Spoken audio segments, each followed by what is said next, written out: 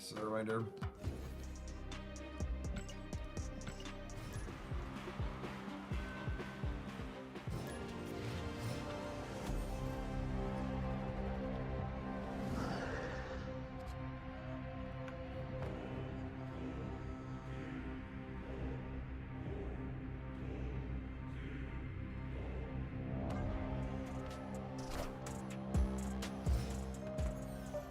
You know what's funny? I loaded the YouTube chat and I set the stream title. And I turned off automatic ads. I just forgot to click the go live button on it.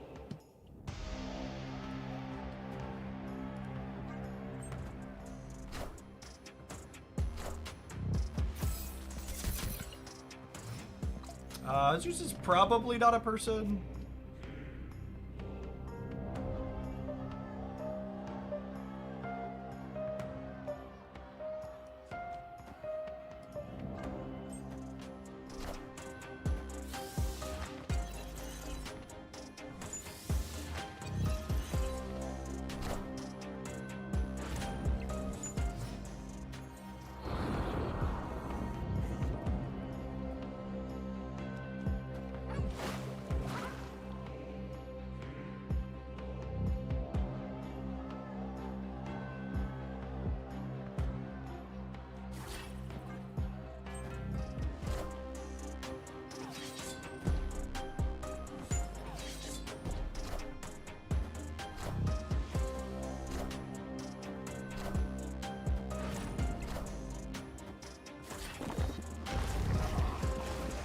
That's an unfortunate 50-50 to lose.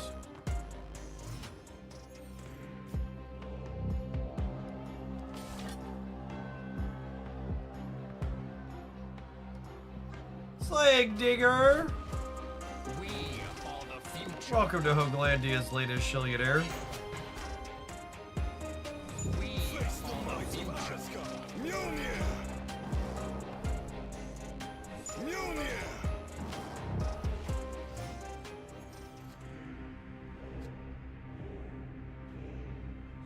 Wanna talk about other coin flips here? We also lost the flip there.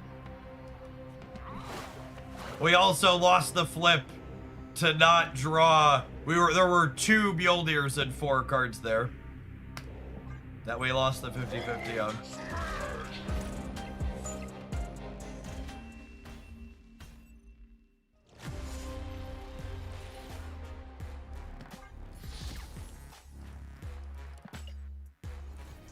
And you lose to the bot deck as you lost every 50-50.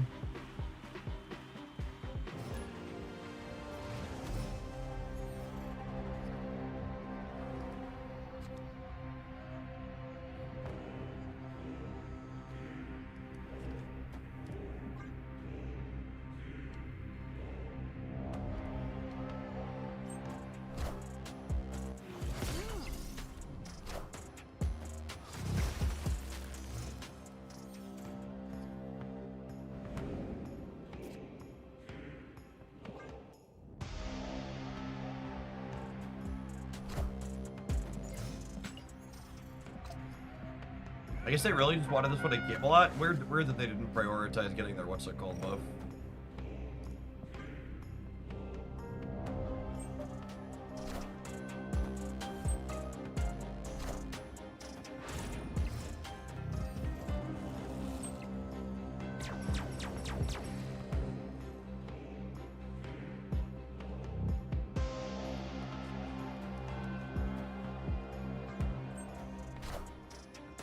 Taking Face it. the might of Asgard!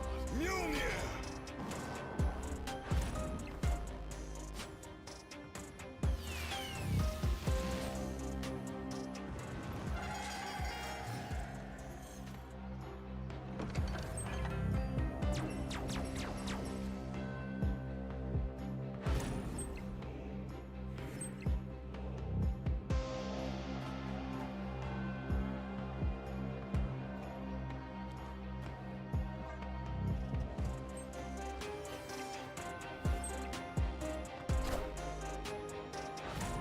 Taking aim.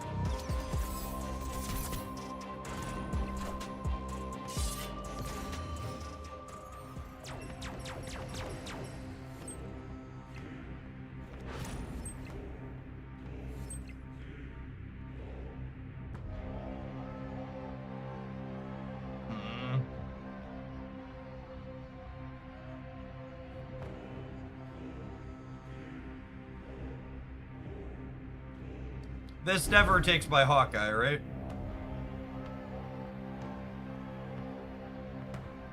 It grabs one of these threads every time.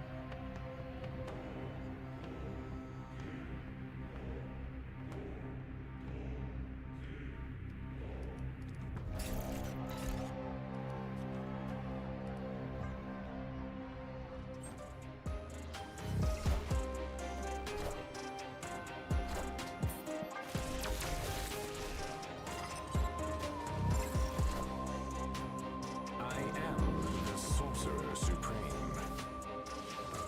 Taking aim.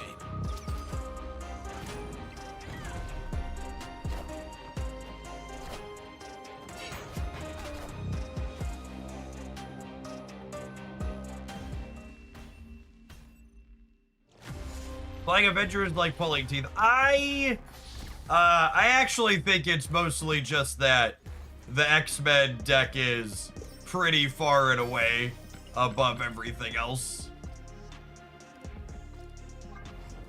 Your games are pretty competitive with most things, and then the X-Men deck is just it's not real life. I think these missions existing do a lot in terms of keeping the decks you play into diverse in this game mode. Like even here, right? I'm only sitting here playing Avengers, so I have a mission to do so.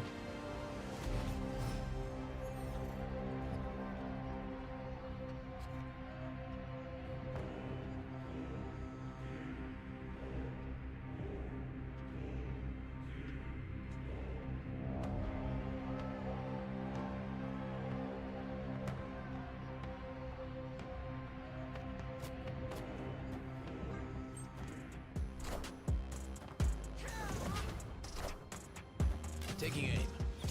Need to draw one of my ones or twos here.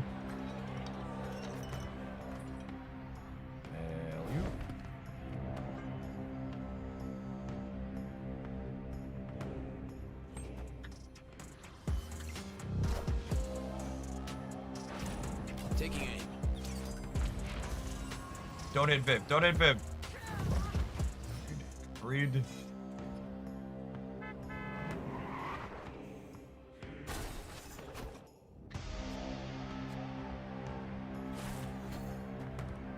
The real question is, do they ban Quicksand in the next round of Clash? I don't think I'd be surprised if Quicksand is very good.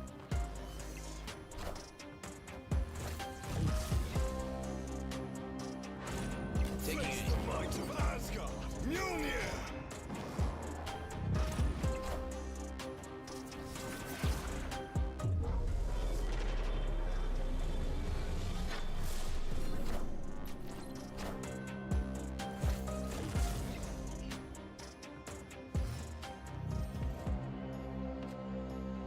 That's a super interesting, let's call it, feature.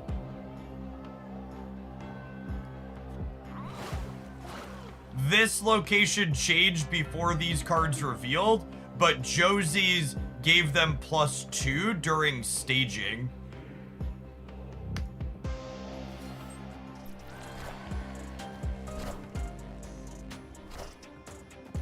Jeff left for Hawkeye. Camelot's there. Hawkeye doesn't matter.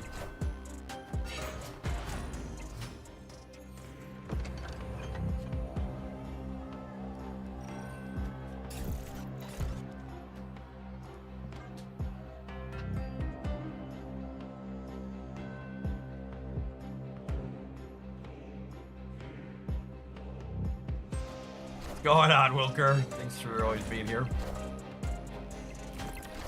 Watch out for Lady Deathstrike on the right. Okay. How do I watch out for Lady Deathstrike on the right? What is a tangible game action I should be taking in order to watch out?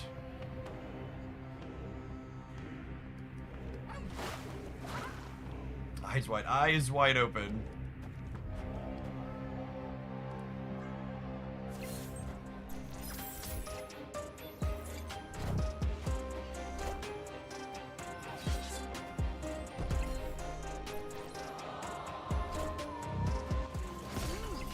You do swipe or no swiping and you won't be able to kill your cards, yep.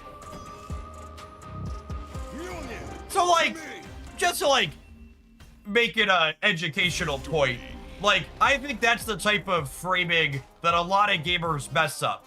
Where like, you're at level 1, which is like, you're thinking about cards your opponent could have, but just thinking about cards your opponent could have isn't actually useful. You need to convert that level 1 thought of what could my opponent be playing into actionable things inside of the game. So just thinking they have Lady Deathstrike isn't helpful. Thinking they have Lady Deathstrike, ergo I should do XYZ is where you need to be. Blue Shell Doom! Watch out, they have a blue shell. Thanks for the quarter of a year, I appreciate that. Welcome back.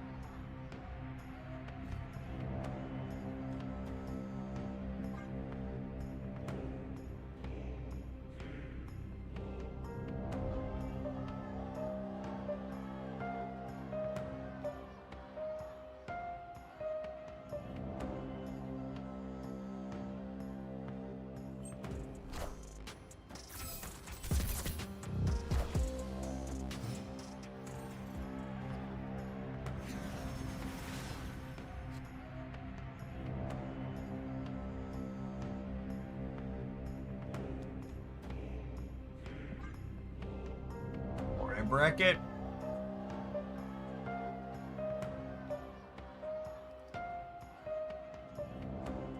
Avengers!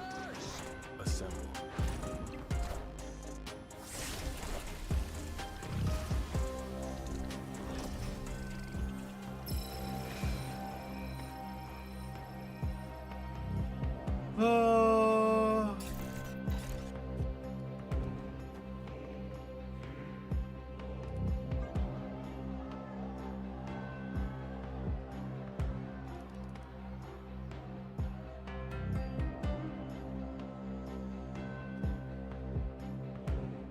Face the might of Asgard!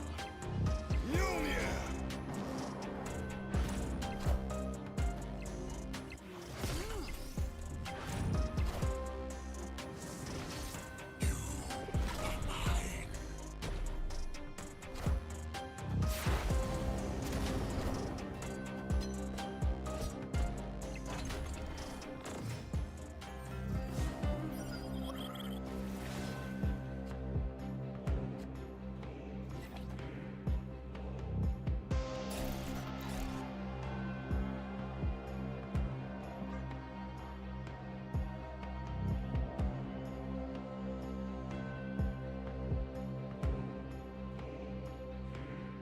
Man, the conservatives in Texas really are all in on calling the straight white Dem transgendered.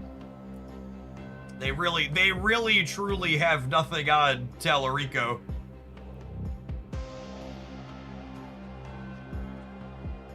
It's just gonna be all say the thing they're base fi and scary until they're blue in the face.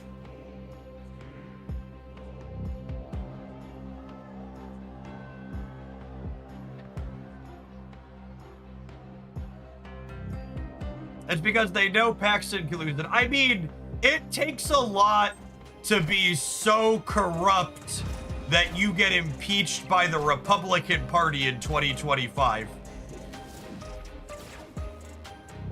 Paxton is like a historically bad kid. Like, the GOP has run some bad fucking candidates in my lifetime, with Donald Trump currently in the highest office, but man, Paxton really takes the cake.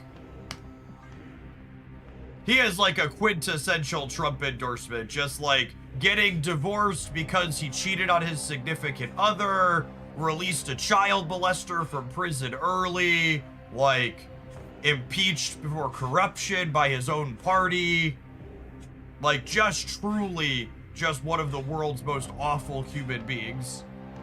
There's a very real chance he still wins Texas, absolutely. 100% he could still win Texas. Union to me.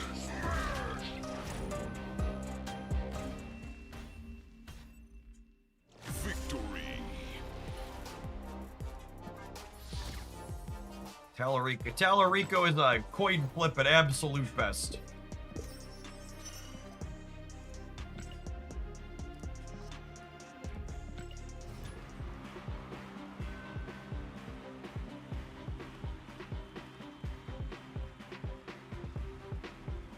Texas. Texas is a very heavily non-voting state, for sure.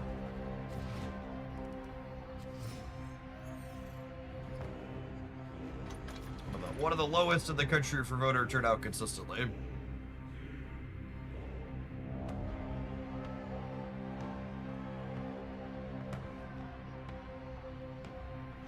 I got LASIK 2 days ago, going from 2800 to 2015, and I get to watch the world crumble in high definition now. Have you had a chance to read much of the Pope's manifesto against AI? I love me a woke Pope, chat.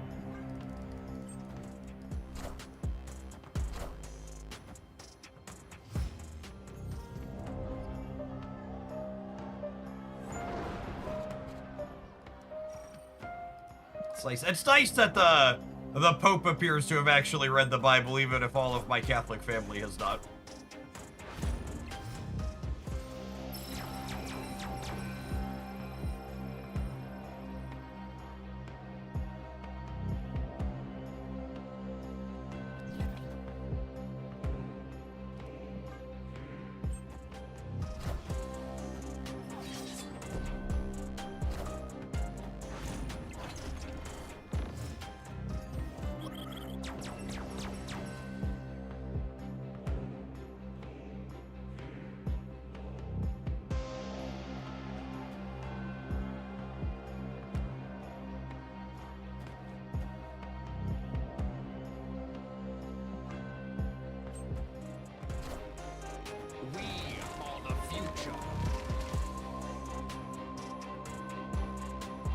Nice of vivid vision to stick together. Asgard. Union.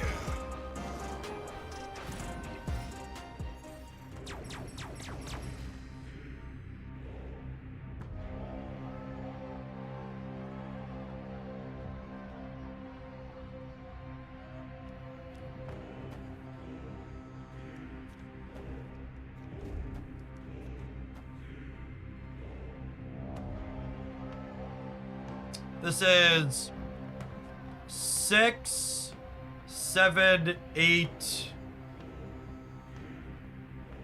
14 here. This is winning the center, technically. And then Martyr could mess them up on the right.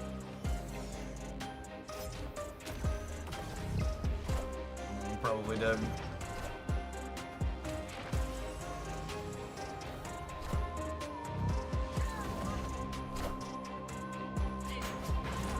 Taking it. Union to me. Assemble.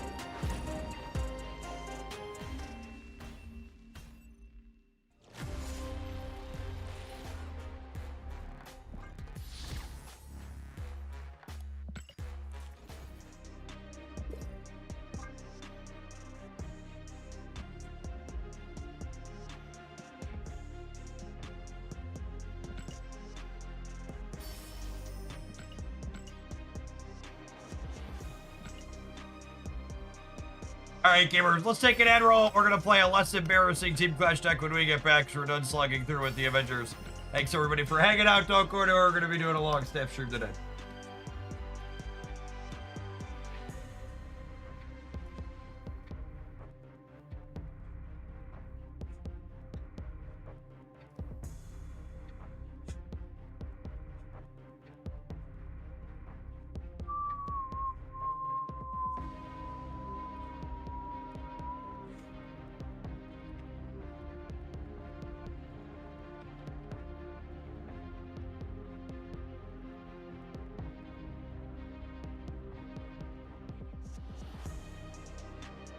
I mean, I think we also lost doing that, Duck.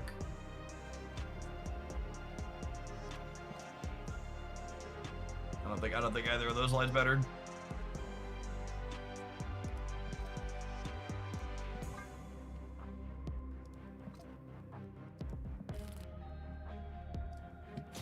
Gotta play 2 with this. And then we'll get to win some games playing X-Men.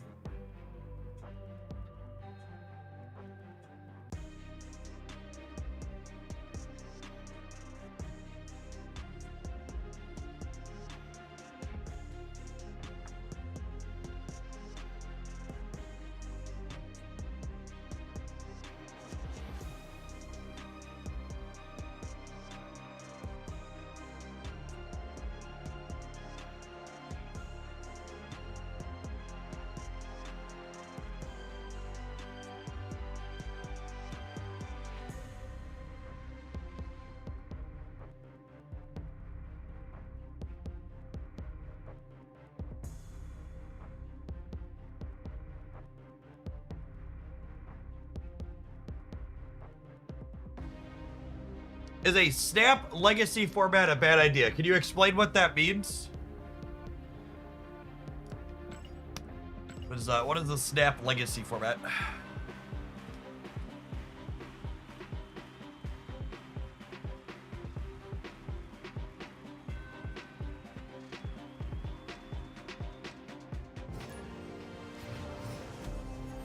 Like old versions of cards? If that's your suggestion, I think that's a terrible idea.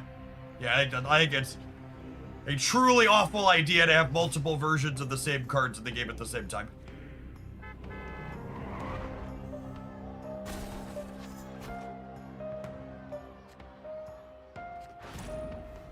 I think that adds very little value to the game.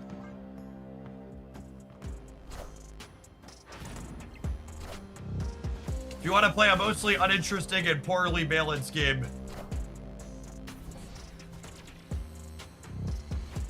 there's plenty of those out there.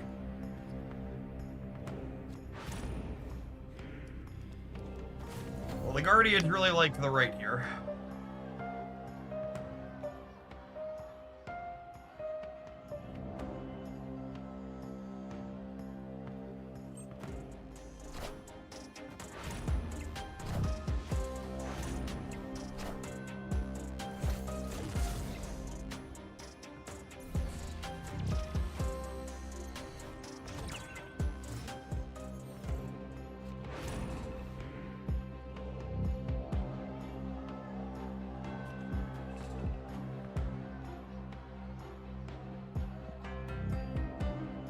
Mjolnir, thank you for the 33 months. Appreciate that. Welcome back.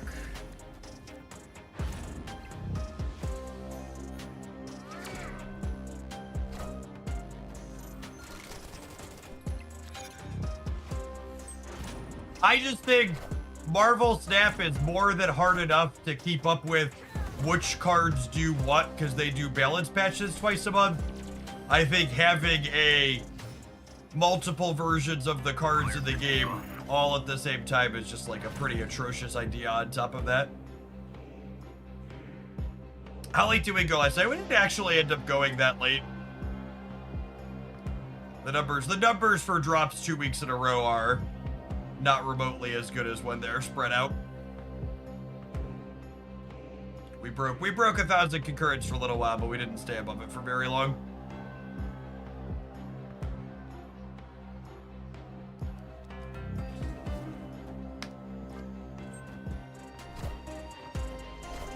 And they announced on the season announcement there's gonna be they're gonna do a third week of drops as well for the first week of next season. So we'll see how that goes.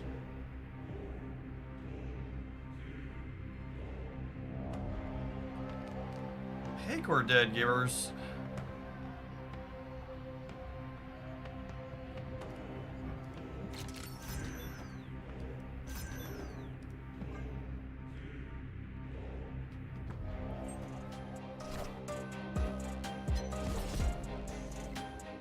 Wow, we would have won if we would have played the Sinister in the center. Cool.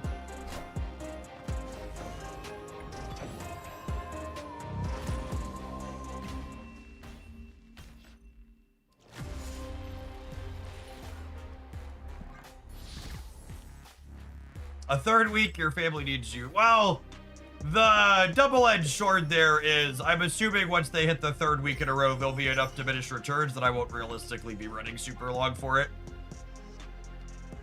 They'll have worn out the special feeling, essentially. But we'll see. We'll see.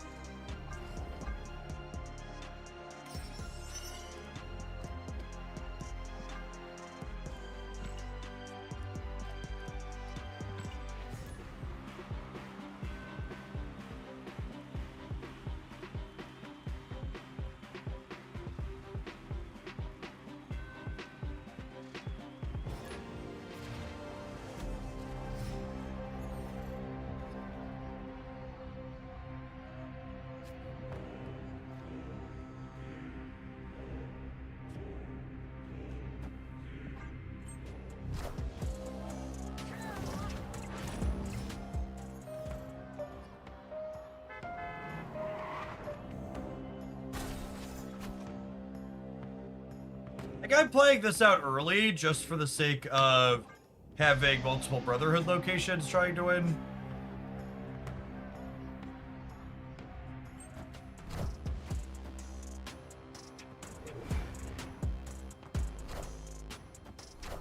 I mean, like, a fun rotational format to see what players come up with. Isn't that what Marvel Snap's normal game is, though? It's essentially a rotational format.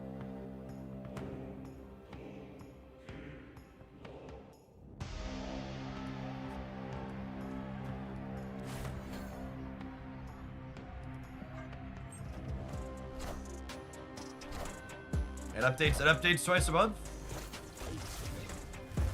I really can't, like, suggestions like that are things people would always make in other card games, and I really just can't emphasize enough that, like, Marvel Snap already does all of the things people always ask for in their other card games.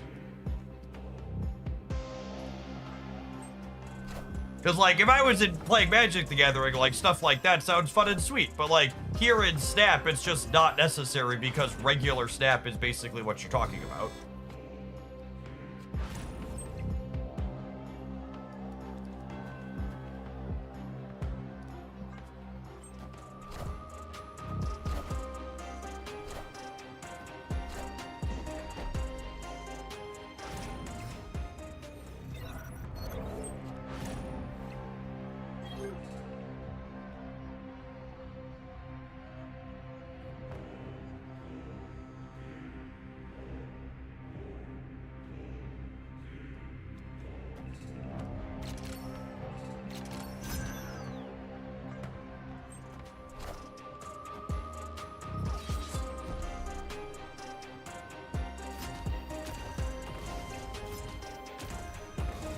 And I also stick by to what I said, that having cards, 2 different cards with the same text is pretty problematic.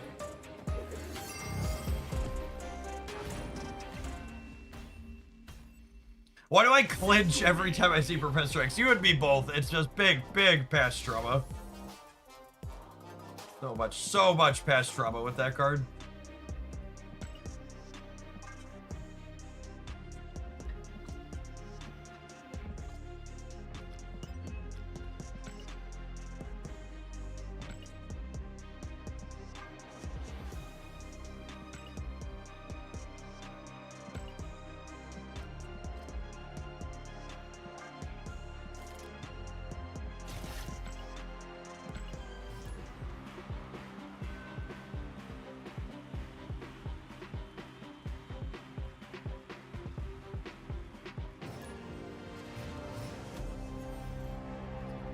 And I get a 1-drop. Ew.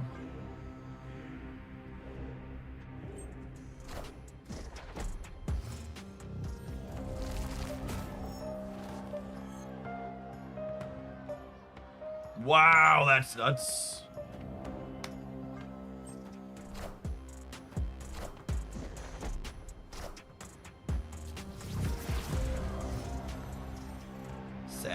Sedge.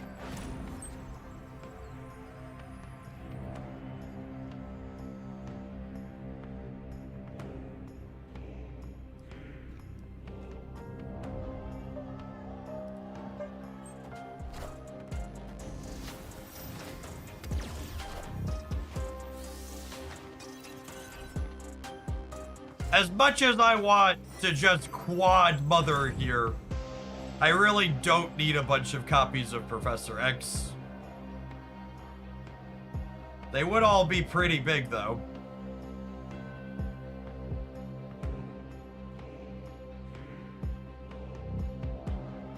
Do I do it for the lulz? How much energy would we have if I put 4 Professor X's in the center? It's just a I just want to put 4 Professor X's in the center. The opponent is anti-fun, chat. I hate everything that they stand for.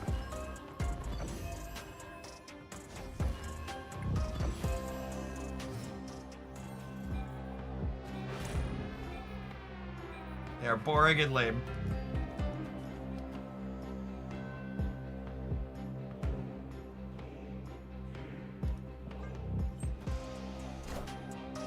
We are the future. That's actually really good for me, yeah.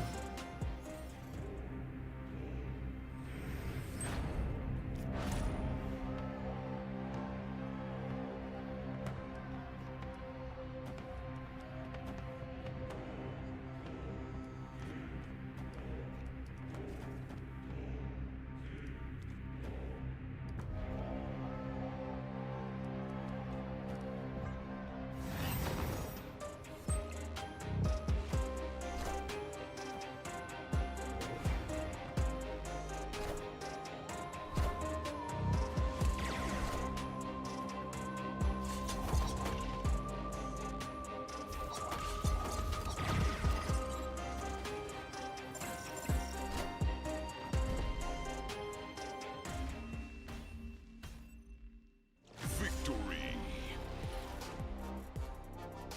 Wow.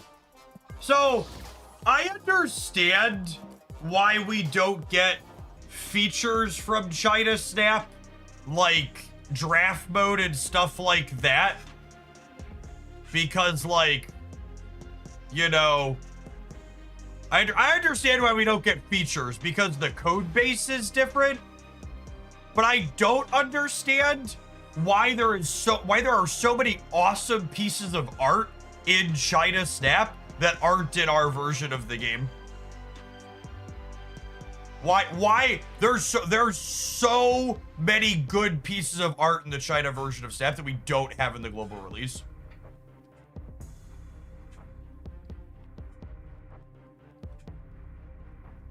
These unironically look like a Shadowverse set. Actually, just like full Gooner Marvel Snap.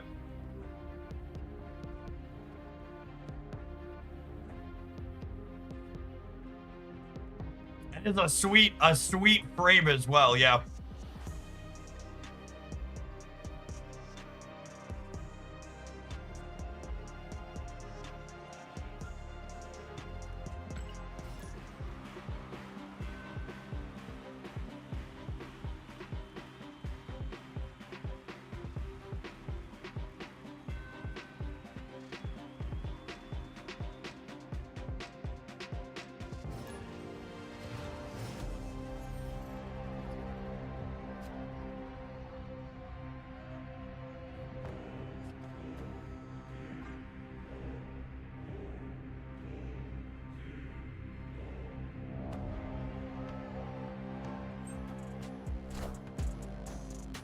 Taking aim.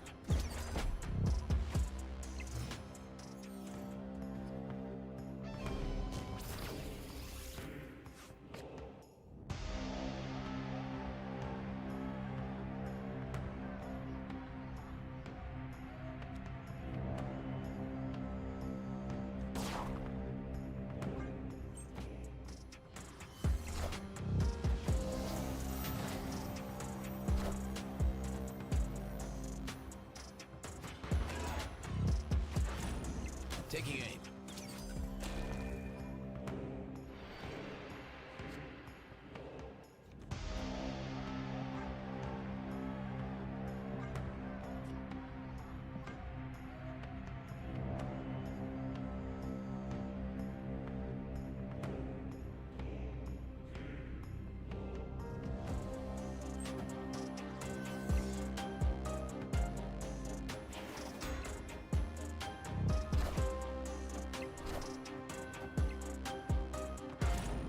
Taking aim. I am the Sorcerer Supreme. Taking aim.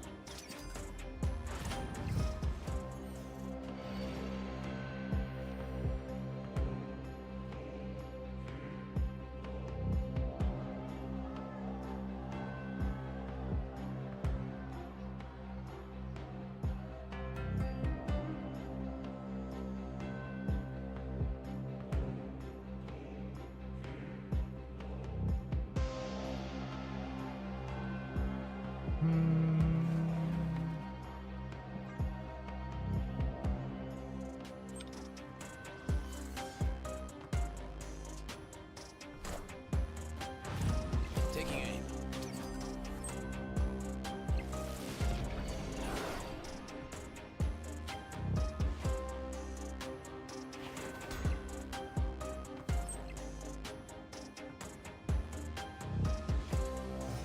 Exo, thanks for always being around. Good morning, good morning.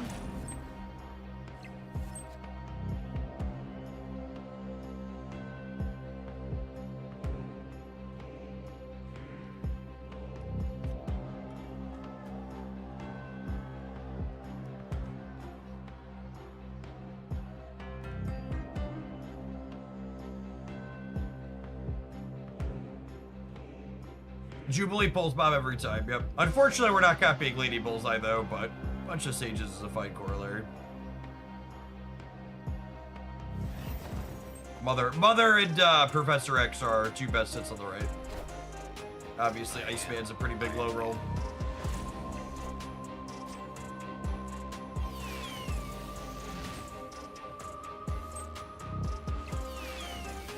Nice.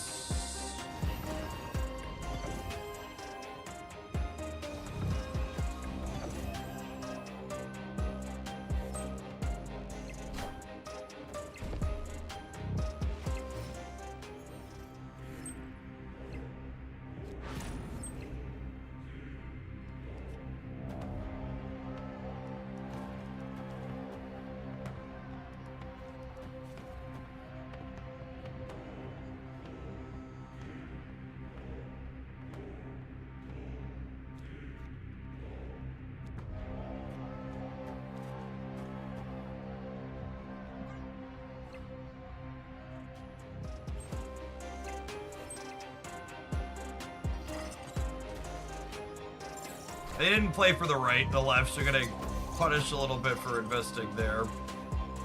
Big Hulk probably beats us middle. Oh, no Hulk middle, should be good. Question mark. Assemble. It's a big boy. We still good? We're still good. Victory.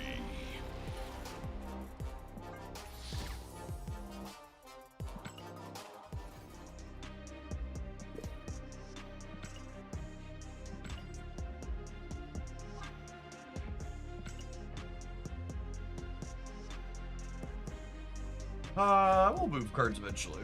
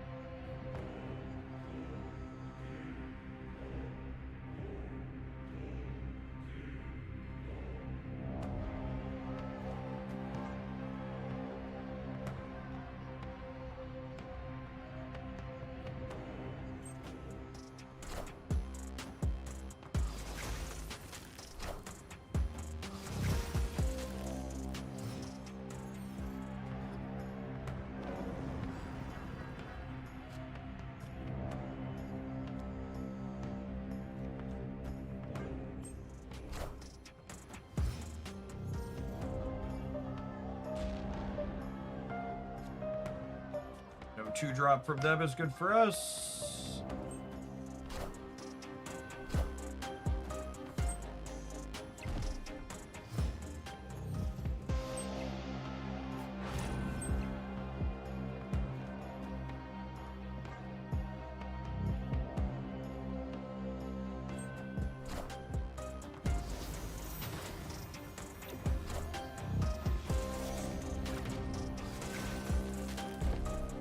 My one non-rock card there is a lovely insult.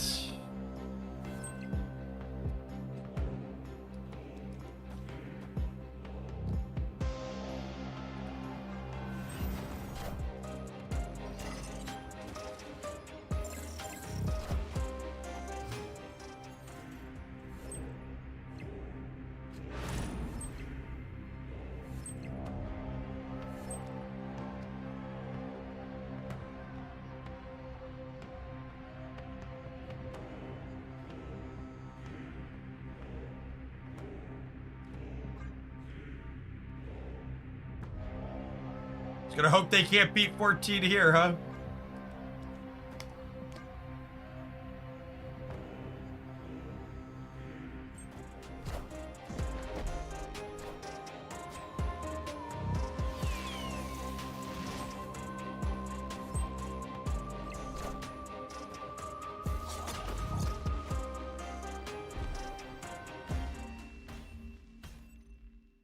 Victory. We'd have lost if their bullseye would have connected with her instead of one of these two. So they had to hit all three here. So.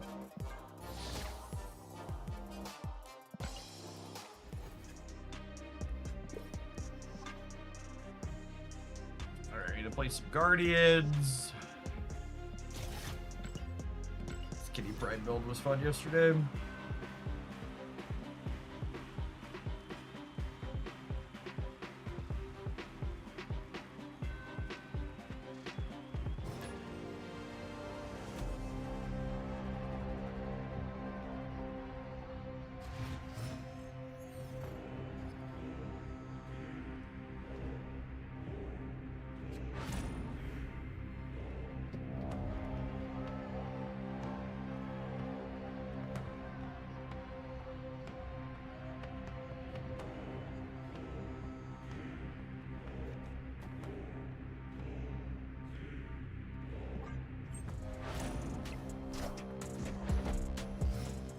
Oh, we're a Shoe Loud deck. I should have waited.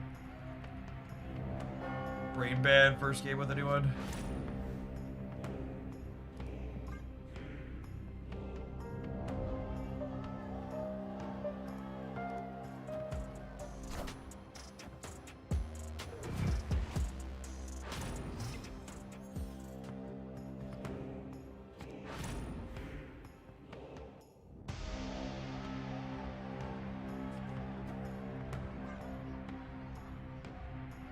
Brother has a number of cards they'd like to clean up and try and drop Drax here.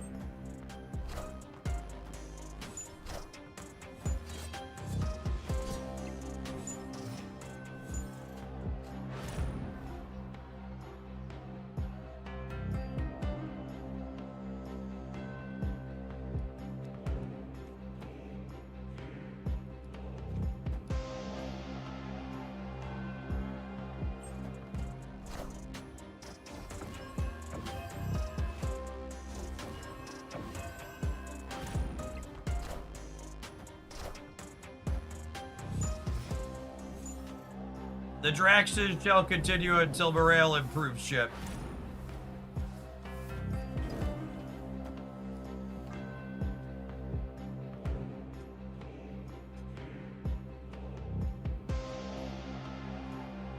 And then on the last turn, we'll drop Mr. Flag here and we'll Drax the center.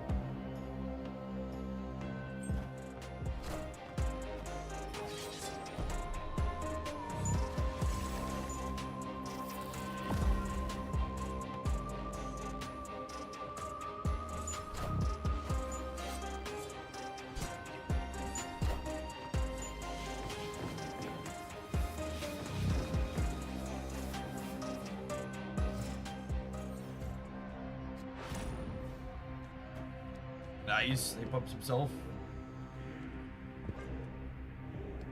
Love you, Jakey. What deck do I use? You open your mom, you ready to go? Have a breakfast. Okay. Go take care of yourself and then help your mom get ready to go. Love you, bud.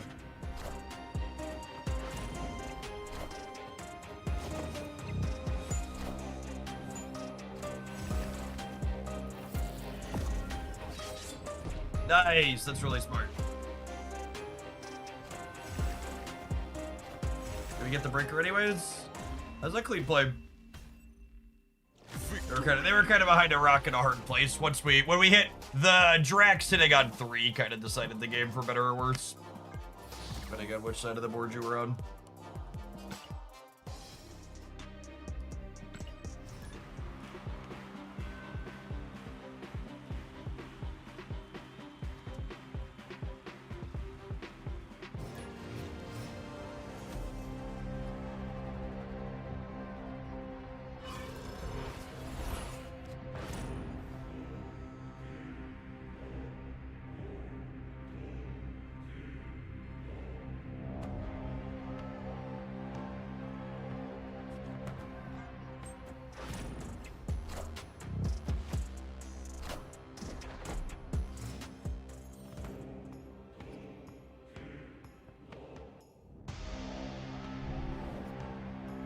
Boo! Dream Dimension. Boo.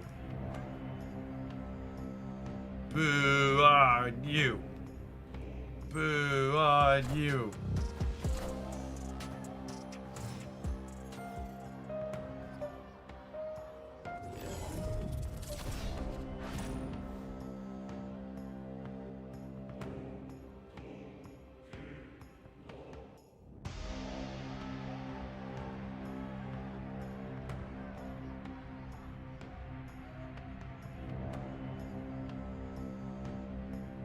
They're saying boo earns, yup.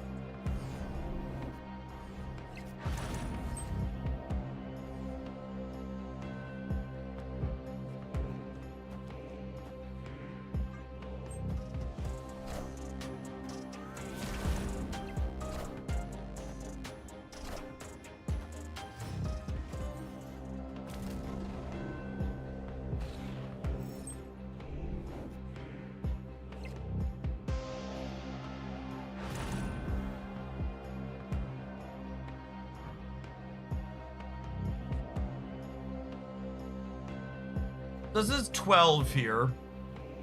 And then next turn, this would be 7. And 12 more is... 7 and 12 is 19. So it's 31 over here. Where did I put this? I think it's just this.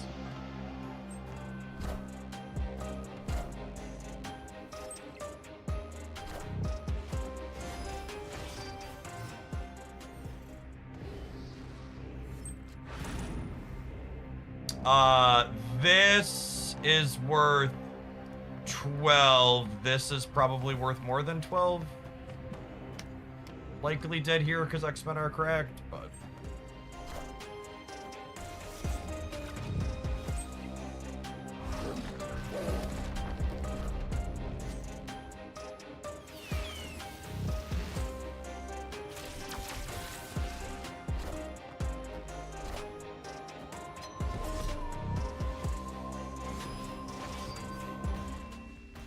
Close.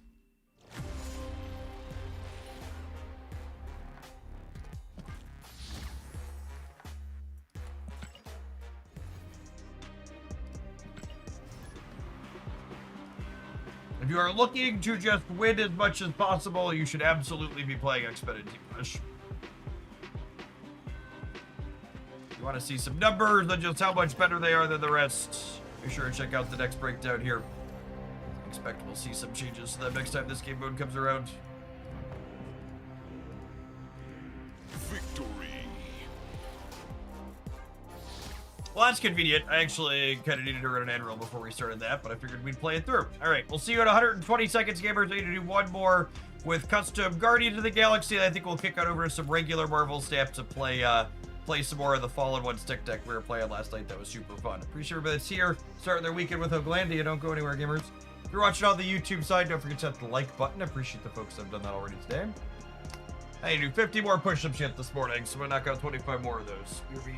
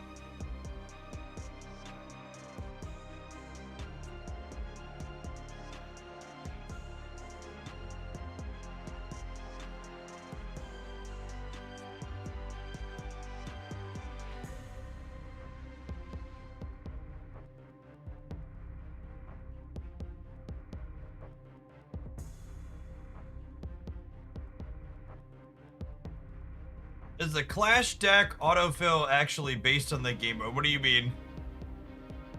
Oh, like if you hit custom and hit autofill? I have no idea. Never used that feature.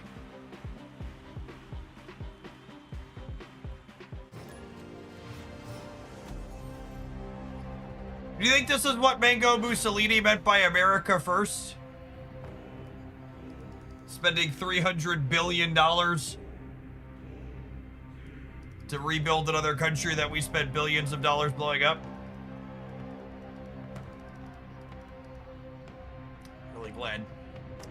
Really glad my gas is $5 a gallon, so we can have that happen. Really good, really good. Really good use of everything for everyone involved.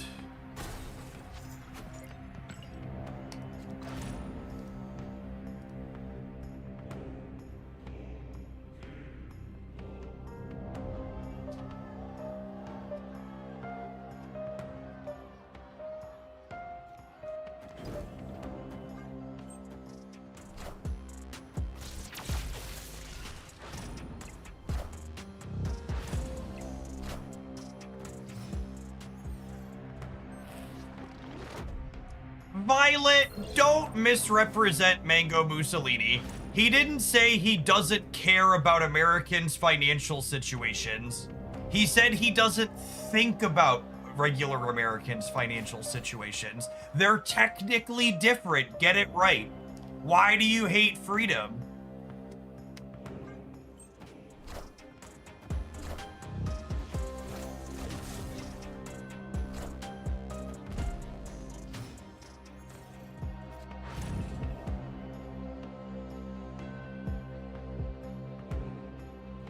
I also don't think about things that make me depressed. It's good policy, honestly.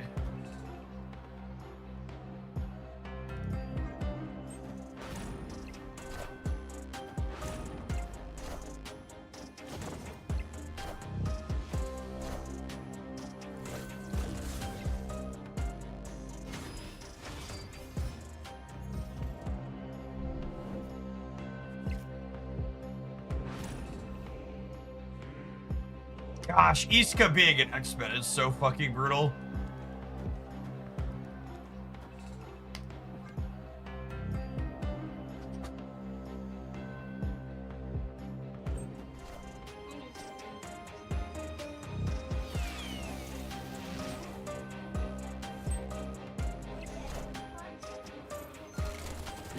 You're here to steal my Pokemon cards?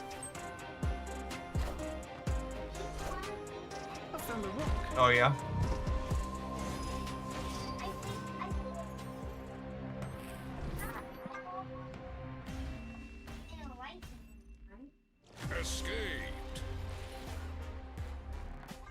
How much of the 300 billion to rebuild Iran goes into a slush fund for his friends to use? Probably most of it.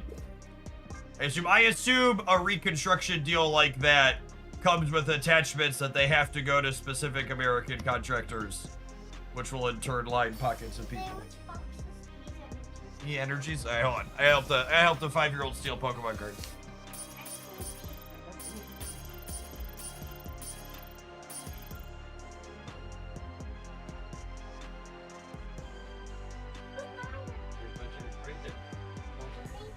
Yep.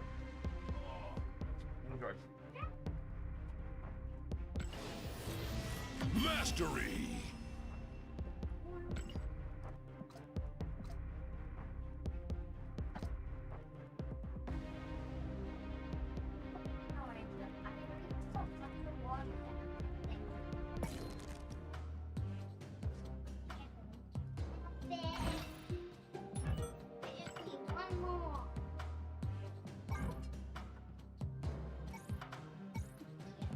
Want me to open it? We can open it. Okay. Order unlocked. Morning, Jeff. How's that been? It's been all right. If I'm being honest, the more I've played Team Clash this cycle, the less good it's been. As it's optimized.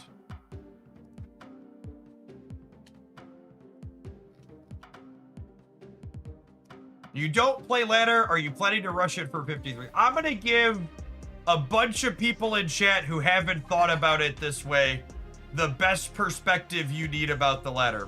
Daddy, I love you. I love Pokemon. If I play through the entire ladder, there's 500 credits here and 500 gold, or approximately 900 gold worth of rewards. Do you know how much 900 gold cost me to buy, chat? No. It cost me $2.50 to buy. I get 1,800 gold for $5. 18. So why? And I currently have 38,000 gold on my account. So why would I spend time and energy playing a game mode that I don't find fun for $2.50 worth of in-game currency? And a card back I'm literally never going to use.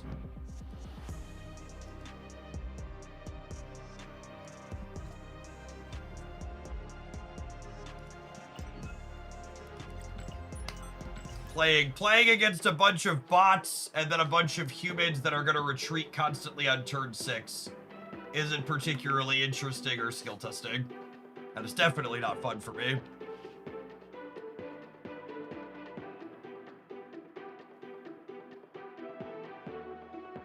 To be fair, there's also an avatar you'll never use. Apologies for the correction. He's immune to the FOMO. I've evolved beyond it, shit. I exist on a different plane of being than most of the rest of you.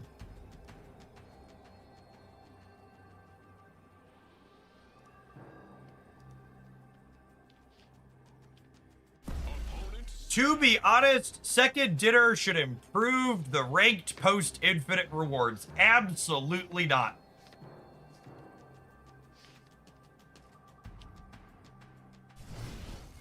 Absolutely not. 0%. A lot of people don't understand how the systems in these types of games work and how people interact with them.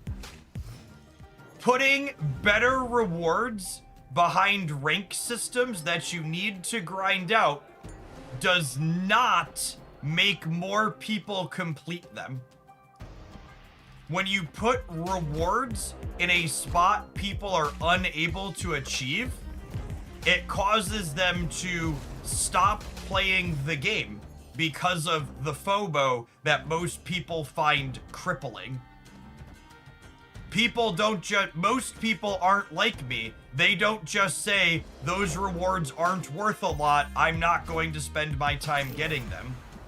Most people, when there's a reward that they can't get, they go, oh, I can't get the reward in this game, I'm gonna stop playing the game.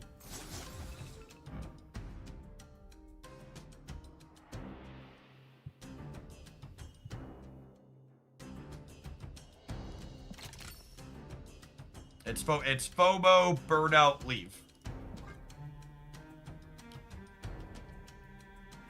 You want the rewards that are the most difficult to achieve to not be meaningful, so that way people who don't feel like doing them or can't achieve them don't feel like the game isn't for them.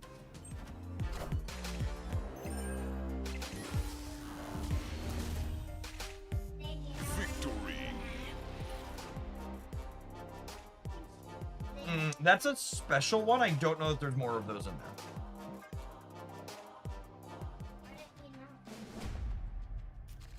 Why don't I know? Because there's hundreds of Pokemon cards in there, girl.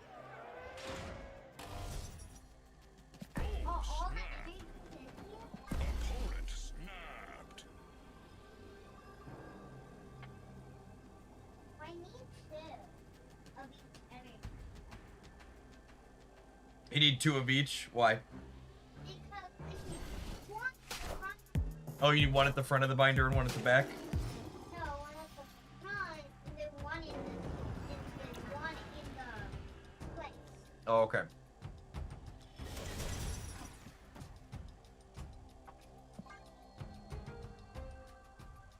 Did you end up ordering Haley Pokemon cards from Cool Stuff Inc? I did order her some Pokemon cards from Cool Stuff Inc. Her green EVs are in the mail. Wait, should they be today? No, they take a few days to get here. They'll be here. They should be here when you get back from your trip, though, I think. Wait, will you check if they will go up now? Yeah. If it's back, put it with my binder. If Right. my binder's gonna be downstairs on the middle floor, okay? Okay. Can you like move this?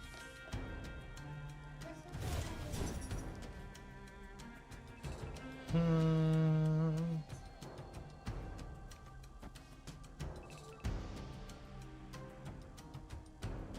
Hey, look. This is the one. Hey, look.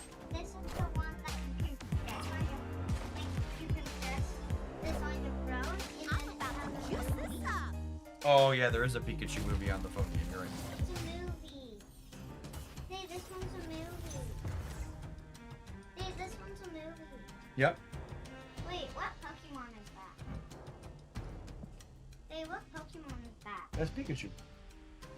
Oh, it's just a different kind. All right, so what are we doing here? I drew Mother Ascani.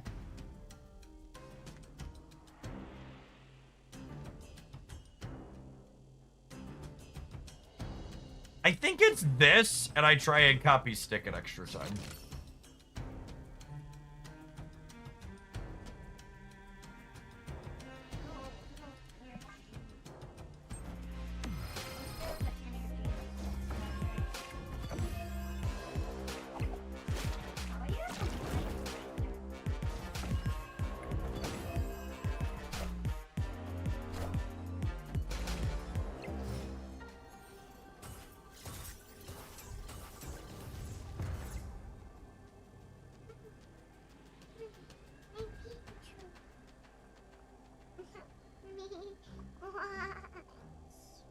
Wait, why is there blue around them? Because that's what the location does.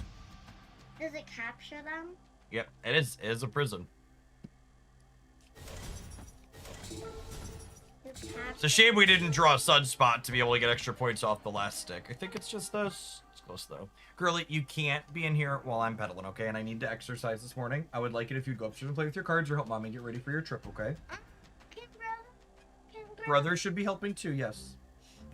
But I want brothers to play one more Pokemon game with me before we leave. See, ask Mommy if they have time for that, okay? Thank you.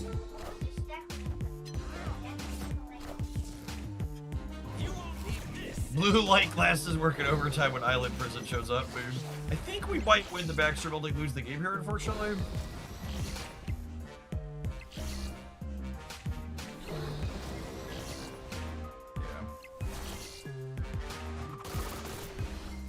If we'd have had Sunspot, we'd have had 19 more over here. Unlucky.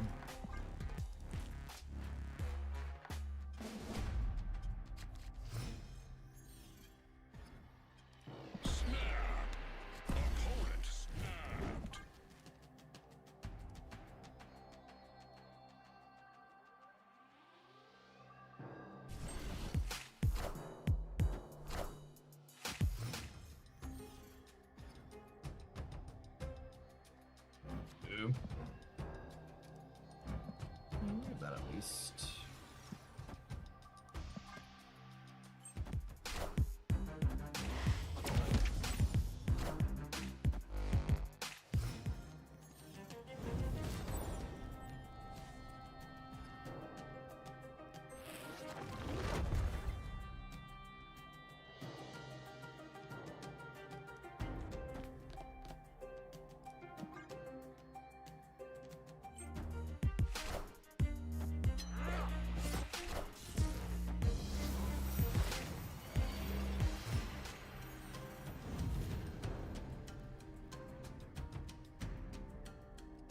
Oh, I'm sad. The stupid Bifrost and Mindscape means I can't Zabu.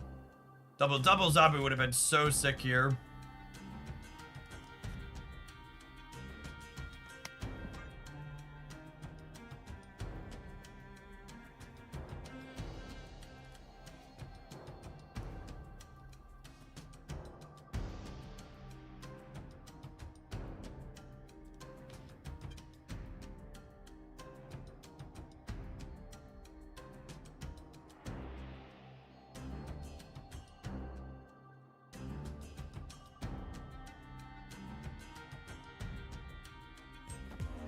Yeah, Miniaturized Lab, a third shit location as well, because otherwise I could Zabu and have Magic slide over, but because this is locked out, I can't.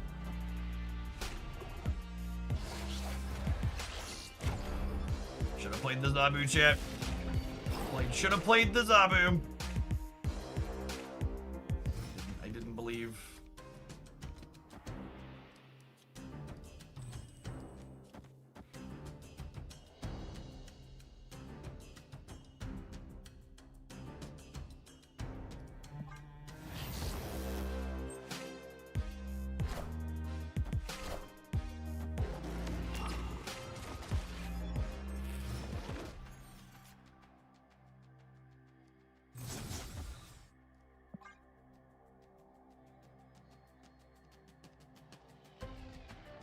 Morning, TJ. Thanks for the support. Appreciate it.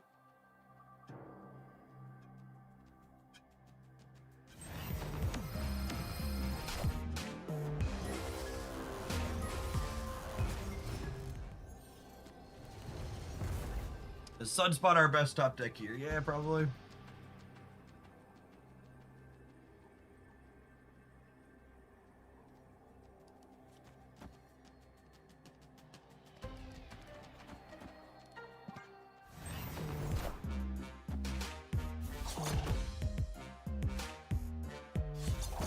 Dakin ain't doubling shit here. You won't need this anymore.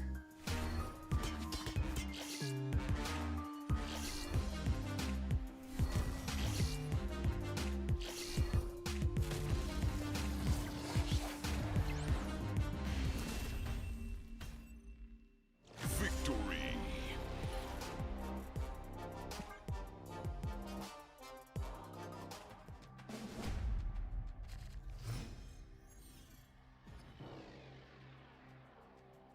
Opponent snapped. This is a free retreat for me, and my hand's only okay, so I think I'm gonna leave. Free Dimension's pretty bad for me. Escape. 4 versus 3 is the same when we head into high stakes round versus their 2 cubes, so I get a free mulligan here, and now there's no more staffing. I have 2 shots to beat them.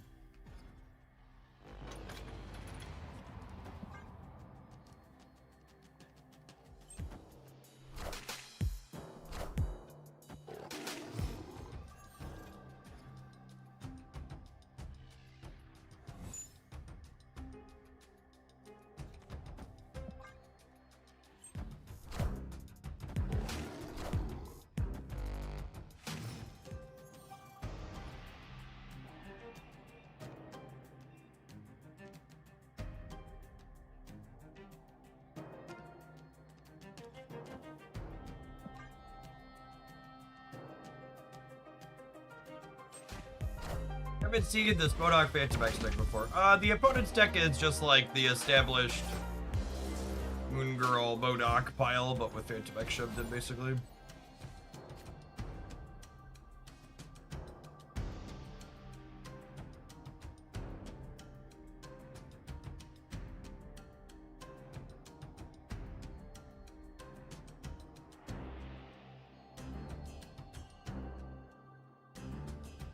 My options here are kind of medium. Lack of big payoff.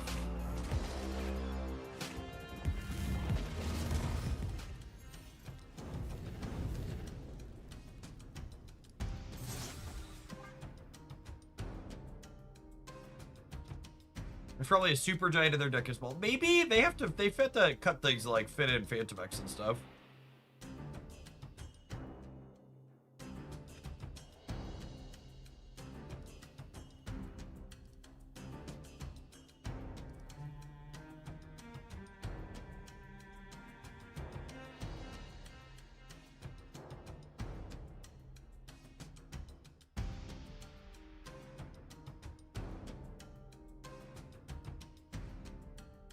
We'll have 11 energy next turn.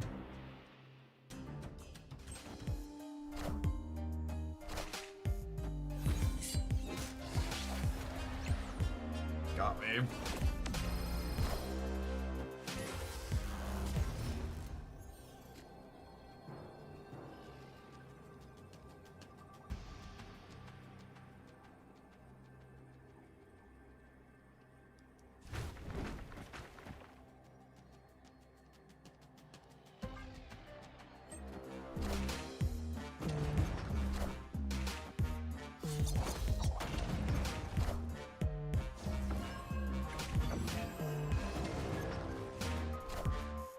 You won't need this anymore.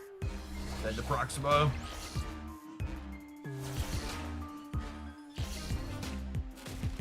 We're beating that though, yeah? Breaker, breaker. Victory. If you weren't here late last night when we put this deck together, we ran off a 5-0 with it to start, just like crunching through so many different things. Was really not expecting it to have the consistency that it's felt like it has. There's so many different ways for its payoffs to get together and get mixed up. Actually, you know what? I got infinite tickets we need to burn. Let's dive into one of those. We're close to needing an ad roll. No, it's fine. We'll play it. So the verdict on Lady Bullseye so far. Easy, skippable card that's a little bit underpowered. Average Marvel Snap release.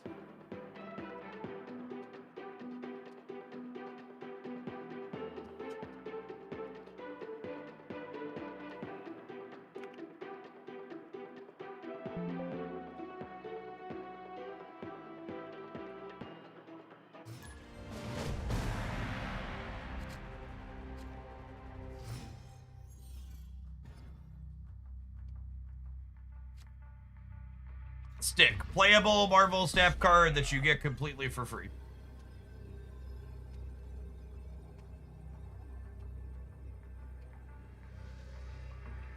Or for 800 gold. Pick it up.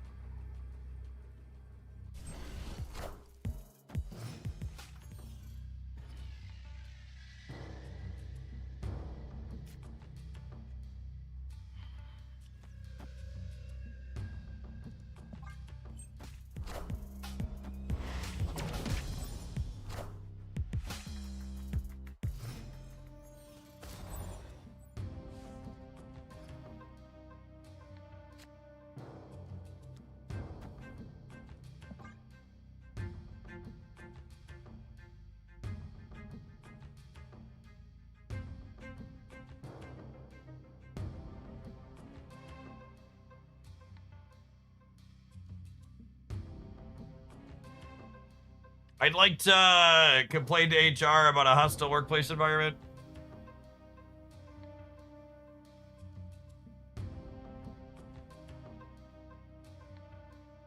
I mean, I don't think this deck is playable without Lady Bullseye. You will in fact be locked out of playing this D tier off meta deck by not having Lady Bullseye.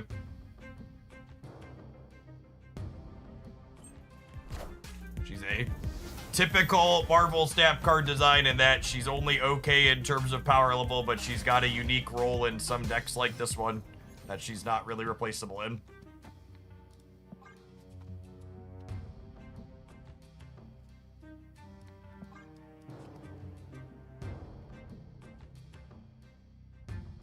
Man, I think it's just this, the fallen one.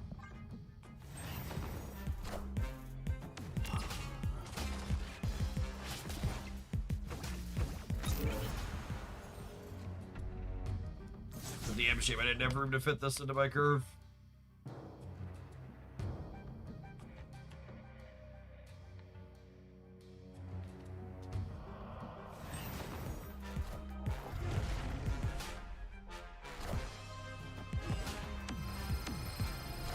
Sunspot finally being drawn and immediately being murdered by location variance is peak snap energy, absolutely. Could not have said it better myself.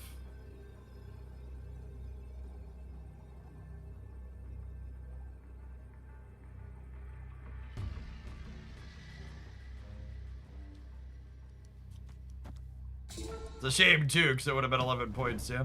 Alright, so they're up 2 points on the board right now. And I'm playing out 6, 10, 13, meaning even a base Hulk beats me here, so I should leave. Escaped.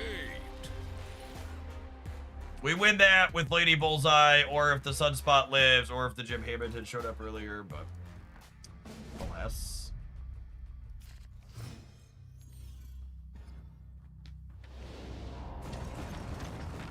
Opponent snapped. Snap.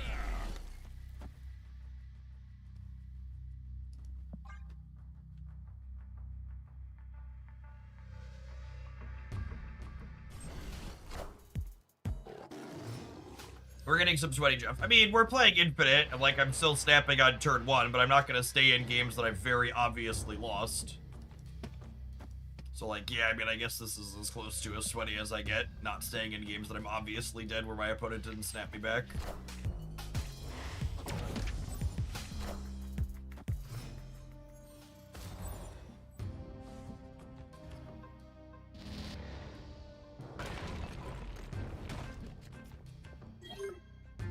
Oh, it's so annoying.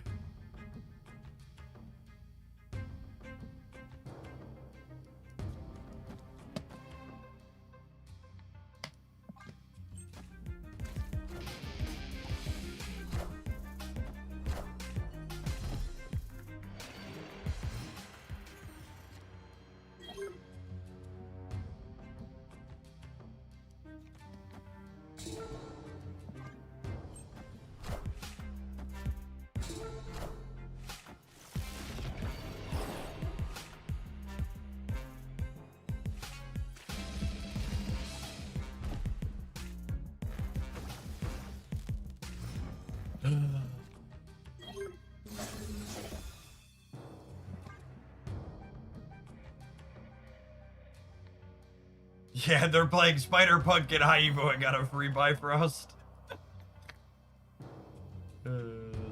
Sometimes that's just how it goes.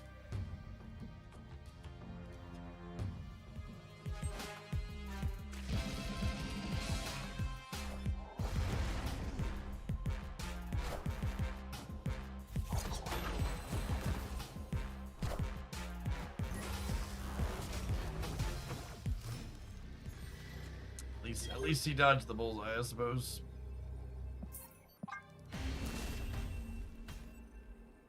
Escaped.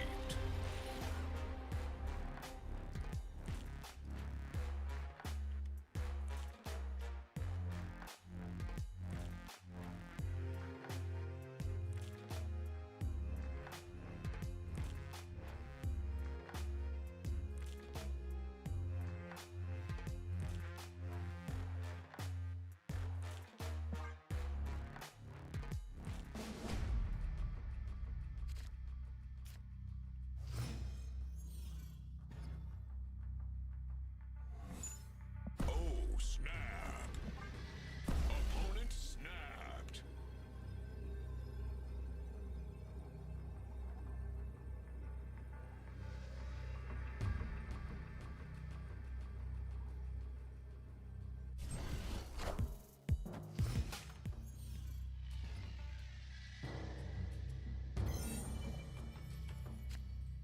Sunspot redemption arc, maybe. We'll see. We'll see.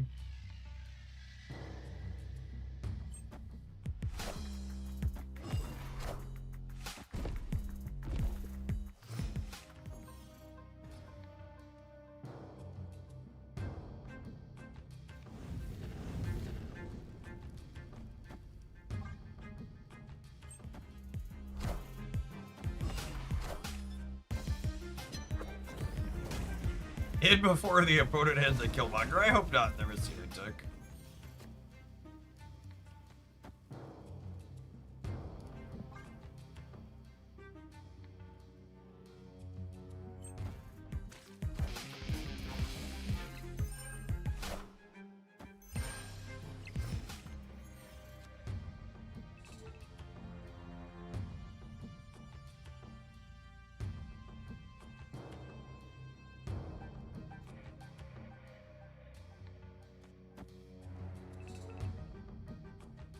I think I'm just playing this Shuri awkwardly to get her out of my hand. And then, like, next turn we're going Psylocke on the right as a 4, and then Mother in the center, Symbiote Spider-Man the Mother. And then we'll just have a bunch of bullseyes on the last turn. I think that's better than Fallen winning.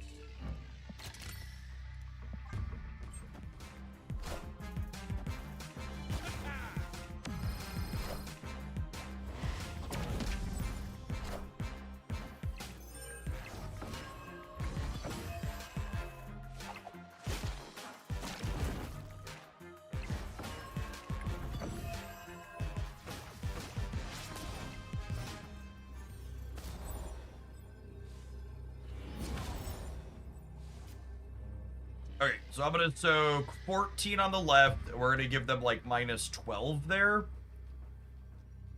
So I think I largely want to play for the center and the right, yeah?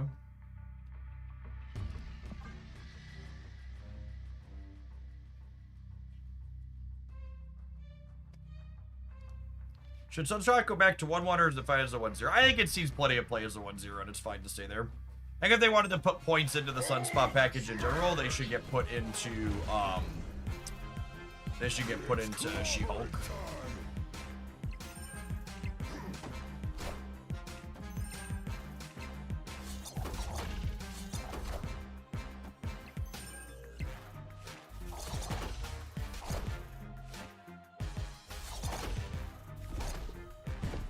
Silver Oak, thank you for the almost 5 years.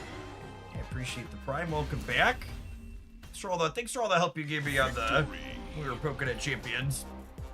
Definitely made my time making content there a bit easier. Nightforge Red Guardian. That's a real good one.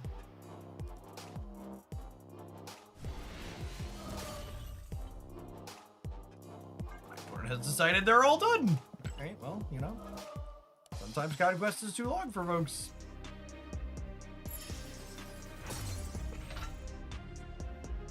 I did see Witcher 3 is getting an expansion, and as someone who has beaten both of Witcher's expansions in the main storyline on both regular and New Game Plus, I'm looking forward to that one, and Witcher 4 eventually. Witcher 3's first 2 expansions are like more and better content than most standalone games, so that should be sweet. Let me take a brief pause for the cause to let some adverts roll. When we get back, we're going to be jamming some more at this. Thanks everybody for hanging out. Don't go anywhere. I have come to the conclusion that Pokemon Champions is not a game that's designed for people to really be able to enjoy it casually, and it does not work well for my content that's more casually focused in the games that I tend to play. So, and unfortunately, it's made by the Pokemon Company, and I don't expect them to make any actual effort or improve their software meaningfully because they don't have to actually make it better to make a lot of money because it's Pokemon.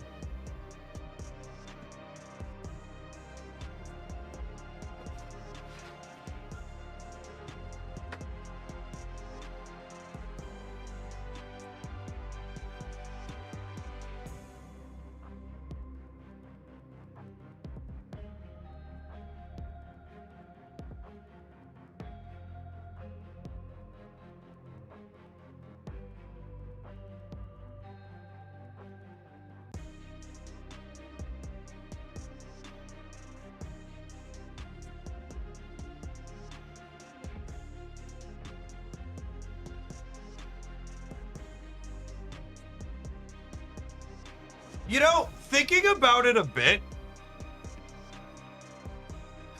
I talk about how Marvel Snap feels like one of the games that's most improved and iterated on player feedback and stuff like that over the years. And unironically, I think that's probably in no small part due to the fact that they're not a game that's too big to fail, right?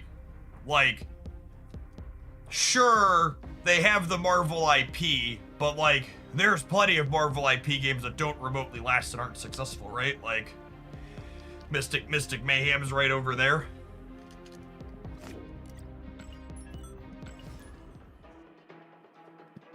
They had to be good.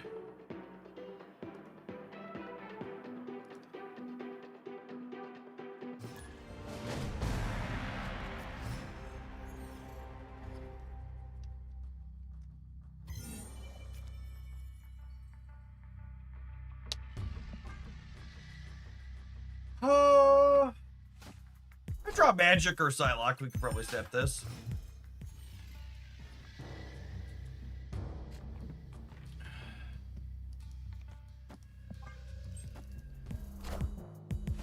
Head pool. That doesn't bode well for my one drops, chat.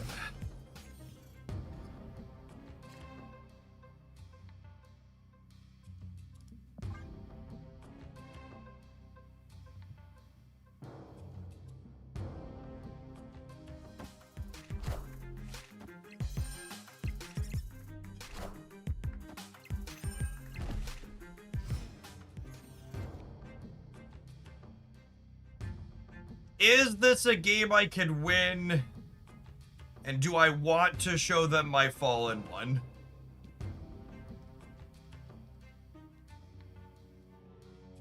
I think the answer is no and no. I'm just going to fill in more cards from their deck.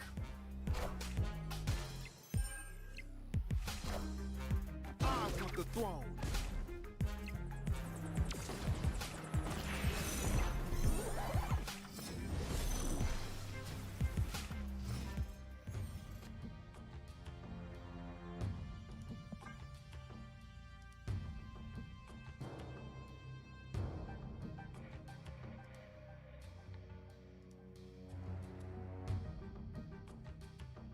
There's a new vending machine thing in our grocery store. I think it's dispensing packs. There's always a group of unhappy people around it, so I haven't asked questions.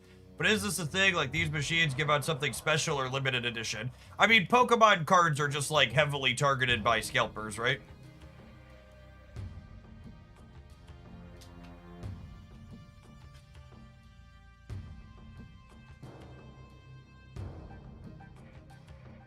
People always act like booster packs and things are for kids, but really they're just unregulated gambling targeted at millennials.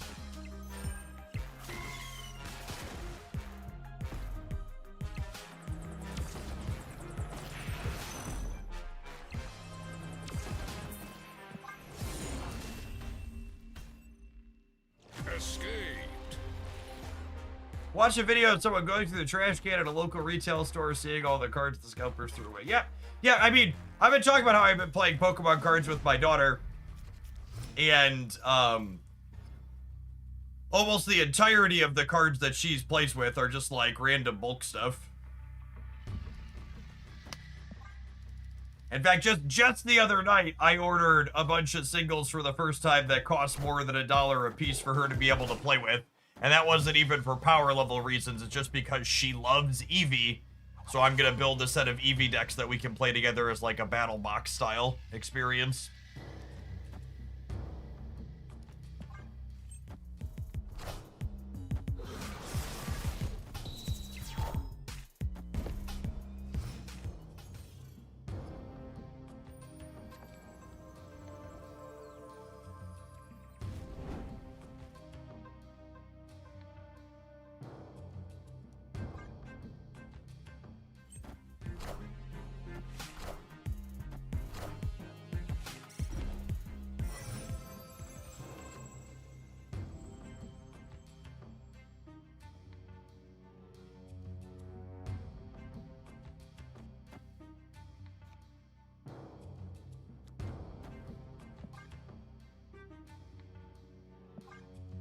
I just leave it again.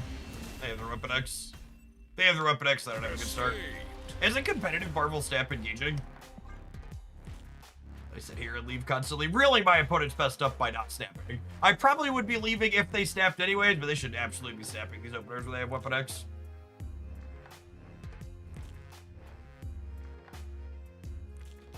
Yeah, I agree with Thoxor. One of the core differences between Paper Pokemon and, like, Paper Magic the Gathering is that Paper Magic the Gathering explicitly targets, competitive players with their loot boxes, and Paper Pokemon is targeting people who are collectors with their loot boxes, and the decks inside of Paper Pokemon tend to stay fairly accessible, which is good.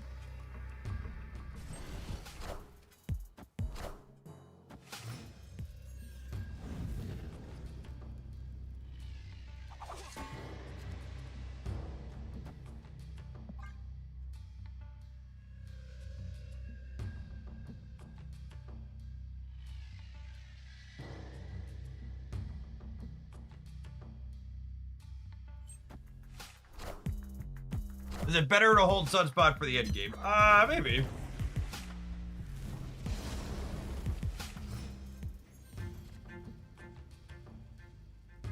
Getting him out of my hand is better for Mother Ascari being able to focus down something like a Bullseye or a Stick later, though. And there's no guarantee I'll be able to fit it into my curve.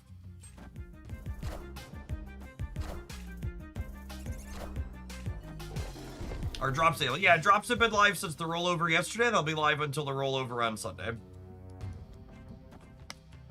So you've got Friday, approximately like 2.5 days. A little less than 2.5 days.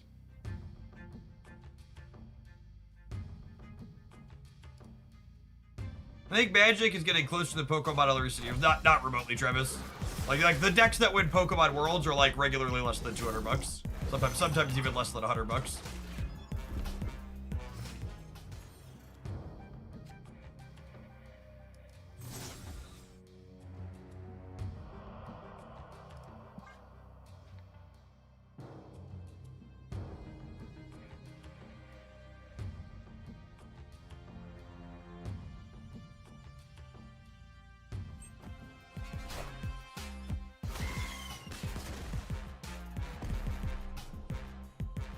Why doesn't Wizard print more copies of cards? It seems like on the surface they would make more money. I mean, someone pushing numbers around at their what's it called, thinks they make more money by keeping their cards expensive. It's just like the long and short of it.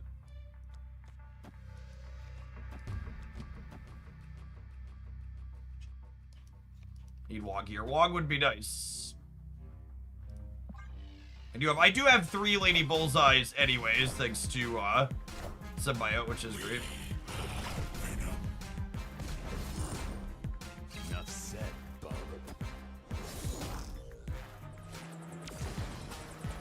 Yeah, Wog would give me extra.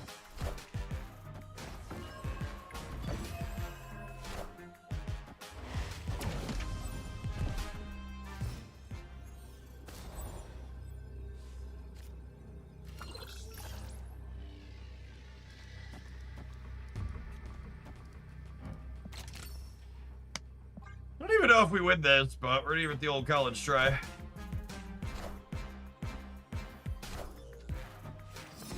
Order, opponent, order. I think we beat that? I think we beat that. Oh, they were triggering the Weapon X the Muse. Never mind. Makes sense. I think we might win all 3.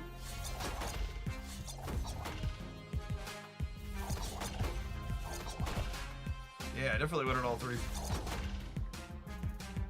By a lot, actually. We were winning that even without the Wog top deck, yeah?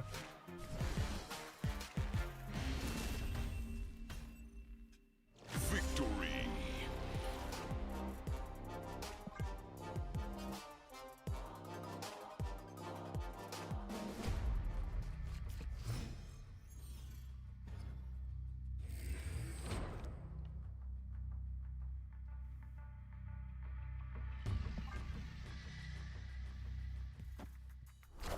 And this new hazmat. This build doesn't need Luke on your side of the board, which is nice.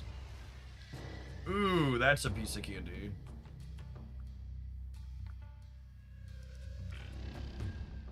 Snap.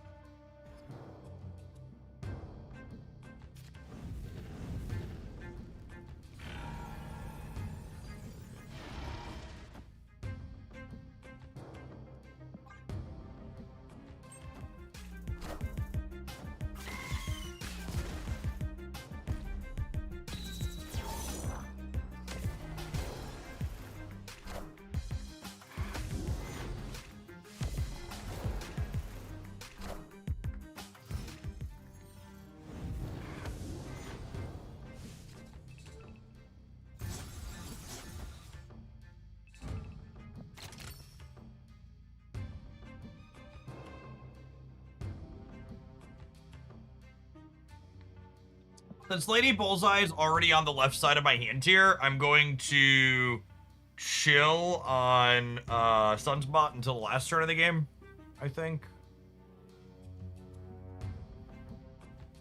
Nah, they're a Killmonger deck. Unless I need to get the Sunspot out of the way for Mother Ascani, I want to hold it for later.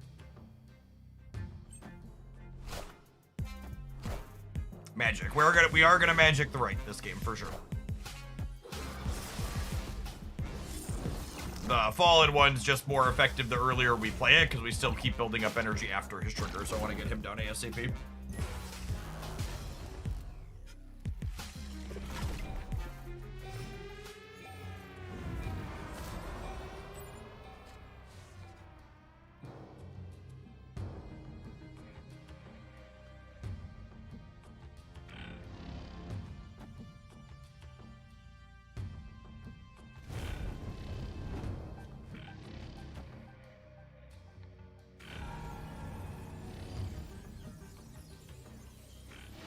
Do I hold Mother for a turn? Hoping for Wong?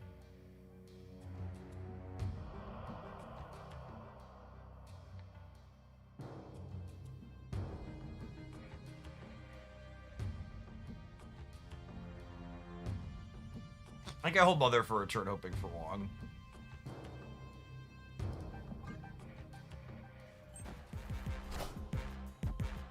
They technically have Nico, right?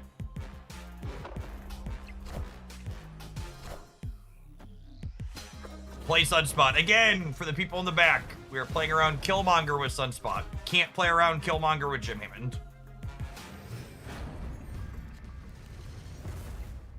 Do do do do do do do do do do. Do do do do do do do do do.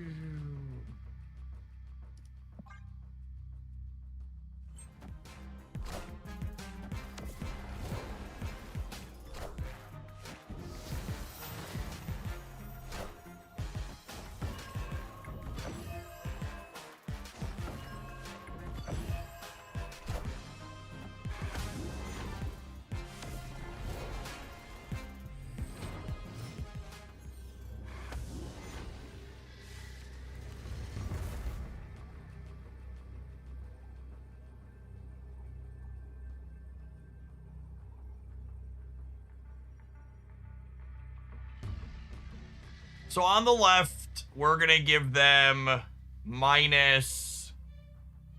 We're gonna give them -8 4 times. So we're gonna give them -32 over here.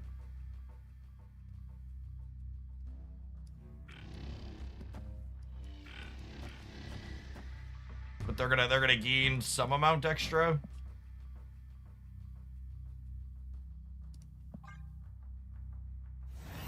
That's close. I might be wrong to play for the center.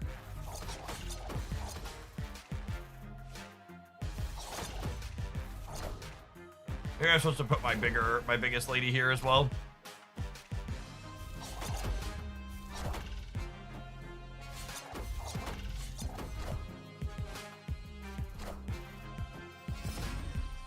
Enough said, bub.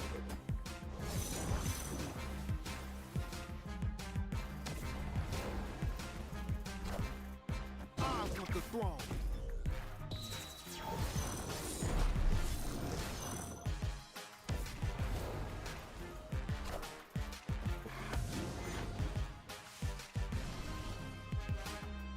Do we play Shuri over Sunspot? I mean, they're not guaranteed to have the Killmonger. Victory.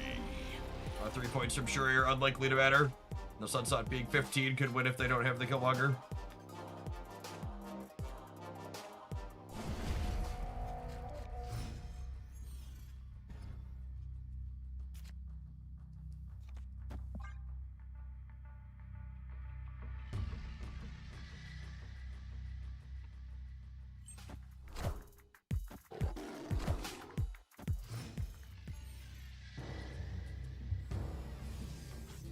Ooh. That's a piece of candy.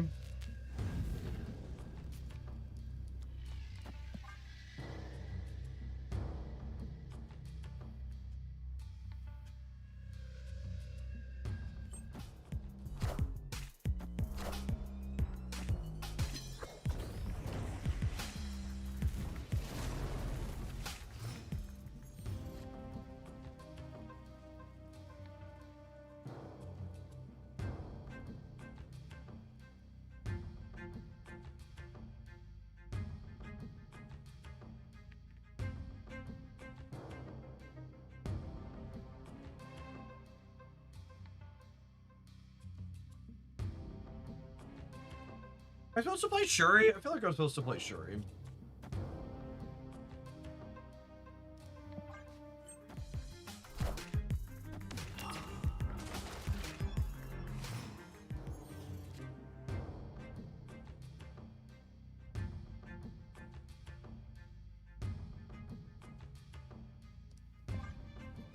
Hold for a turn. Enough said, bub. Clear for takeoff.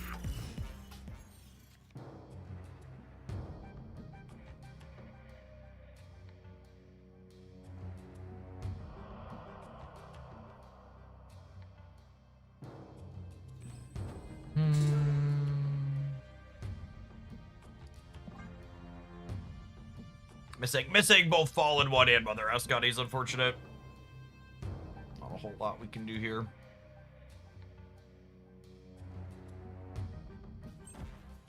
Need one of those two to be able to make numbers, typically. Enough said, bub.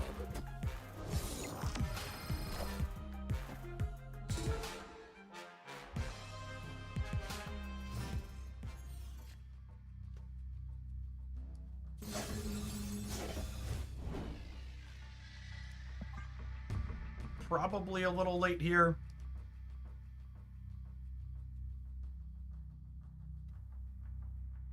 Howdy, Creeper.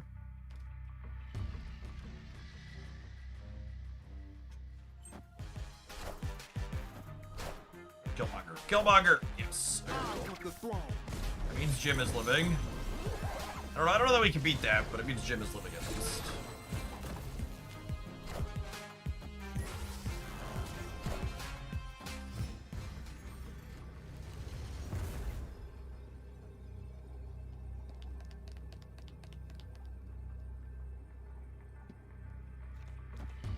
Alley-oop.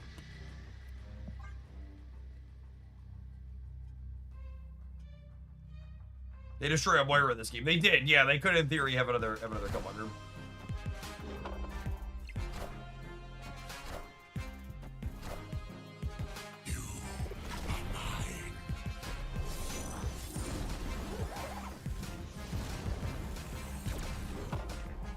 Don't think we're remotely big enough to win the center. I mean, I guess we're doing that minus 16 there. It's a little bit short, yeah.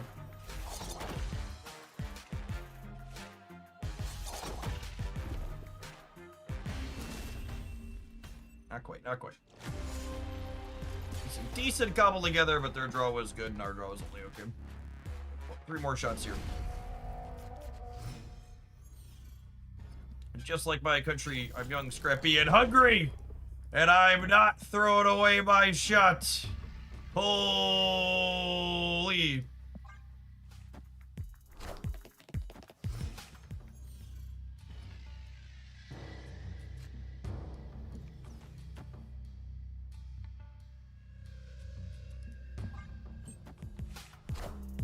Zakovian, I hope you're ready for your timeout, gamer.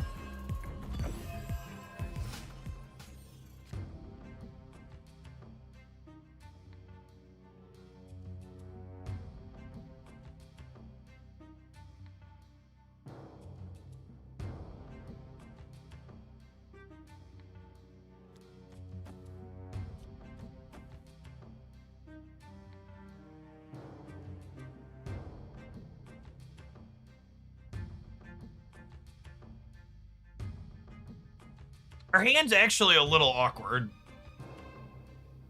You can't activate multiple symbiotes by running into each other, and I can't play it here because I need a guaranteed spot for this to go.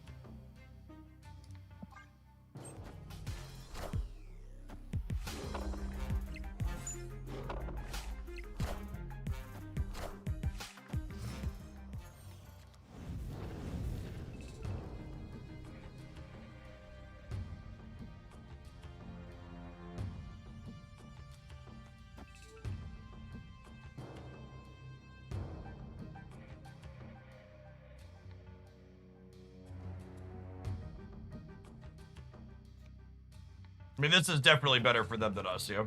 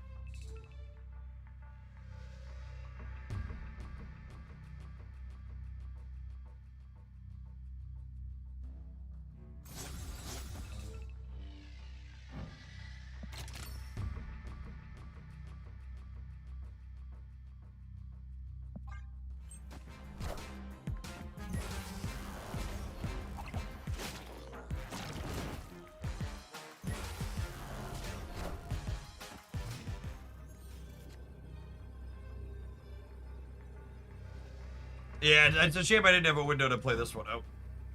Okay, but how do I actually win the game?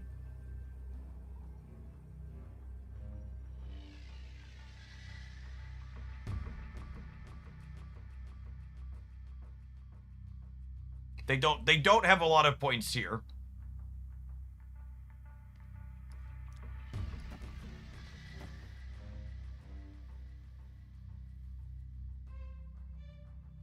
I need to beat the center.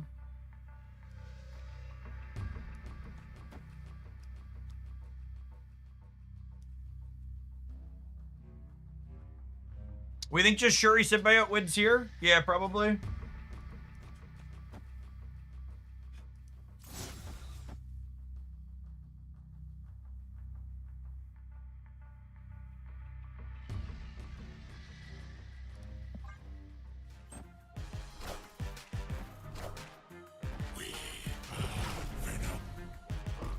Yeah, that's gonna get pretty big.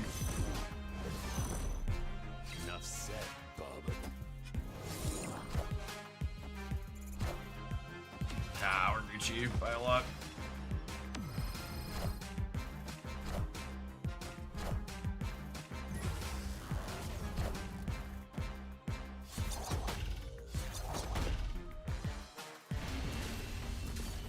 It's crazy how good of a deck building game Orbital Snap is.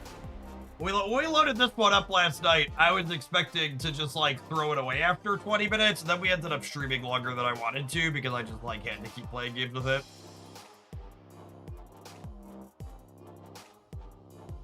When you have over 20 energy, things just tend to work themselves out. A lot of the time they do, yeah.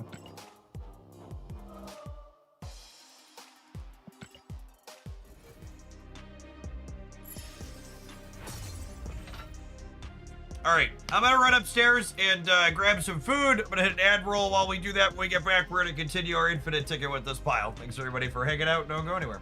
If you're watching on the YouTube side, don't forget to tap the like button. I appreciate folks have done that already today. Ben, I'd really appreciate it if you wouldn't Q-site me in Infinite Conquest. I'd really rather just play the games organically.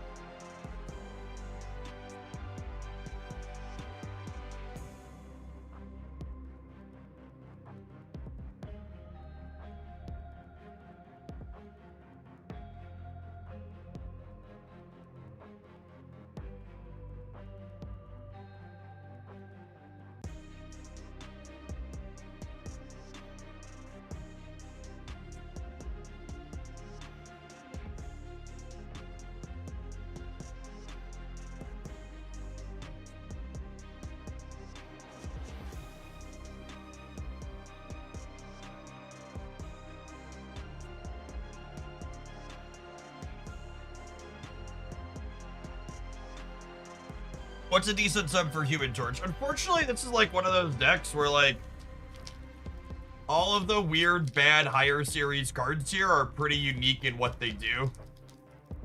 Like there isn't another card that pays you off for having a bunch of energy that you can play out for a singular energy.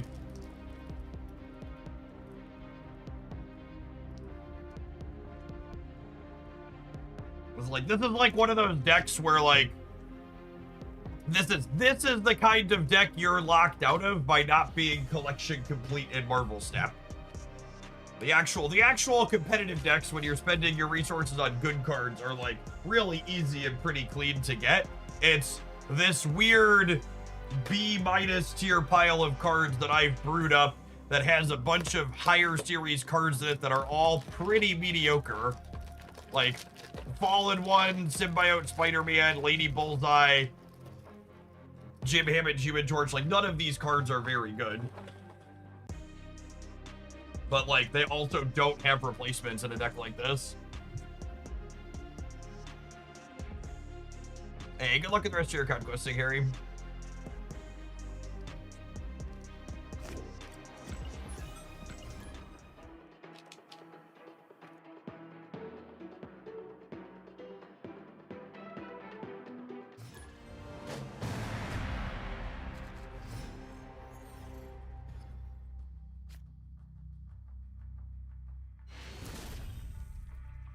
Victory.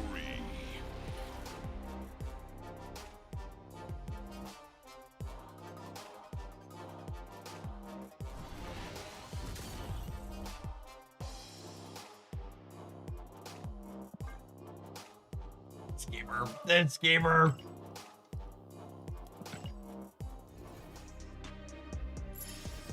Jeff Hogland, Cotton Technicolor, wind trading inside of Infinite Conquest.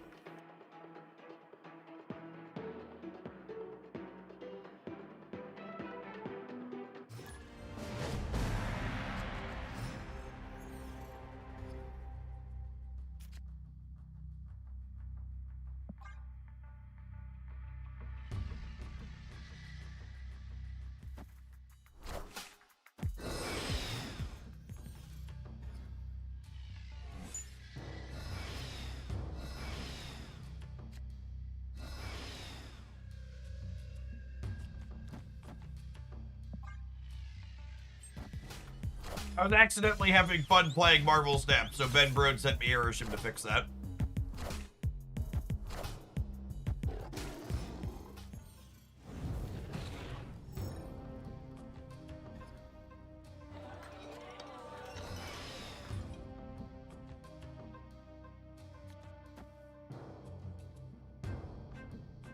Snap.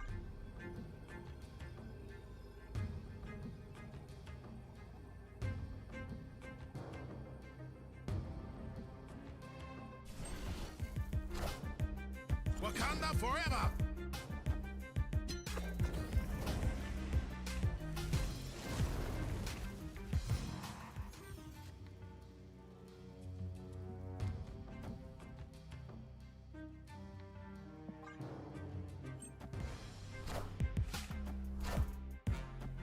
Cleared for takeoff.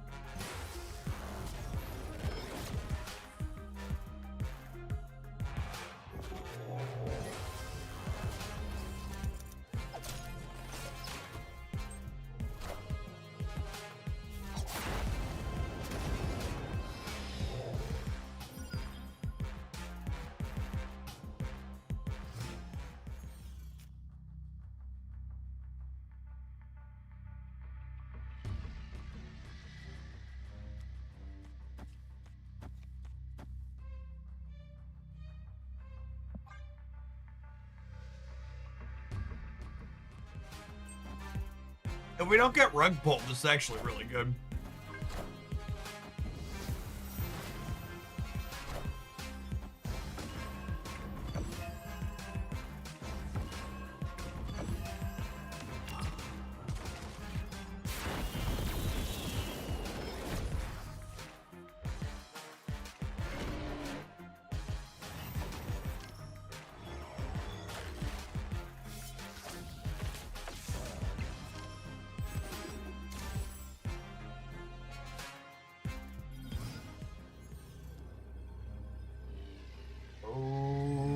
dokie, artichoke.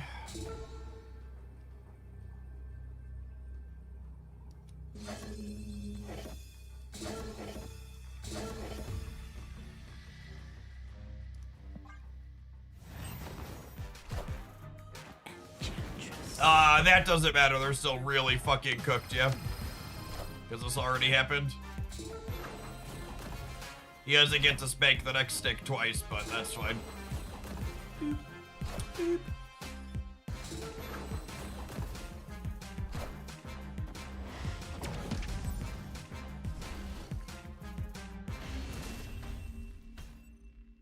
Victory.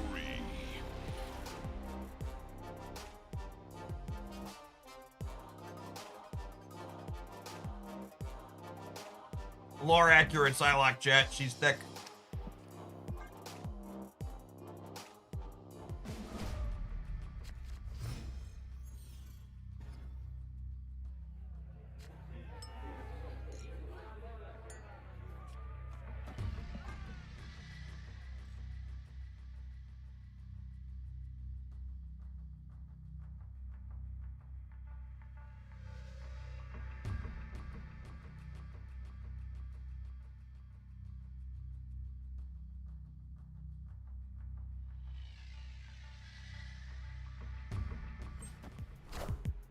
Howdy, gnome.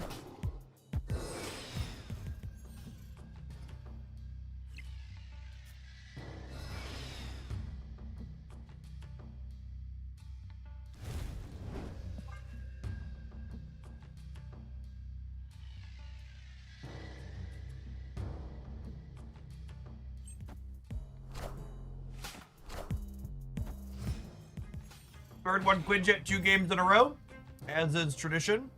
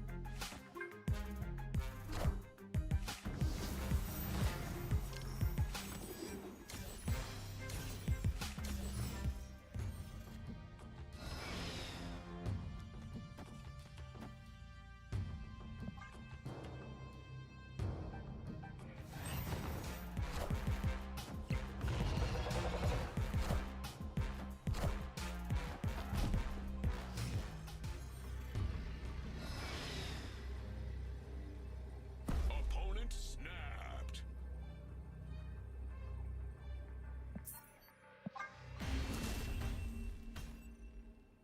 Escaped.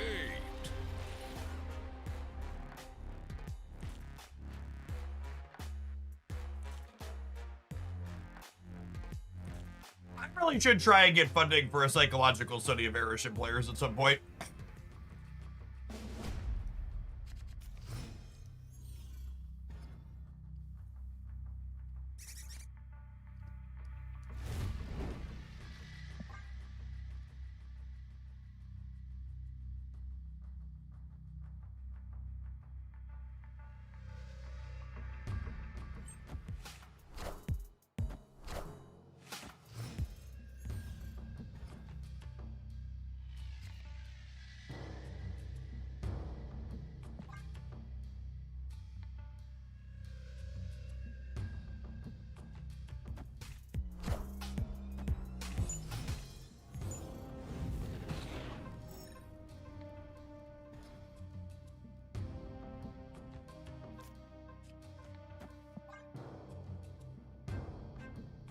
Hey, Zaffa, thanks for always being here.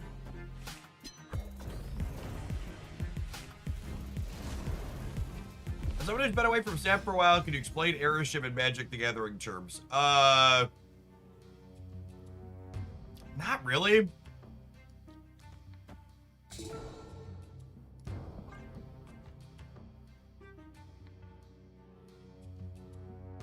It puts 12 random cards in your deck.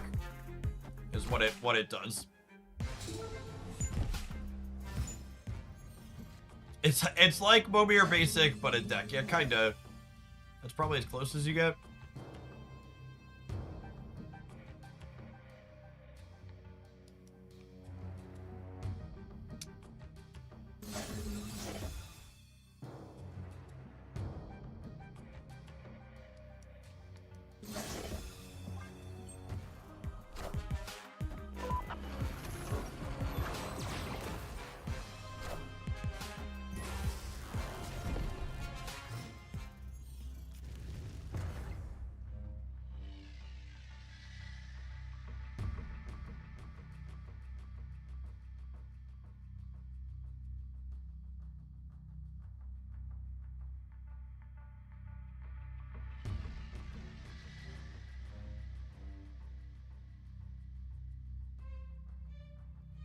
Free Gemstone Cavern in exchange for half your deck being random cards.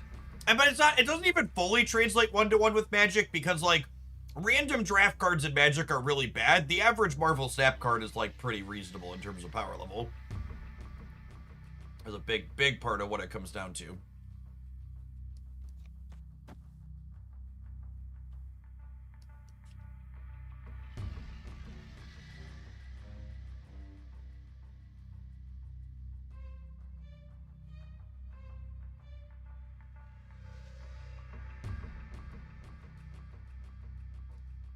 I think I'm just doing this here to try and grab priority going into the last turn.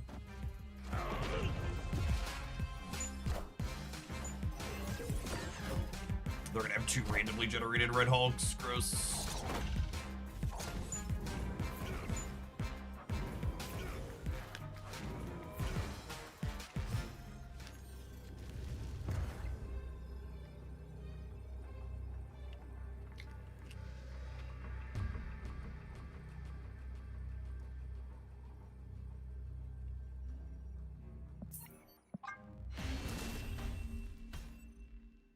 Escaped.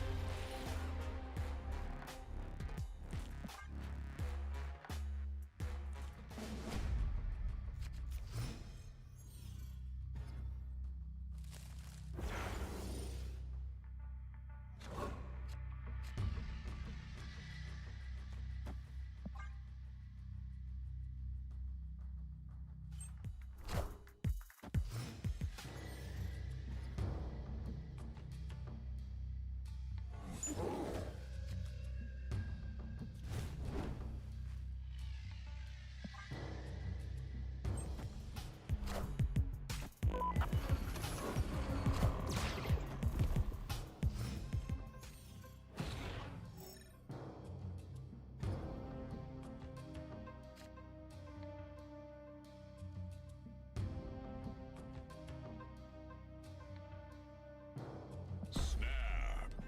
Opponent snapped.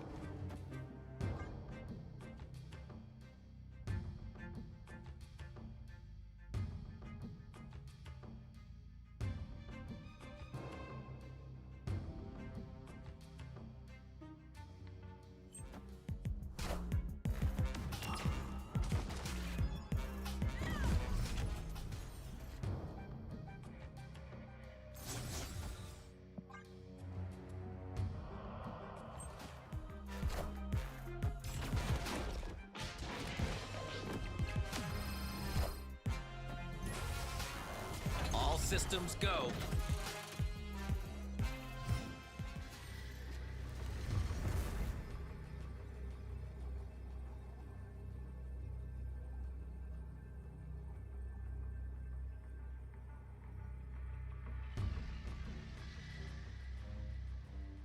A radio lag. Thanks for taking time to drop that Prime sub off. Appreciate it.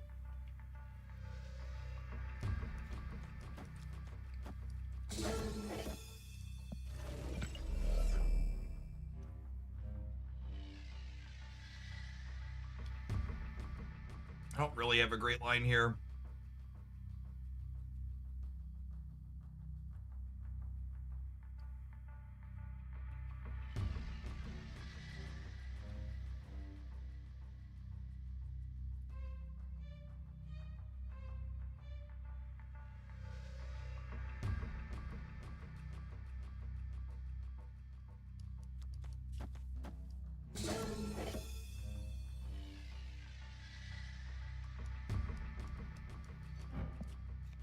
Yeah.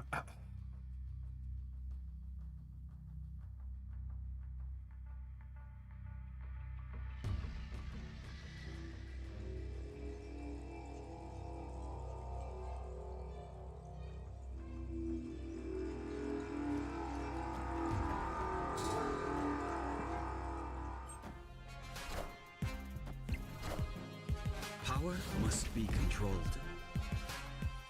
There's permutations of this that we win. It's gonna come down to some Lady Bullseye flips, though. We don't have a lot of them. I would have won with just Wog Lady. I need one more of these to go right. And I'm gonna be honest, I really don't feel like playing a bunch of 2-cubers against Erishim. You know, just like look at their fucking Marvel Snap deck. Just I don't know. I get that it's round 3 or round 4 or whatever, but that's the reason why I don't usually get super invested in Infinite Conquest. It's just like not remotely fun.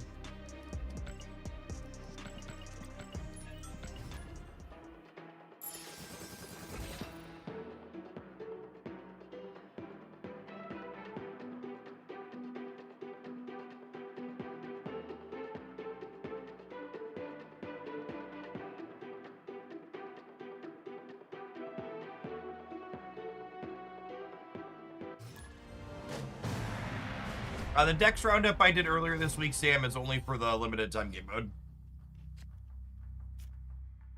And with drops going on, I probably realistically won't do a Dex Roundup in general. So I'm going to stream a long time today, and I don't really feel like putting together a YouTube video afterwards. Opponent snapped.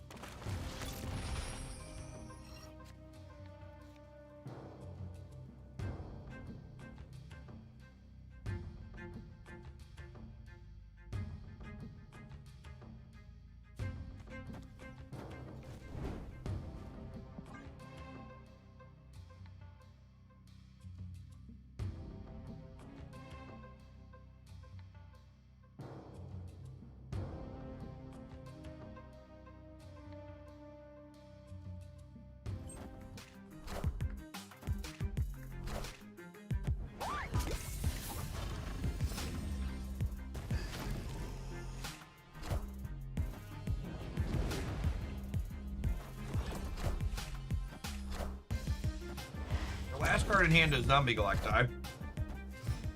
It's a pretty good place for them to be.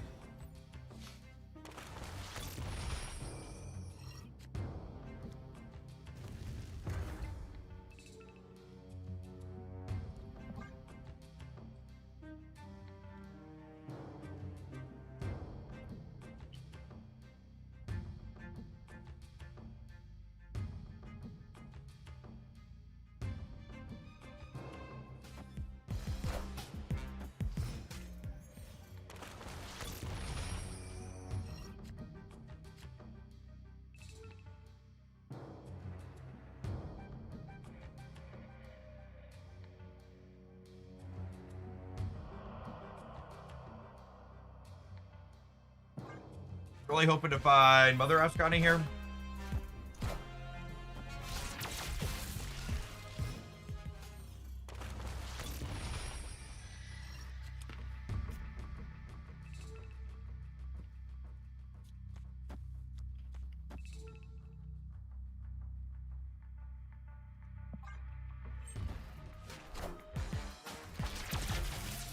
All right, we found our card here, but oh, they're coming. They're gonna come down. They're gonna come down to the 1 and 3.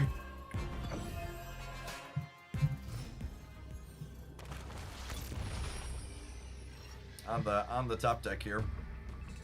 It's fun.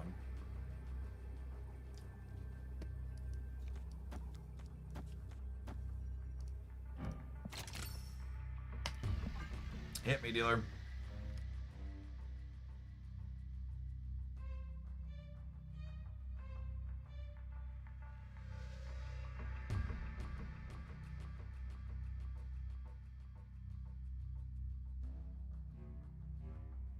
Do you want a Symbiote Spider-Man to open up some space? No, I'll just have Symbiote Spider-Man copy the Lady Bolt.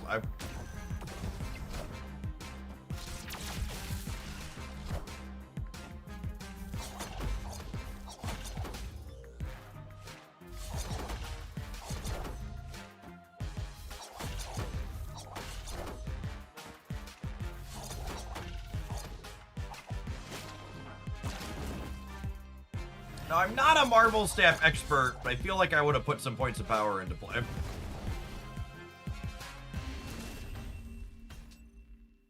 Victory.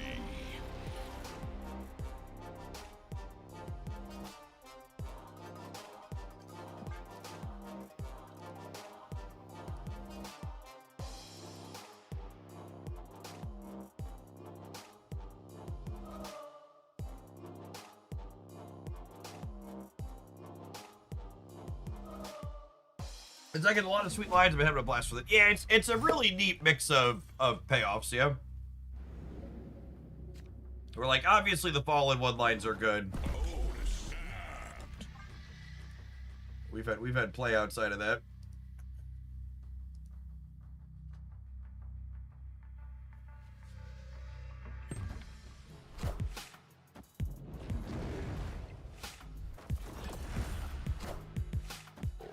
It's also cool that we're not all in on one specific combo. Yeah, absolutely.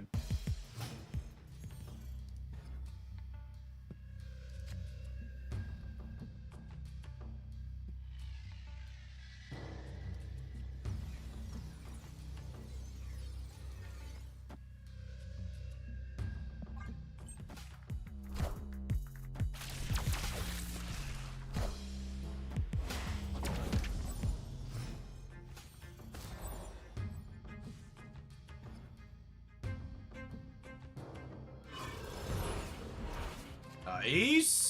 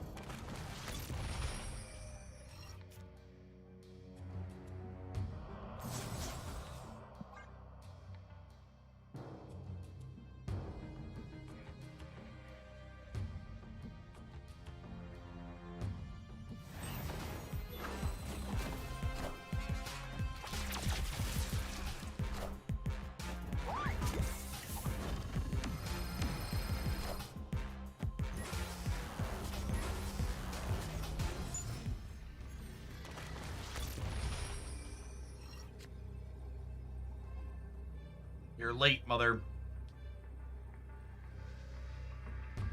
So this puts 9 onto here. But this puts 3 onto here, and then he pays 12 forward. Let's be a little more in the middle also. I don't have any infection middle, yeah. Which maybe no infection middle means I want to hedge the right. This means I only go to 28 here, but this gets me to 9 and then another 18 here. That's probably the play. Let's hope they can't play for the center.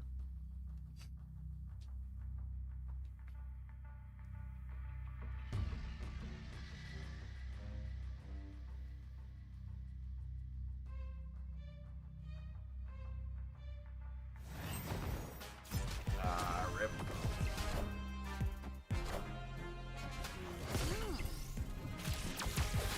Oh, they didn't understand how Congo Sphere works.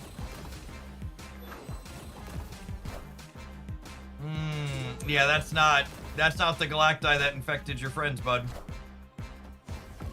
No can do. They played the copy Galacti from the Sphinx. Victory. Oh, honey. Oh, honey. Chronosphere.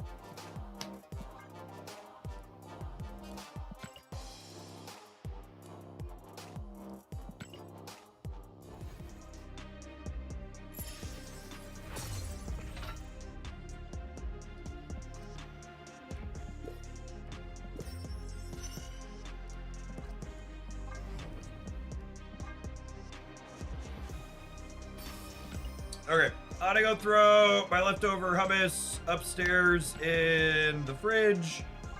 We'll let an ad roll while I do that, or get back. We're gonna let this one, we'll run down this Infinite Conquest with this pile of cards that I've been enjoying it, and then we'll probably change things up. Thanks everybody for hanging out and don't go anywhere.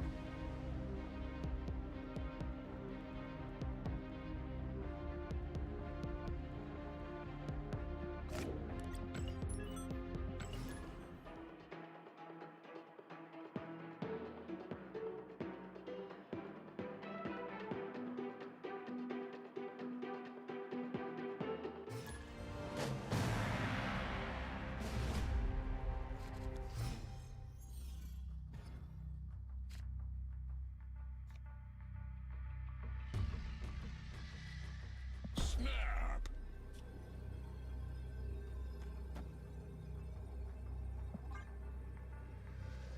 I think I'm holding Aunt May's for stick slash fallen one. Well, this one doesn't work with fallen one, right? Am I recalling that correctly? I don't think this works with fallen one.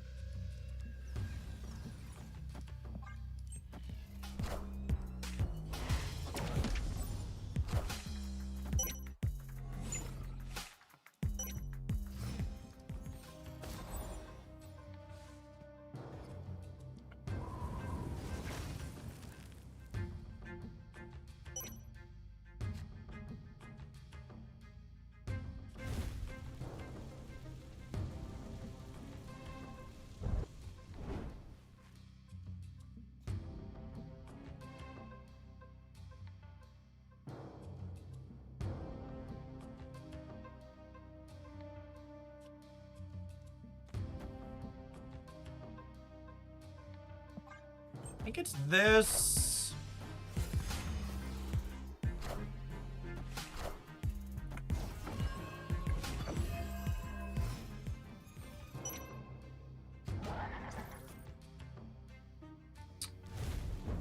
Into this.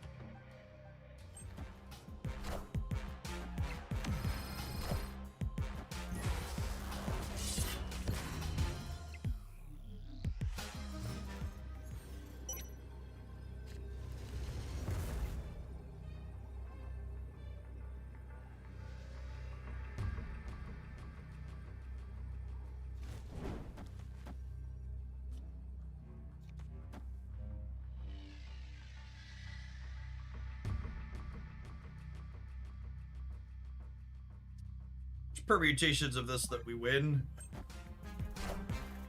Power must be controlled.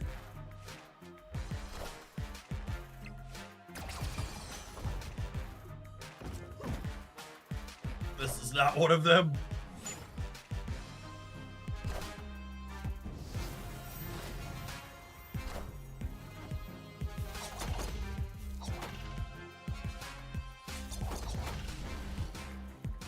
I mean, unironically very close despite the fact like getting tech slopped and aggressively high rolled.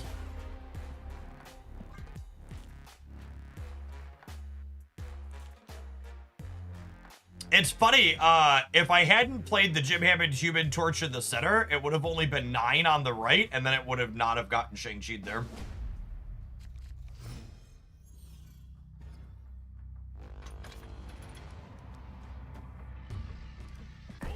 I still want to play 800 game. I think I'm about ready to be done with Conquest chat. There's it's been a lot of slop these last couple of games. Let's just get it over with.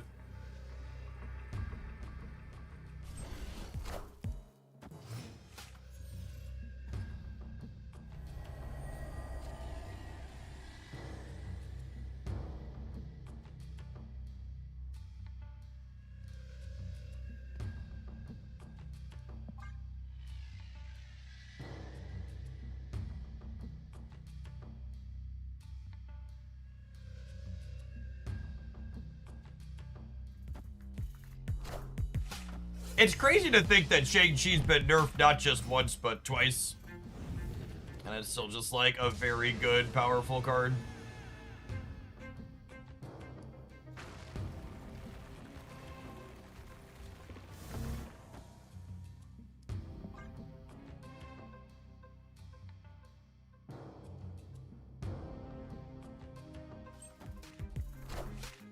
I think you unfortunately need all the bad cards to play this deck reasonably. You're gonna lack redundancy without it.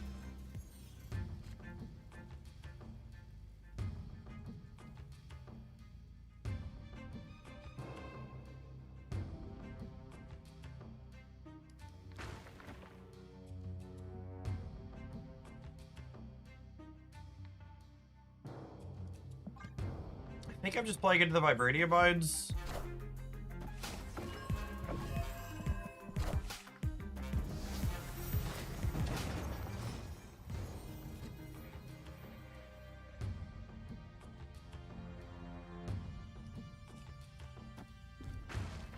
I think the biggest thing I would tell anybody thinking about coming back to Marvel Snap is that the idea that you need to have all of the cards in the game is very, very silly.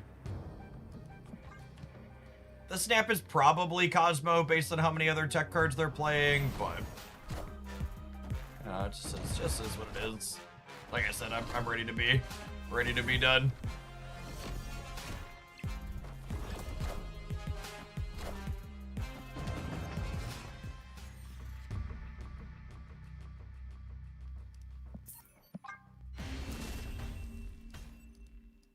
Escaped.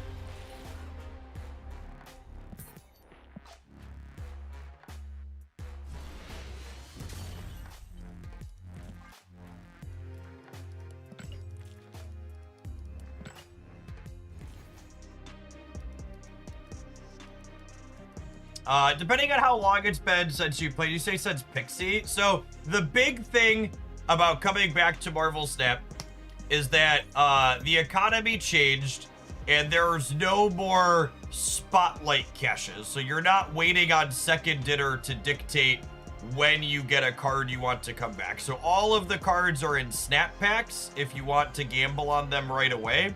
But realistically, there's probably a lot of cards you don't care about. So 3 times a day, the shop ticker still updates with a different Series 4 or Series 5 card that you're missing. You can just buy them for tokens, and you get way more tokens under the current system than you did under the old one.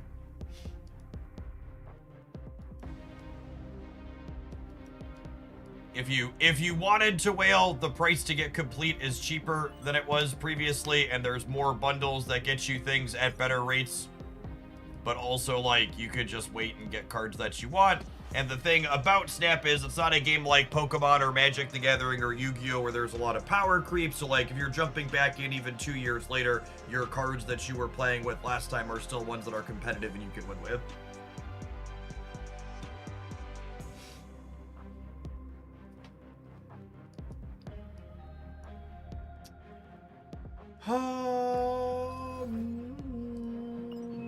What do I do? We could do some non-gameplay content live. I kinda wanted to do a Dex video, and I kinda wanted to do a Series 4 or 5 tier list, but I'm not gonna have time to do those off stream. But we could record one or both of those live. It's been a minute since we did an updated Series 4 or 5 tier list.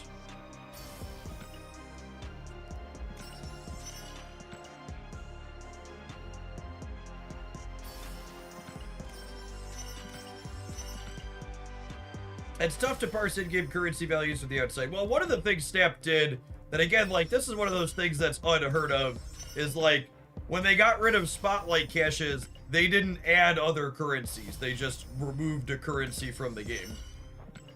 So, like, there's just tokens for buying cards. The currencies are credits, gold, boosters, and tokens is all of it.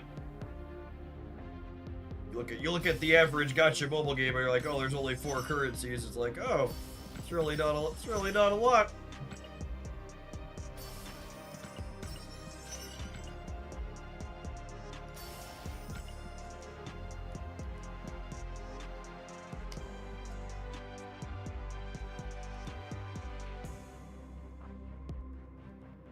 Feels like a Series 4 or 5 tier list could have a lot of Venus might make this card go up. Selby. What? I mean, well, like, so the point of that is, like, maybe we should wait a week if we think Venus is gonna move a lot of things. I don't know, I think a lot of the things Venus has the potential to impact are Series 4 or 5 cards, right?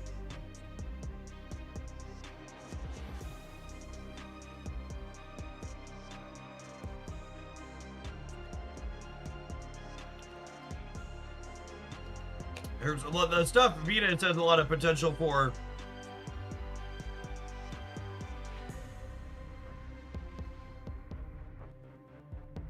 Slush Max, thanks for the 2/3 of a year.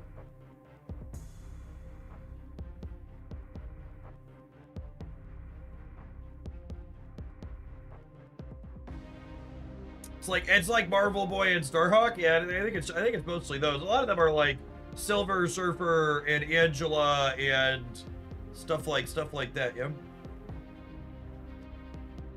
Dan, so your tier list pinned in our DMs. I know you sent me some at some point. Should maintain. Yeah, they certainly are. Look at that.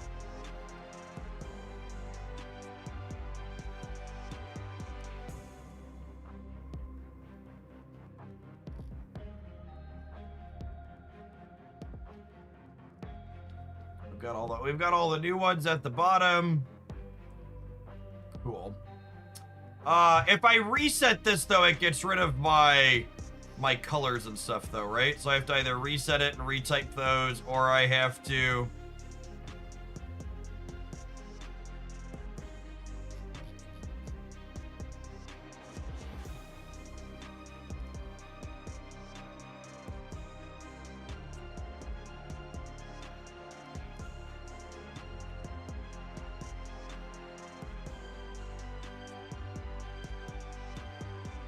Okay, and then I need to... We need to hack it so it's wide, yeah?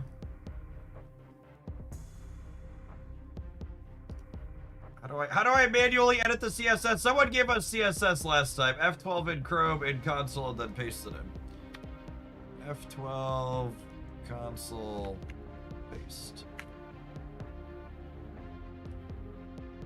Ha! Look at it. Glory be. Glory be. How wide, look at how wide. Look at how wide that is. Coolio.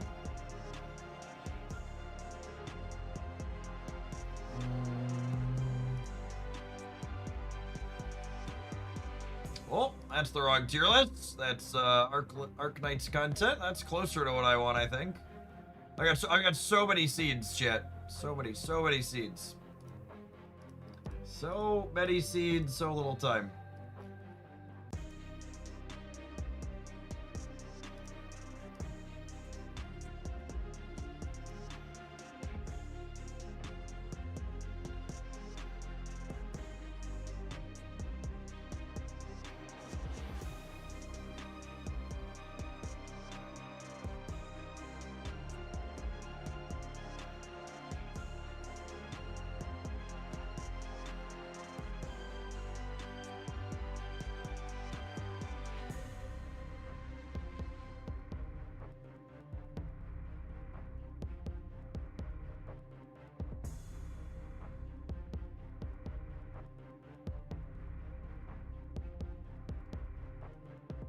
All right, that's good to start. But as we add some cards here, let's put a card in each tier real quick and see how tall it gets.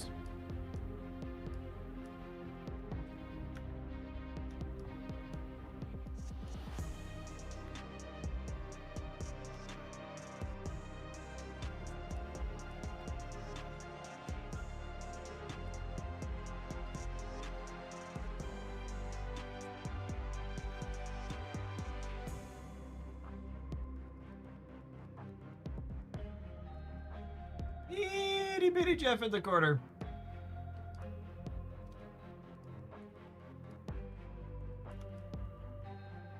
What do we think? What do we think?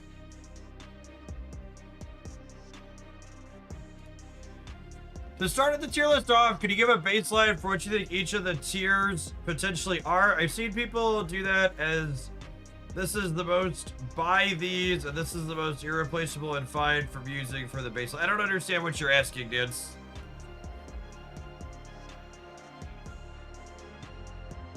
What are you asking? Your sentence doesn't English in my brain. You heard it here on Hooglandia first. Adamantine Infusion is a buy these card. Cotton Technicolor.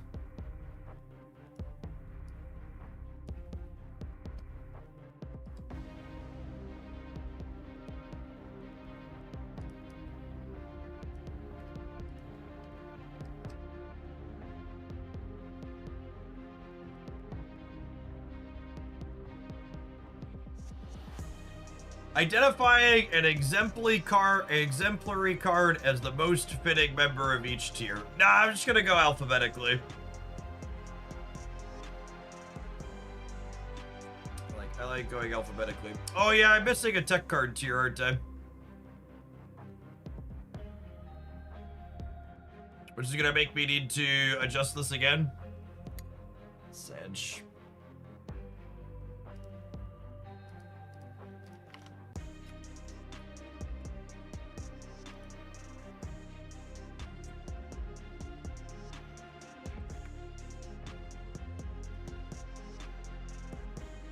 God damn it. Oh, and reset gets rid of my what's it called too. God bless America. Add a row above.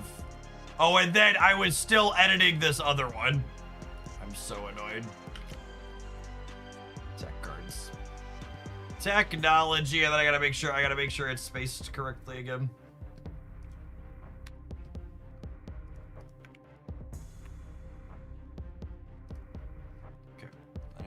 One in each of these. So that way when we fill them in, it's manageable.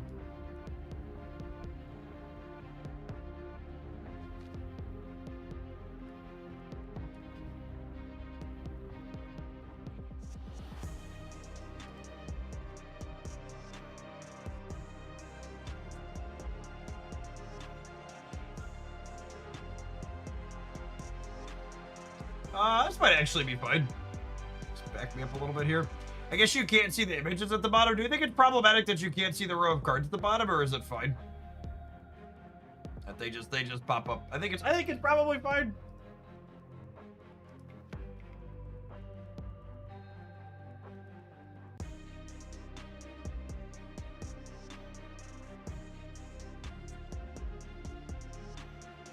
They don't matter. They don't matter until they're placed. Yeah, I agree. All right.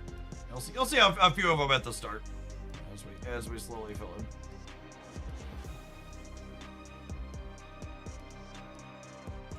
All right, time to kill the snap music.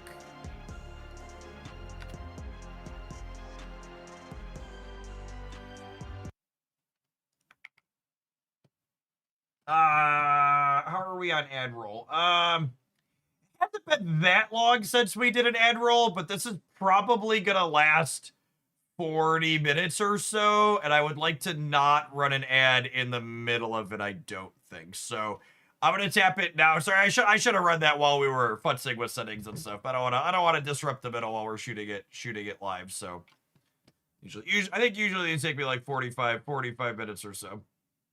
All right, have an ad, Twitchers, have an ad, YouTubers. Don't forget to like the YouTube stream, etc., etc.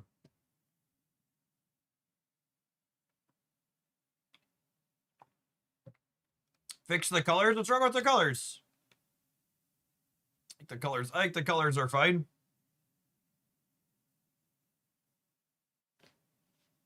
Can I bold this? I forgot. I think it gets funky if I bold it, right? Oh yeah. Did I rename Irreplaceable to something else so we could bold them last time? I feel like we did. Because replaceable doesn't get weird.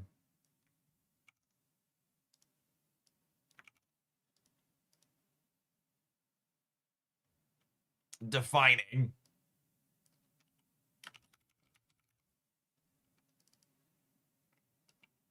Yep, let's do that. For the sake of being able to bold the text.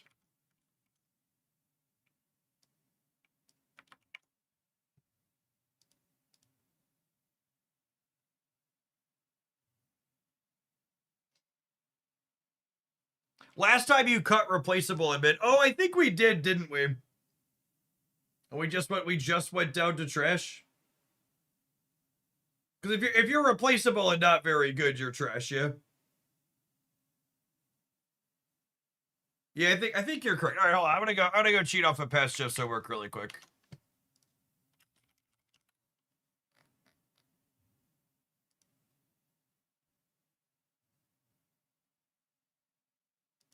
F telling you these cards are buy these. Defining and strong, replaceable and strong.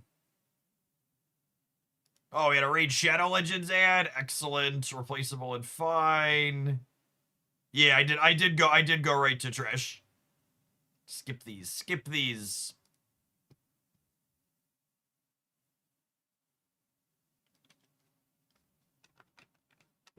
All right, cool.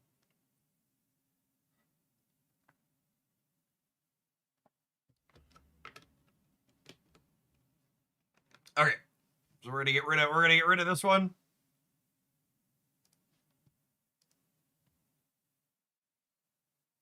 Are we good? I'm gonna start the recording.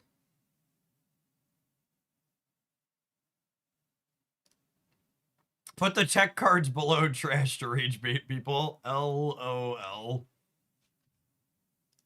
Did y'all see the S tier thumbnail on that last one though? This is how you YouTube thumbnail chat. Oh, did not show? It showed it very briefly at the start. I love doing the thumbnails for these videos because you just do it. You put all the good cards at the bottom. Excellent. Okay. I think I'll record a separate intro after the fact and the summary after the fact. Maybe we'll do the summary live with the intro after the fact. Either way, I was gonna jump right into reading things, I think, rather than doing an intro at the top. I'll do a separate intro later. I can do that after the stream.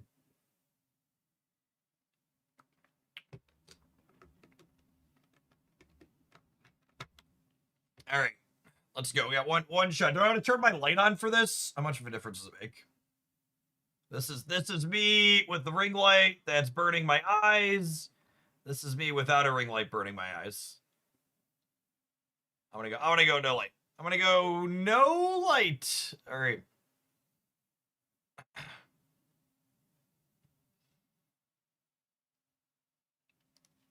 All right, let's rank all these gamers alphabetically. We've got Adamantine Infusion.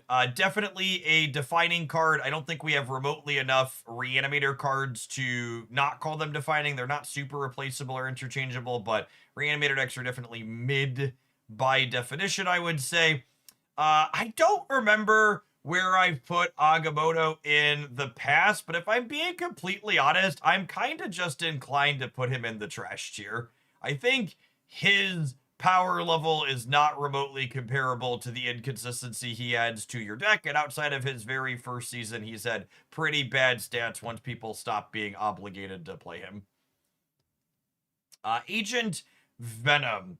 Not really a card he once was. We're actually talking fairly recently. I think there's a chance they could put this card back to setting things to 4 power. I'm going to put it as defining at mid because usually you build your deck around him and he's not replaceable, but definitely not a particularly strong card. Agony got nerfed down to 2 points of power, but I think she's still one of the better 1-drops in the game who tends to have really good synergies with things. But there are also other cards like Forge and stuff that are a little bit less efficient, or Hulkbuster that you could swap her out with. But I think I'm going to say she's replaceable even if she is pretty strong. Airwalker. No Airwalker decks have ever really been super competitive or super top tier, but he's a card that you build your deck around, so he defines the decks that he's in. Ajax. Ajax is one of those cards where I think if Marvel Snap had more people playing the good decks as opposed to recency bias, he would see a lot more play. He just consistently pops up having good stats in the tracker periodically in small sample sizes. He definitely headlines the decks that he's played in. Alliance is kind of a bomb 6-drop, but also a tech card to a degree, so I think it belongs up here. It stops things like Wong decks especially, or stops your opponent's tech cards from Shang-Chi or Shadow King you in the case of like move decks that want to play it periodically. Annihilus has really just not aged well, and as someone who enjoys playing Sentry and Hood periodically, I really just don't think I would ever pick Annihilus with his current stat line versus the other options like Circe and things like that for getting rid of Sentry's Void. Like, I think I'm just going to put him in trash. Anti-Venom. Anti-Venom is a really solid 4 energy card. Does not, like, headline or define any of the decks that it's played in, but strong, powerful card. Anya here, one of our move enablers. I think we've hit a critical mass of move enablers in the game, so I'm going to call all of the move enablers in today's Series 4-5 tier list as replaceable, but I think she's one of the better move enablers, so I'm going to put her in the strong category. Archangel Horseman of Death. It's kind of rare that they can give +2 points to a card and still have it see virtually no play, but Archangel did manage to accomplish that. Ares, one of Marvel Snap's many 4, 10, 11, 12s. I forget how many stats this card has. It's fine, but it's definitely replaceable. Erishim, as much as it pains me to put him up here, he defines his deck, and his deck is consistently pretty good. Akasun. I feel like Akasun is one of the worst, like, you're winning your lane, get a payoff type cards, but I think he's pretty playable, but you could swap him out. I'd give him fine at absolute best. I think he belongs in here. Astral Projection, I think, gets to make the defining category. There is a Arnim Zola Dakin Astral Projection combo deck that makes the rounds periodically. It's absolutely mid at best, but it's really novel, and Astral Projection has a very unique role inside of that deck. Aurora has just consistently been one of the best 6-drops since she was added to the game, and she obviously defines her decks. They're always named after her. Awesome Andy is still down here in the Dookie tier. Baron Zemo's a fine card. He's like a solidly above rate 3 typically, with the downside of taking up 2 spots in a lane, and he gives you a little bit of information out of your opponent's deck. Bastion. Bastion has a kind of unique effect, but a lot of the Victoria hand decks don't even really want to play him anymore.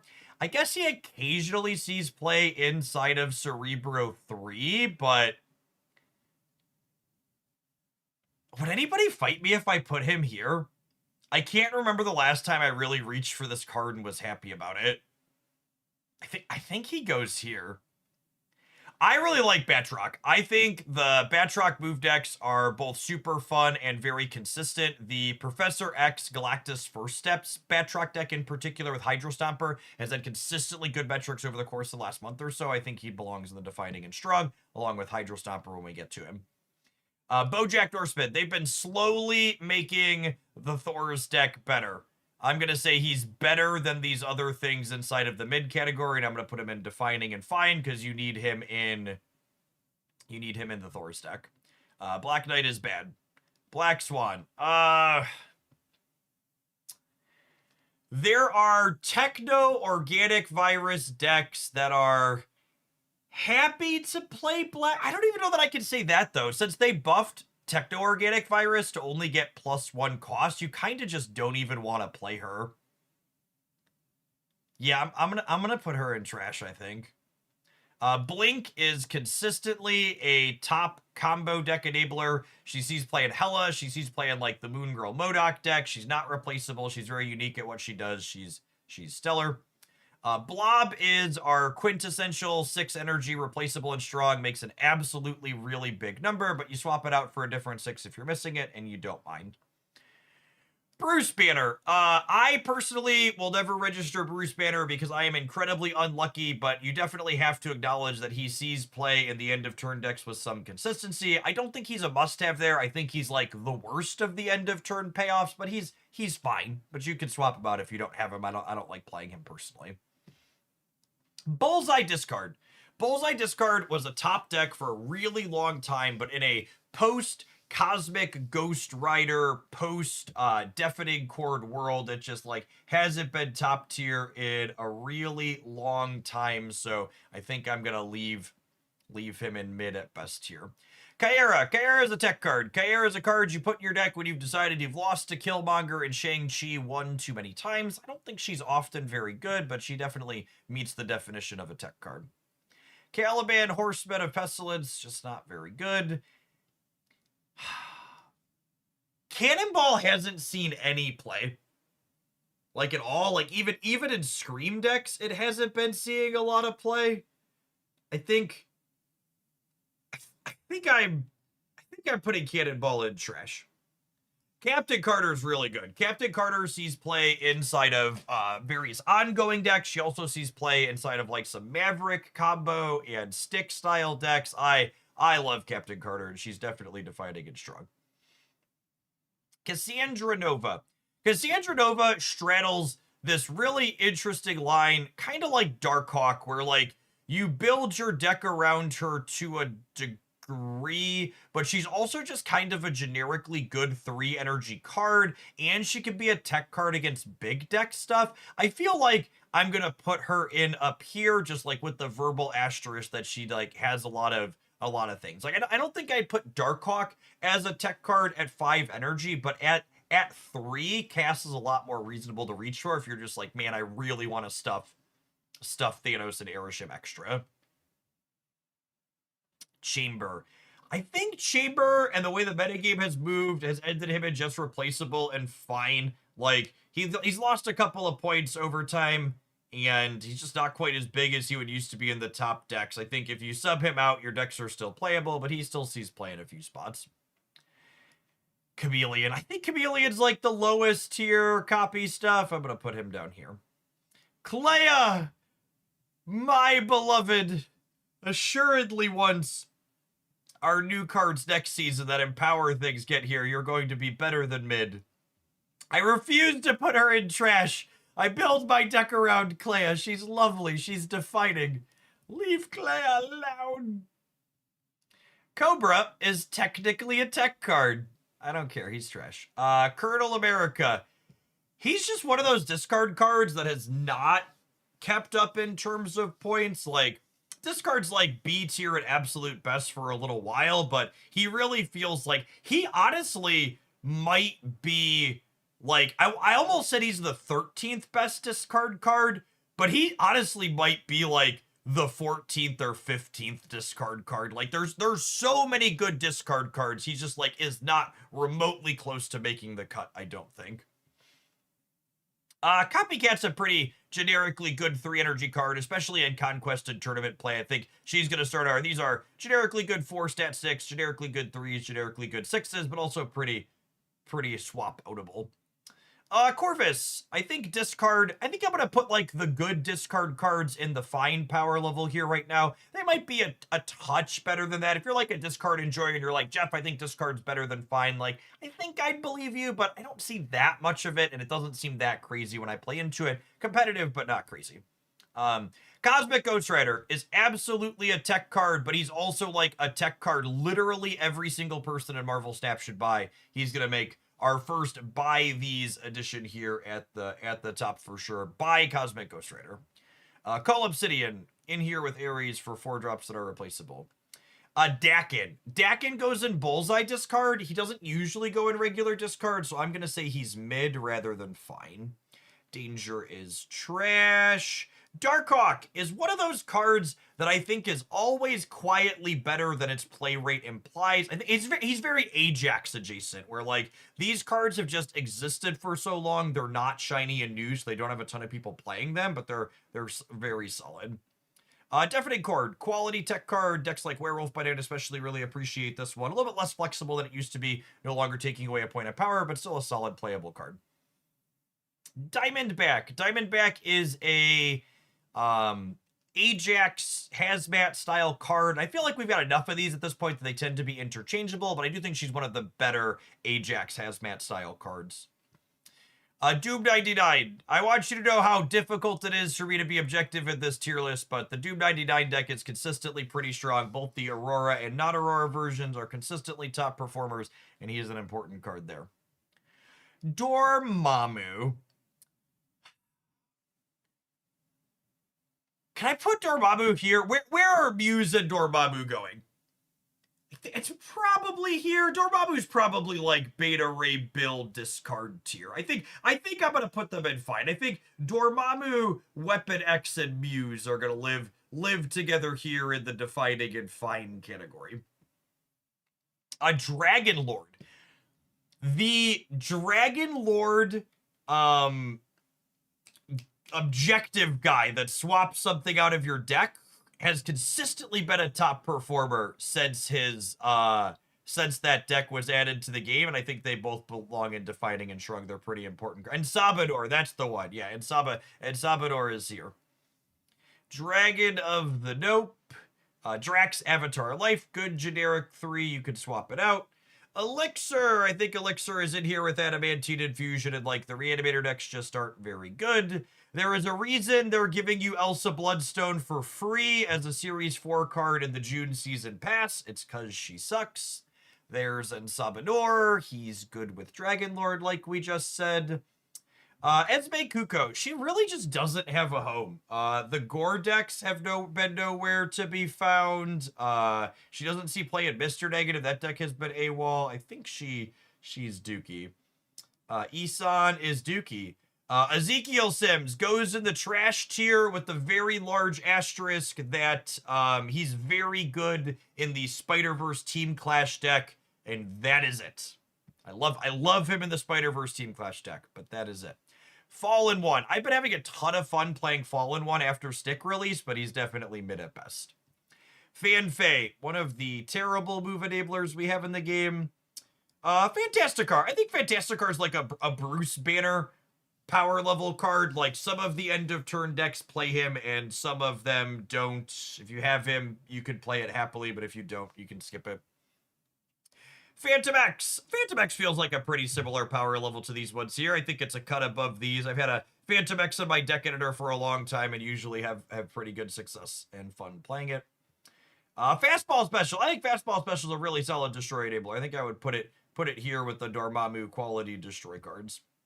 Fenris Wolf is an interesting one. I think I'm going to put it under tech card because it's technically like an anti-Hela card, which could be relevant going into the June season if Monstro makes Hela a little bit more popular again. But he's also a card you can build around. You make sure you're discarding or destroying something on the opponent's side to bring stuff back with him consistently. Fin Fang Foom. When they nerfed Star-Lord, Fin Fang Foom, and Shu Lao, I think Fin Fang Foom is the one of those that they absolutely over-nerfed.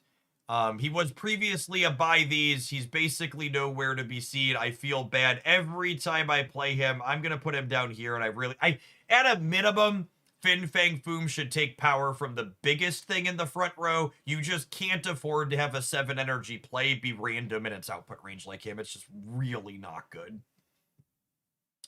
Firehair. I think Firehair is pretty similar power level to the Reanimator stuff. That's probably the deck she sees the most play in. Fire Lord. Reanimator stuff tier. Frankie Raynova. Nope. Frigga Victoria hand stuff is pretty reasonable. It feels like it's similar to this tier. I think it's a cut below what these are. Even before they nerfed Gambit, Horseman of Death, that deck was struggling a little bit. It's fallen by the wayside more, but I think it's probably similar to these ones here. Galacta is bad. Galactus is mid, but defining. Galactus first steps.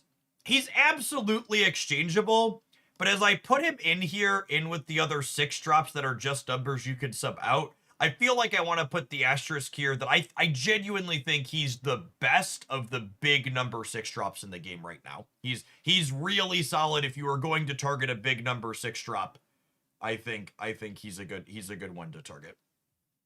Gambit Horseman of Death. He's up here with Frigga, and Victoria Hand's going to join them momentarily. The first Ghost Rider. I'm going to put the first Ghost Rider in defining in mid. He's pretty unique in how he discards, and usually if a deck wants him as a discard enabler, there isn't another one that they can reasonably play. So I'm gonna put him here and I think he's better than these. There's decks where I'm like, yeah, I wanna play him. Gilgamesh. I think we've hit a point where Gilgamesh is like the 13th or 14th best card in Zoo. I'm gonna get rid of him. Gladiator. I'm going to put Gladiator in replaceable and strong. But I'm going to put the asterisk in he's super metagame dependent, and I have not really liked him in this current season where there are a lot of people playing the Daredevil decks with bigger cards. So I think there's a good chance that changes seasonally. Like the latest season, Pass Card has a lot of bias towards people playing it, but with Daredevil, Shadowlands are very popular right now. He's a little bit worse than he's been in a while. Goliath. I think Spectrum decks are consistently very good, and Goliath is a fantastic 2-drop inside of those Spectrum decks. Gorgon is a tech card. Gore. I think Gore's still pretty important for negative, but negative's kind of disappeared. I think I'm going to put him down here in mid. I think the negative specific cards I think are probably mid at this current point in time, and that's fine. Grandmaster. Post Mother Ascani. Last time I had described Grandmaster as replaceable and strong because we have so many ways to double things. But I think Grandmaster's just the best Mother Ascani doubler by a lot. And I think I'm going to put him up here in Defining and Strong next to Mother Ascani based on that justification. I'm going to slide Gwenpool into the trash tier. Sorry, girl. I'm going to slide Headpool into the trash tier. It's just like the 14th or 15th best destroy card. I'm going to put Hellion in replaceable and fine. I think he's an all-right move enabler. You can play him and not feel too terribly bad about it. He's a cut above the fan phase of the world. Herbie. I think Herbie's better than his play rate implies, and he typically sees play inside of the Aurora decks. We're gonna call him fine.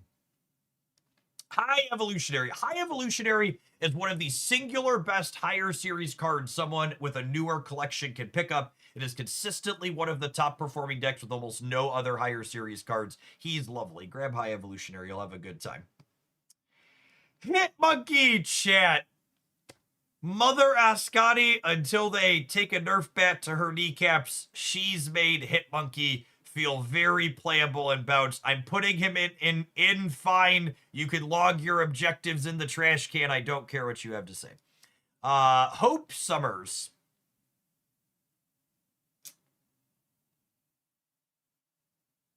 I don't know if I'm ready to trash Hope Summers. I don't know if I'm ready to trash Hope Summers. Assuredly, Jeff the baby dolphin's gonna make Hope Summers and Kitty Pryde better, right? I'm gonna trash Hope Summers. Potentially controversial pick. I think Emperor Hulkling is better than all of the cards currently in the trash tier, and I may go so far as to call him strong, because he's got a lot of blowout equity. Like, every time someone sends me a viewer deck with Emperor Hulkling in it, I'm like, yeah, that was pretty good, pretty consistent. I'm gonna put him in fine. He's probably worse than Blob and Galactus First Steps. I'm not putting him in trash. He's above trash. I'm putting him in replaceable and fine. I think if you love Hulkling, you can play him as a 6 and be happy about it. Human Torch First Steps is bad. The Hunger! I love The Hunger. I'm gonna call it defining and strong. It's great in zombie decks. It's pretty solid in like werewolf decks or things that want to play skills. I think Hunger is solid. Hydra Bob, not quite what he used to be. He is the same stat line as Black Cat. I think he's replaceable and fine. Nightcrawler's buff to 3 points actually did a number on this more than his nerf did, because they're so close in power and you control where Nightcrawler moves, which is a big deal. Hydra Stomper finally joining Batroc up here and defining and strong. Infinity Ultron. I've coped more Infinity Ultron than any reasonable human being should. He is definitely mid at best. Ikari. It's another 410, 412, 411. I forget how big this card is. It's probably worse than Ares and Cull, right? All right, I'm gonna start a big 4 drops in the fine tier. I don't think I'd put this in trash, but I think it's worse than these other two. Invisible Women First Steps. End of turn consistently has pretty solid metrics. I think it's similar tier to most of the things here in defining and fine. Iron Land's an okay 4 that adds an element of consistency to decks, but I think you could also typically swap it out. It's pretty similar to Anti-Venom, where like decks are happy to have it, but it's not like the cornerstone of them. Iron Patriot. I think Iron Patriot's one of the better 2-drops in the game, but you could also sub it out for a Cable or a Mirage or another 2-energy card that adds a card to your hand and be fine. Iska, very good inside of the end of turn decks. Often sees play with like Doom 99. Honestly, I might put her up into strong, thinking about Doom 99. I think end of turn stuff is probably somewhere between these two, but the Doom 99 decks are consistently pretty good, and she belongs there, I think. Jack Flag. I have a newfound love of Jack Flag in Guardians and Team Clash, but I think he's kind of an Ezekiel Sim-style Astros there. He's just not very good in regular Snap. Jeff, the Baby Land Shark. I think Jeff's 4th point of power did him a lot of good. I'm not going to tell you he's strong, because I think that would be disingenuous, but I think the Baby Land Shark is fine. Jennifer Kale. I think Jennifer Kale's a solid extra energy card. She really is appreciated with things like Infinity Ultron that you want to get to on turn 4. Jim Hammond, Human Torch. In here with Fallen One and defining in mid, absolutely. Joaquin Torres Falcon. This might be another controversial one. I'm not going to put him in strong, but I think he's like an Emperor Hulkling style situation where realistically I think he's better than most of the things in trash. I've registered Joaquin and not felt terrible about it. I'm going to put him here. Jocasta, I think, could go up here with Invisible Woman. Kahori is trash. Kang is trash. Karen Page, too good to have a 6 point of power. End quote from Second Dinner. Trash at 5. Probably still trash at 6. Kate Bishop. I like Kate. Kate's a very good 2 energy play. Again, could probably swap her out for Mirage and not feel too bad about it. Very similar to Iron Patriot. Hydro Man. He's probably a 5 that could stand to get an extra point of power. Really just not quite powerful enough. Juggernaut, Horsespit of War. This is another one of those cards that, like, I feel like he's better than his play rate implies. Probably similar power level to Herbie. Better than trash, but, like, not a card you should be clamoring to get. Khonshu sees play consistently in the discard decks. Definitely a Corvus Glaive discard tier style thing. Kid Omega, lovely inside of these Reanimator decks that aren't very good. King Eitri goes in the Thor's deck and is very solid there. Kraglin is trash.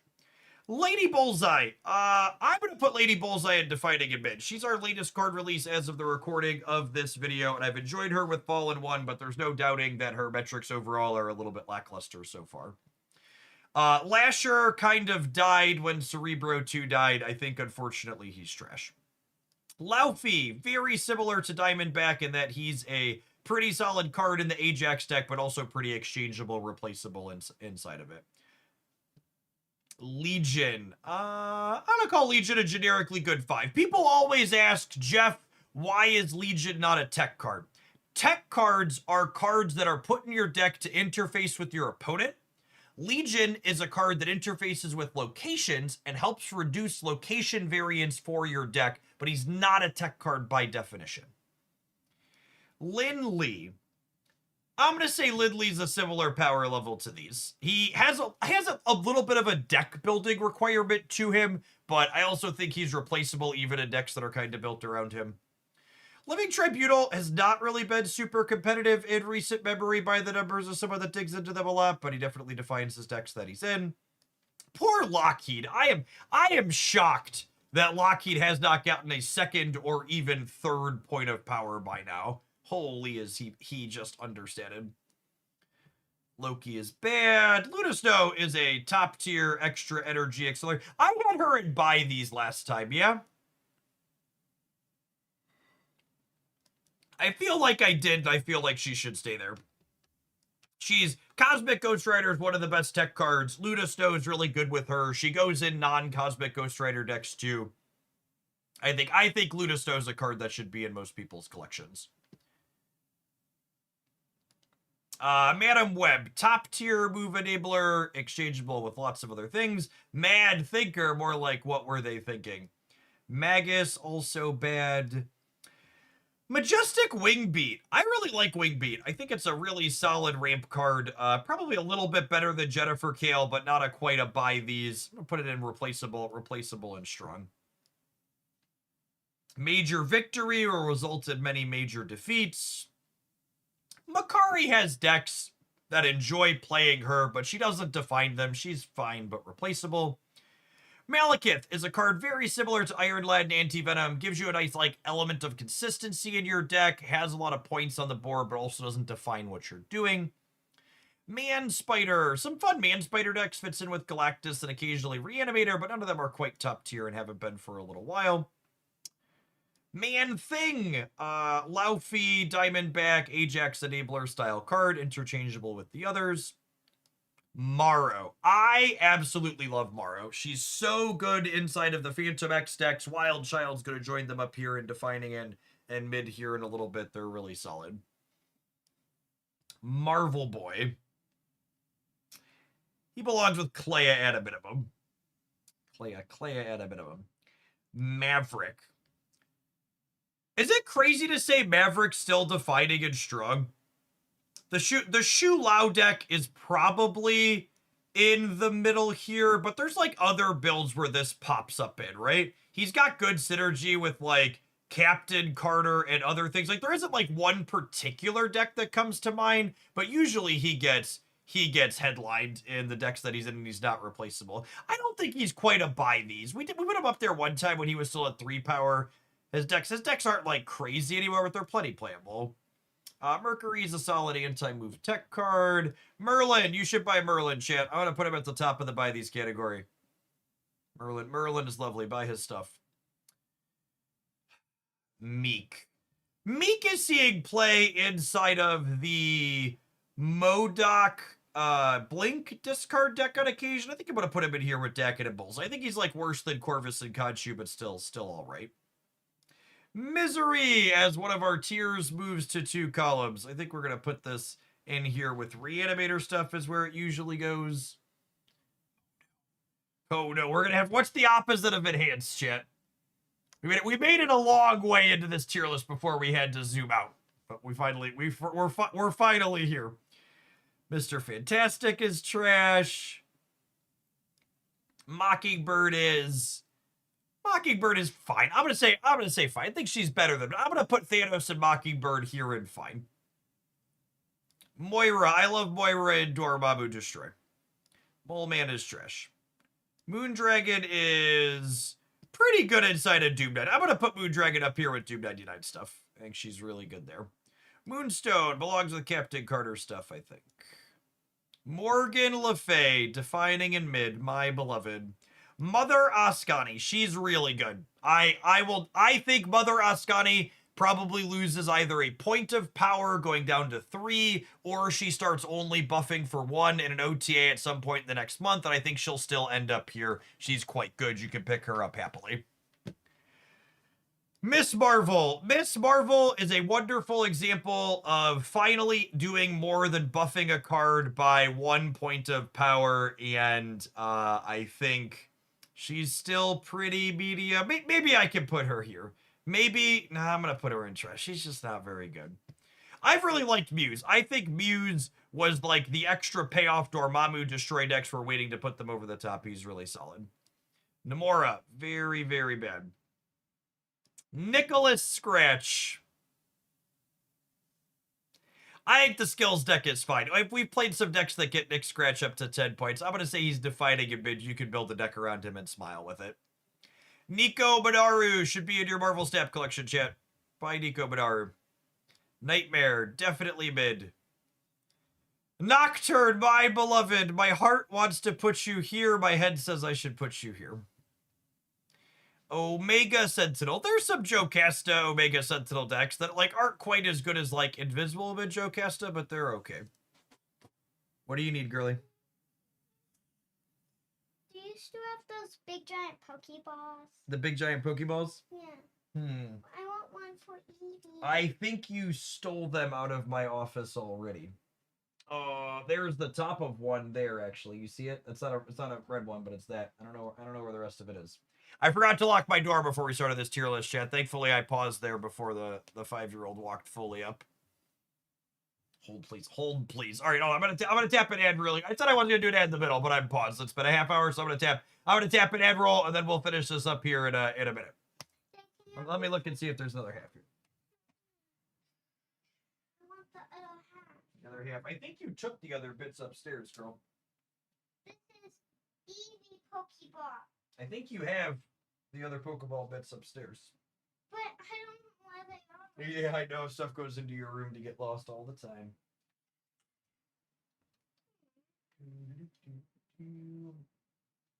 Maybe buy more Pokeballs? You mean to buy more Pokeballs? Maybe. Yeah, so Evie can have one.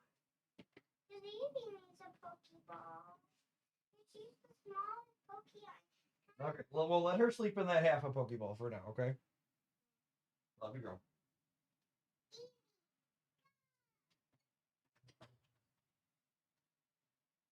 All right, door locked.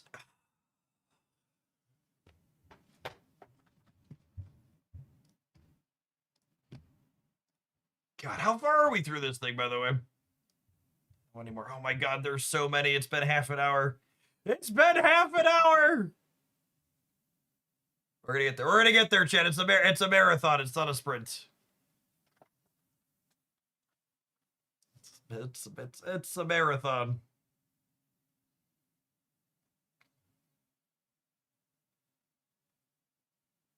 One-third of the way through.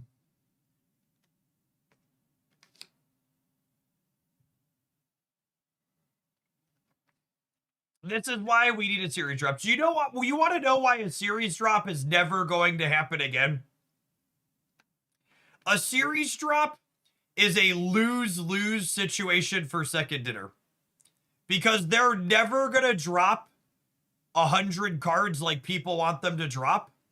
If they series drop, let's say even like 10 or 20 cards, people will complain they didn't drop enough, and it will cost them money.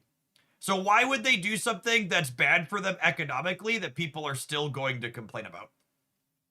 In my opinion, the or that they didn't drop the right cards, correct. In my opinion, the number one thing that needs to be done to help the Marvel Snap economy is better targeting and perhaps a bigger discount on the older cards. Because the Marvel Snap economy in and of itself kind of has series drops baked into it already, right? Like, the current system, the cards get cheaper when they move from seasonal to non-seasonal. And I think they could probably make the non-seasonal a little bit cheaper, but I really think the number one thing they should do, and this would be really good for returning players too, is they should just give players a set number of cards that you could buy without waiting for a predatory ticker per season. It should just be 1 or 2 or 3 series 4 or 5 cards that you just click the button and spend the tokens and get them instantaneously.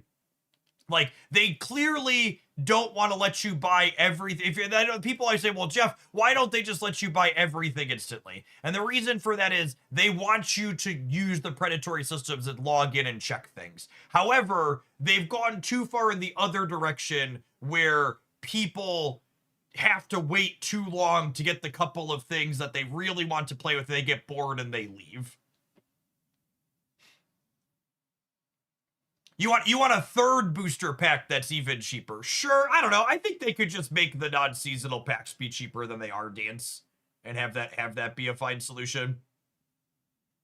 Or you know what? Before we dive in here some more, I'm gonna zoom this out again because once we get our next card in the trash tier, it's gonna get messy here again, isn't it?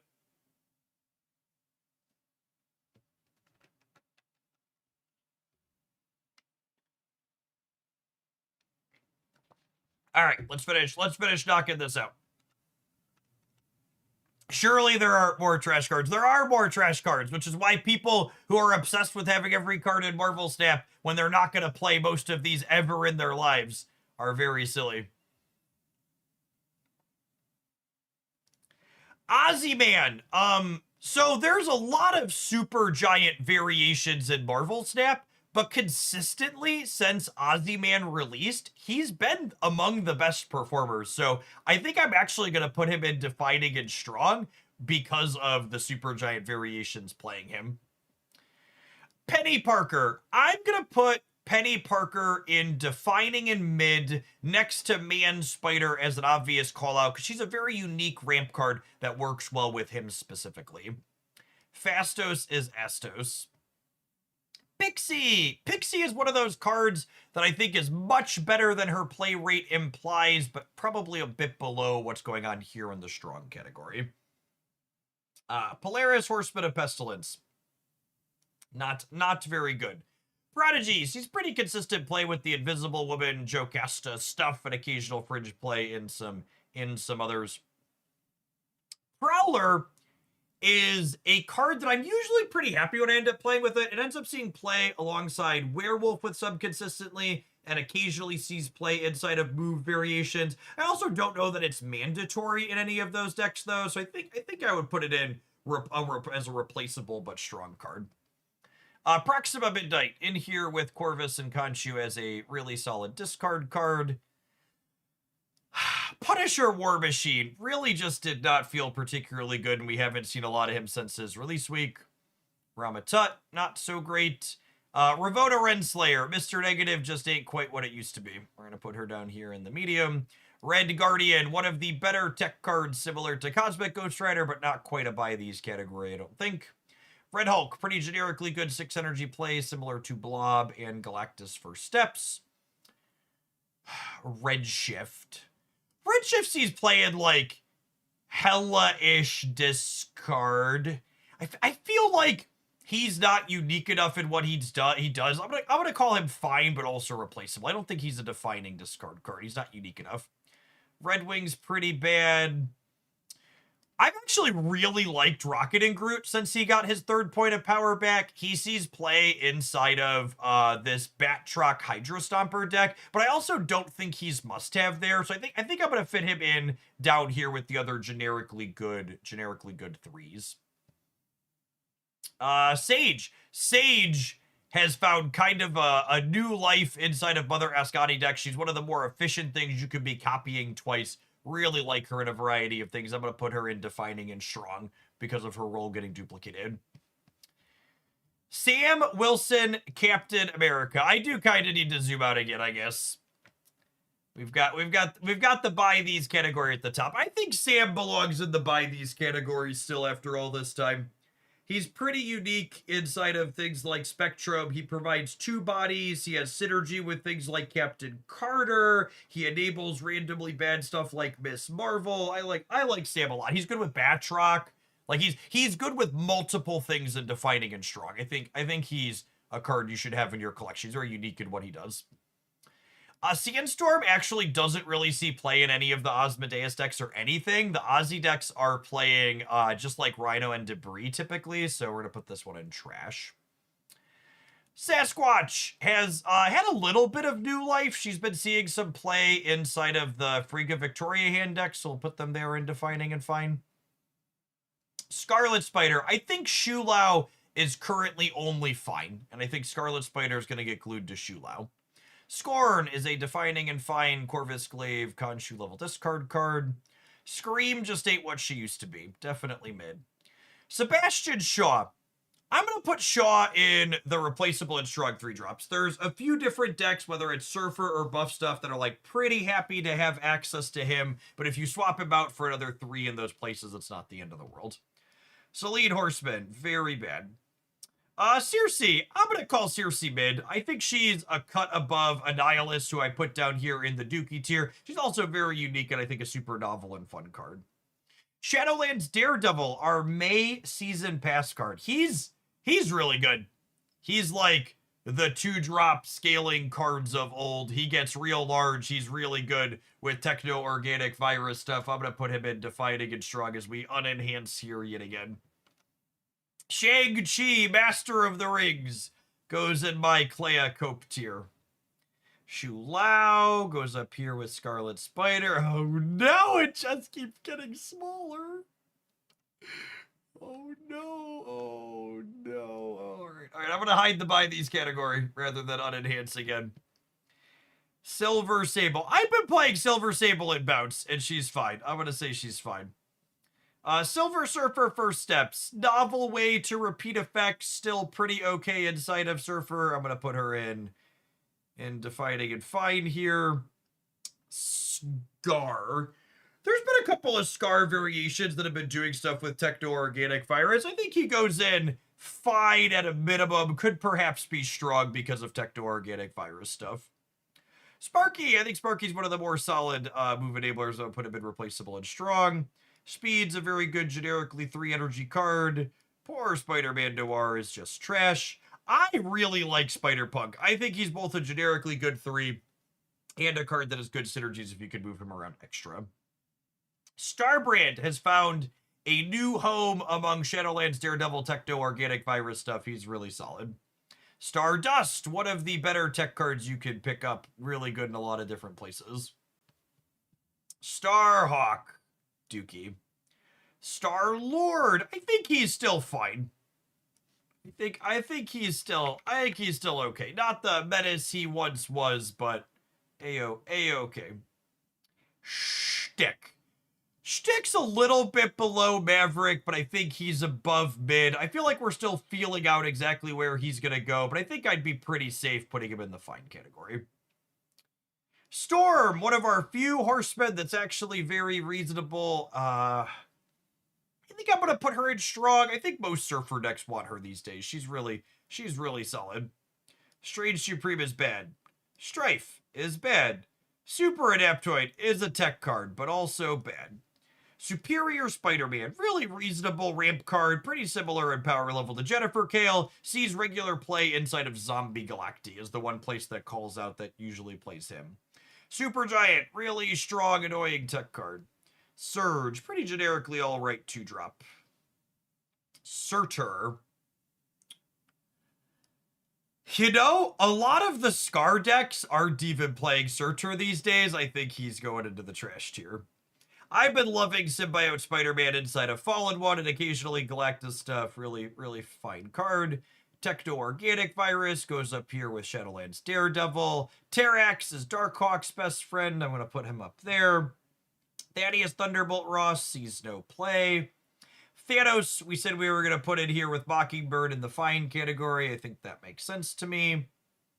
The Ancient One just doesn't really have a home. Cerebro 5 occasionally pops up as a meme pick, but yeah, just not very good. She feels like she's a lot of the Ancient One deck's problems feel like they have one card they really want to copy, and there just is never a second good card you want to copy, and she really needs a redundancy that just doesn't exist in the game yet. She's a card where, like, they print another good ongoing, and then you have 2 good ongoings you want to copy, and then she probably is suddenly very reasonable, but we're just not there currently. Theta goes in with the end of turn stuff. Phoenix Force goes in with the Reanimator stuff. Thing First Steps, I think, is actually a pretty solid 5 energy card. I'm going to put him in replaceable and strong. Topaz, not very good. Toxie, not very good. Toxin, going up here in my Hitmonkey Cope tier of Defining and Fine. Uncle Ben, I've been loving Uncle Ben in the Dormammu Destroy decks. I think he's a Defining and Fine category here. U.S. Agent. I've tried to play him in a few things recently, and I think, unfortunately, he just needs his -4 back. Valentina, really solid card, very similar to Iron Patriot and Kate Bishop, just like good 2 energy generator. Victoria Hand goes in here with Frigga and Gambit. Viv Vision. No one's gonna fight me on saying Viv Vision is Defining and strong, right? I think she's really good. Just like big glow up over the course of 2026. Her fourth point of power is so good. Warlock is bad. War Machine stuff. In Rampant sees play pretty consistently. It's died down a little bit from where it once was, but I think I'll put it in Defining and Fine at a minimum. Werewolf's like similar to my Hitmonkey Cope tier. Maybe could justify putting it down here, but I think Fine is probably okay. Poor White Widow, please buff. Wiccan. Wiccan is an Ajax Darkhawk style card that's consistently very powerful that people do not play remotely enough of. Wade Wilson in the trash can. Weapon H, a Khonshu power level discard card. Weapon X, a Dormammu power level destroy card. Muse's release really made me go back and play a lot of Weapon X, and I think this is a card that we were much too harsh on in the past. While it's obviously very bad when you draw it late, it's so incredibly powerful when you stick it early as a 2-drop. Web Slinging, just like kind of whatever move enabler, probably similar to Hellion. Wild Child goes in here with Phantom X stuff. Wilson Fisk. I think Fisk is generically good 3. He's like a speed / Drax Avatar of Life power level card. Call him strong, but also replaceable. Yeah, he's a solid 3-drop. Horseman Wolverine. I actually think after they promoted him to giving +4, he's actually better than all these horsemen here in the trash tier. I think I'm going to put him in Defining and Mid. There's some buff decks where he does pretty all right. X23. Yeah, in here with the Dormammu stuff. Zorn is bad. Zombie Captain Marvel. Chat, there's a 4th tier of trash. Why is there a 4th row of trash? Oh, man. All right, hold on. We got to hide the tech cards too here for a minute while I finish this out. So much garbage. This might be a controversial one. I think we're at a point where Galacti is strong. Would anybody fight me on that? I feel like it's consistently one of the scarier things I've been running into. It wins a lot.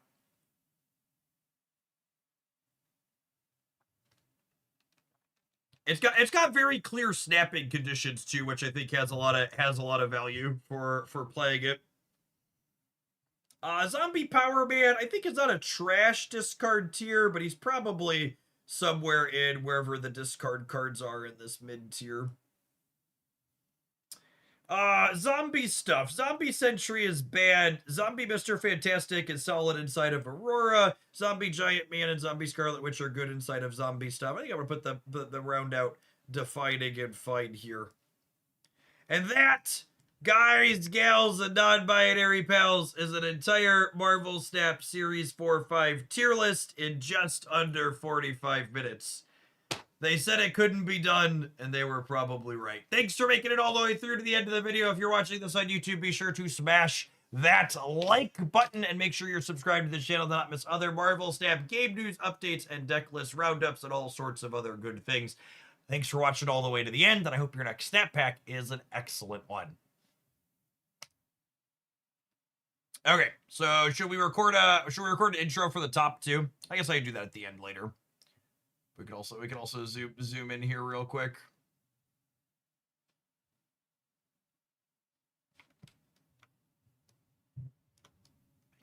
Make this bigger.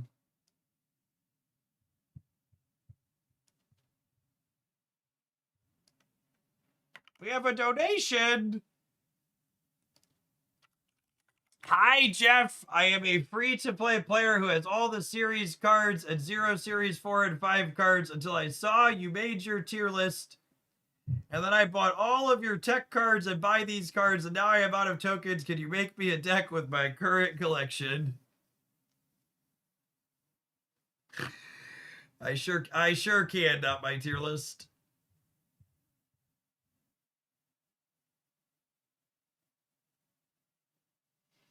Hi, Jeff. It's me, the same free-to-play gamer. I loaded up my second account, which also had Series 1, 2, 3 cards and 0 Series 4 or 5 cards. And after using only snap packs, I should have bought your guide. I have only the trash tier cards. Can you make me a deck for my collection? Can we make a deck with only the trash tier cards? We sure could. We sure could. Do you see what I've done to myself, chat? Do you see what I've done to myself?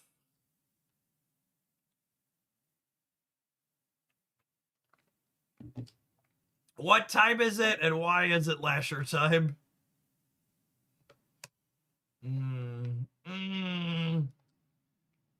So much trash. Well, we can play series 1, 2, and 3 cards with our trash. What are we doing? What are we doing with our trash, chat?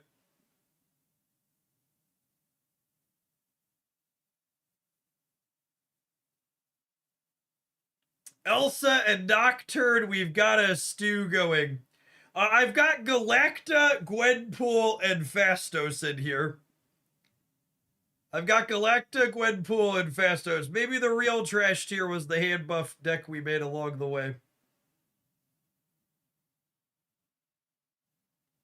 We have Brood and Mr. Sinister with Phastos, Galacta, Gwenpool. Lasher is a payoff in here too. Oh, baby, Namora's in here? We can toss in Karen Page. I don't know about Karen Page.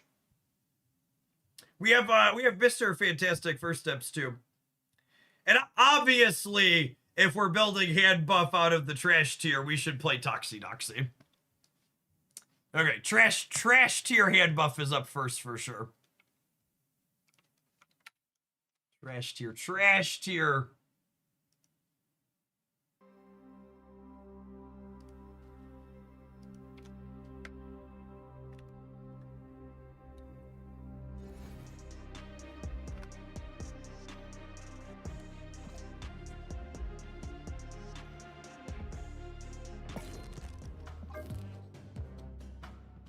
Lock in. Thank you for the gift sub.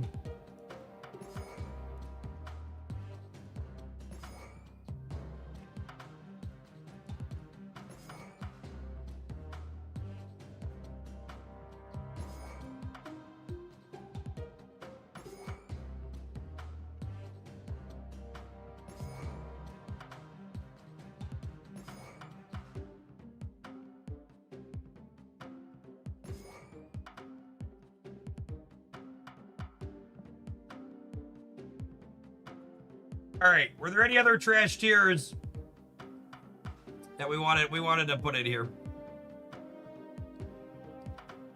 I don't think so. I think that's all of them.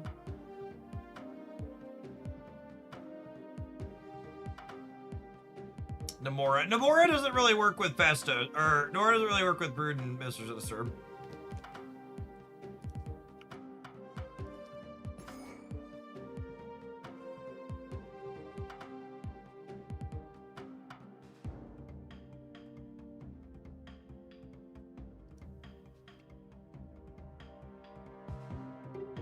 People are arguing with me about Gwenpool being banned at Galacti.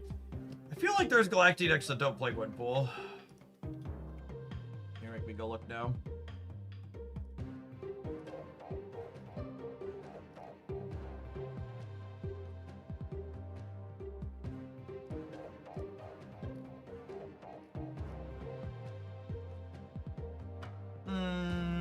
Yeah, looks like the more popular builds do.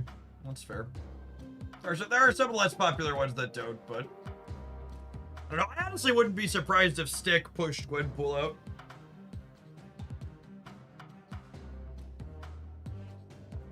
Modest, thank you for the 5 months. Appreciate that. Welcome back. As someone who's played a good bit of Zombie Galacti, I fucking hated what's the name of it?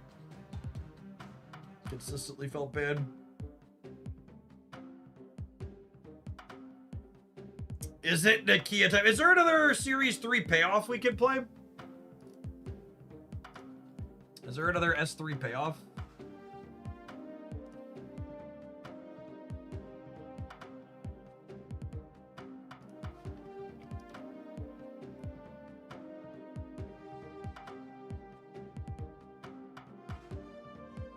Can we put Spider-Man Noir in here?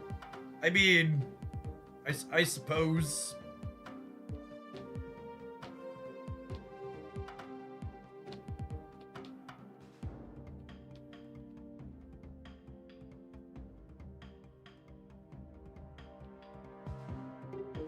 Can we play Cage Mysterio?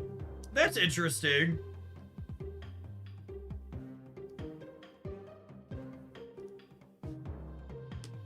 Build the most toxic decks that is sort of playable that only targets the opponent's deck and hand, not the board state. So like mill and discard, Ben? We can work with that. Yeah, putting Loki in's a cop out. I'm not putting Loki in. Sure, Iceman him, sure thing. I've never lost a game with Spider-Man Noir. Of course, I've never played a game with it either. That's fair.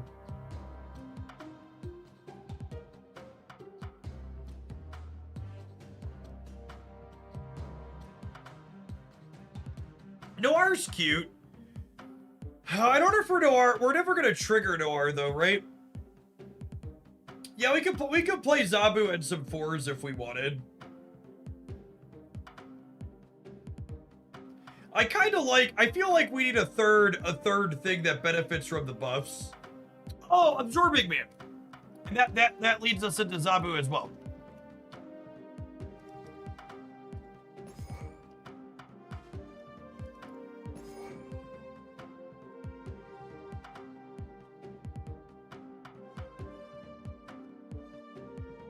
Captain Marvel. I don't need Captain Marvel.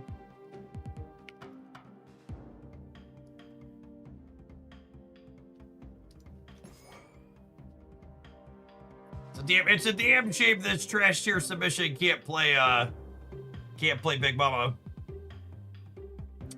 Would enjoy Big Mama.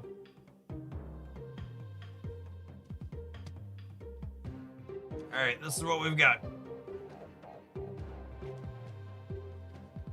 This is what we've got. Edit the tier list and put Mother in the trash tier quickly.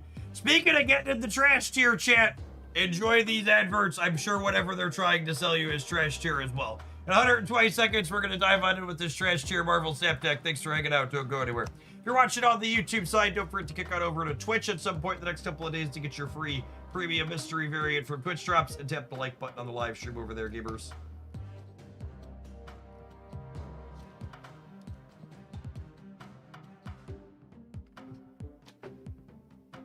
I didn't do the intro. I'll just record it off stream tonight. That's fine. I'm not gonna edit and post it while we're live anyways, so I'll just get it put together for tomorrow.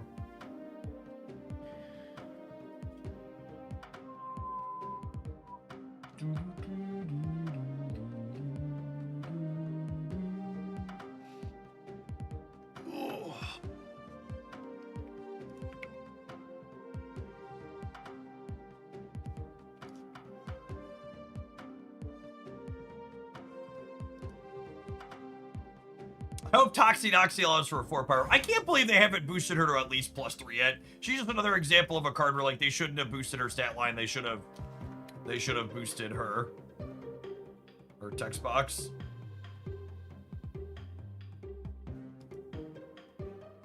The last Twitch ad I watched was for laundry stuff, because I definitely come to Twitch for laundry stuff.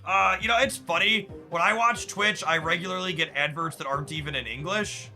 And like, I'm monolingual, and I live with only people who also only speak English. Just like Twitch's ad system is just like trash tier for sure. Just like very, very, very bad targeting.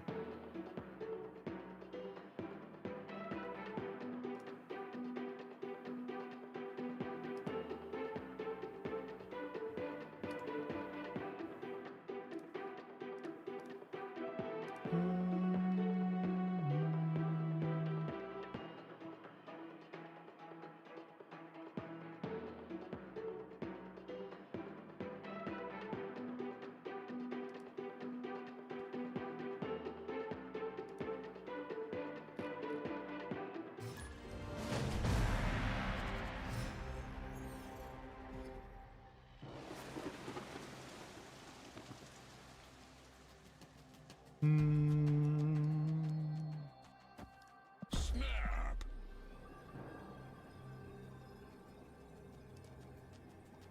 By the way, gamers, I know a lot of you are here for drops because people like free stuff. Just to plug our giveaway in the Discord server, I've got 8 $25 gift cards for Into the AM. They're the ones that do all my wonderful graphical shirts you always see me wearing, like this one. You just gotta pop on into the Hooglandia Discord server and react to the post in the announcements channel. We've got 69 people currently entered. Nice. I'll be picking winners for those Sunday afternoon to send out.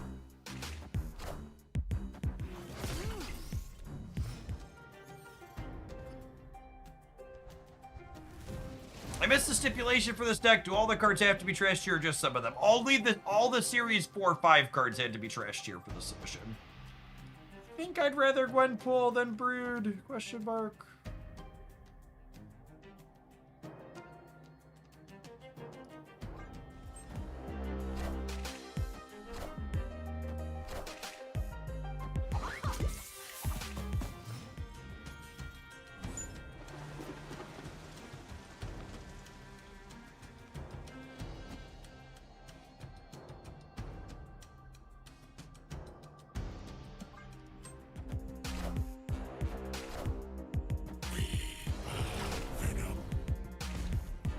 What a game!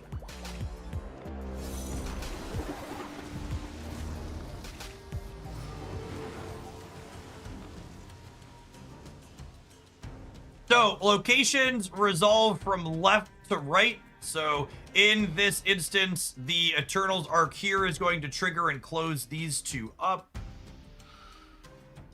Oh, do I want to try and contest the center? I think I do.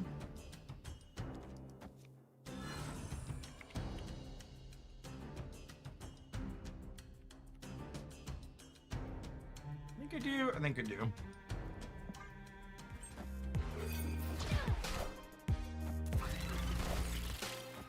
Has Jeff played any Has Jeff played any zombies or bounce in Conquest? We've played a ton of bounce recently. I've really enjoyed bounce lately, honestly. Enough said. There's been 2 different bounce highlights the last week.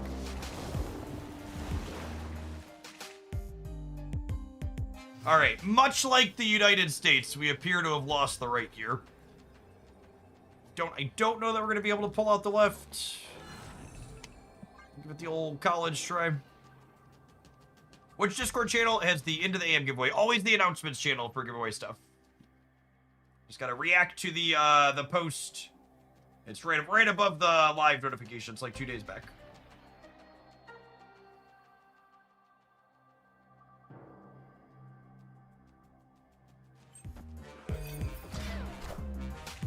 This is 14 over here, so super didn't do it all, obviously. Alley-oop.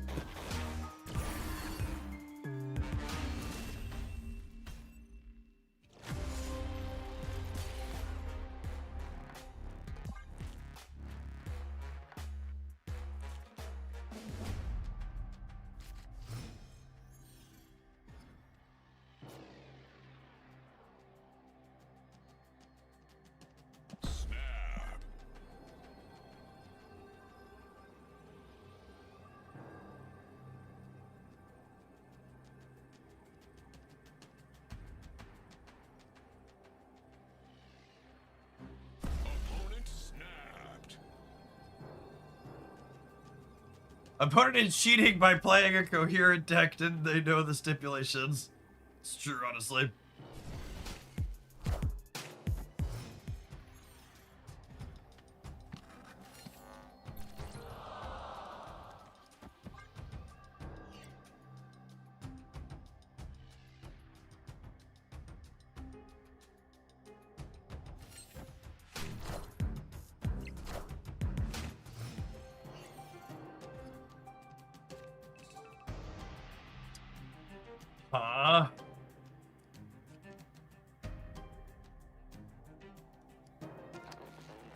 We roll a Costas out. Cloning match lets us double it up, so I think I want to get him down rather than Fastos.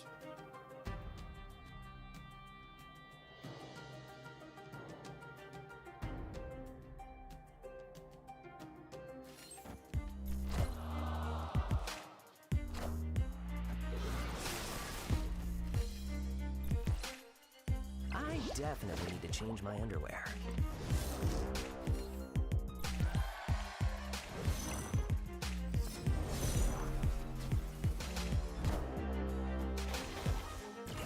Maybe Lasher now. I know they have priority, so it's not doing anything there.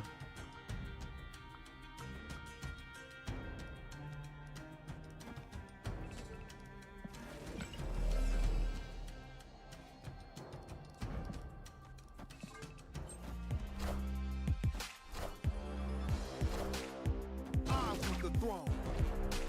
I definitely need to change my underwear. Alright, so no 1-drops in Mojo World. Got it.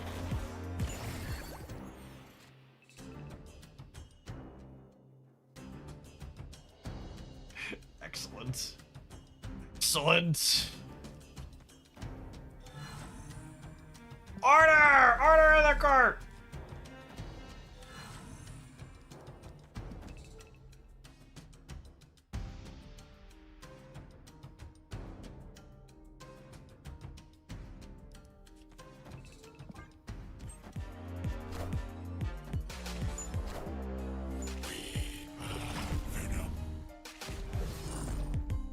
What a game!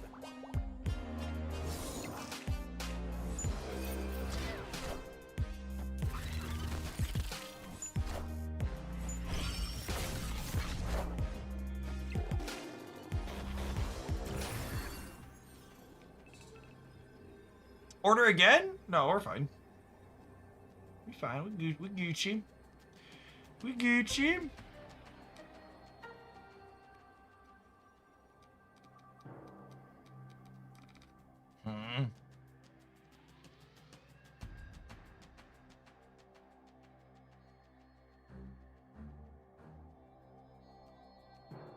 Yeah, maybe I'm just supposed to have not played the zombie.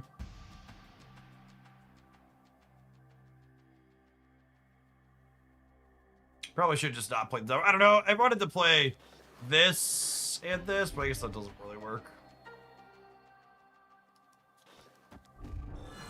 This is the most we could do, probably done.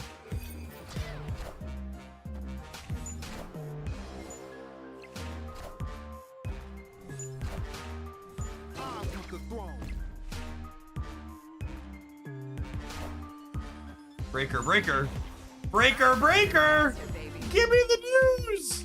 I've got an entire mojo world over you! Victory. I don't know what they were thinking. Their line lost to me just playing the brood that they knew about over here. Loose. Loose?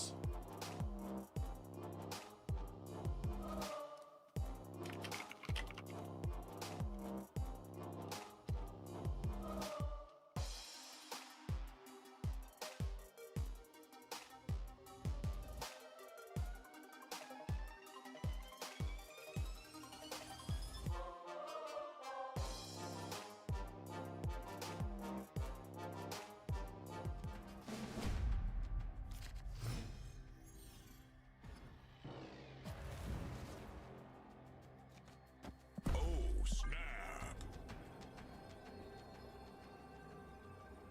The trash cards have won a game. Time to redo the tier list. It's true, you know.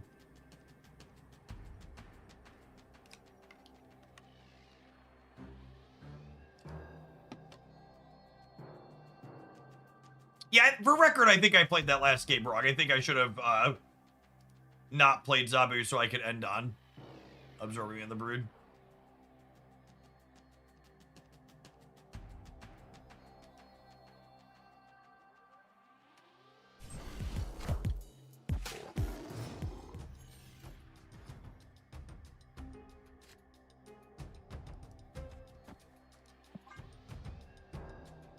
Did the opponent salt out? I don't know.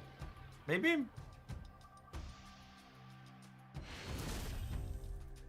Victory. They're here. Are they leaving, or are they just gonna play like 2-6?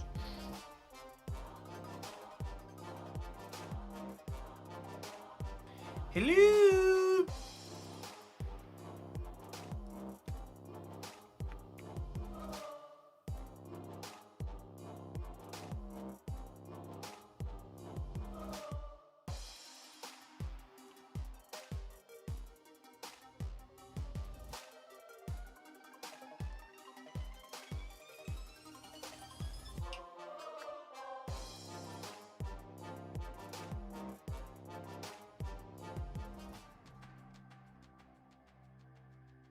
Can Galacta get her +3 back? The scary one. They all float down here, Georgie.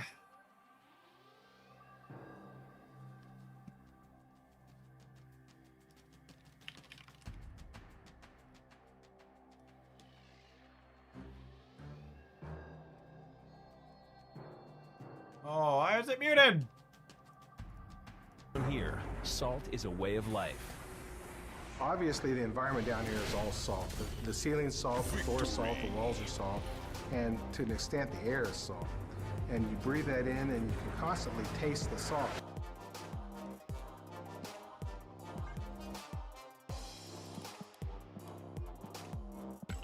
Galacta with Submariner seems sick. Does he? Seems like a lot of work to do that on turn 5 or whatever.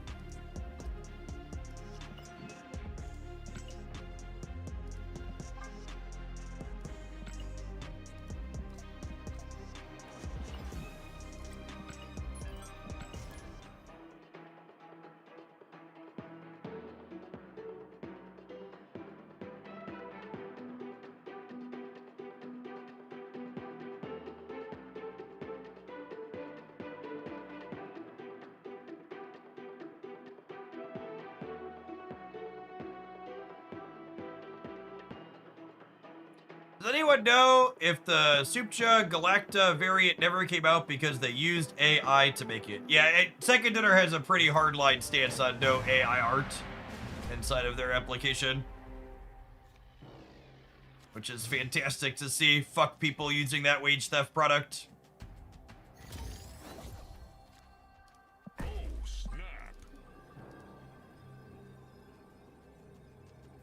Capitalists. Capitalists love Gen AI because it's a modern version of wage theft.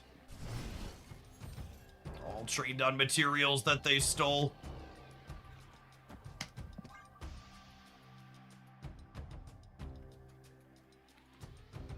Turn 2 Doxy, can't lose, can't lose!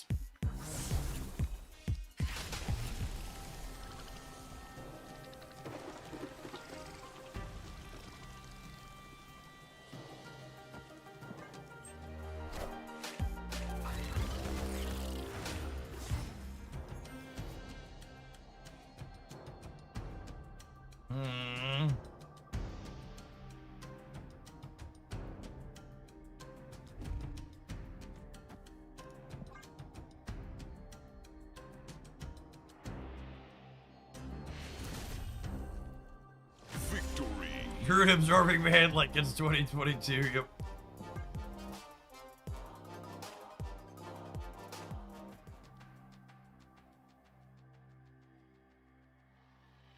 There's an upcoming Fantasy Ultimate for Galacta, but I have this one. This variant's so perfect.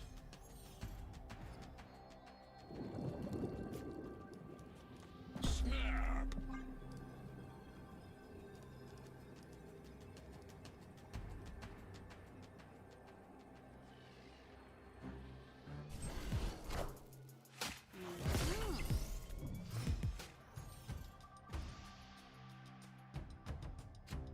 I was missing the Black Knight Fantasy variant for the Fantasy pack. We added that to my collection.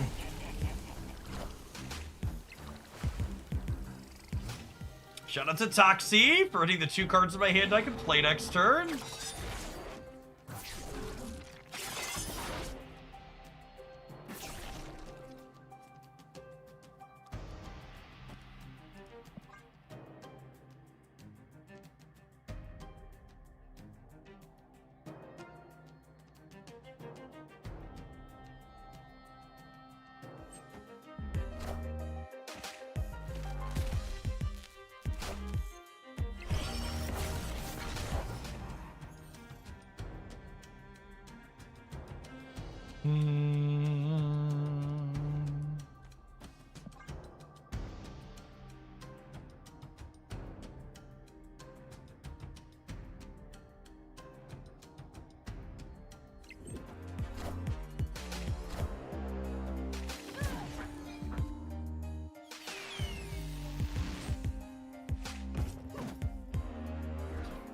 Clear for takeoff.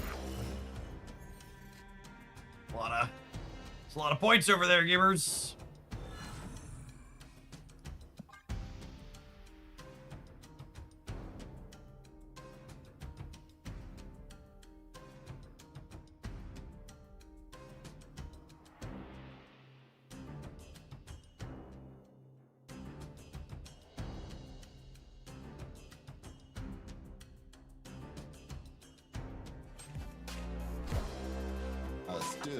Nick Fury! Nick Fury Chamber is a spicy one.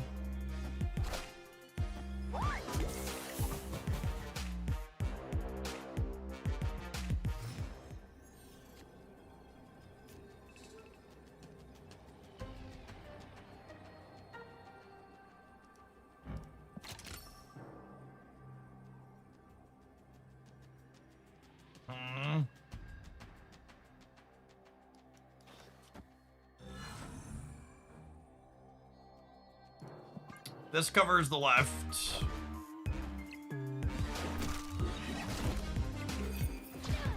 And then we win the center with the 10 power cat. Cat! It's a kitty cat! And it meow meow meows, and it meow meow meows. Doot, doot, doot, doot, doot. Doot, doot, doot, doot, doot, doot, doot. Victory.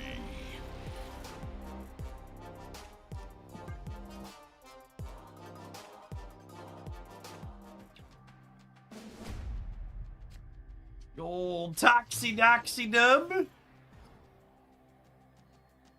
They were 50-50 to win with Boom there. Nobody cares about your reality. Never tell me the odds.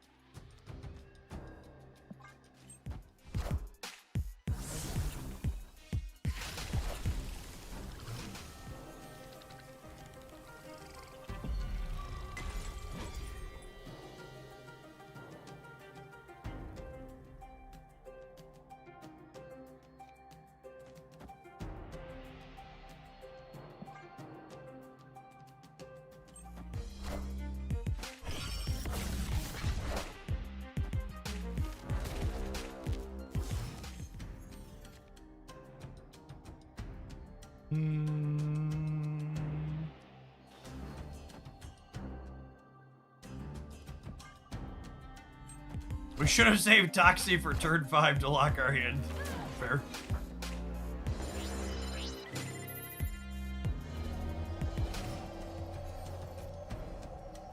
Oh, does Marvel work in Dream Dimension? Dark Dimension? I should have asked. That makes sense, though. She does, yeah, okay. Patches! Thanks for being along for the ride here after 6 years. Played a lot of different games in that time. Thanks for keeping me around. End of game works, end of turn doesn't. Yeah.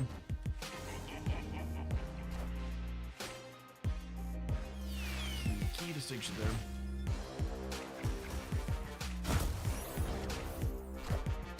A big chamber.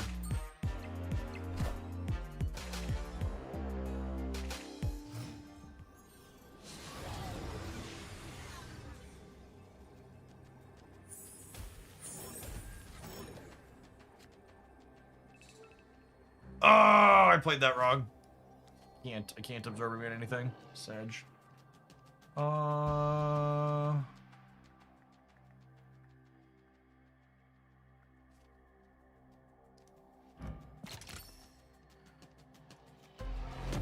Probably dead here. I don't think Marvel can cover the center.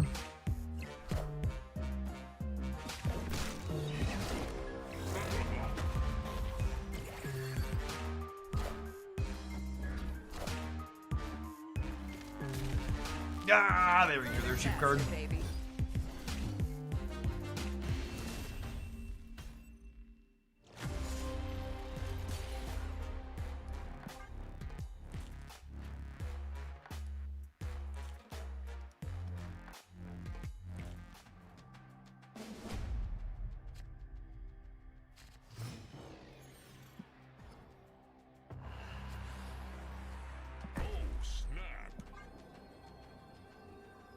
Both pretty alright at sneaking in there. We have Sinister and Brood, but they have Jubilee and Dragon Lord.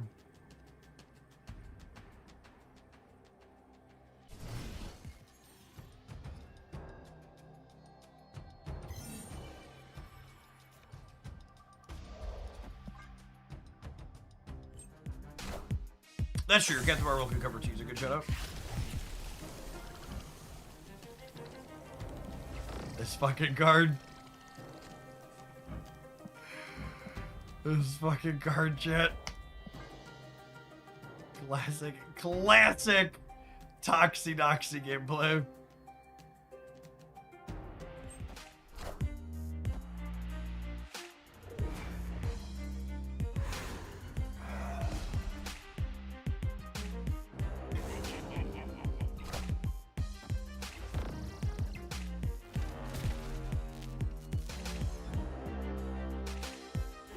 Should have put more Thunderbolts in your deck, Jeff. That's true, you know.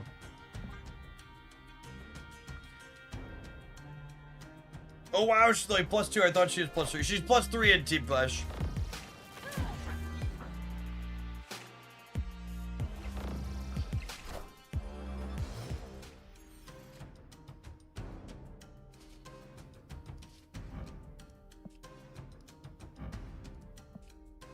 That's a weird visual bug.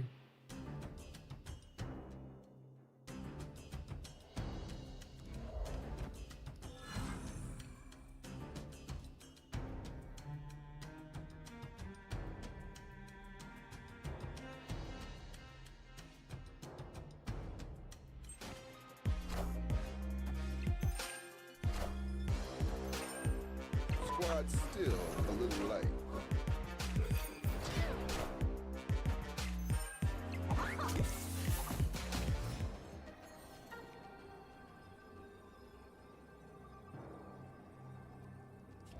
We did unfortunately draw our deck upside down here.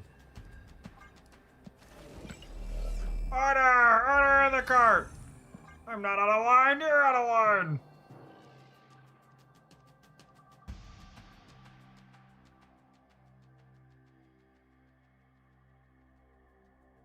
Yeah, I think Toxie should probably be like 2/2 +4. Let her be a 2/10. Her restriction is pretty restrictive.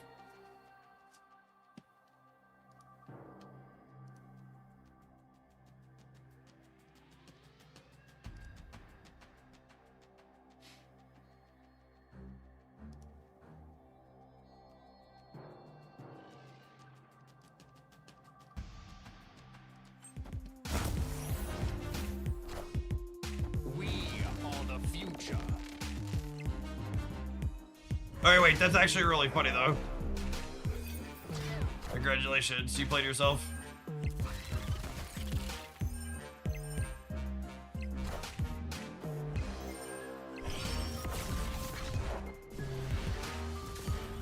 Yeah, they could also make her a predictable duck. They could make her like left, two leftmost, two rightmost, leftmost and rightmost. Targeting would also be welcome.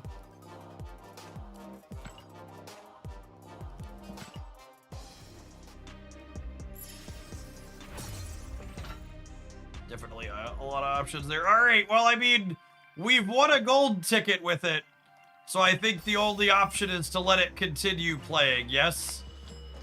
Before we take out some more trash, we're going to take out these adverts. We'll see you in 120 seconds, gamers, for some more trash tier gameplay. And then we've got some other viewer deck submissions coming up. Don't go anywhere. Whether you're just getting started with your Marvel Snap Drops or part of the way along, you're going to be able to get them all done here at Hoaglandia today. Nice long stream and snapping. If you're watching on the YouTube side, don't forget to hit the like button on whatever's in front of you. And make sure you kick on over to Twitch to get your free premium mystery variant sometime soon. Chad, if it wins the gold ticket, we'll let it play the Infinite Conquest, I promise.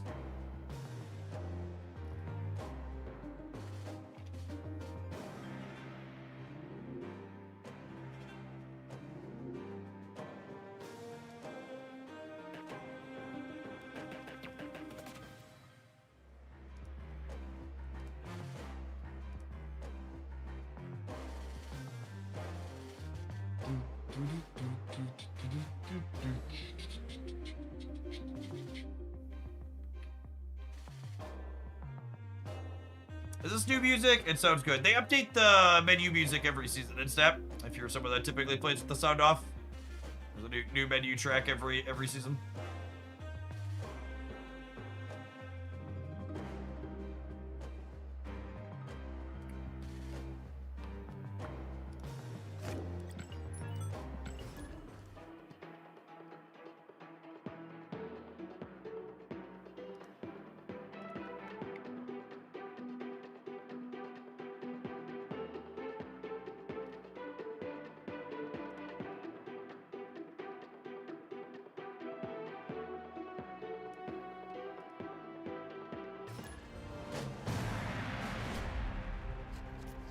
It's so funny to me in an eye roll way to see market headlines that are like, markets rise in the expectation that the US and Iran will extend their ceasefire. It's like, how could you extend a ceasefire when you were both literally shooting bombs at each other this week? That's like, there isn't a ceasefire.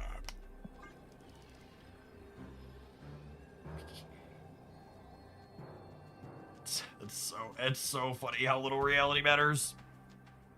Words mean nothing. Welcome to 2026.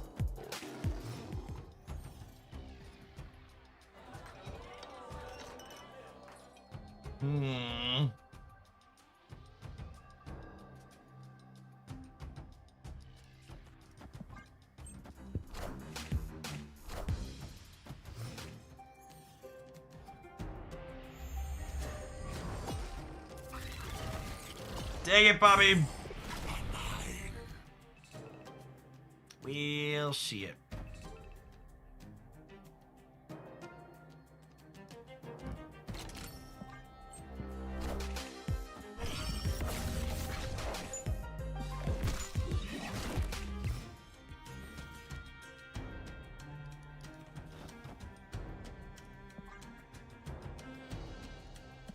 Opponent snapped. All right, I guess I'll leave. Escaped.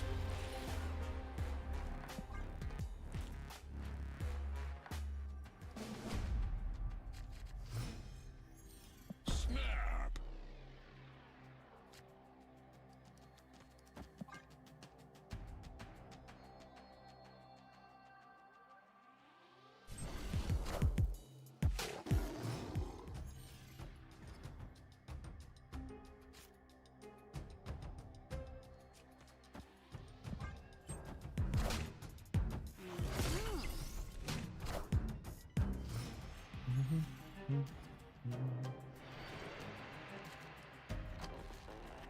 Disco Human Torch, nice. Lady? Lady. I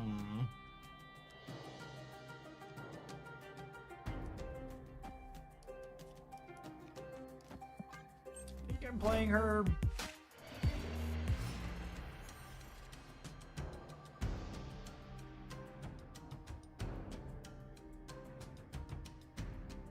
It's just not a Toxie game, right? He said knowing Toxie games don't exist.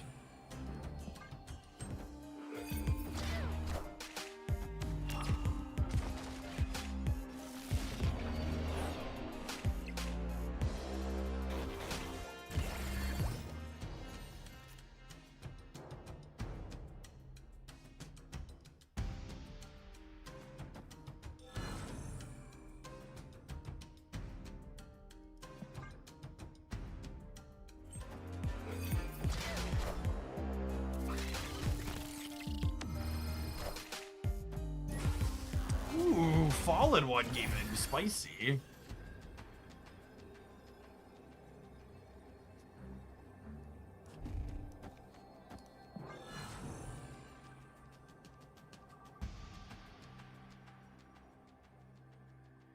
Maybe Marvel Rivals will be. Speaking of, Marvel Rivals is back up on the Twitch board. I have to play that at some point this weekend. Devil Dino looks fun. They added him as a Vanguard character. I both like playing tanks and I like giant dinosaurs. That sounds like the character for me.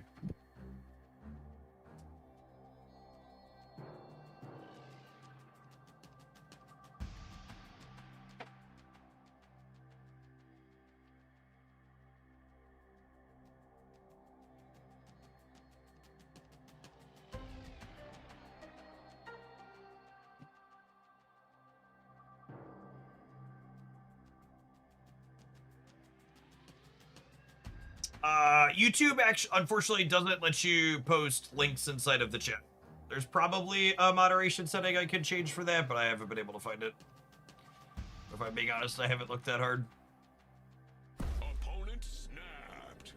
Okay, Boomer. I mean, I assume we're dead. They have 11 energy, but feels like as good a time as any. I, for one, will be shocked if my deck I titled Trash Tier ends up losing the game.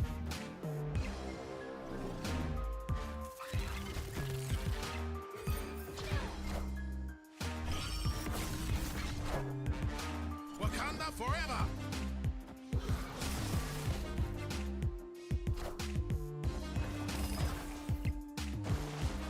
Wakanda forever. Boomer snappers are so wild. They actually just eat shit on an 8-cube snap if we keep them honest on the right. That's so crazy.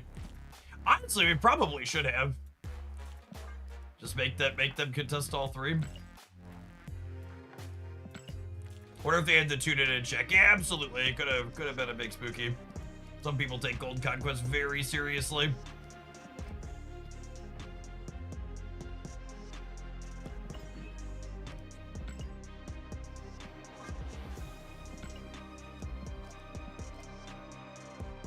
The cope train has been derailed.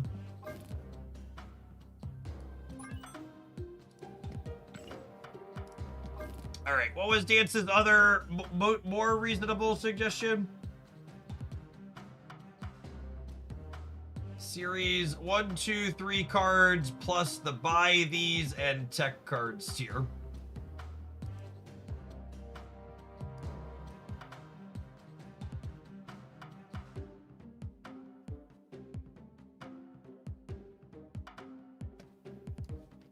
If you missed it, we made a tier list earlier, and Dan sent in some suggestions based on it.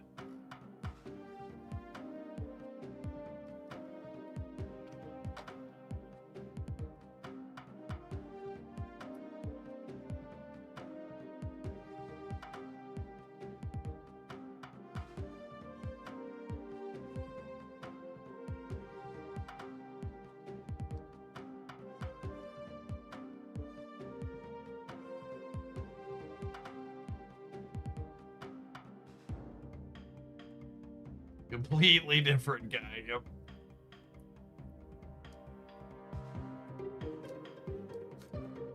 The easy, maybe cop-out style play here is just build Spectrum, yeah?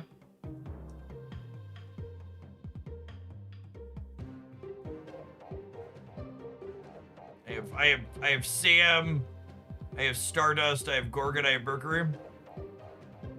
Plus all the series, like Sam's basically, you kind of want Goliath for Spectrum.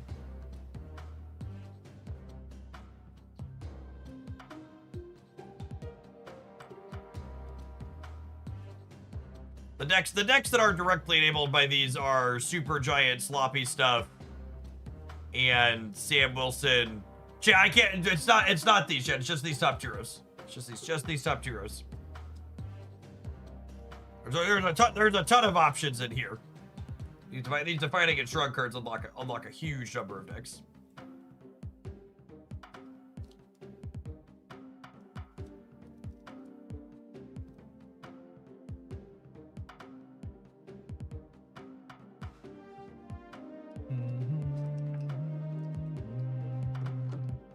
We can also do something with like Merlin, Sam, Nico, and like Hood, maybe. It's probably more fun.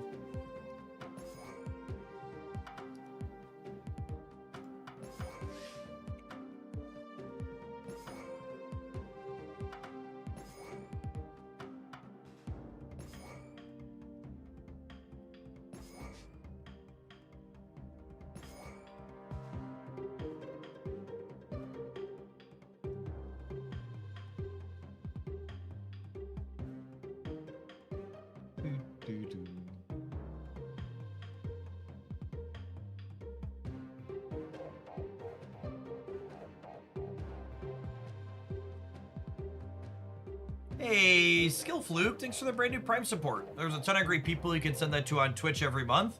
Thanks for sending it this way this month and keeping me around. I like Phantom X a lot. It's a very fun deck building requirement that's reasonably powerful.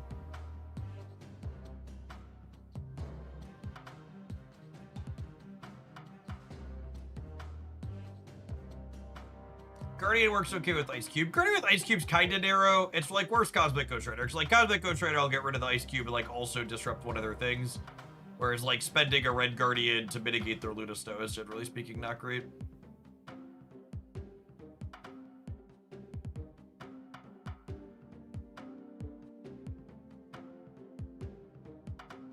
Yeah, Cosmic Ghost Rider curves much better after Luna as well is accurate.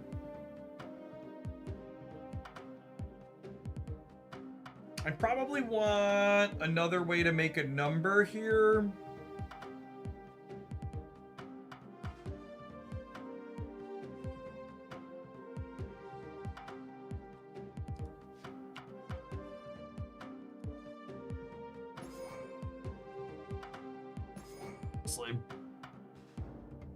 Naturally.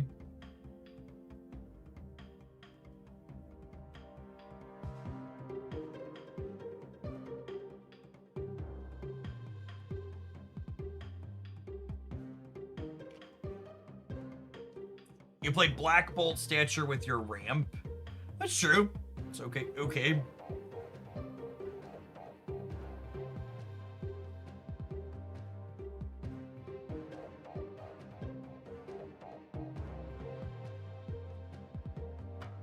Yeah, Stature does 3. We can play Stature.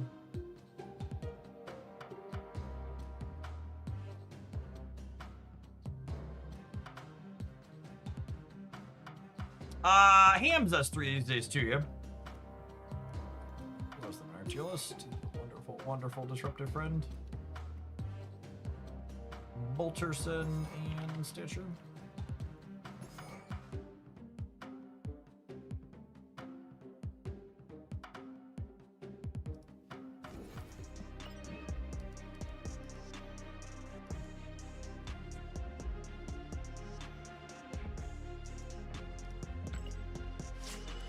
Oh, we could play Fenris. We could do Fenris with this card stuff. That's true.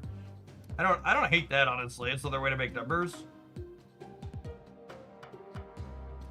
We could do that instead of Viper stuff. Instead of Viper Sentry, play Moon Knight and Fenris.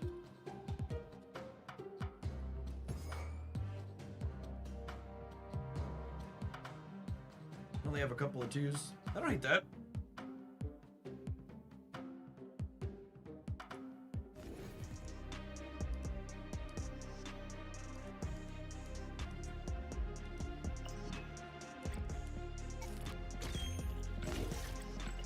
We have one more deck submission after this one. Yeah, let's do. Open submissions up. Anybody else that wants to send anything in, or are we streaming for a good long while? So we got plenty of time to play things.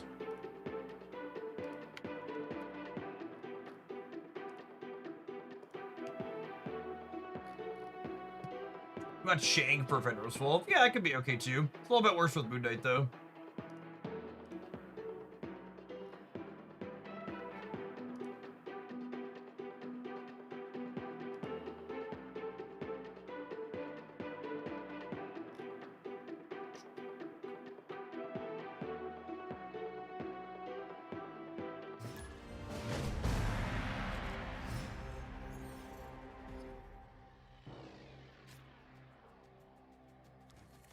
Snap.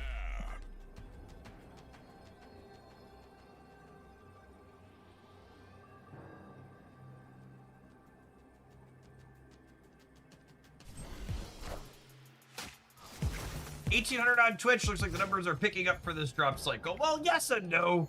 So the numbers were low enough for this drop cycle that Dexter and Dara stopped looping viewers already. Normally we're competing with them for #1 in the category, so we're up to date because the other people that are at the top decided to throw in the towel.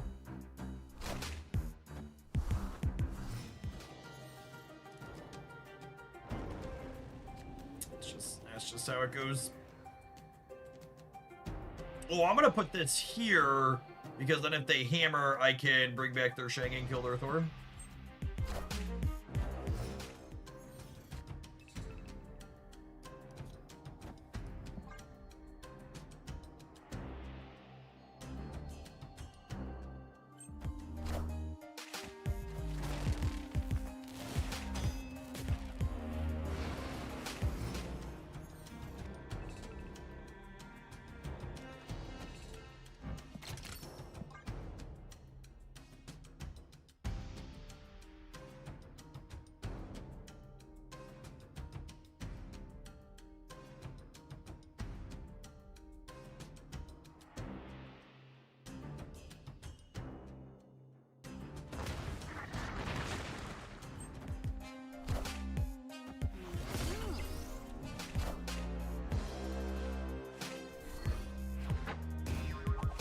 Oh, wow. Got him. Oh, that's awkward. This always brings back the highest power one, right? That's funny. Okay, we have priority A. This is bringing back a Stormbreaker now, which is pretty funny.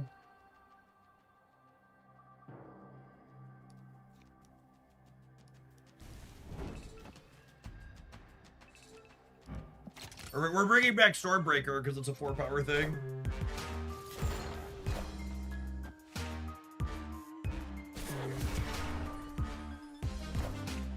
Are ye worthy?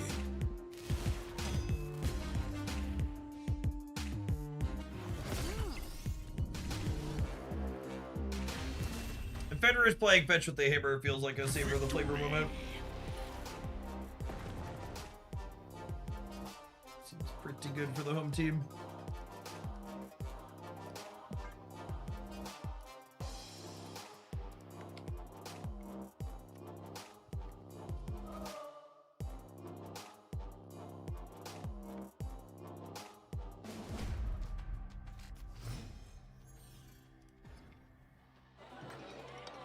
They do 2 drop cycles this season. They did, yeah.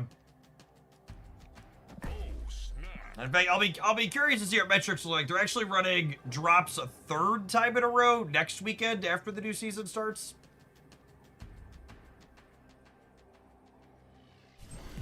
They're probably just trying to figure out where the numbers end up at.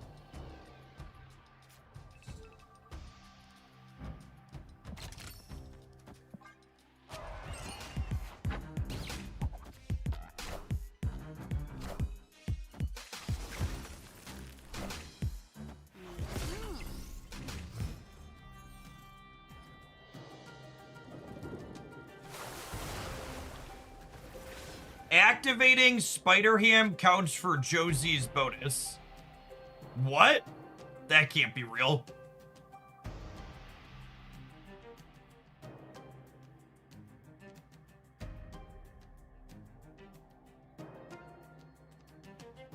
Soda's moving cards in. I'm pretty sure that counts as abusing a bug. I'm gonna decline.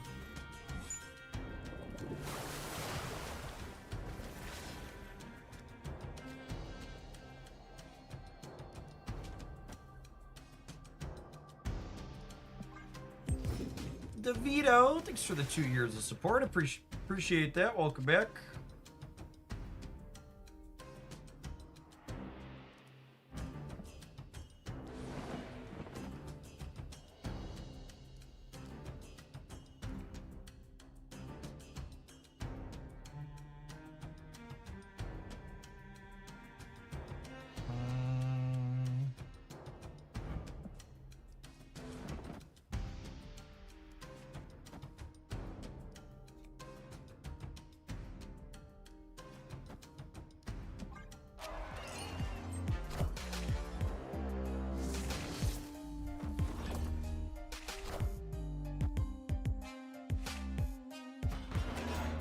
Perfect. I keep my 5 power Moon Knight.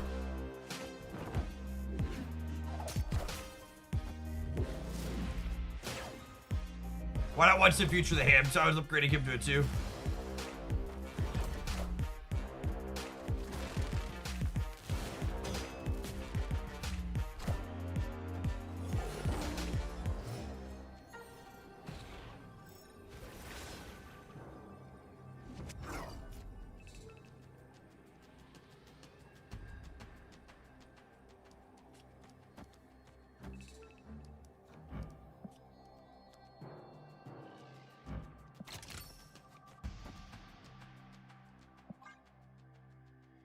Hey, Kurthal, thanks for the tip. I want to see you play an Aurora deck. I have 1 or 2 deck lists, but let's leave it as a build around. Sounds good.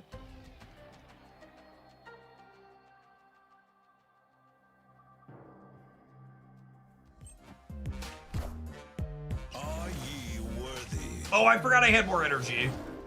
Yeah, I should have put one of them on the right. This is fine though, so we're bringing back their Shang-Chi again. Power must be controlled. So you'll notice I changed my order there to make sure I was Fenrising before I Black Bolted, because we actually would have brought back Jane instead of Shang-Chi there, which would have been bad. Appreciate the Shang-Chi loan, gamer.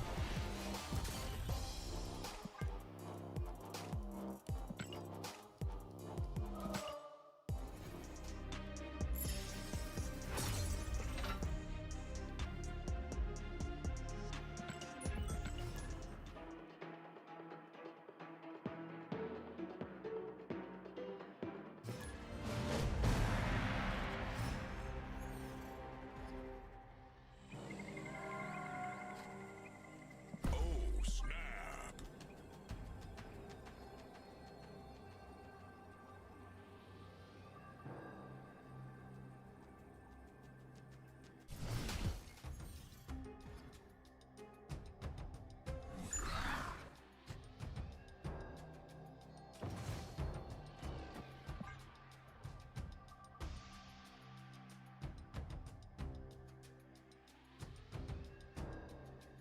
Yeah, Marvel Snap doesn't really power creep like other traditional card games. Marvel Snap wants your favorite heroes to remain playable. Opponent snapped.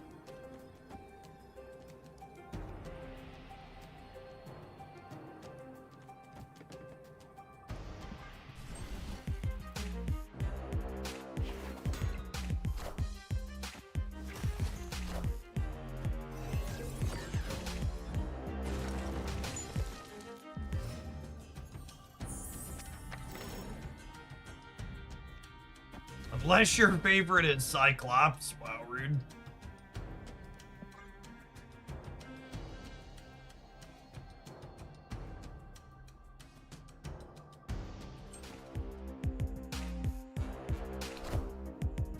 Whip it good. Do do do do do. Beef, beef, beef. When a problem comes along, you must whip it. Do do do do do do do do do do.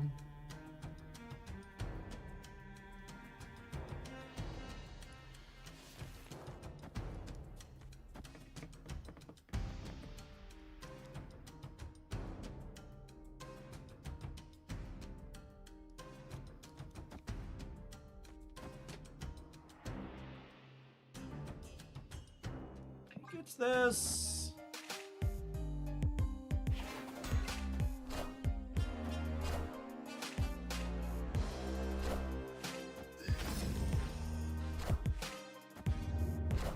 Yeah, you technically shouldn't need to link your Marvel Snap accounts before you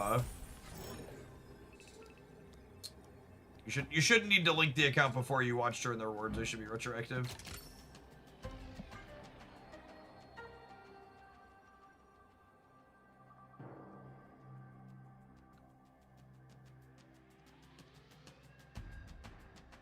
Probably dead here.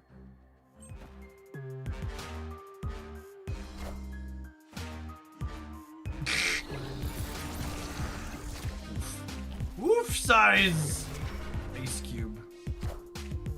You won't need this anymore. Such a sweet Modok variant.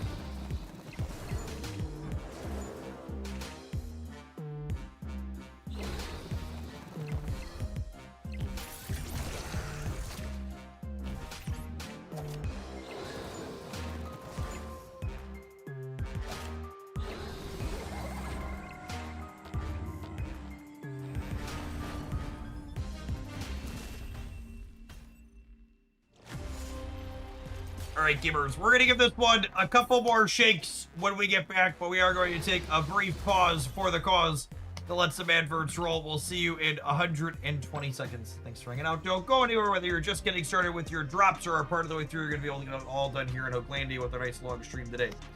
If you're watching on the YouTube side, don't forget to check out over to Twitch to do some dropping to get a free premium mystery variant, like the live stream. That is Ultimate Merlin. He's the beautiful. He got us enough mastery pass to get the Galactic Storm finish as well. Lovely, lovely. He's beautiful. Do do do.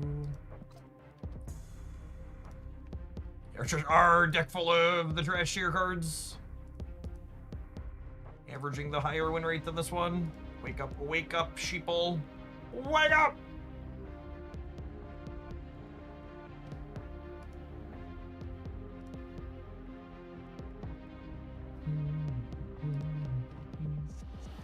Hey, Quantum Rift, thanks for dropping off that Prime again. Appreciate it.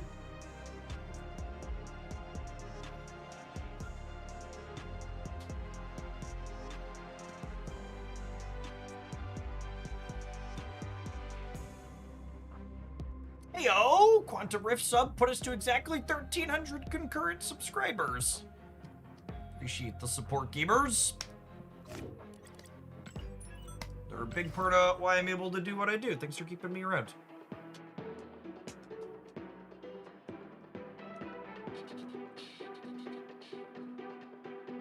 The big fudge. The funny number. The kids like the 6-7. Thanks for the resub. Welcome back.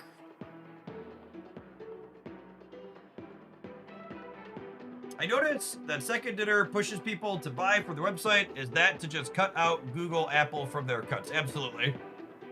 Anytime you spend money on any of these apps through an app store, they get 30%. So you pay the same amount, and Second Dinner gets 30% more money if you buy it on their web shop. So they give you extra bonuses and stuff for buying there. Let's become the industry standard. The season pass, especially if you're someone who's coming back, you buy the season pass online, you get an extra Series 5 snap pack. Up on there.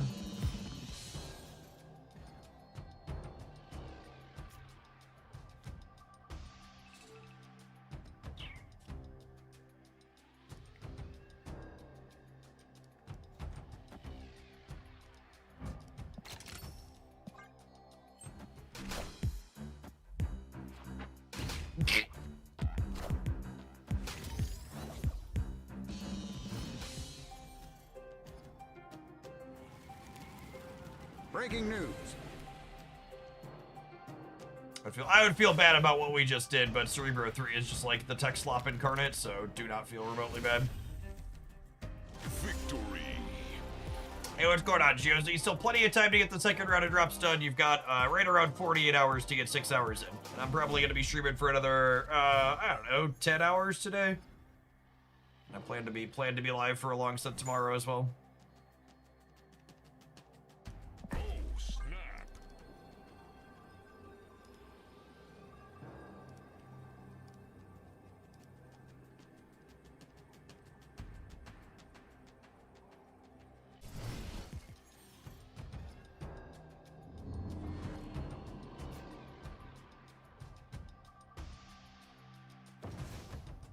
Do I want to get his shield bouncing sooner, or do I want to get Merlin going? I think I want to get Merlin going, because rolling locations randomly with him can really screw the Cerebro deck. This fucking guy. Remember when I said I didn't feel bad, chat?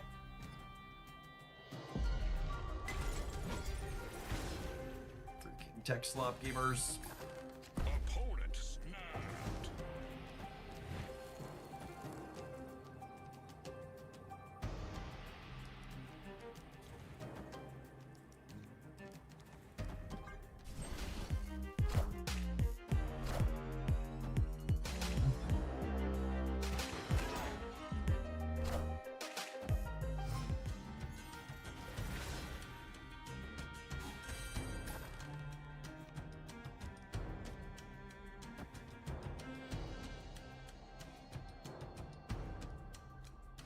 Cerebro 3 is actually just 6 tech cards and a trench coat.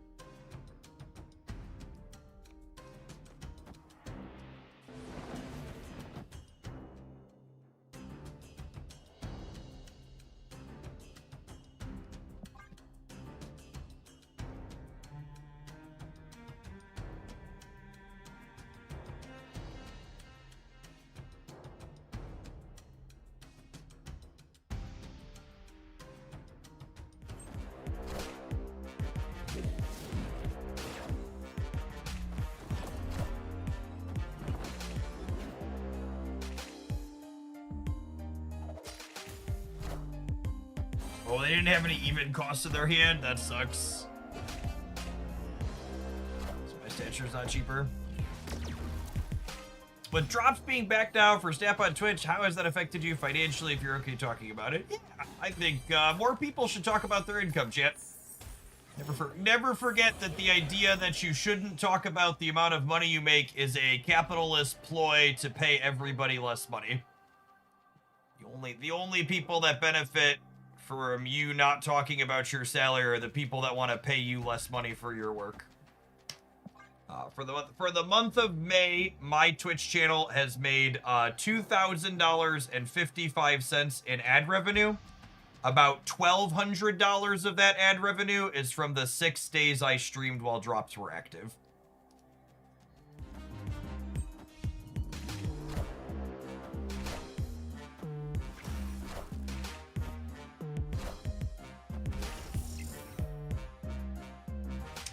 Heads, should have flipped tails. So, are we good? We're good. And then there's other bits that are a little bit harder to measure directly, like drops pull the average viewer count up on my channel for the stream category, or for the stream time period, and things like sponsorship deals tend to get negotiated from a position of like what the average viewer count on the channel is, so it has some knock-on effects from that.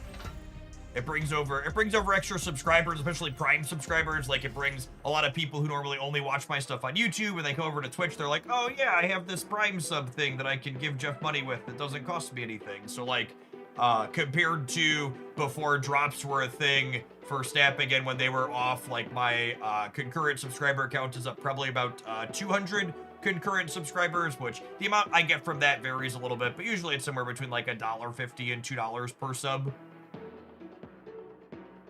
So like before drops were going, I was pretty consistently around like 1,000 to 1,100 subscribers. We've been pretty consistently like 1,250 to 1,400 or so since drops have been consistent again.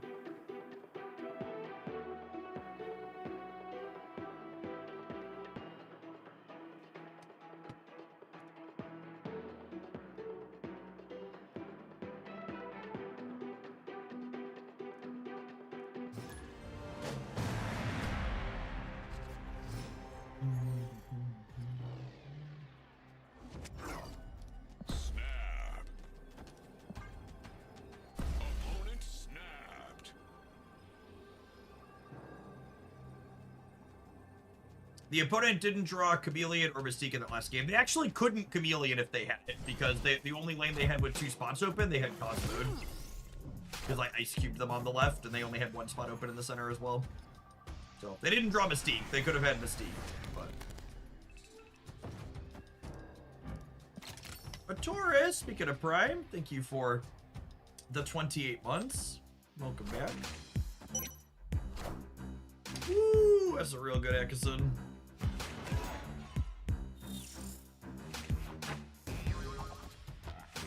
Cody, thanks for upping that primer for the 2nd month. Welcome back.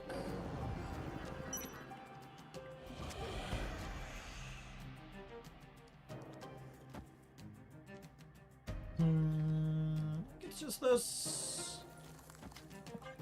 Get my demon in while I can. With Moon Knight and Black Bolt, are you supposed to save Spider Ham? Maybe.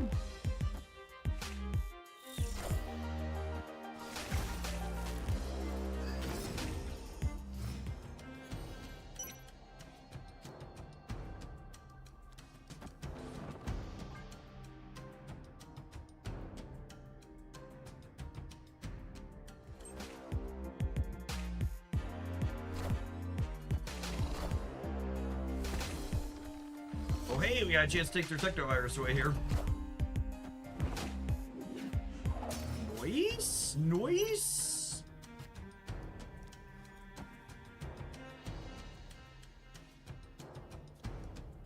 Sad that I never wanted to play that earlier. Yeah, the Shag is pigged and cost 5, so he's really Shag's not so good, very bad day. Currently occurring on your screen.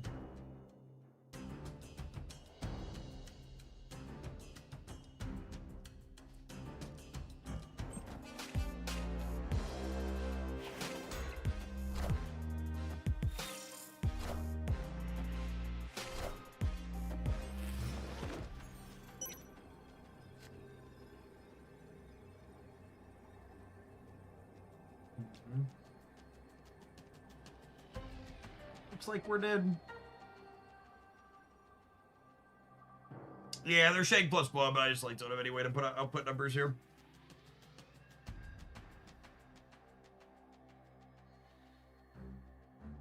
I just can't beat the board.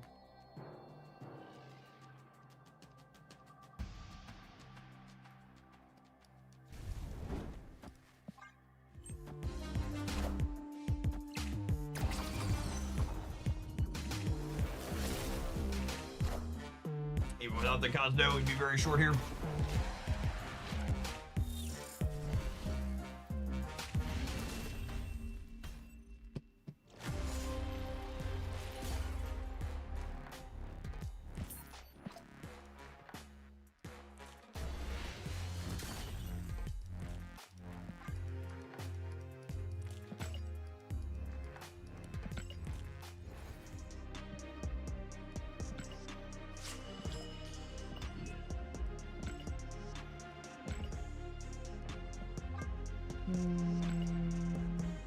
Legendary. Legendary.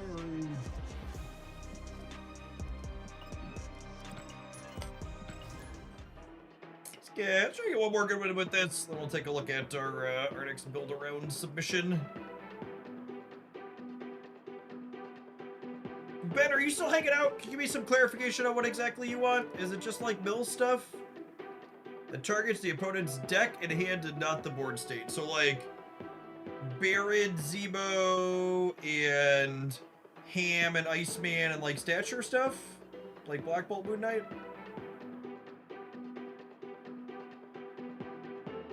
What are other cards that attack the deck? Gladiator? Baron Mordor. Is he a 2-4 yet? Or is he still a 2-3?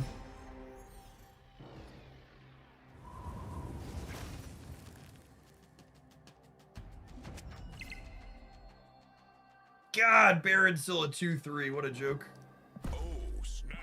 What a yolk. Imagine buffing. Baron could honestly probably be a 2-5.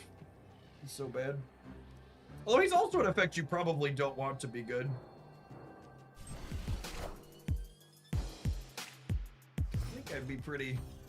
I think he probably just wants to do text box.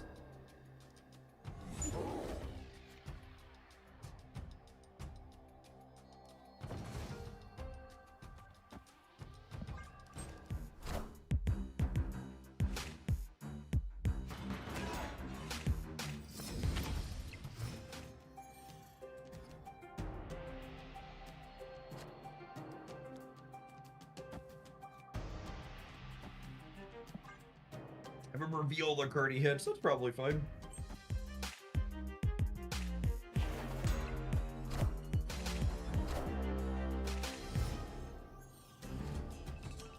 Mobius is rude.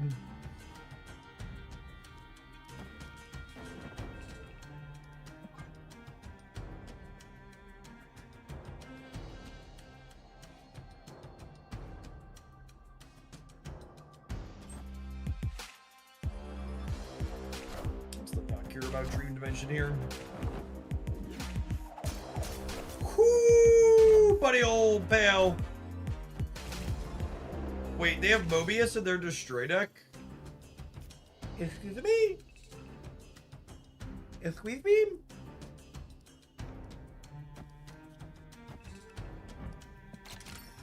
Every day we stray further from God, Chip. Every day.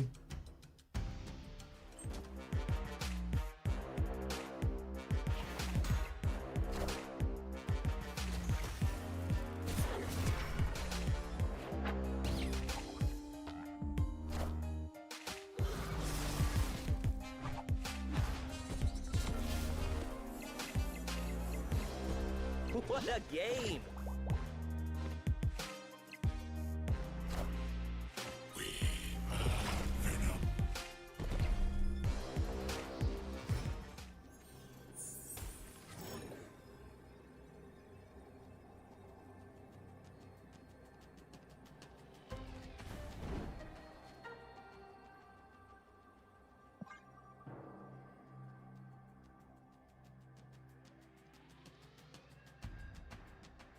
Maybe they're playing him because they have so many inked cards. Yeah, that could be it. Like playing all the other finishes that they like. The Galactic Storm border also kind of looks sick, honestly. Love it.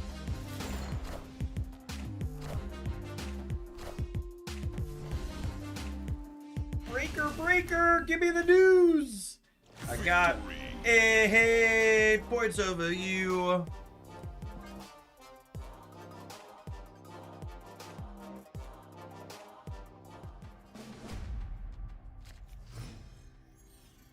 Yeah, I've been showing when he hits again. Yeah, they fixed him the last patch. They fix him every other patch, shit. He's fixed for one patch, he's broken for one patch.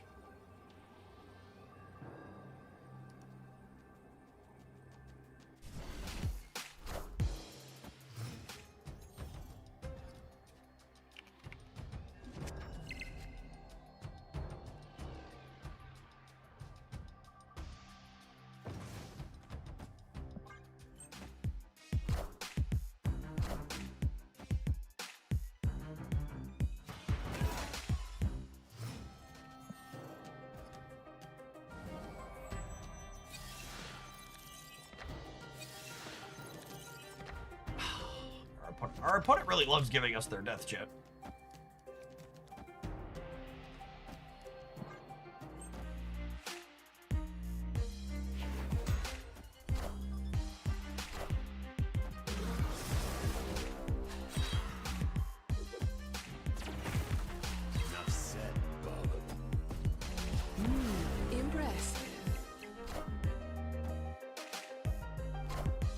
Am I crazy, or does the Clash loaded type game mode have the worst reward/effort ratio of all of them? Are you taking into account the fact that there's missions in the game mode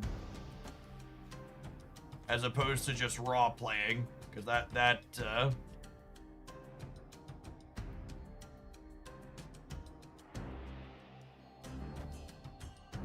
is a big factor. Is Black Bolt the new meta? I've seen him a lot recently. No, it's just an important thing to remember that the plural of anecdote is not data.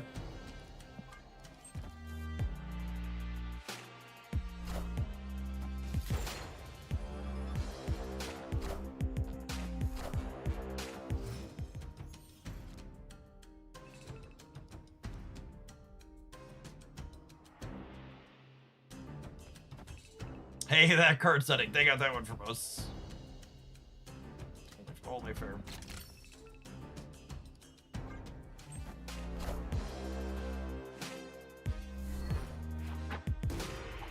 Whew! Oh, buddy, we're so rude.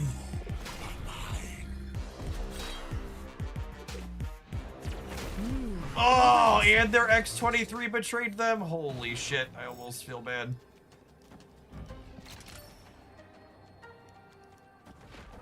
Almost. Opponent snapped.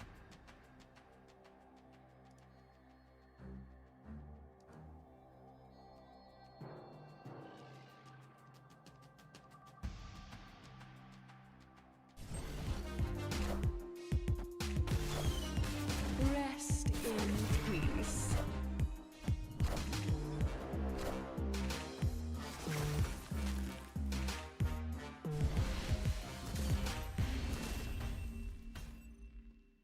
Victory.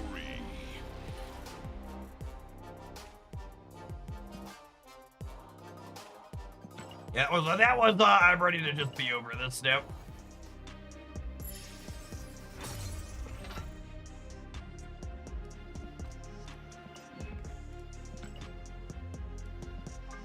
Gosh, you know, playing Fenris plus Moondite, it's been a while since I've done that. That's really gross under a lot of situations. Just kind of a wonderful example of, like, so long as you follow the kind of base bones for a reasonable Marvel stack deck, you can mix and match cards however you want. We've got quality disruption in the form of 4 different cards that attack my opponent's hand. We've got a dash of reaction with Cosmic Ghost Rider, and then we've got varying ways to put solid numbers into play with Stature, Fenris, and then Hood and Sam Wilson, who can scale up here. Is this every single buy this card? Oh, it is, isn't it? I didn't do that on purpose. But it is actually all 5 of them, yeah. That's funny. It's all of them plus Fenris. It is the top tier of cards. Amusing.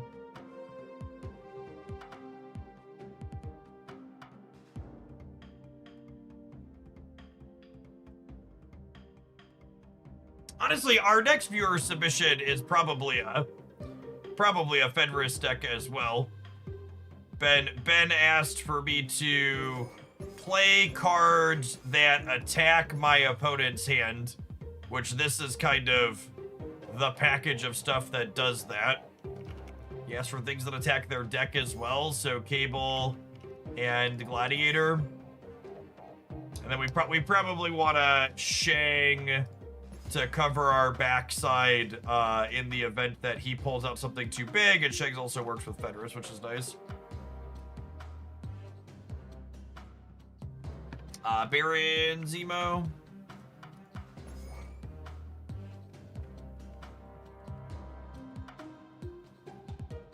Are we a Black Widow gamer? I think I have too many 3s. I think I have too many 3s.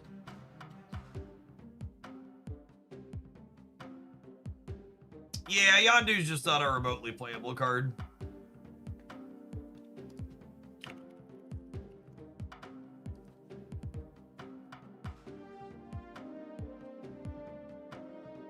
Fire, Hair, and Misery. Nah, it seems not great. I think I'd like other ones and maybe it is one more 3. I want to minimize my number of even costed things for Moon Knight.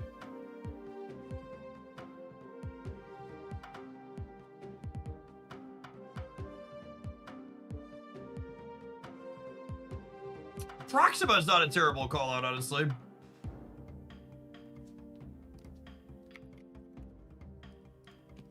Proxima and then like another 1-drop.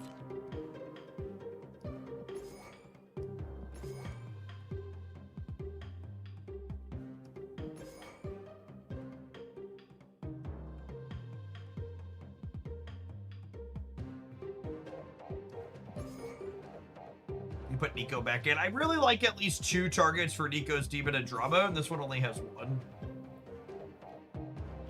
Could we play Blade as another discard for Proxima? Yeah, that could be okay.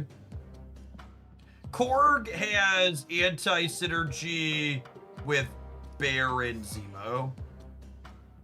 Oh, Copycat plays under the fuck with their deck premise. I don't know, I kind of feel like I need a 1 though. Like I only have 3 things that cost less than 3. I feel like that's probably not enough.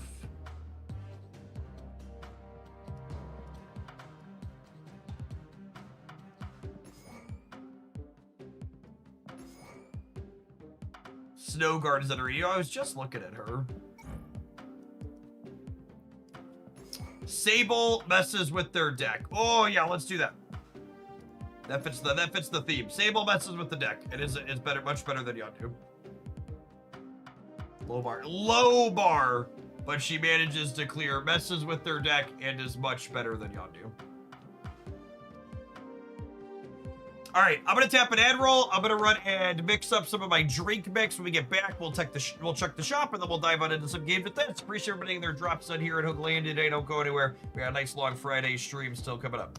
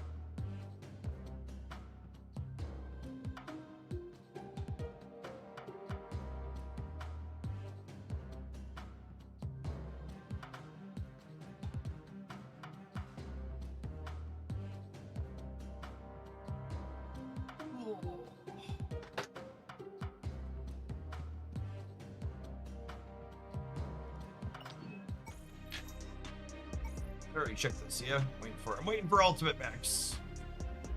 He'll never be there, chat. Ultimate Max is a lie. He's a fairy tale. They tell me to get me to log in.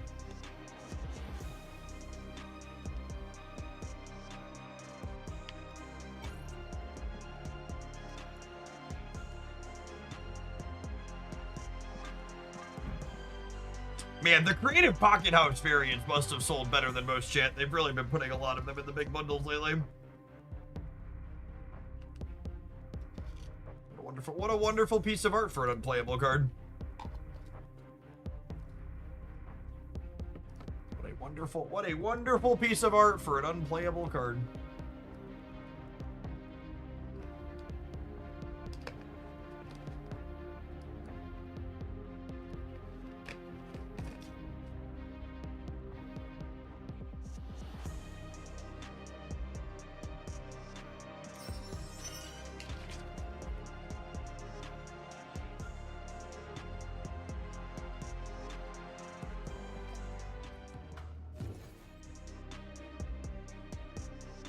Oh, Team Clash rolled over 2. What do we got in the shop? Oh, buddy, that's a Silk variant.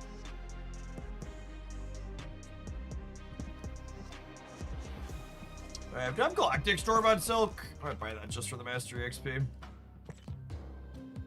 not. I don't!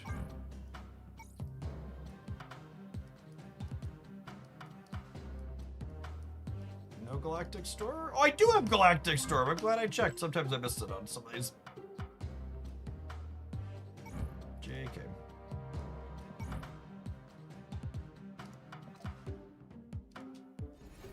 Yeah, Silk's a card that doesn't really have much bad art. A lot of good ones. The spider people in general. I feel like there are so many comic book references for the various spider people because they're pretty much all pretty iconic characters.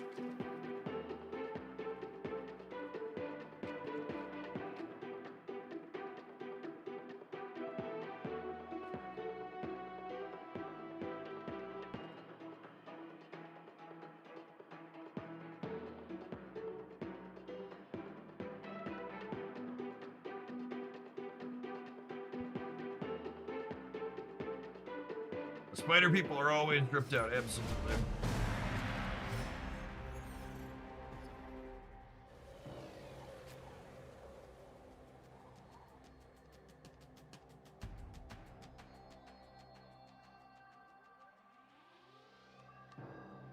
Silver Sable, lovely.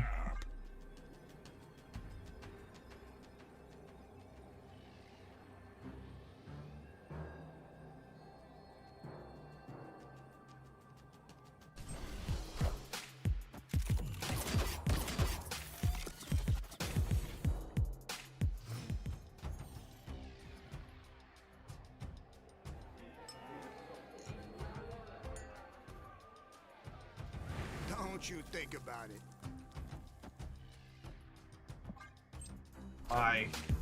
My Proxima would never jump into the center, right? That would just be rude.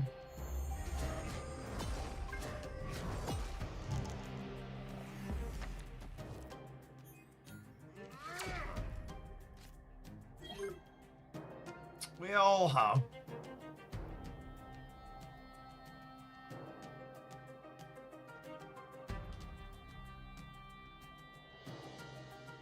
Am I just not playing anything?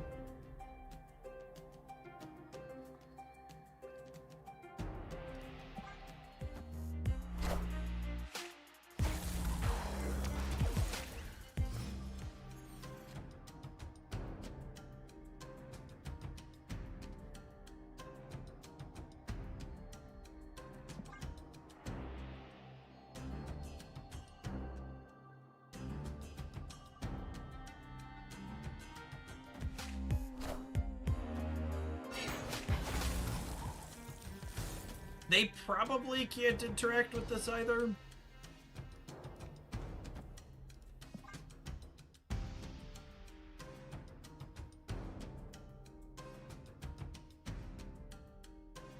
Definitely some location of all time energy here.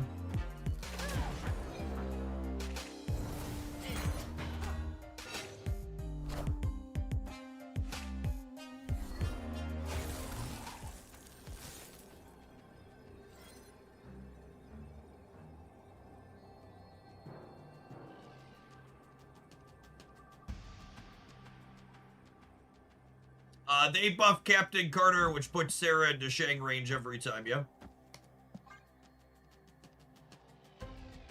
Every time?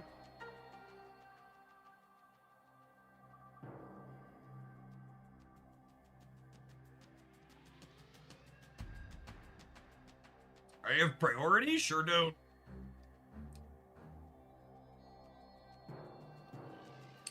Glowing nameplates, always the reminder. They're also up by a point.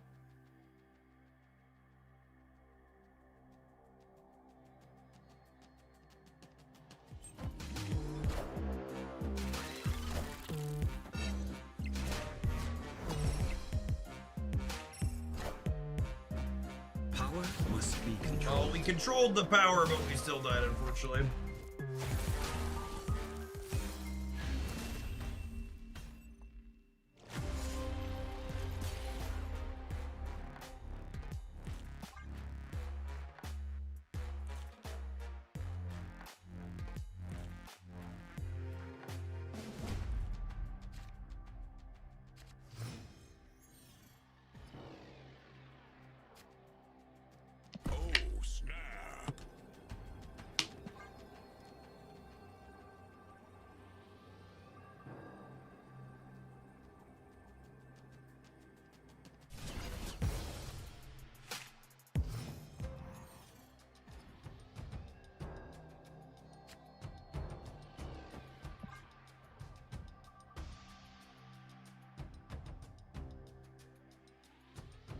Yeah, Colleen was a 2-4, and then she was nerfed a while back and never brought back up when they re-triggered some things. Reshuffled some things around, I should say.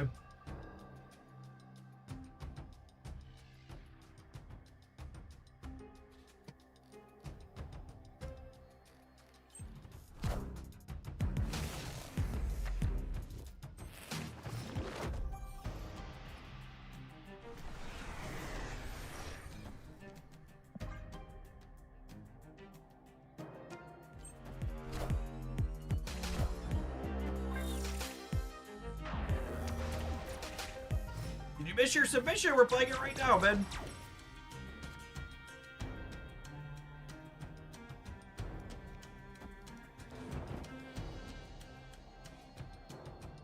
So this will give us more points here than here, so proximal drop in the middle.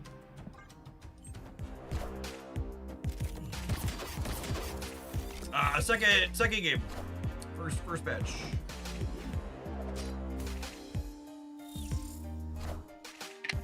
I cannot believe they haven't fixed that bug yet. How has that bug not gotten fixed? It's so unacceptable. Which, for reference, if Proxima Midnight tries to go into Miniaturized Lab or Professor X's location, she just disappears. Instead of going to the lowest power location she can jump to.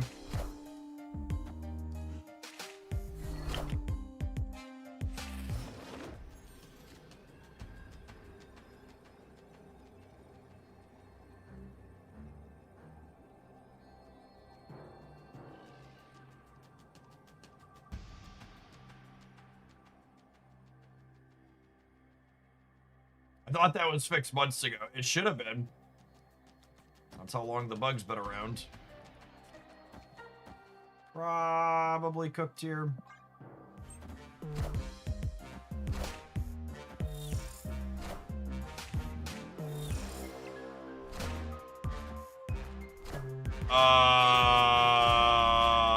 Honey.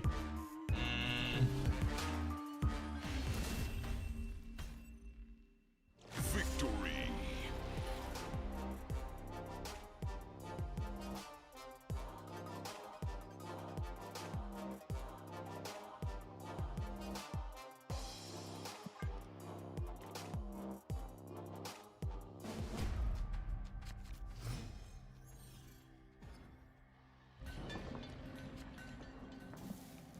Oh, snap.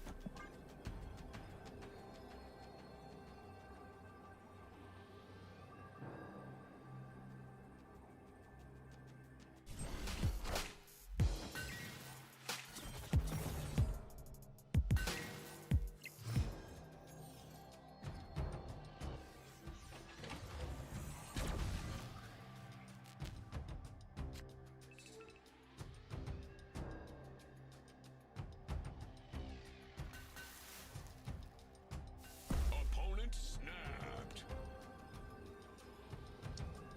I mean, this is terrible for us, but I'm not gonna leave. I don't feel like playing Marble Retreat.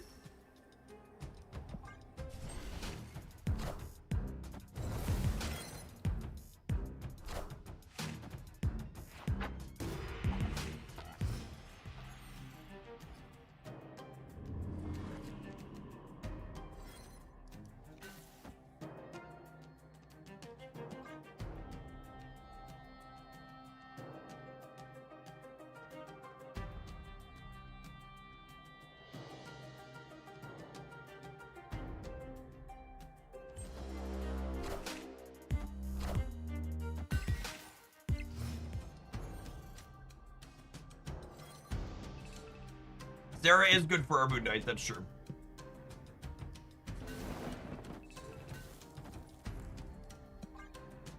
And our Shang-Chi's kind of mid this matchup anyways, yeah.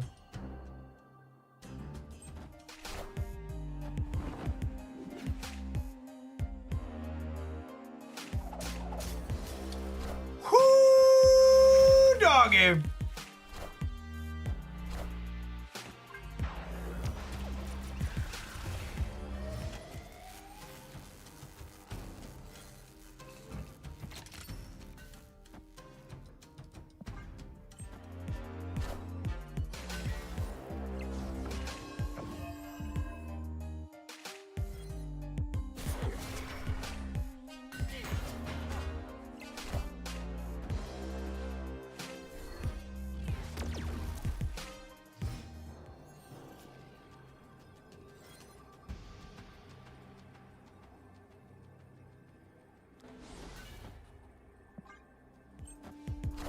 Hard to know where they're gonna play for.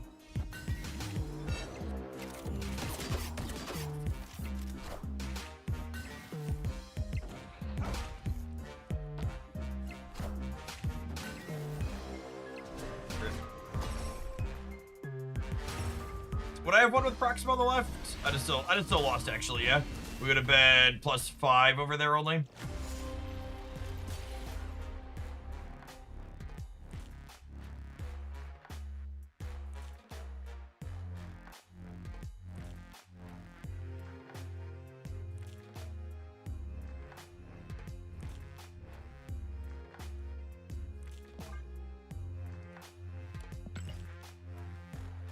Fine, lost the breaker.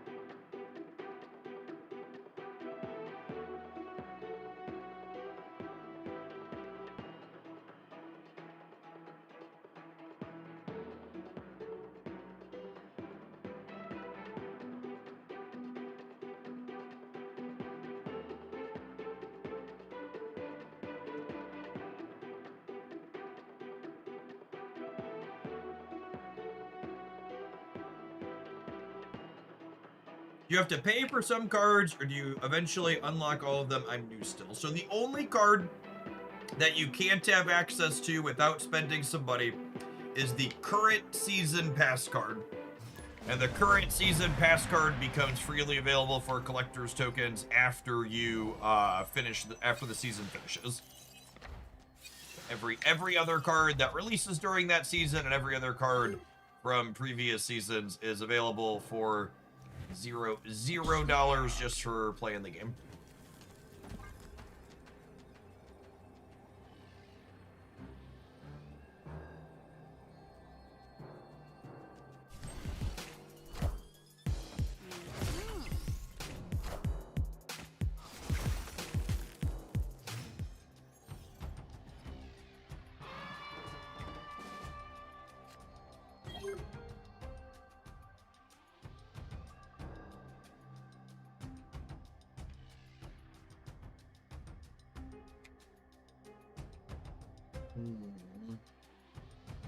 Probably sneak that in the middle, honestly.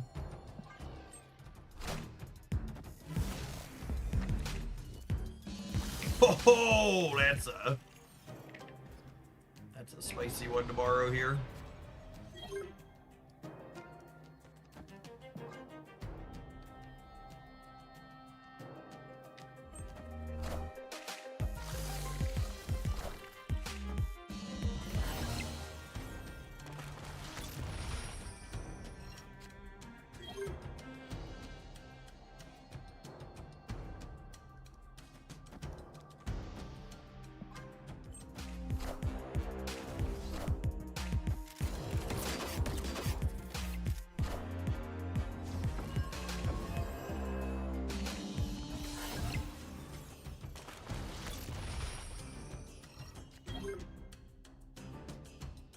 If they zombie Galacti, they transform our superior Spider-Man. Does it really work that way?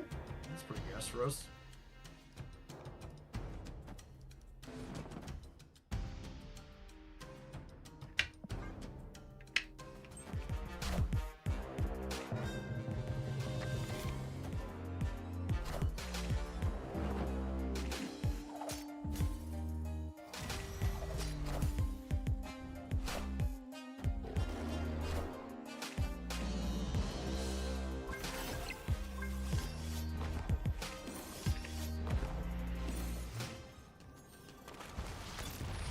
Wolverine Horseman of War seems like a weird inclusion in their deck.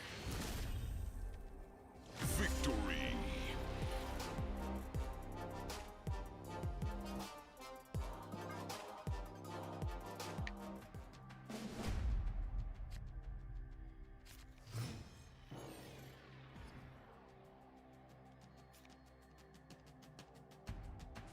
They're trying to use it to buff Maverick. Gives you a backup plan for your Galacta. Yeah, I can see that, I guess. Opponent snapped.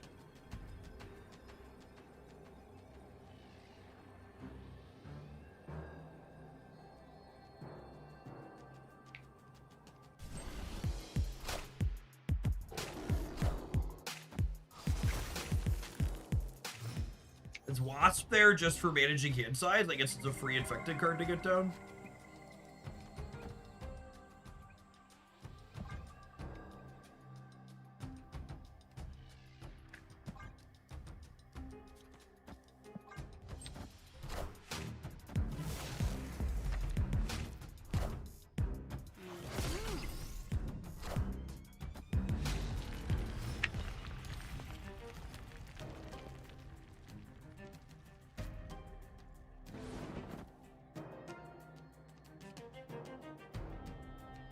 This pulling Zombie Galacti earlier is actually pretty funny.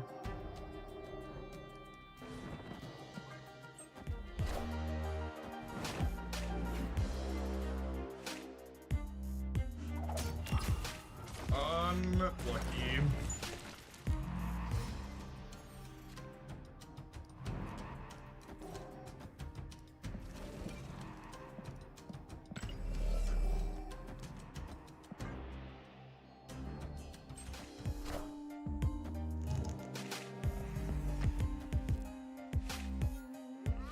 Oh yeah, they got a bunch of backup plans here, huh?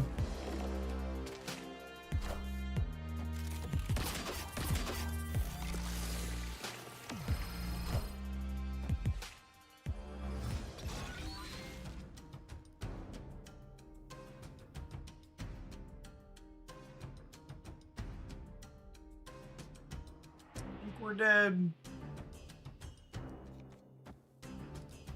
I suppose they could break, but we've made that unlikely.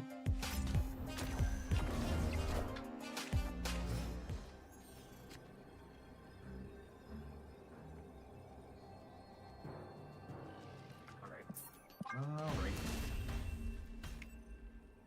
Escaped.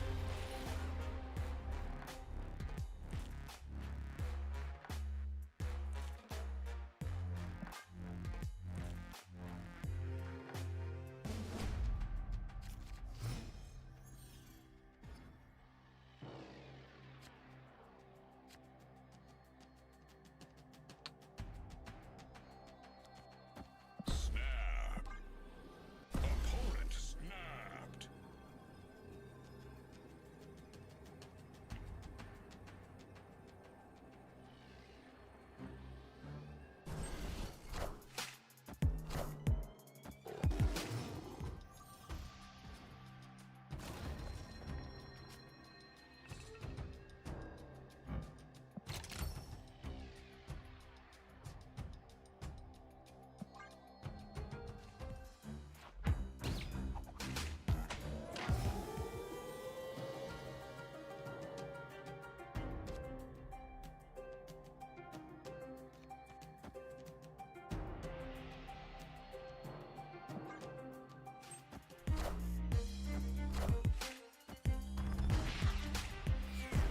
Weird.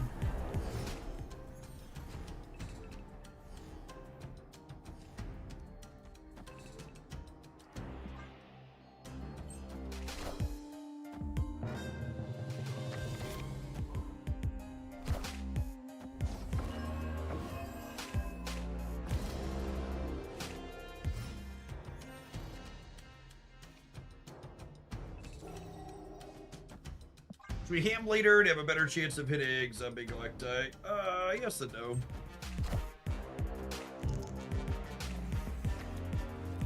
Gladiator's really got a problem with Scarlet Spider.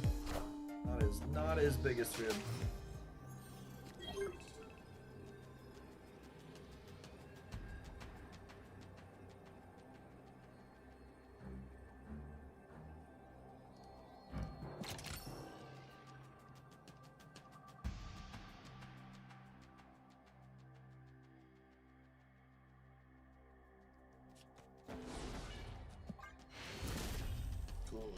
Good night. Victory.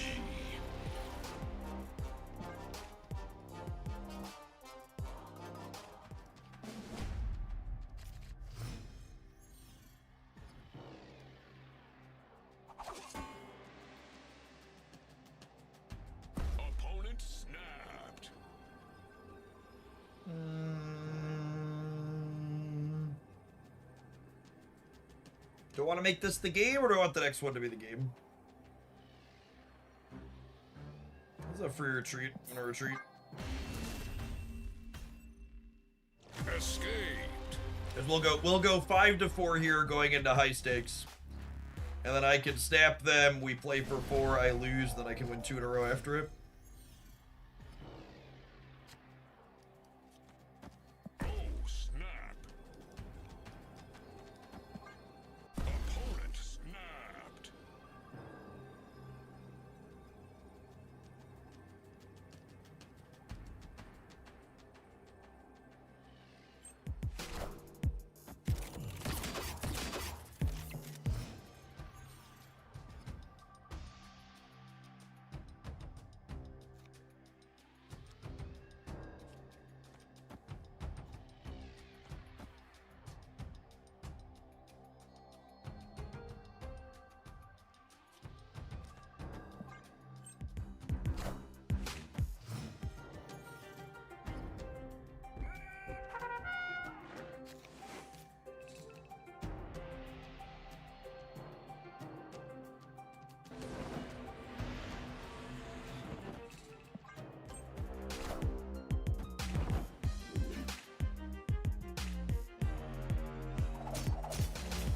We're so unlucky.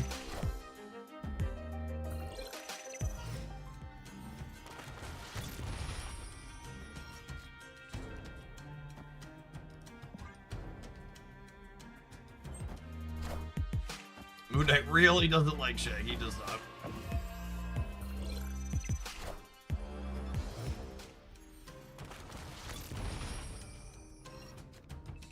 Alright. Activate this. Black Volterson. Give him a little pig stick.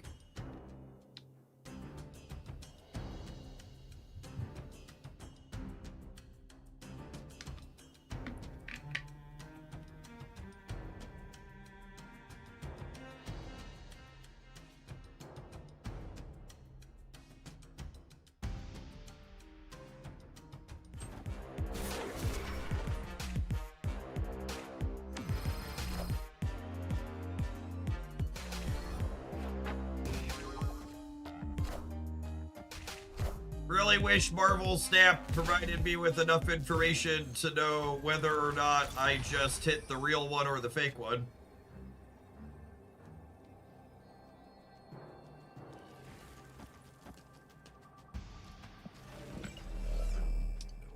No way to know.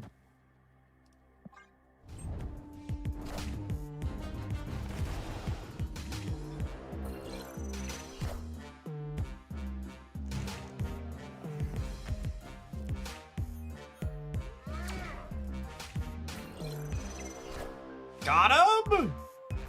Got him. Easy game. What an easy game. Victory.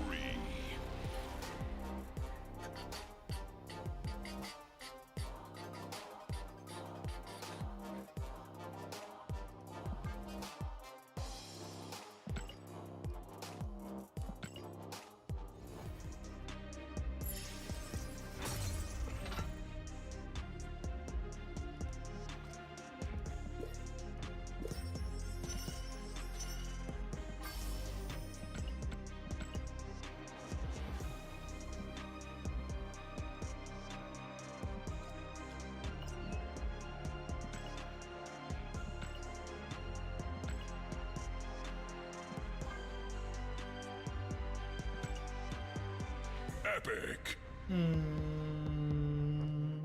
You're activating plenty of cards.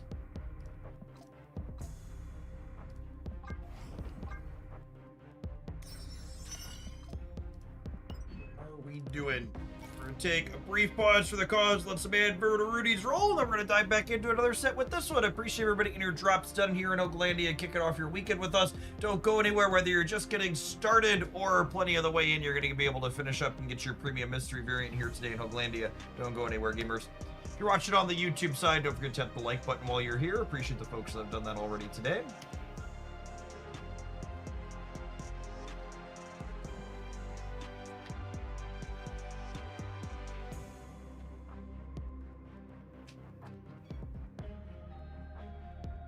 Good on, Jakey. Nothing. Just getting switched. There. What deck are you playing? This is a hand attack deck. It has cards that disrupt cards before my opponent can play them out, either by discarding them, or turning them into pigs, or by making them cost more with Iceman.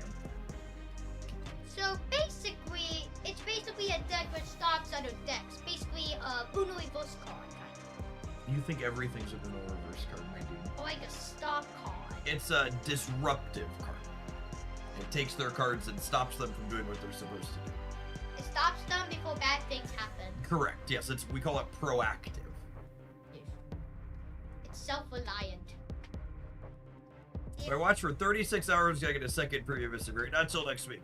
Yeah. Love you, Jake.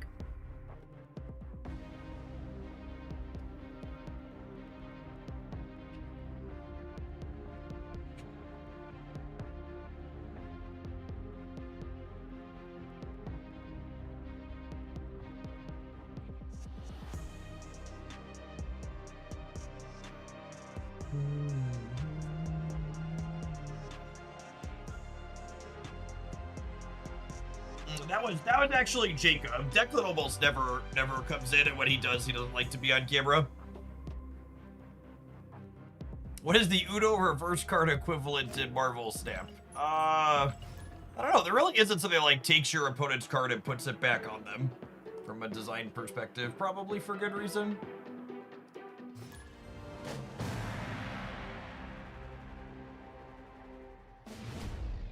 Leader's probably the closest. Yeah, Leader.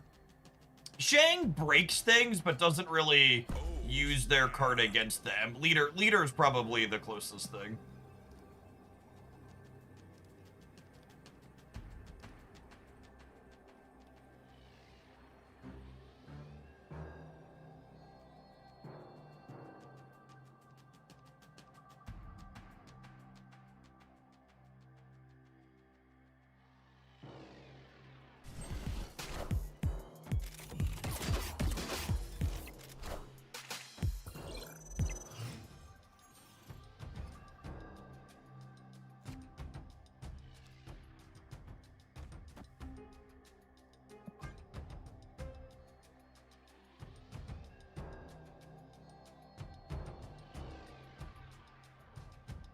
I appreciate your comment, Switch. You've provided me with my weekly/bi-weekly chat message to Second Dinner reminding them that the shop rotator sucks.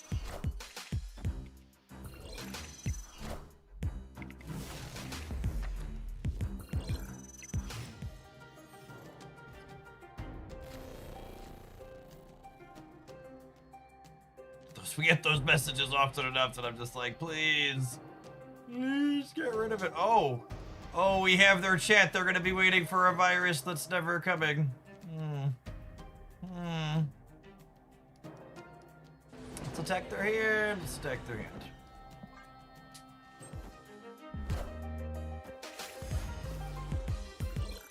Yeah, they probably can't remove Barter's ability without the Technovirus, but also she's 12 power, so you know.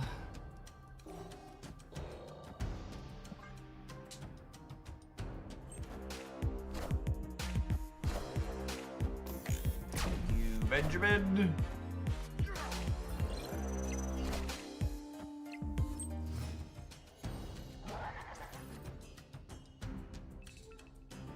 Oh, hey, Mr. Zemo on average here gets a demon out of their deck, yeah?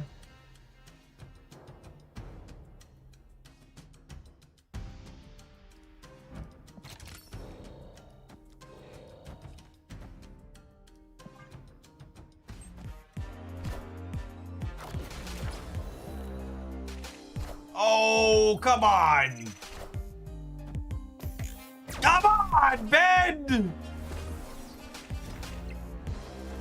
That's so rude. And we get to know they drew a big thing. That's so annoying.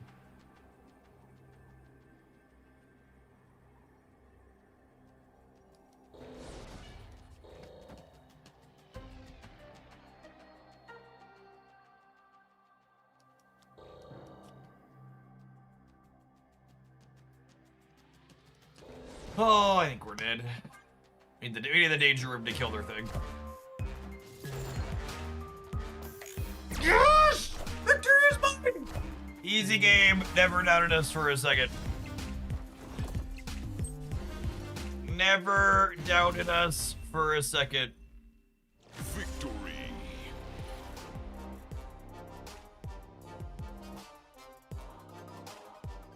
We're not winning the left. We only tied the left. Oh, because Martyr would jump out. Yeah, you're super right. Forgot Martyr could move.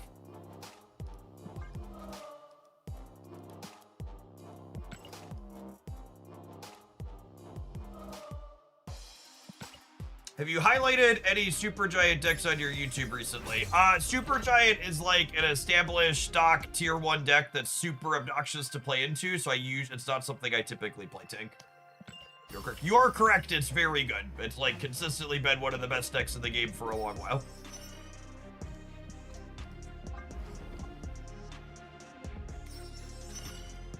Typically gets played with some type of big ongoing thing. Yeah, there's a combo-centric build with Moon Girl and Blink that I've played a bit of, but just the, like, disrupt you and break all your stuff type cards, like, that's a pretty established good archetype.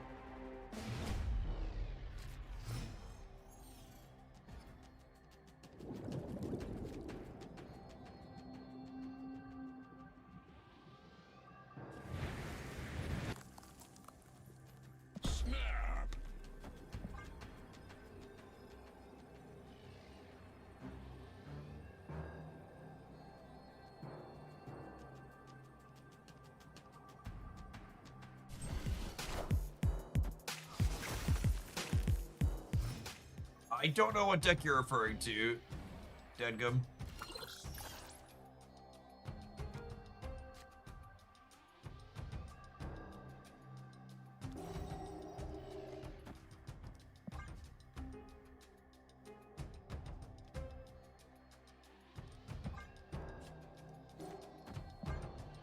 I guess I should play this here, because if they also play here, I'll get the bonus and they won't, making us more likely to kill their stuff.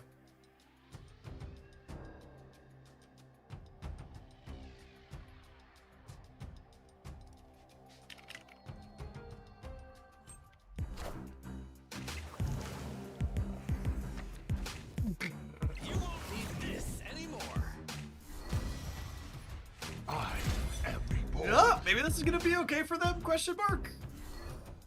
Okay, that was actually just fine for them. Yikes. Yikes!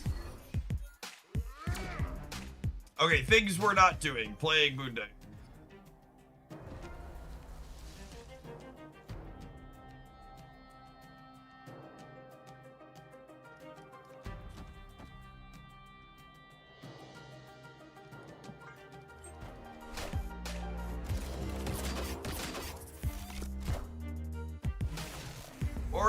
Order in the cart! I'm not on a line, you're on a line!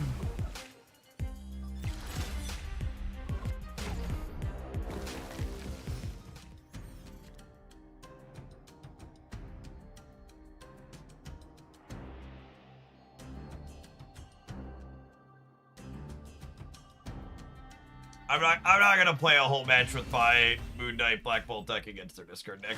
To go next.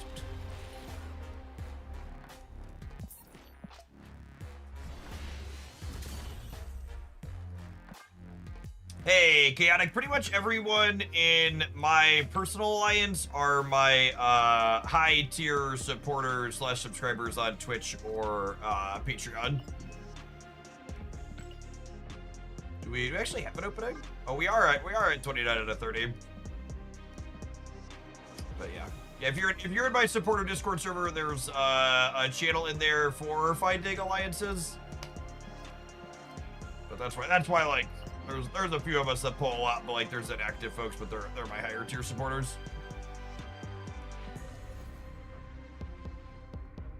Jeff, did you hit rank number 1 on ranked? No, but I am currently rank 54 in the world, so that's pretty good. Not quite 1. But we're getting there. Real close. Spitting distance.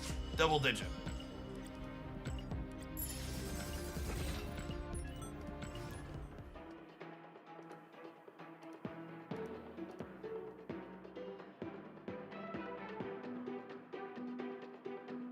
Conquest is just more fun on your end. There are no bots inside of Conquest that waste my time, and there are fewer people who leave the game on turn 6 because nobody cares.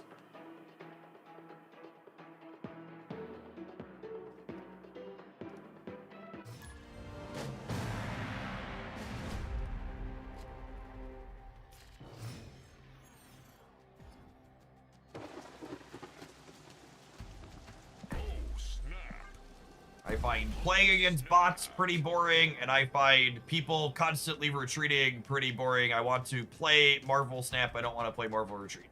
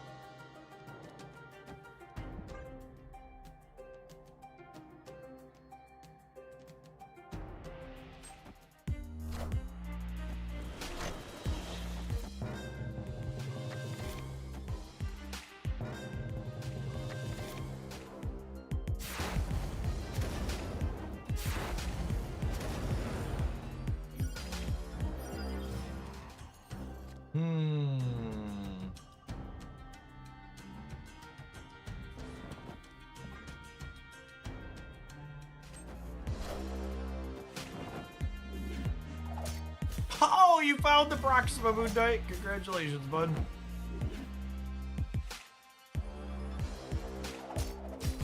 Shang-Chi's always dead, though. Every time without fail. Fuck that guy.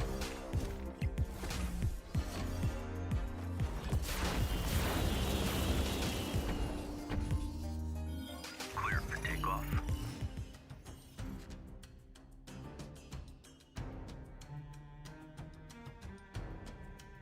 I've been playing Marvel Retreat for a while, haven't we all? Haven't we all?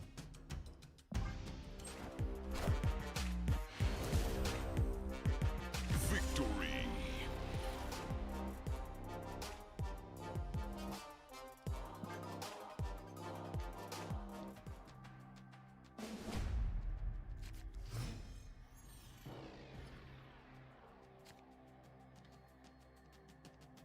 Snap.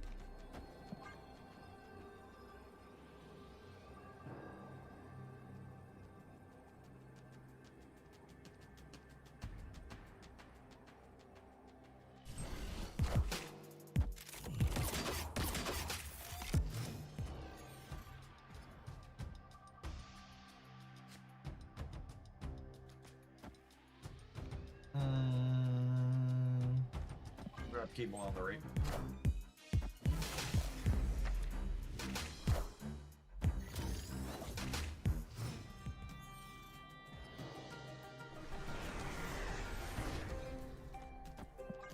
Can someone help me with the math of 6 times 0 and 9 times 0? Asking the real questions.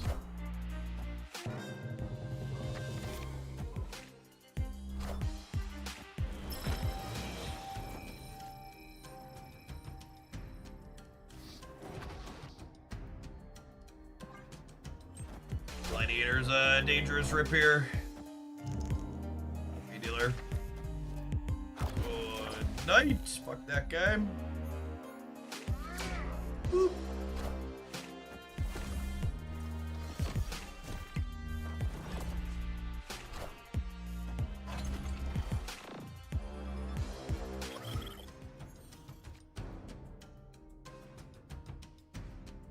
Ooh, night aim.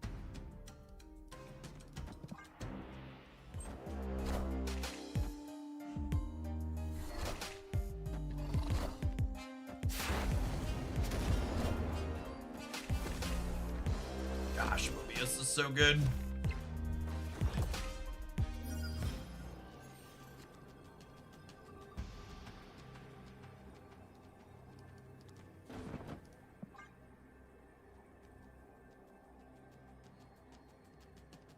Yeah, Super dead here.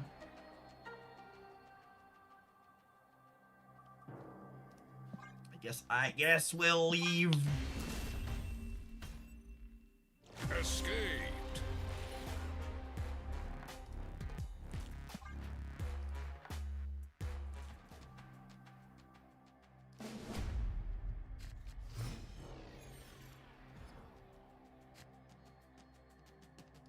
Oh, snap.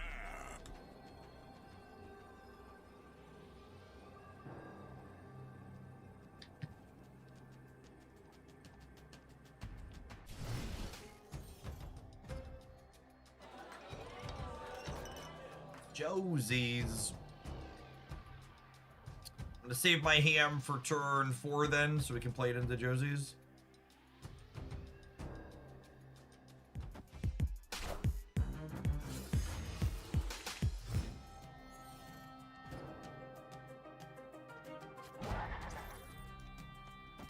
I'll put my Fenris here because Gladiator is pretty likely to murk a demon.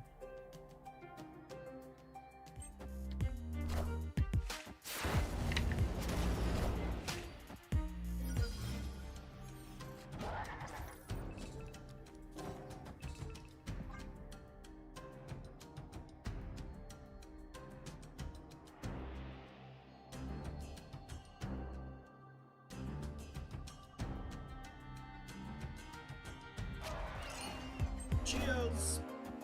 Chills. Oh.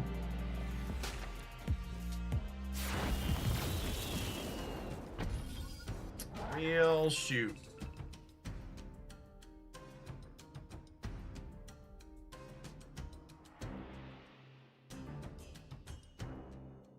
So the good news is they can't put more points in the center, yeah?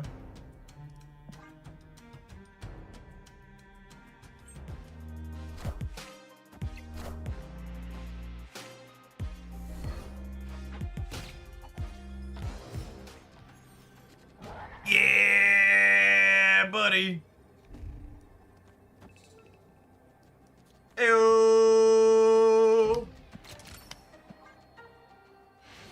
No, come back. Come back.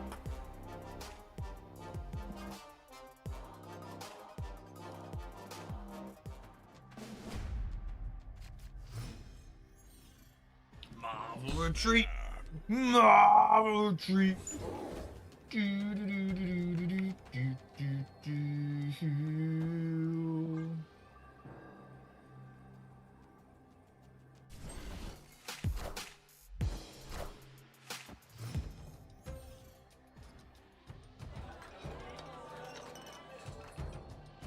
Josie's again, eh?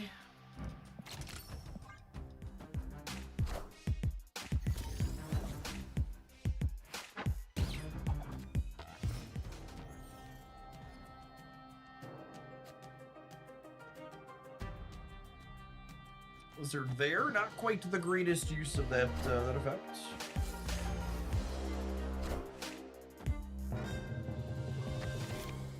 Lovely. Thank you for the Demon Gamer. Cheers.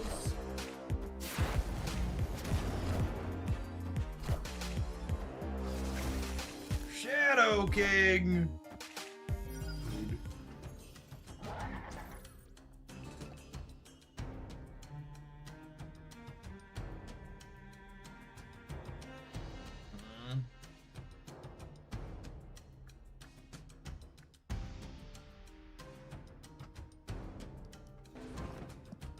Opponent snapped. You want to play for all the marbles? All right.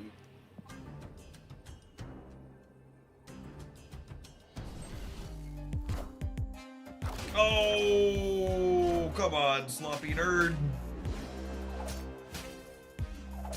So sad.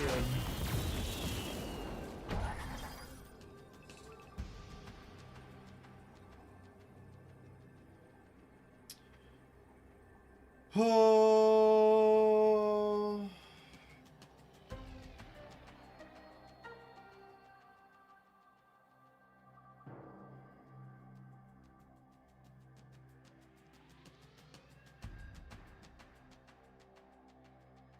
Moon Knight finally hits Proxima. Nope. Turns off our Fenris too.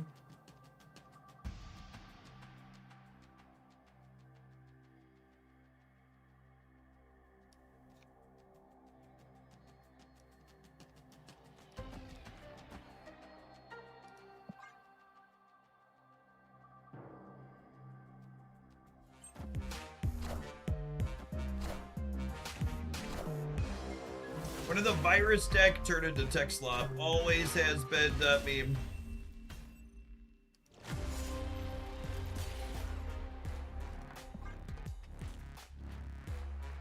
I really wish they would divorce Mobius's two halves from each other. I hate that. I hate that they get to play him as an enabler for free while also just incidentally being disruptive to so many things. Your tech cards should have an opportunity cost. They shouldn't be a literal free roll. They shouldn't be an upside that also beats people. Yeah, it is very similar to Old Wave. Yeah. Raise a hand if you're old enough. You're old enough to remember Wave being a prison card. God, that was fucking terrible. Do you think Fenris would be too strong as a 2-drop again? I think Fenris is pretty good at 3.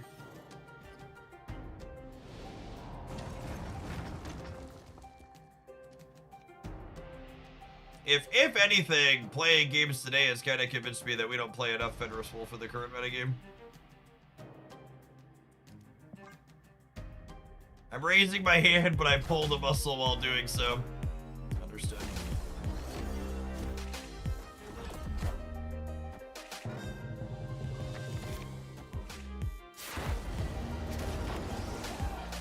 Ho ho!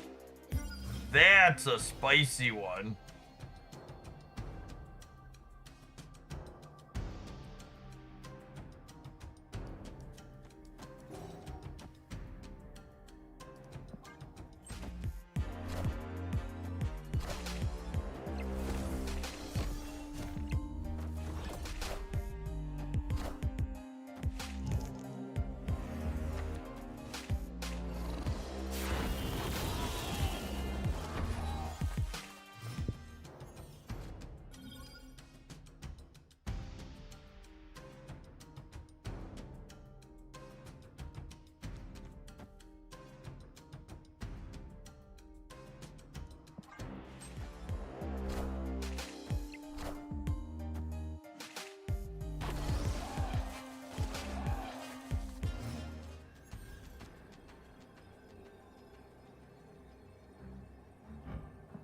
This is -4 on their side, +1 on ours, and then and then this is another 4 over here. So we're winning the right. The question is this enough to win the left? May or may not be.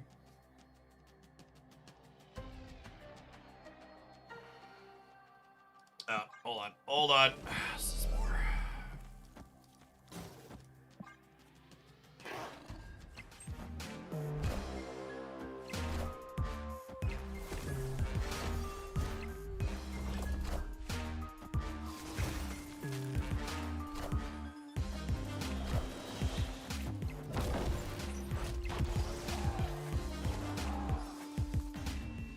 Oh my goodness, no! Please stop! Please make it stop! I want to go again! Why couldn't I just lose the game instead? I should have played Spider Ham so you'd lose the breaker. There's the fucking 1000 IQ play right there. 1000 IQ play. Should have played Spider Ham so I could lose the game. Die, Spoon. Thank you for the 4 years of support. Welcome back. Yeah! Fuck that guy. Right there. Get him out of here.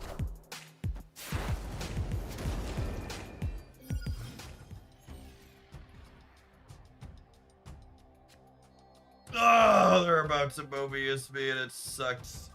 It sucks so much.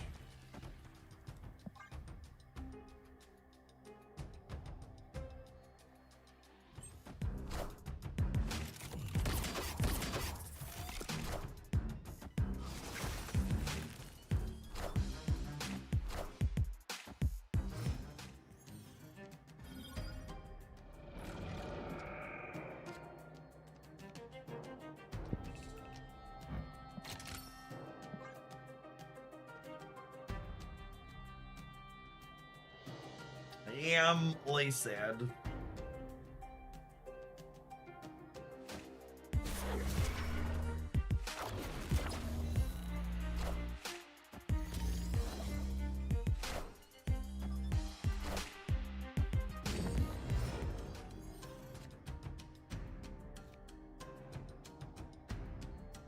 I hear rumors about you returning to Pocket. You know, I'm gonna be honest. I reinstalled Pocket and spent a couple of days opening booster packs, and then I watched some people play with their new set, and they all looked kind of miserable.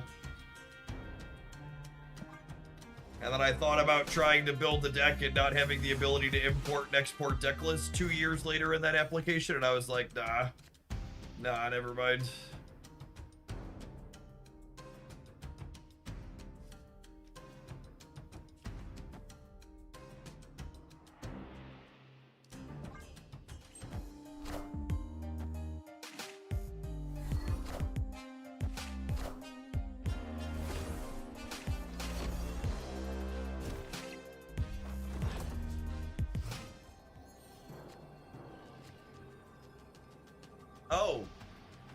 Oh, you got rid of your armor. So you're saying there's a chance. Take a chance. They only have Technovirus plus one other card in hand, yeah? Well, I guess Virus is enough to beat me on the right, though. We're probably done, because Virus beats me, right?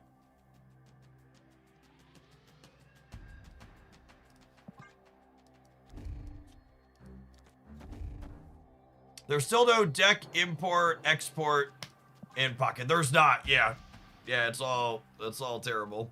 You gotta remember, the Pokemon Company prints money, chat. They don't have any reason to make their applications better. Would it be really sad when my first line would have won the game? Power must be controlled. Wait, what? Honey.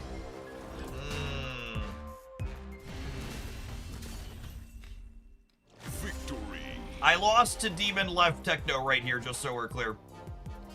Just so we're clear.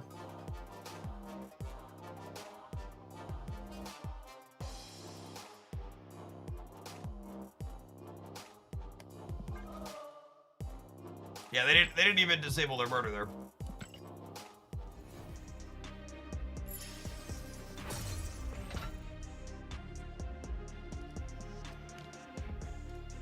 Yeah, it was, their line did not have them winning the raid. Okay.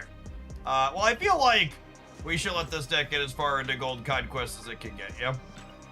Seems only fair to allow it to run it down as far as it can.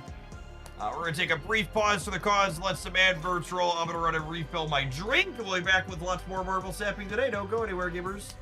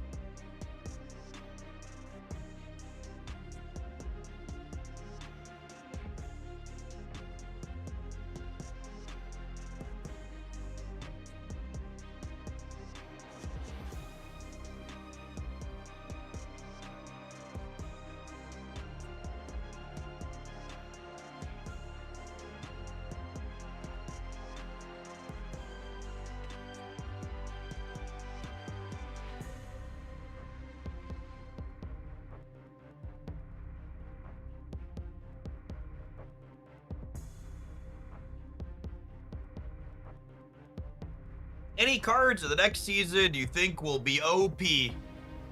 Why can't we just ask if the cards are going to be neat or playable or fun?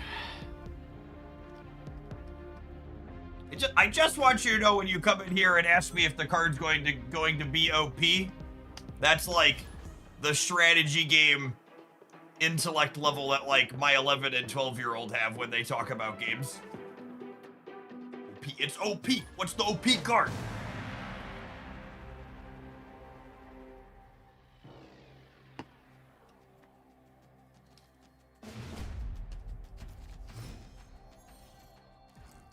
Oh, snap.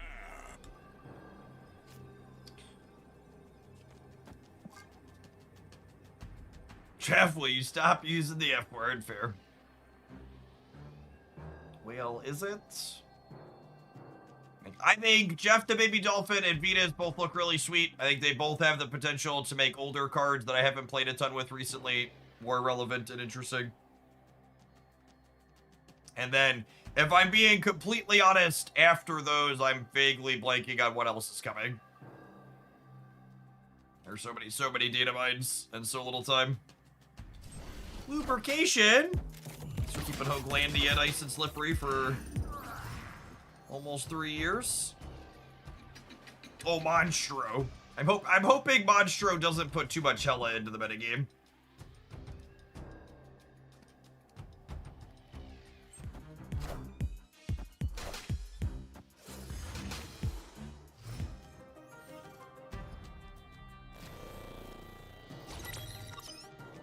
You know, I was just thinking I've seen way more Shadowlands Daredevil in the last hour than I have the entire week, and then I remembered weekend missions are live for that card. It's funny how much of Marvel Snap's metagame is just completely inorganic. The developers in this game have such a heavy hand in how they skew what people play with their weekend missions. I honestly think that's the one thing I like. Like 4 years in, I have a lot of good things to say about Marvel Snap. But the feature location system and weekend missions, I think, are two places that are really just kind of mediocre. I think the Snap devs should trust their players to find their fun more often.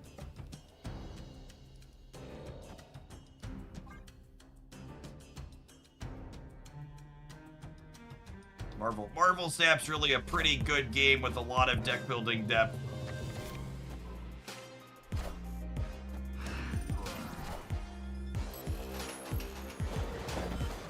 Oh my goodness! Thank you, Benjamin. Power must be controlled. Easy game. Marvel Snap's a skill-based game. Do-da, do-da. Can I win? I don't know that I can actually win this here is the problem.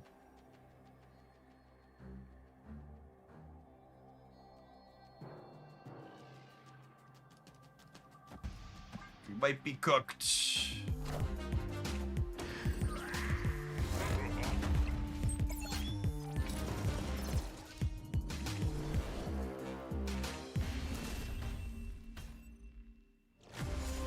I needed MODOK there, chat. Although MODOK would have put the Proxima here, yeah.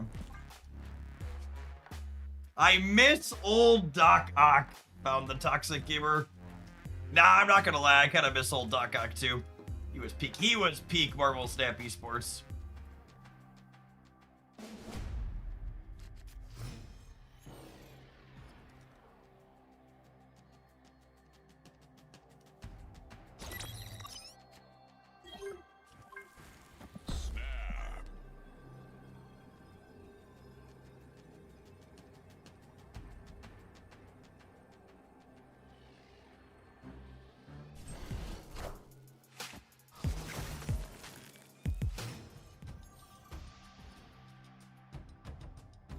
Insert cat SFX here, dude.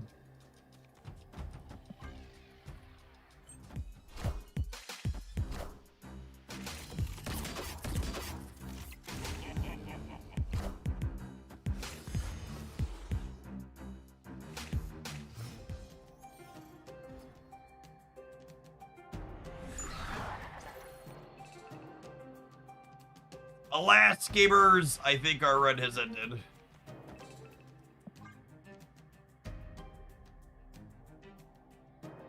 All right, we'll give it one more try. We'll play 4 to 10. We don't usually do that, but we will this time. Escape. This game is definitely done.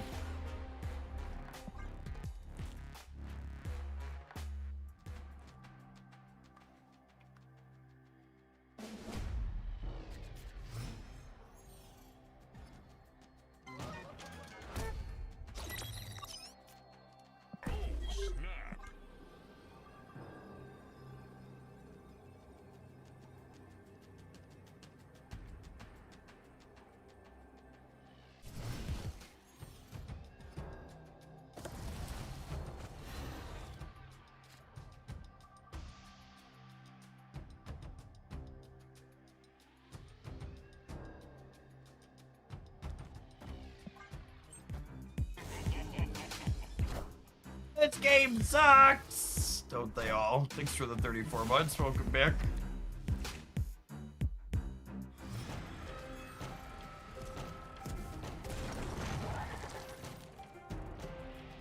Awkward.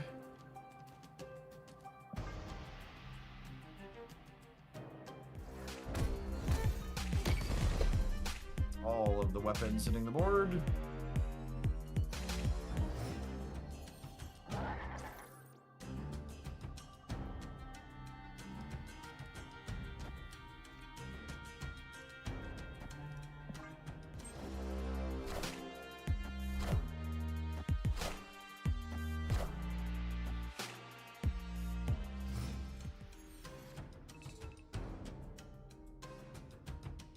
Oh.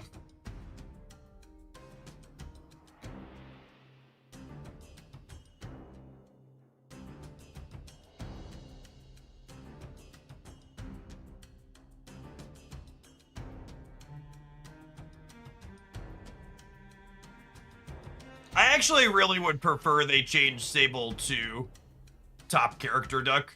Her randomly bricking on skills makes her a really high variance to a degree where she's really just not very playable in most things. I don't like my card just like 10% of the time in certain matchups, just like not having a text box. It's very, very lame.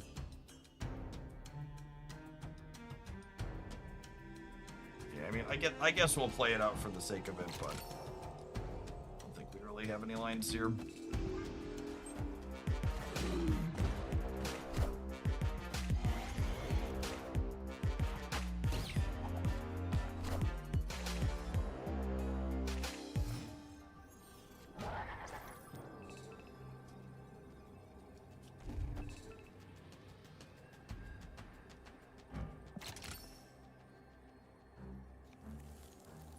$14, $16, $19, technically winning all 3 and beating Galactus. Best we could do. If they play 2 cards, we lose likely. They just play their one dumb fatty, we win the game, yeah.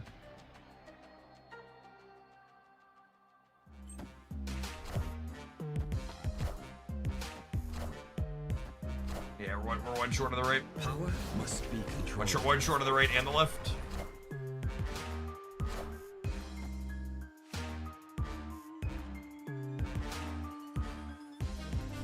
Kind of classic Baron Zemo deck problems, like, did some okay disruptive things, but ultimately just, like, didn't have enough numbers to keep up with what our opponents were doing.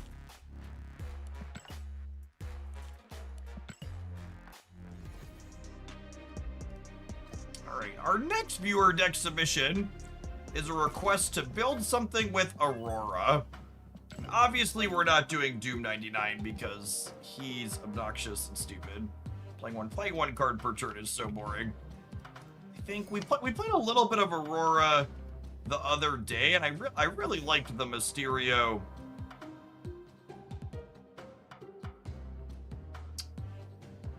Really liked the Mysterio Luke Cage angle. Sam Wilson also pretty not bad. Spider-Ham, generically pretty good Marvel Snap card.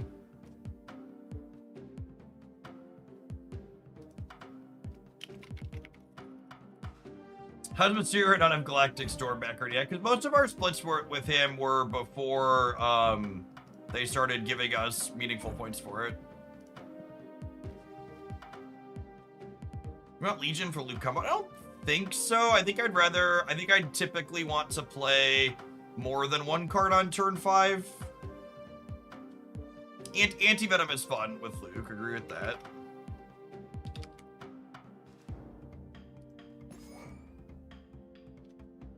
Good, that's a good call out. Did you buy out the fantasy variant pack? There was only one card in it I didn't, or one variant in it I didn't already have. Mr. Fantastic first steps. Usually you'll win more games by playing good cards in your deck.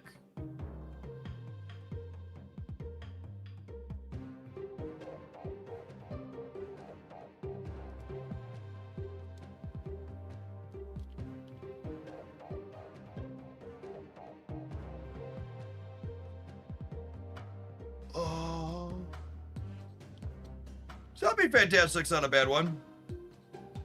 We don't have that many honor reveals.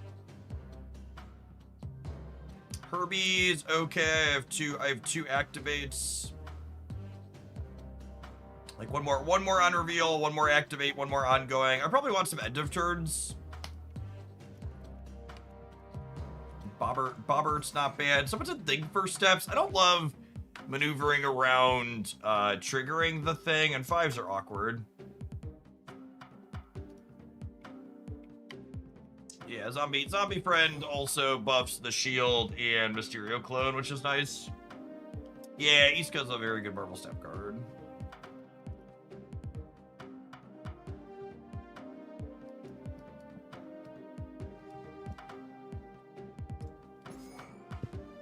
Gets us an end of turn.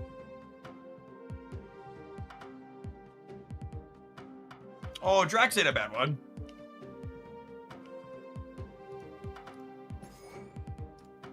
That one's a bad one. Fills the curve nice. Stardust. I don't love Stardust in the current meta game, if I'm being honest.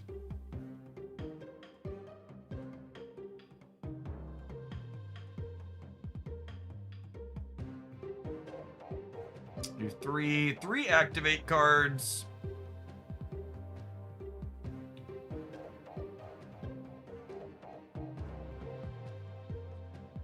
Yeah, Cosmo's probably good as our last ongoing. There's more ways to break their stuff.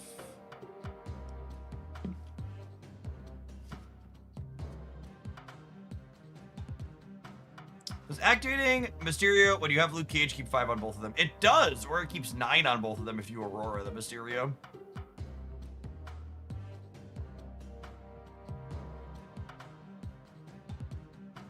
I probably want my last one to be like an on reveal, yeah. Iceman's probably fine. Fourth on reveal is probably good.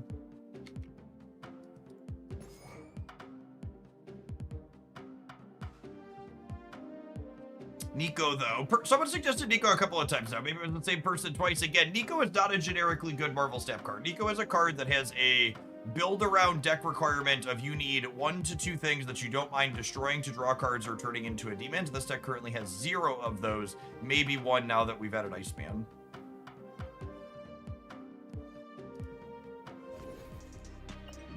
So Nico typically has like a 2-slot deck build requirement.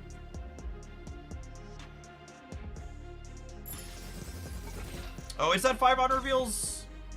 1, 2, 3, 4. Yeah, maybe that is too many. Yeah, maybe that is too many.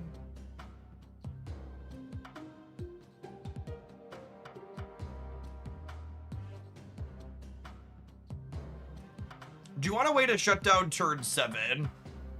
That's a decent thought. That's a play Legion angle probably. Could also play Wanda.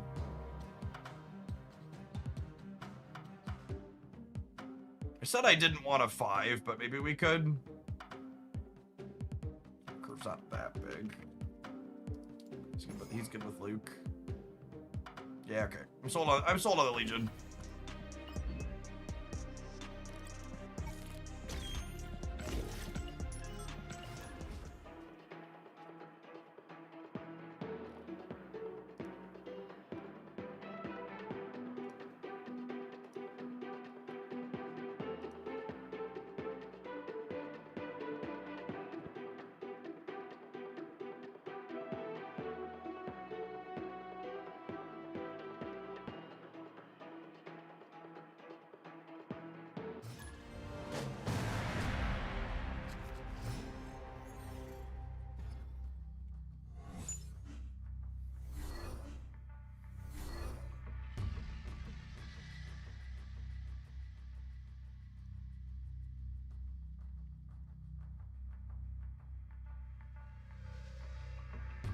This is Magneto. Spicy.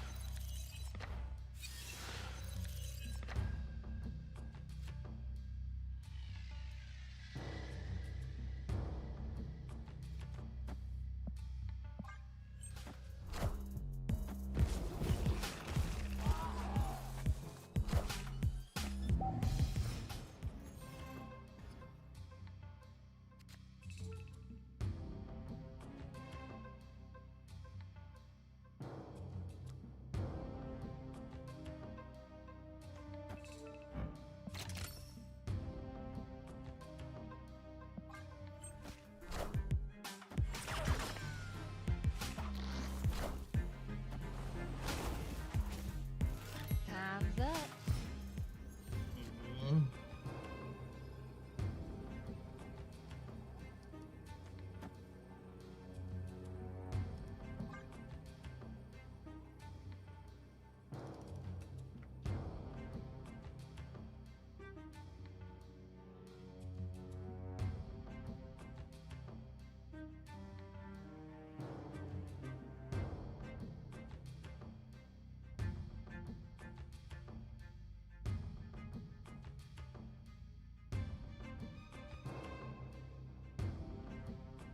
AA token. Thanks for always being here. Victory. Speaking of the longtime watch streakers, just a reminder, because I haven't said it much today. I am going to be live for most of tomorrow after being live for all of today. So if you want to make sure you're not missing your Glandia watch streak, make sure you're around.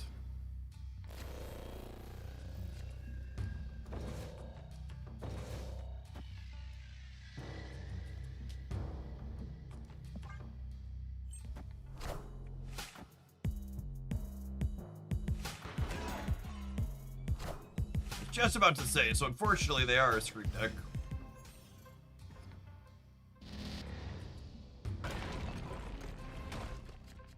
But I wanted that Cosmo.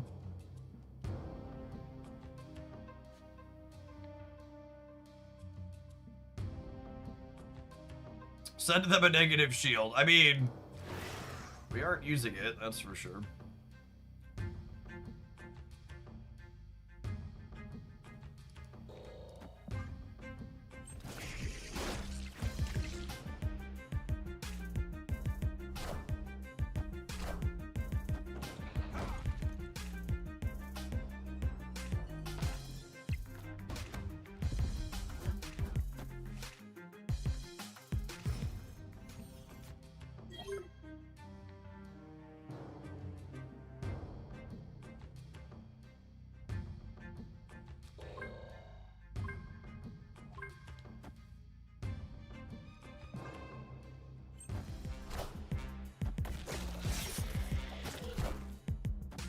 Friendly neighborhood Spider-Man here.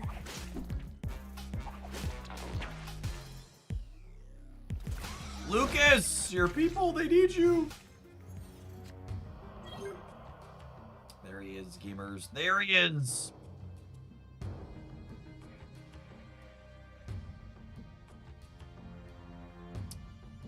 How do I feel about a little chaos?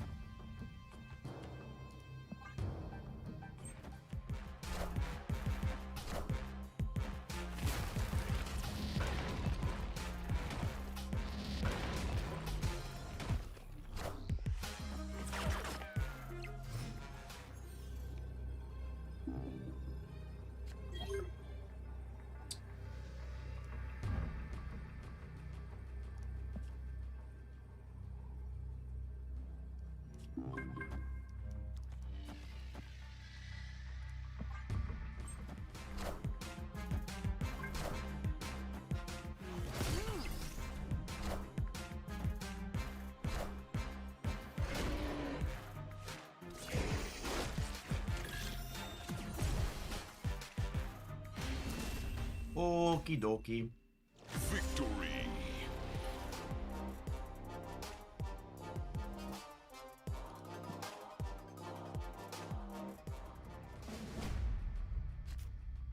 The new Jeff looks very strong with Superior Spider-Man. I mean, it's not really any stronger with that card than, like, Angela is, yeah? I guess you could play both for redundancy purposes.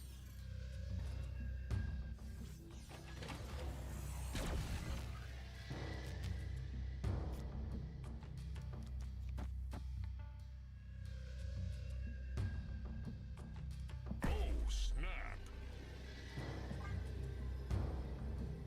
I'll snap this Luke Cage drum.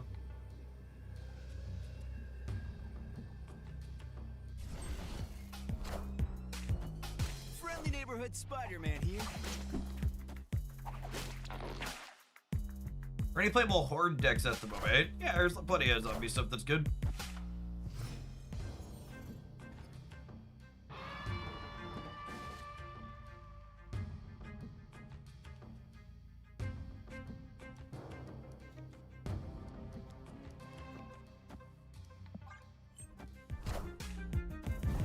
Mysterio charging up here because Luke Cage lets us share his stats.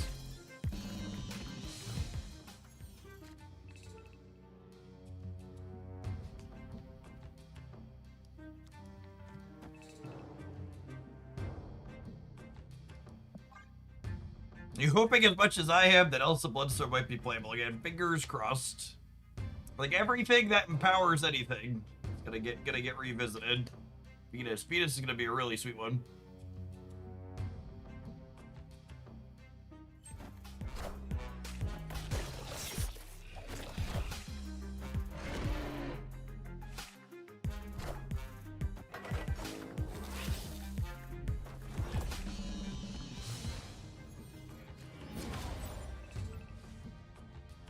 Oh right, Mobius.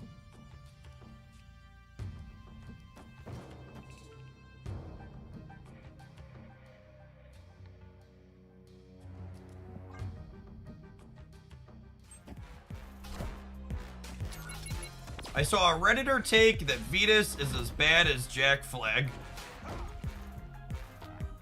Sure. That is definitely something I would describe as a Redditor take.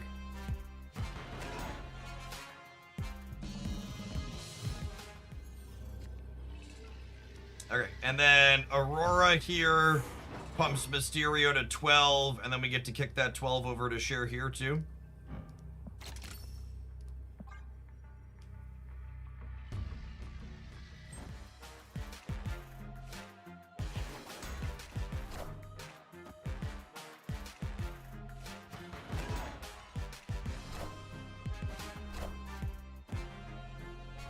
Is this I don't want to play anymore stay, or like what are we doing with ourselves?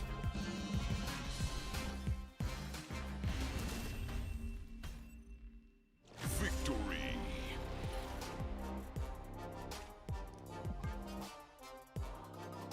Well, a fine stay if you're bouncing out, but it's a weird stay if you're gonna sit here and sweat 2 to 10.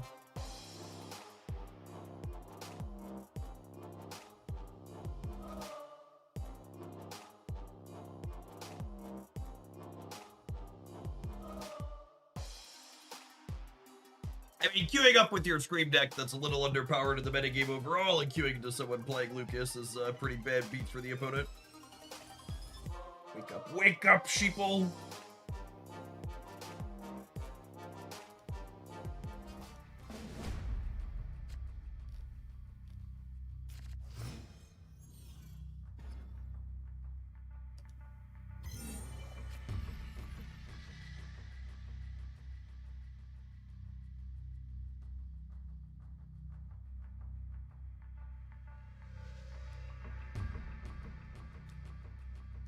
Snap.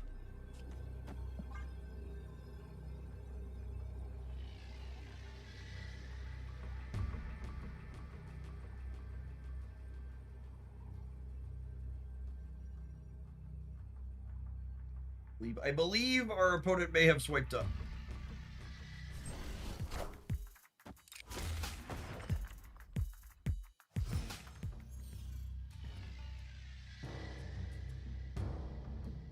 Are they here? I can never, the timers are so long in this game, I can genuinely never tell if, like, I'm being roped or not until it actually DCs them. I think if it keeps going after this one, they're here and griefing us. I think.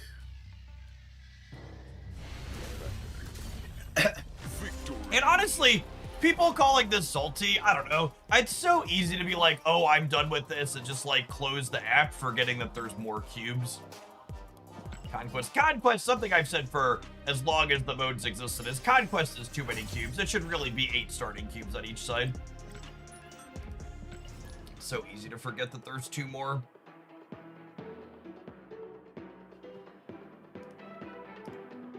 Get her.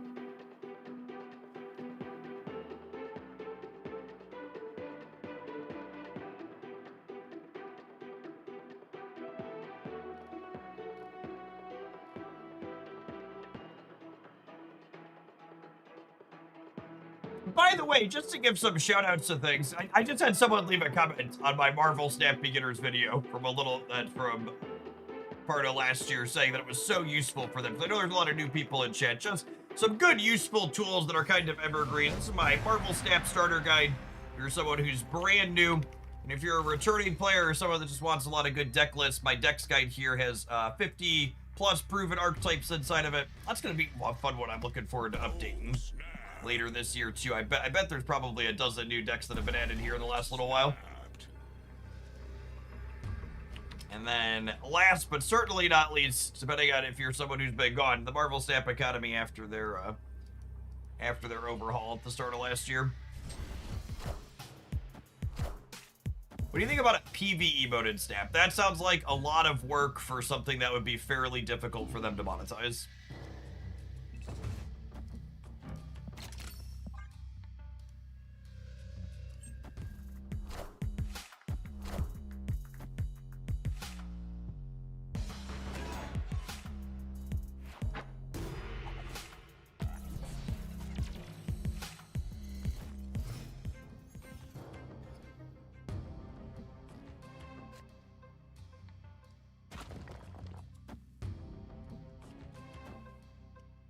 Or try and Cosmoing them out of the ability to get rid of Martyr is very strong. Victory.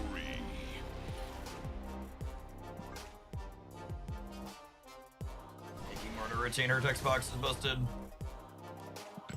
Hey Jeff, I'm missing Drax Avatar of Life. Any suggestions for a replacement? Another good 3 energy card that provides stats. There's not another good 3 energy end of turn card, but you could play like another ongoing card or an honor reveal there. Gladiator, speed, stuff like that.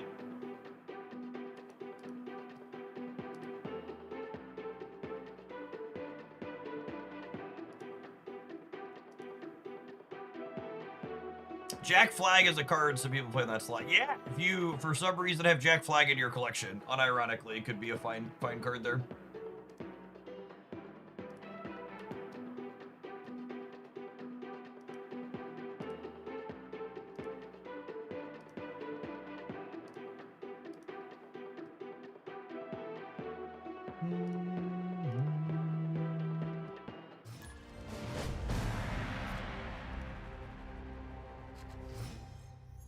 Do you think they should update Aurora to include other keywords? Absolutely not.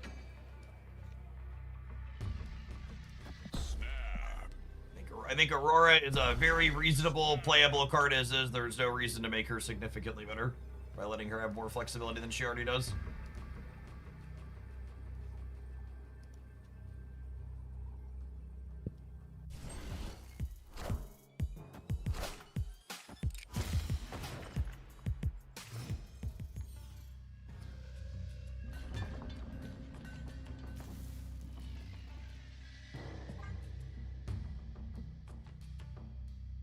Yeah, that's true too. Once we have enough new keywords, they can make another card that buffs a bunch of keywords. Movable, objective, etc.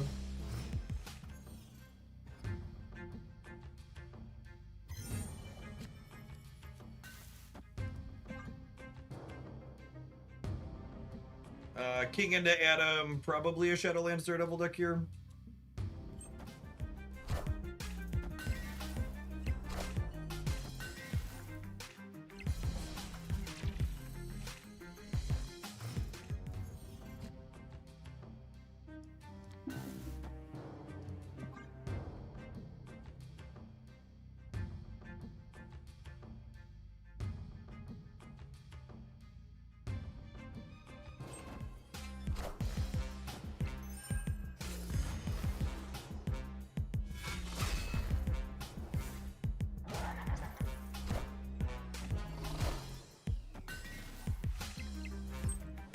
Mobius. Mobius is very popular right now. For sure.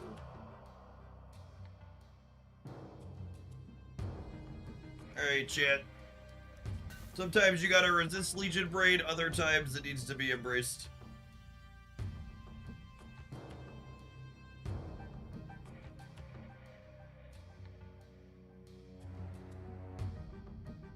Huck Bear, thank you for the over 2 years. Appreciate that. Welcome back.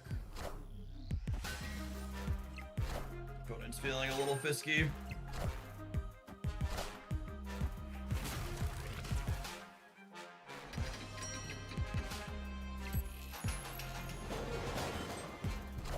Alright, you see not Aurora in the center.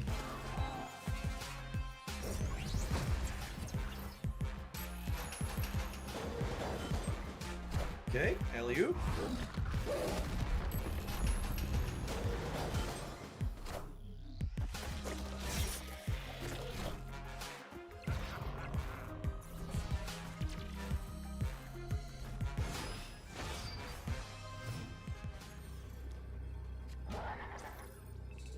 Okay, so they lose 4 here down to 21.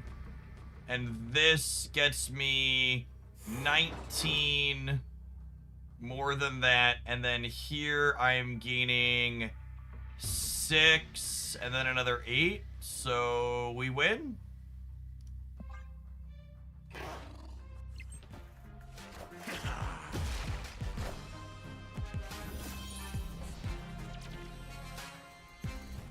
Oh, I missed a point on zombie. Yeah, sure. See, chat, don't resist Legion Brain. Embrace Legion Brain.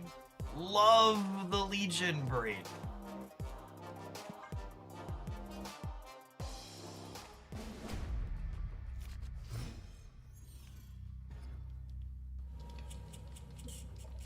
Oh, snap. We are Legion. Snapped.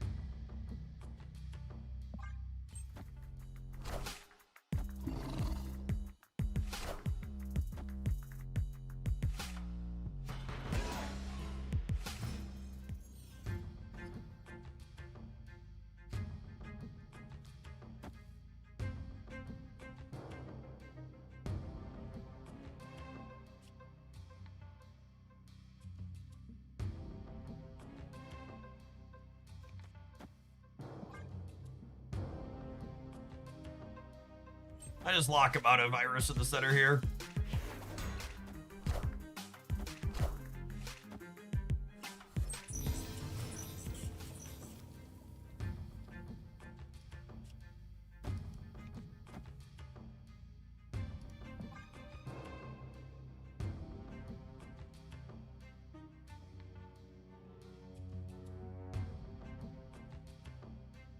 For a true professional, Aurora will be on top of our deck.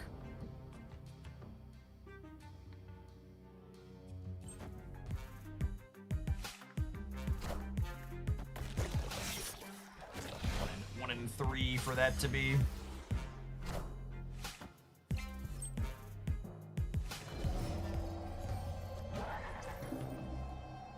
Unlucky.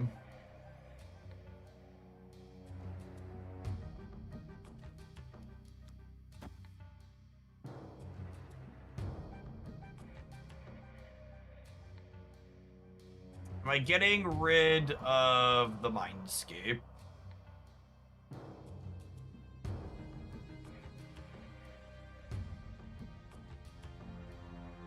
I think so.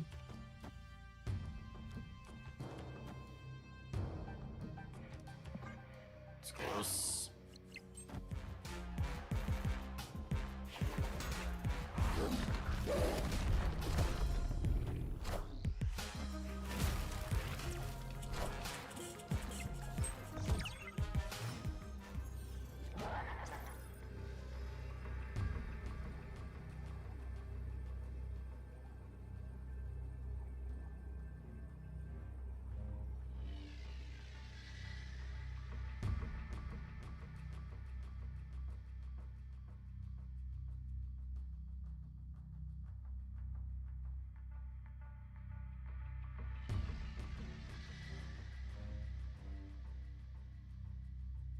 So they gain up to 27 on the right. I can't compete there.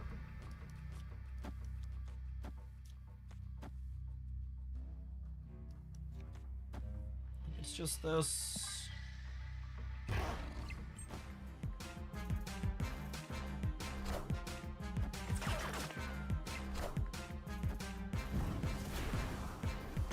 The hope is that Drax keeps us covered in the center once he gets his points back.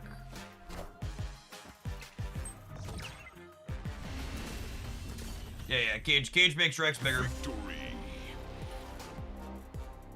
Good stuff. Like I said in our tier list earlier today, gamers, Aurora has consistently been one of the best 6 energy cards in Marvel Snap since she was added to the game. We take a brief pause for the cause, let some adverts roll. We're absolutely going to keep running down our ticket with this when we get back. Thanks everybody for hanging out today. Don't go anywhere. If you're watching on the YouTube side, don't forget to tap the like button on whatever's in front of you. Appreciate the folks that have done that already today.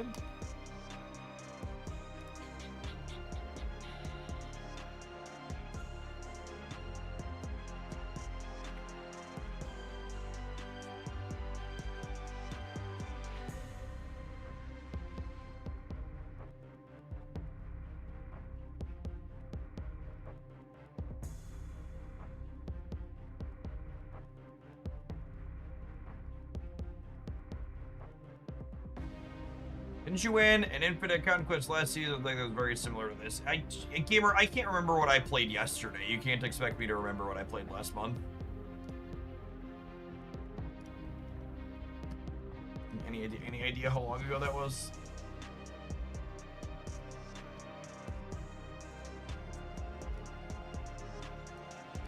Yeah, what's it called? It goes back 2 years.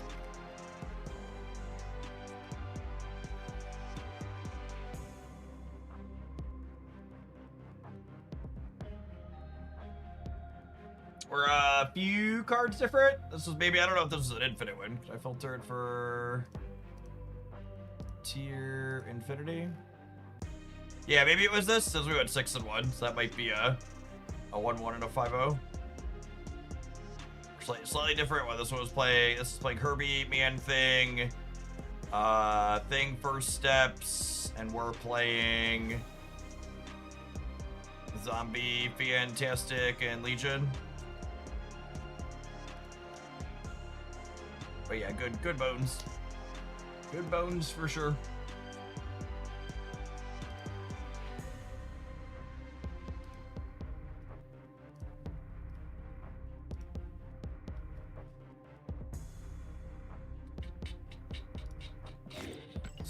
One small under the breach.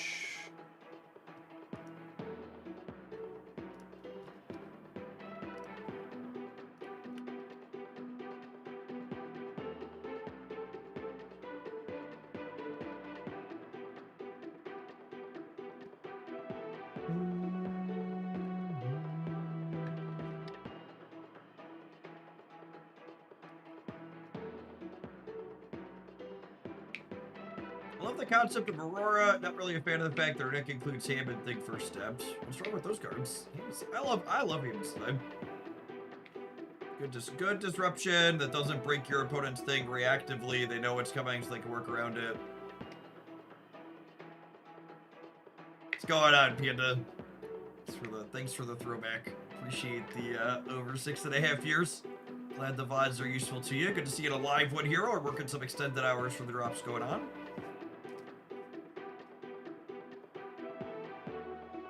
Maybe halfway or a little bit less through our drop stream today.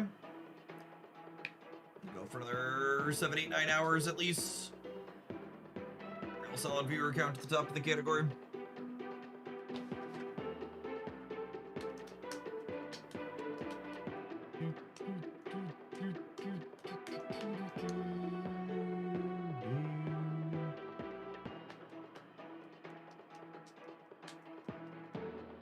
Could have started the queue when we started the advert, chat.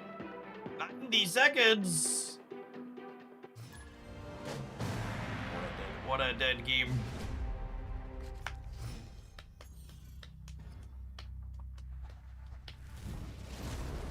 Limbo.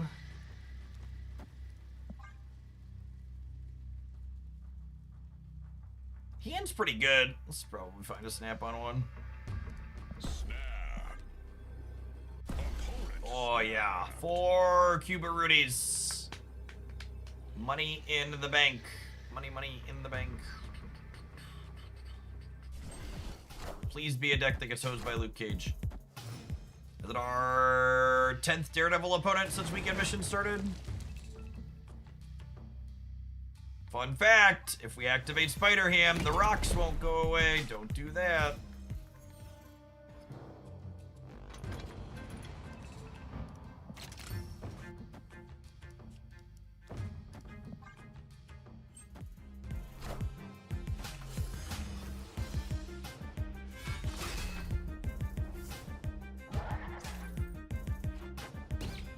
I have hammed a Red Skull. I've made a terrible mistake.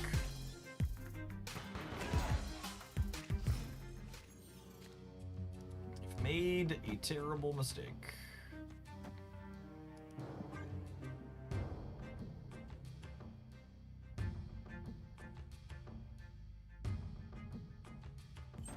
The other red meat, yep. Drax should be pretty good this matchup, though. He should get pretty big pretty quick.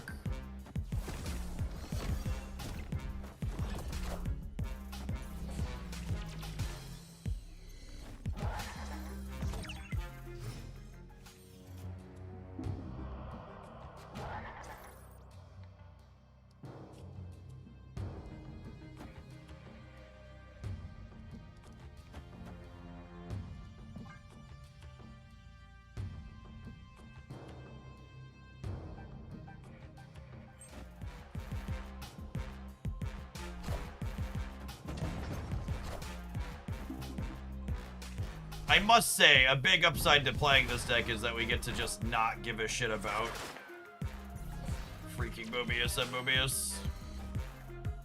Do I just get Iska down ASAP? There really wasn't a guarantee place I could get Iska where she'd be triggering, so... Although I expect she'll be able to trigger here this turn now.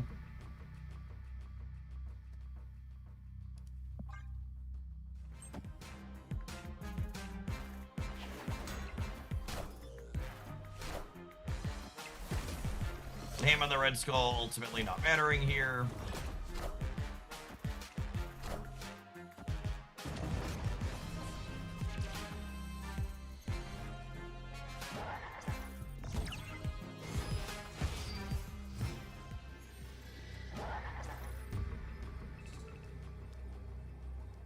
So this is on reveal ongoing, activate end of turn. So this is 8, so this will add 14 here up to 28, and then this gets me to 37, and then this is guaranteed to get both of my buffs center, plus end of turn, plus ongoing, and then this will kick 9 over to here, and then Aurora's gonna give another 4 here as well.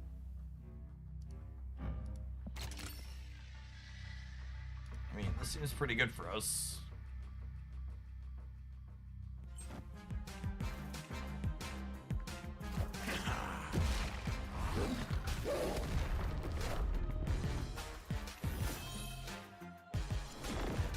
Oh, we're gonna end up a little bit short here.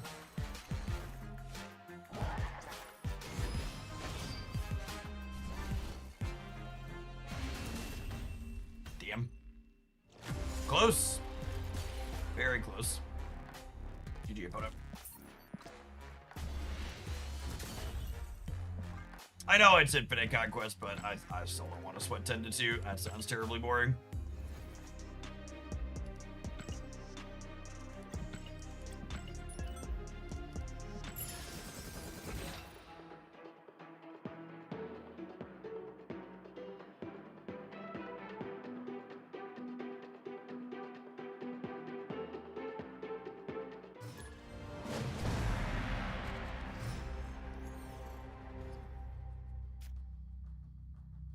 Hey, I'm sure there's no one in chat that knows the answer to this question. When is the California primary done? Anybody know?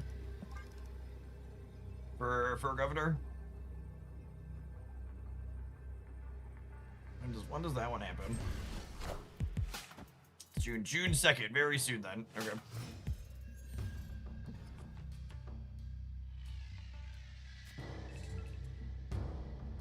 Get out and vote for Steyer, gamers. A fucking NASCAR race suit of the people that have been donating to campaigns that aren't his is really gross.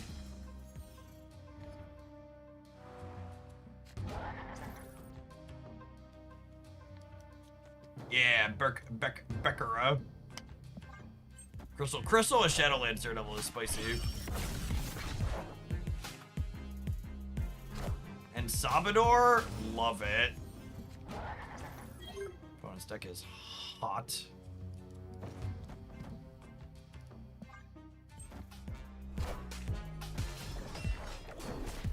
Wow, we almost fucking got him too. Damn. GG.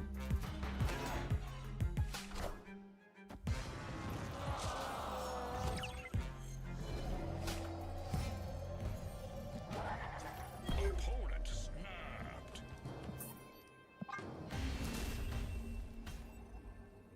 Escape. Feels weird to vote for a billionaire, but here I am, haven't done it anyways. Just pretend he's Batman.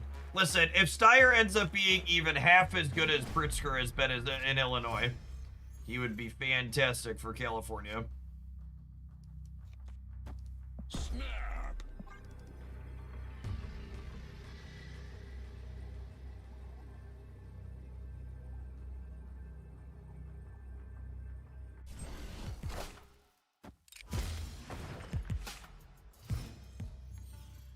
You're voting for Porter. You're a dipshit. Typical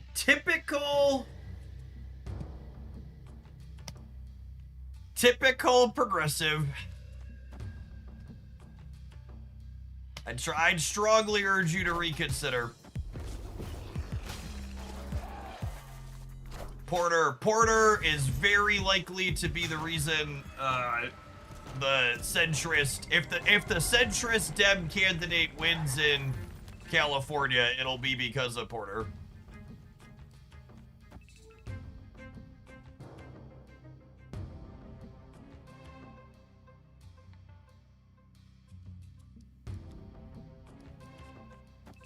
I agree. I like Porter's voting record and what she did in Congress, but like, it really is just a bad vote.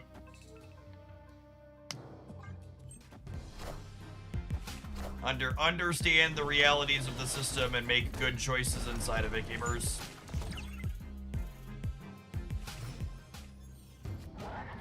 Progressives always like to complain that the Dem machine screwed Bernie Sanders in his primaries, but like the cold, blunt reality of that situation is other progressive candidates not getting out of the way and coalescing behind one of them is a big part of why the centrist always won those.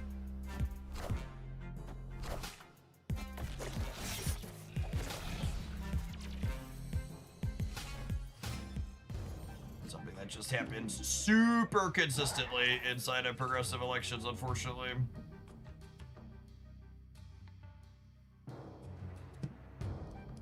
Well, we'll be able to play Iska and give her 2 points of power next turn at least. We got that going for us. I'm gonna try and stop them from what's it called over here?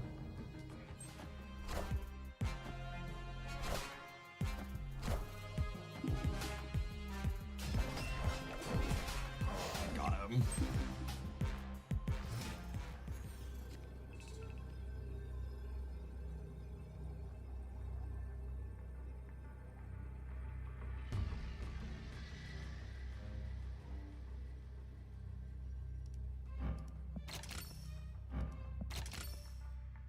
If you play her now, she gets an extra double, which is relevant if you draw Luke Cage. Yeah, we're just not activating Luke Cage regardless here. For people who are new to the channel, yes, we talk about politics here, and in case that interaction about California didn't tell you, I am what I refer to lovingly as aggressively progressive, but also a realist who understands how systems work. Bernie Sanders' campaign was one of the first political campaigns I ever donated to. Unfortunate how that all ended up.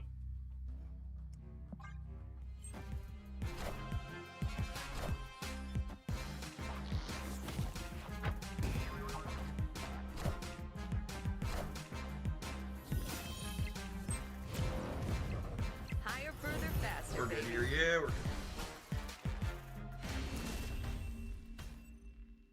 Victory.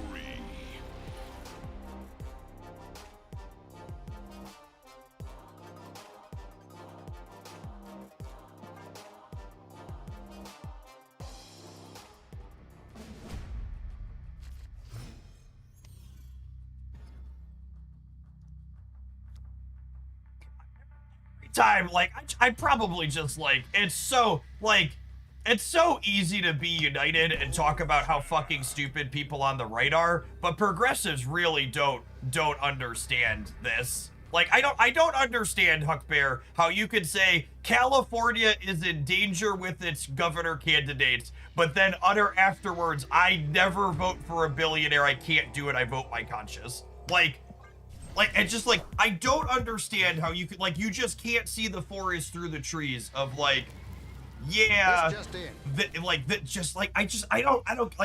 don't even have words. It's just so unfathomably stupid that I don't have words to fully articulate how I feel about comments like that. I can't even fully, like, spit the words out.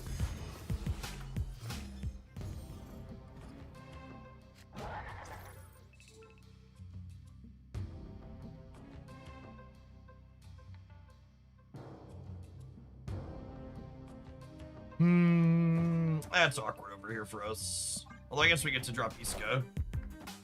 Yeah, that's a fine strategy for normal primaries. I guess to a degree even, but yeah, the California primary system is like especially weird. The jungle primary system just like probably shouldn't exist. What I had, as someone who like doesn't follow California specifically because they haven't had, Newsom's been governor there for forever. When someone explained to me how the jungle prime worked, I was like, wait, what? That's so fucking dumb.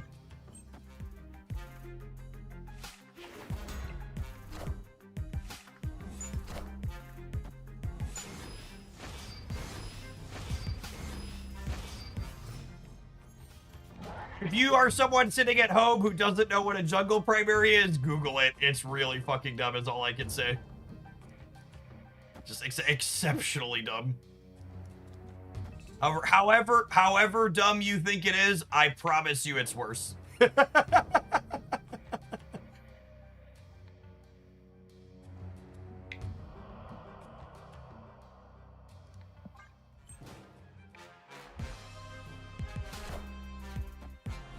was a PAC associated with Bernie Sanders that called me last week and told me to vote for Steyer. If they're saying vote for the billionaire, I listened. Absolutely. And that is why Bernie Sanders and Alexandria Ocasio-Cortez are some of the best and smartest people on the left in politics in the United States.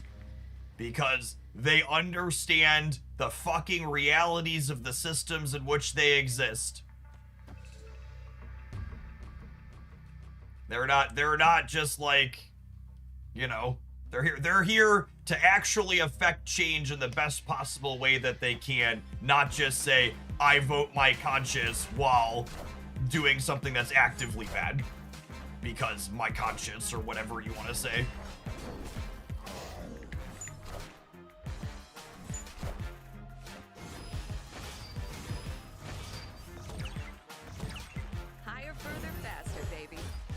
Oh my goodness, did we just die to that? Oh my goodness, we just died to that. That was so close. GG, opponent.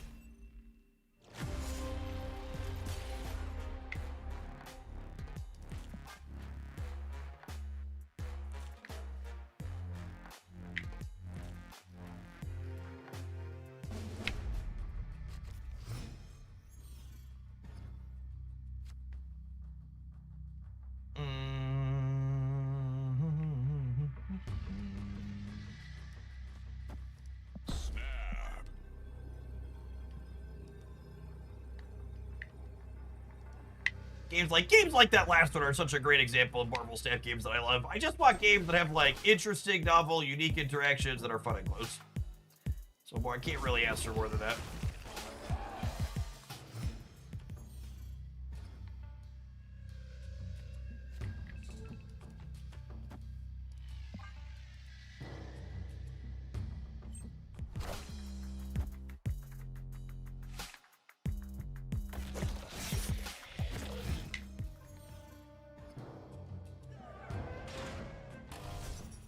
They're trying to lock my boy Drax up, chat. I won't let him do it. I won't let him do it.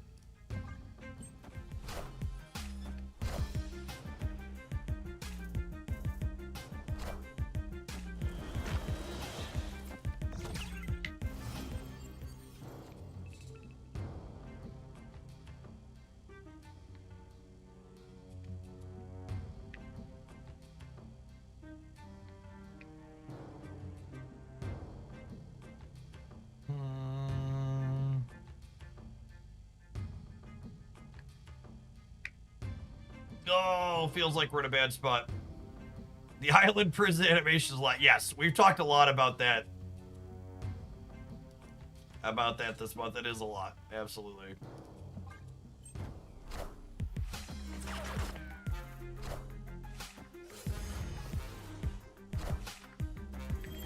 Oh, that's so brutal.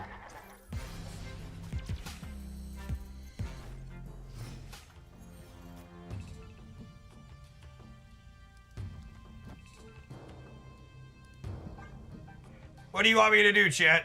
Not have Terminal Legion Brain?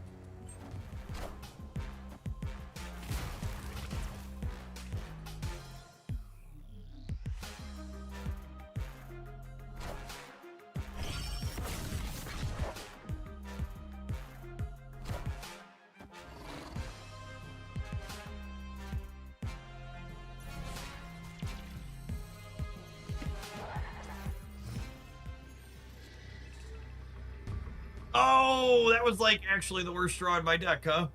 I really wanted to draw Spider Ham so we could like spin it all around. Are we cooked? I think we're cooked.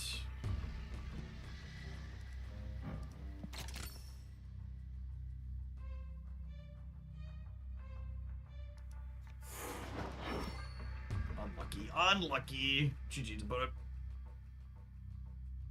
If you don't even play the Legion, what's the point of having it in your deck? That's what I'm saying. This is why we had better luck with the last build. It didn't have Legion in it, so I couldn't be tempted.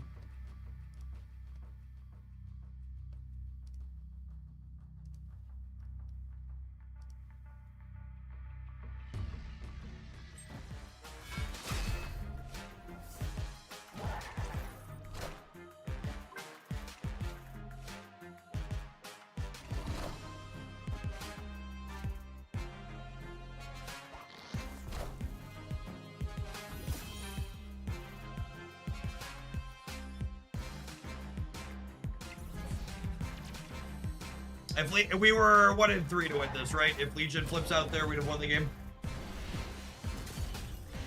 33% are at the end. GG. You know, I need Aurora to be stuck in my deck so I can play two things into the center and flip her out that way.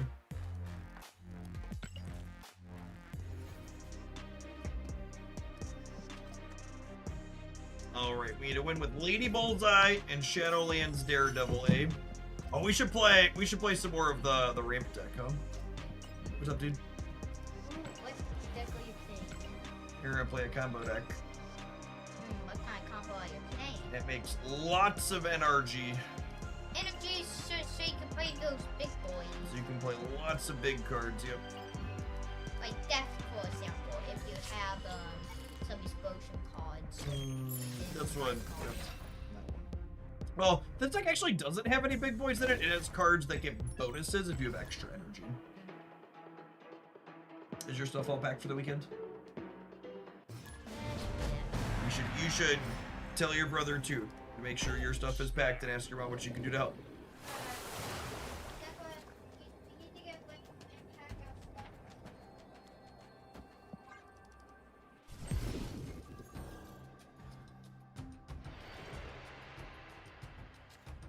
Alright, we didn't draw a 4-drop, so that's nice.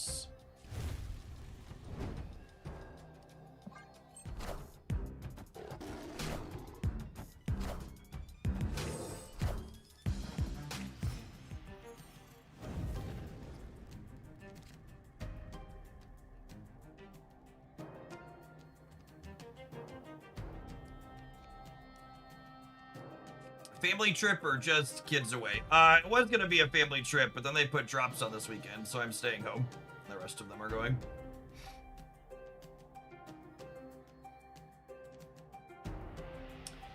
Is London better for me or for them? I think it's better for me, right? I'm only gonna have 2 slots on it, though.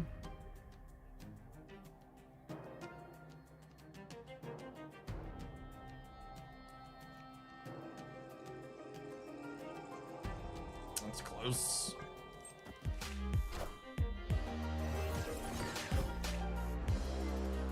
Jama dude, thanks for the prime. Oh, we could turn off the Bifrost. Yeah, I should do that. If they freak were well, the Sinister London, I should have shut off the Bifrost. The Sinister London doesn't apply to the Victoria buffs is the big thing. The Sinister London is a lot less good for Victoria hand decks than you would think. The words I'm showing. I definitely messed up by not magicking the center. Oh, please murder my board.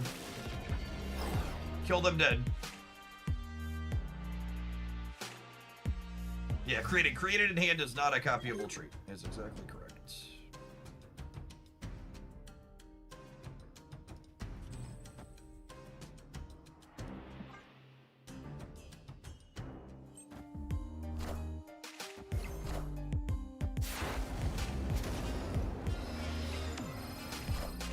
Alright, I have priority here, so I don't have to worry about getting Cosmoed.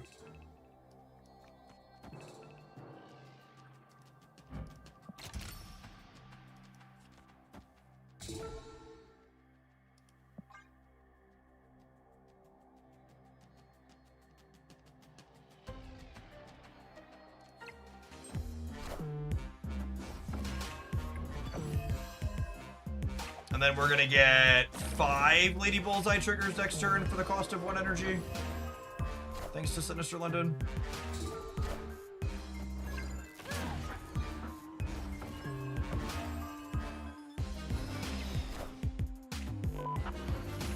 Alright, we need to dodge the Valentina. Oh, sorry, did I say 5? I meant significantly more than that. Well, 6, I suppose. And I need to dodge the generated. Is it worth giving up 6 triggers to have 2 5-power sunspots? I don't think so. You need to dodge the randomly generated Alioth. And I guess sometimes they have Cosmo. Cosmo can get us, but other than that, Miladies are locked and loaded. Oh yeah, as you will. Alley-oop.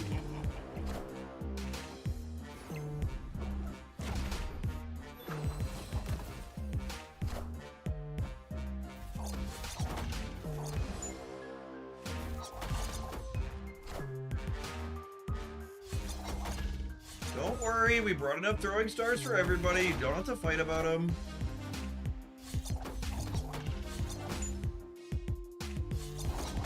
Really interesting strategy from the opponent. I probably would have considered putting points of power into play, but maybe it's something new they're experimenting with that they haven't worked out the details yet. Victory.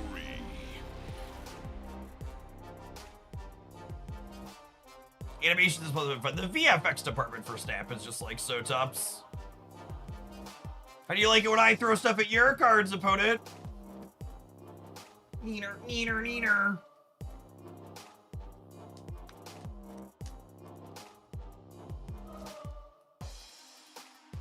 Oprah, you get a throwing star, and you get a throwing star. Everybody gets a throwing star.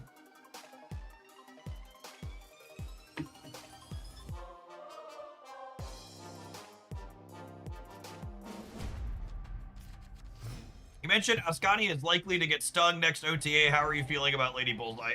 She could probably use a 3rd and maybe 4th point of power. She's pretty weak overall. Which I know sounds funny to hear me say after watching that last game, but like, you can't really judge a card off of its absolute highest roll, yeah. The stats on Lady Bullseye. This is my favorite Lady Bullseye deck by a lot, but the stats are not particularly pretty.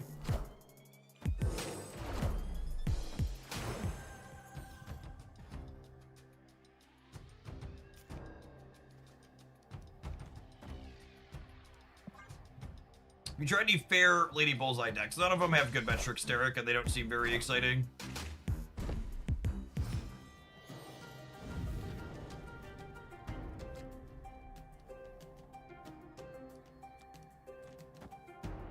They'll get some points here as well, but I really want to symbiote Spider-Man this, I think. I think I'm gonna leave myself 2 mostly open locations here.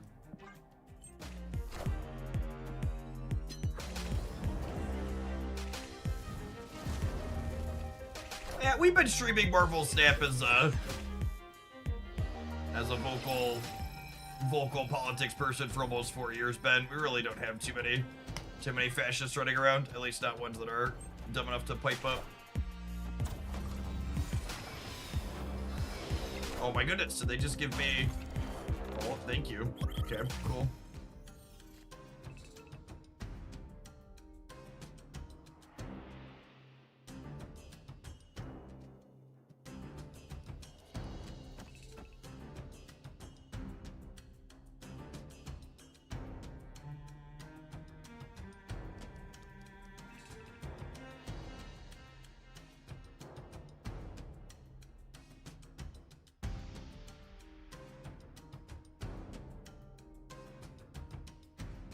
I think I'm supposed to copy Wong here, with the line being, hope to top deck Fallen One into Lady Bullseye.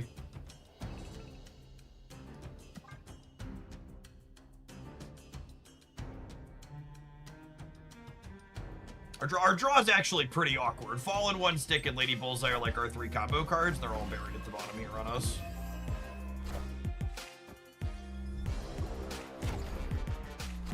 Taking one for the team, mummy.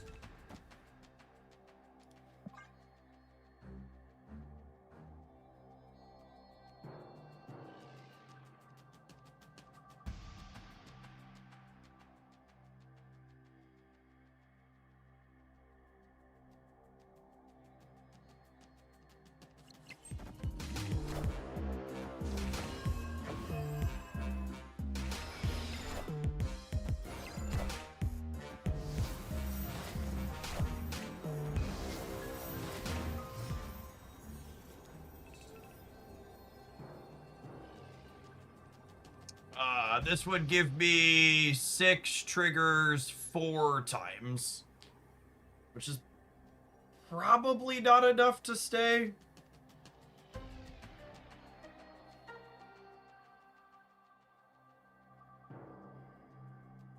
Minus 48 distributed randomly to the board. I might win center and right. Alright, fine, it's 2 cubes, fuck it. Oh, and they could gambit something on the right. Yeah, that's true. JK, never happens. Alright, we need the center to die. No, center, lady. Alright, one more center, girl.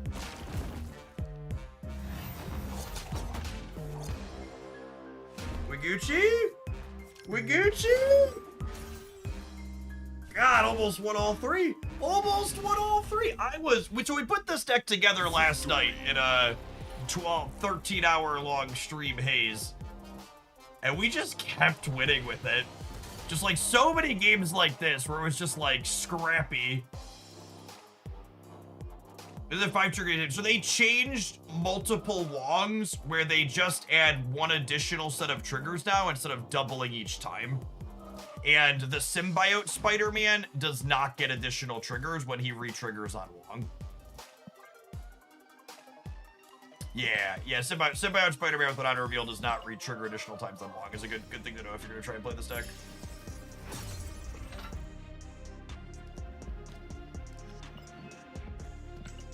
Activated some Marvel Snap cards.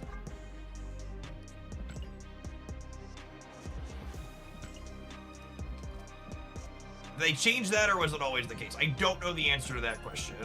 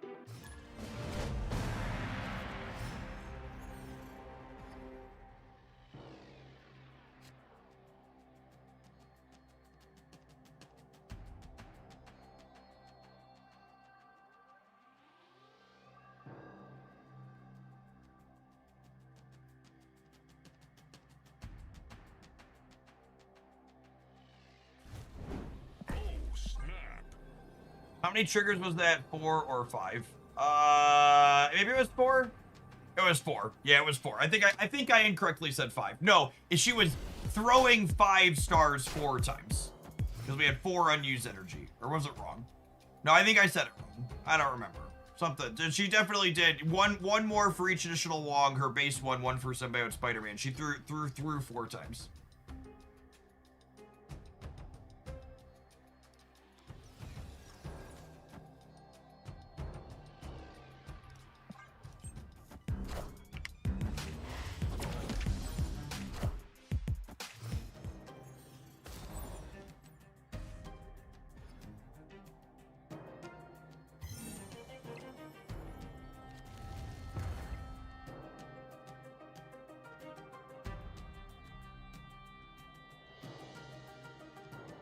I'm really sad that Dream Dimension is here.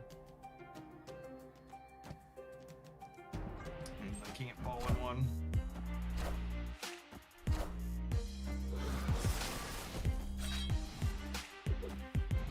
Destroy deck with Destroy Avatar never change gamers. Yep. I definitely need to change my underwear. So our curve in the late game is gonna get a little sticky here. That's not too big of a deal. Oh, do we magic now?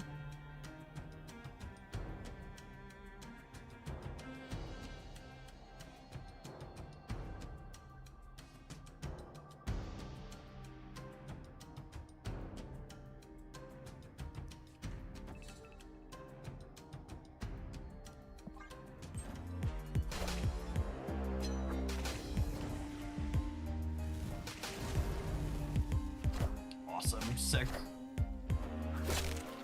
Symbiote Spider-Man, I need you to collect some points, please. I need you 2 points, bud. 2 points is what you're owed. Average is 2. All right, I accept. I accept humbly and graciously.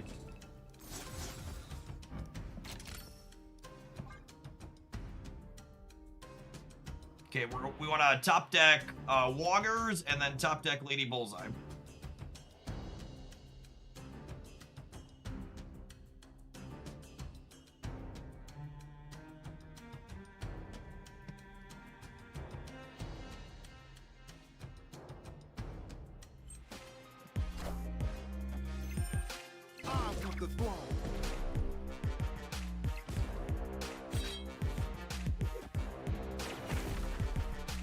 Definitely need to change my underwear.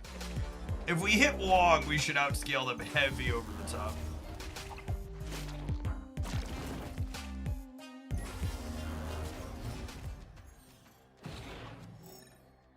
Oh, August! Oh, August! We are cooking! Lordy! Toot-toot! All aboard the stick train! Leaving the station. They don't even know, chat. They don't even know. Don't tell Scotty. Scotty is blissfully unaware.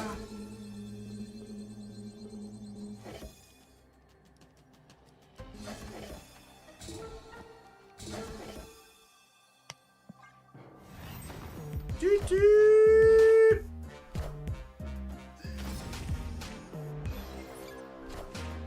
Look at that 10 power Deadpool. Oh boy. Oh boy. Oh buddy old pal. Speak softly and carry a big stick.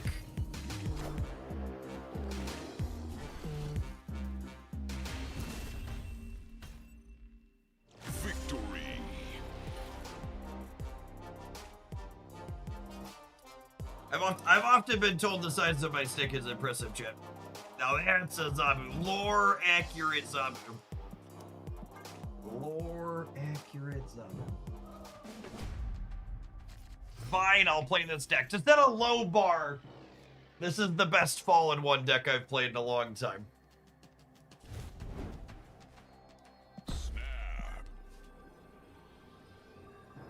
Believe it. Believe it or not.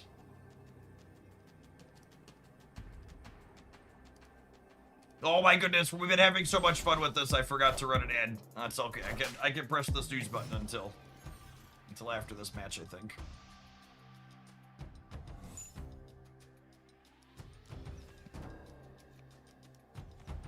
This deck is selling me on Lady Bullseye. Listen, chat, if you buy Lady Bullseye, it is your own fault, okay? Don't blame me. Don't blame me.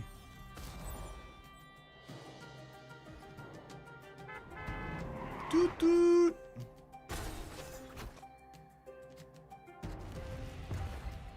Oh, Wongus. Too late.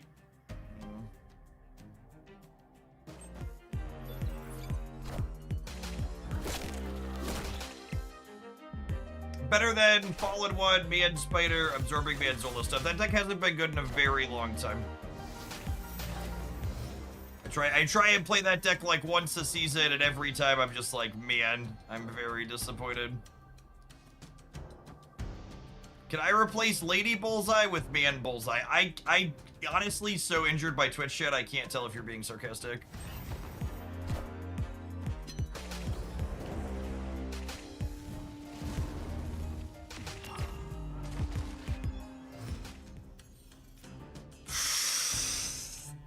Papa, can you hear me? Papa, did you bring the energy? Do do do do do do do do do do do do do. What a game! All right, I need Milady or Stick on top of my deck here. I need one of our two payoffs. No! Oh no! Oh no!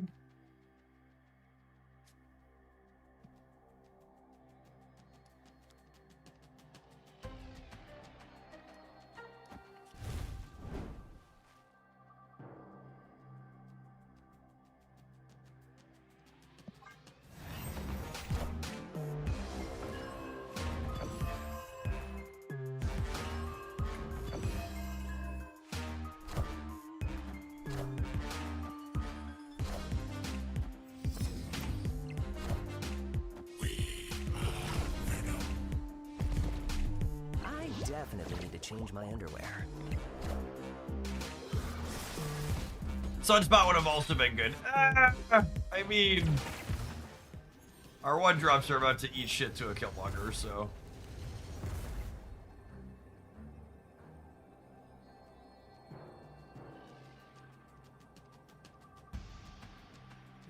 Maybe they don't have it. It's an increasingly nervous man. Maybe they don't. Maybe we'll be fine.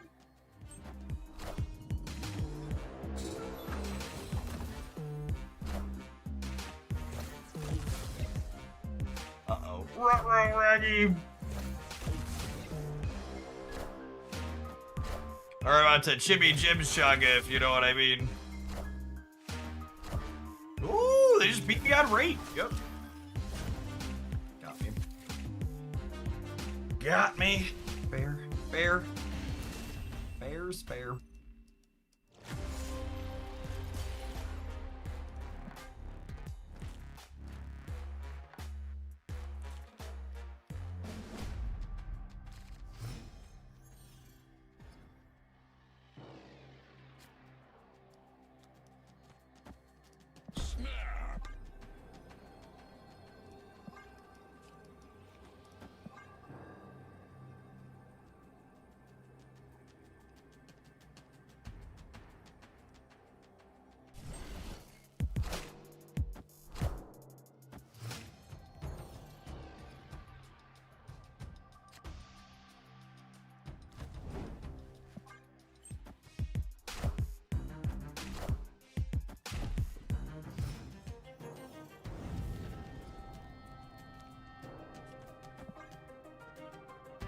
Do you think their last card is Zola?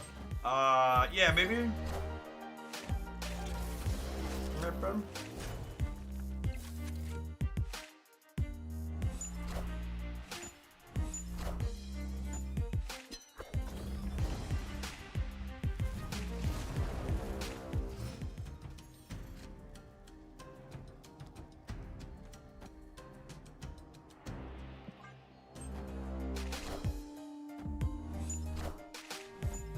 But it's got a lot of sentinels. What a game! A lot of sentinels. Enough said, bub.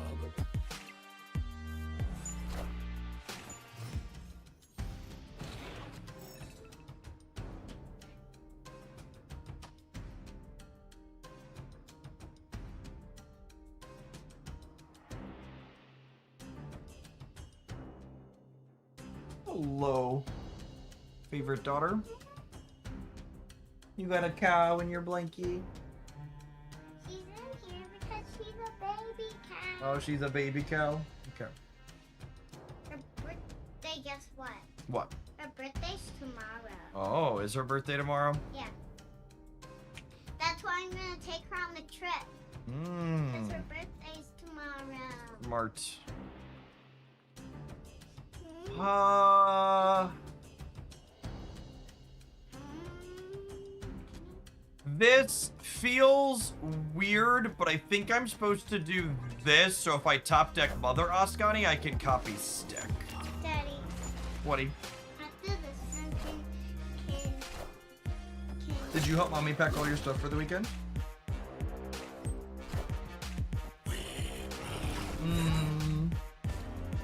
Enough said. You should check in with Mommy and see if she needs your help packing your stuff, okay? oh my, I'm still thinking. Oh, you're still thinking? Okay. Pick. Daddy, when you're done doing this, can you sit down so I can smell your lap? Dad's gonna take an ad break in a minute. I can pick you. I think we're dead, gamers. We really needed Mother or Fallen One here. She's sitting on your shoulder. She is sitting on my shoulder. I could play like Sentinel in the center with Shuri into Wong here. And then I can like Lady Bullseye plus Wong the Lady Bullseye next turn, but that's just like not gonna be remotely good enough. Yeah, 56 power, what's it called? They I have definitely need to change my underwear. X23, Hey, you do have X23. and we have X23 in one of our decks. We do, and this Squirrel Girl deck you like. Okay. Alright, gamers. We're dead here. I am gonna go ahead and run an ad break, and I'm gonna run this one upstairs and check in with my wife really quick. Don't go anywhere. We've got plenty of Marvel Snap coming up. I'll catch you in, I'm gonna take a slightly longer than normal ad break. I can go check in with the fam and figure out when exactly they're leaving. BRB a few minutes. Yes, daughter. Can I play with you for a little bit? Because I won't be back tomorrow. Because I like to see.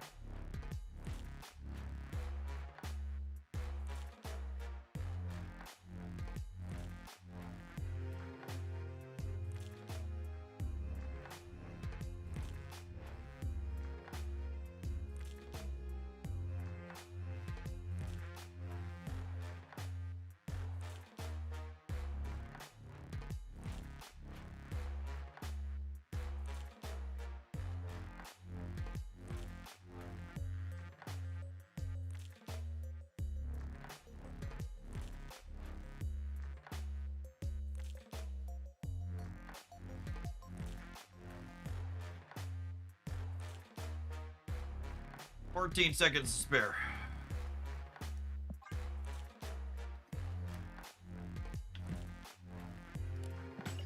Got Spider Roman as a premium variant, forgot that card existed. So did Second Dinner.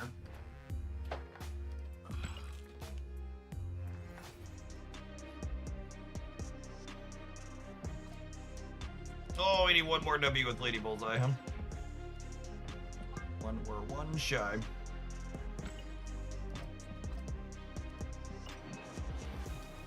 We burn all of our other tickets? Nice.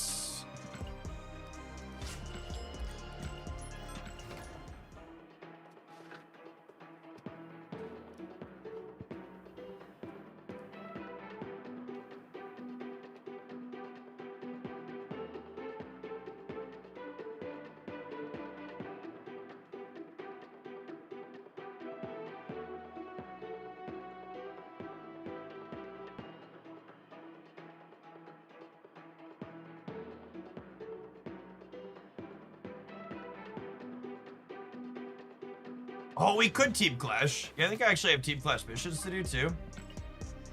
Play a match with X-Men. Say less. Say less.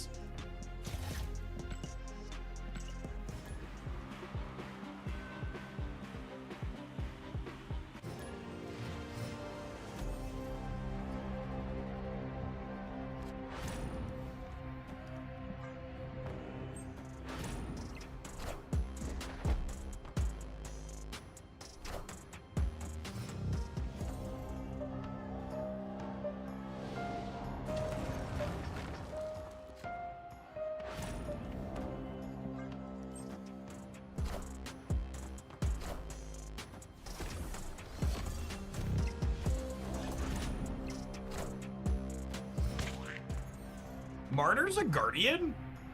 That's funny.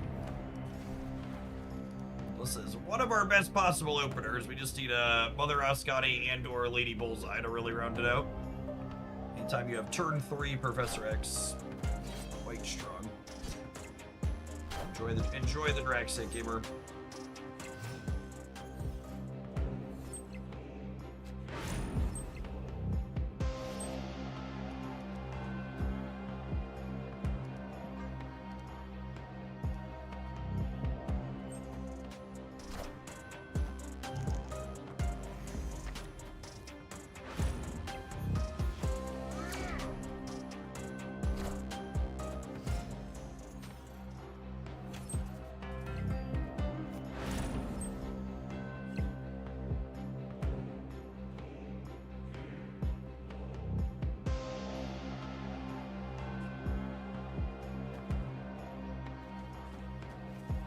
Okay, so we do this, and then thanks to their gladiator here, I'm guaranteed to have Lady Bullseye next turn.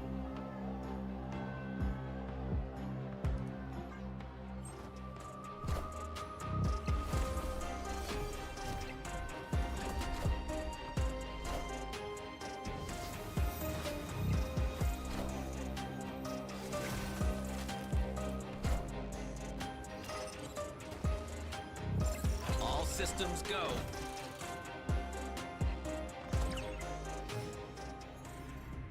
Oh, that's true. The Jubilee here could have guaranteed. That's fair.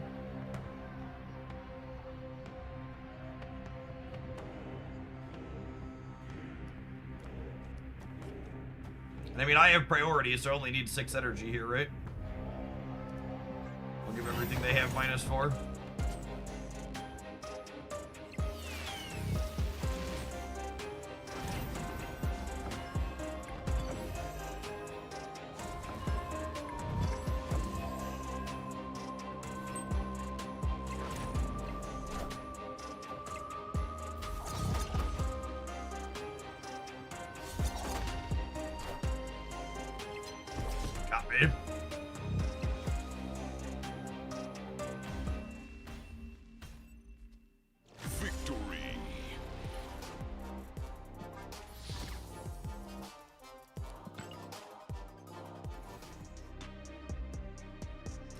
We're gonna clear through match with this. I think we'll kick on over and doing some Shadowlands Daredevil.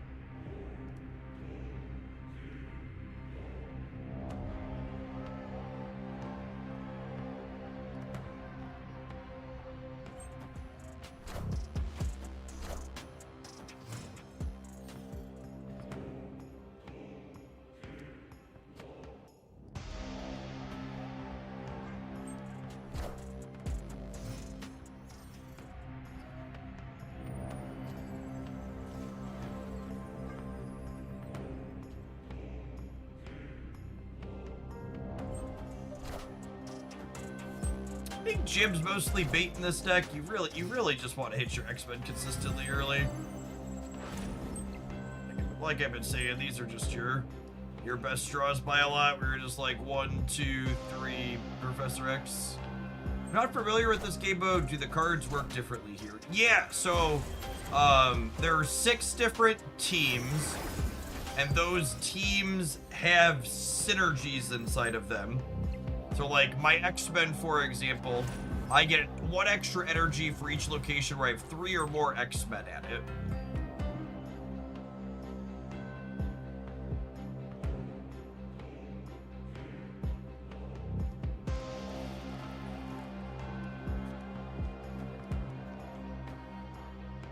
Alright, I'm gonna do this, which will get me Mother Ascani into this path, then we'll triple Lady Bullseye the center next turn.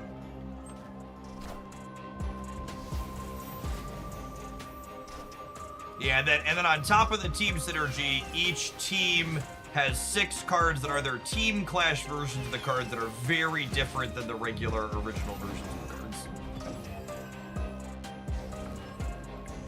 And then you can customize half the deck. And then cards that you can put in the custom half also have team things as well.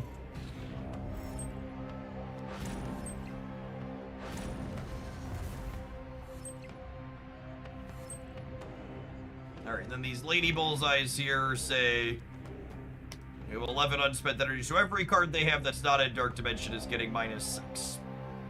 Steggy, thank you for the 72 months. Appreciate that. Welcome back.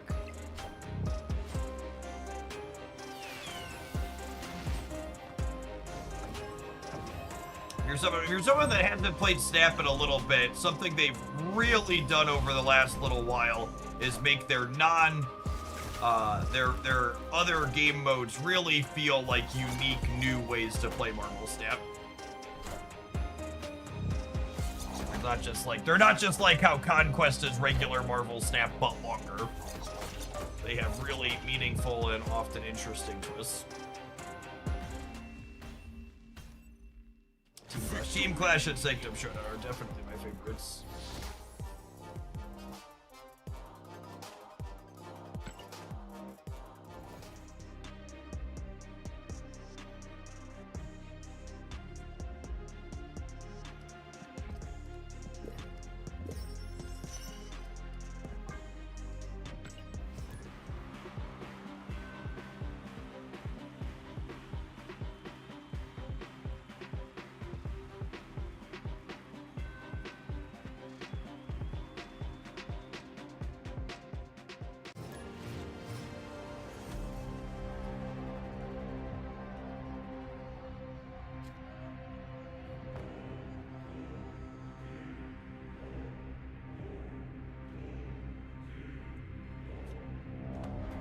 I don't know if this is good, but it's certainly great, so I'm gonna go ahead and do it here.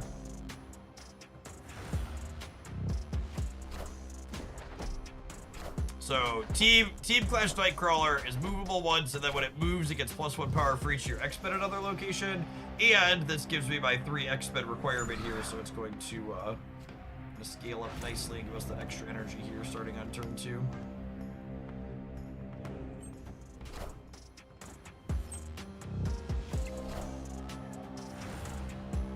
We don't have Sage. What can we replace her with in this deck? I don't know. You wanna try Wolfspade maybe? Wolfspade probably. She's another target. Sage acts as an additional target for Mother Ascani to create meaningful doubles of.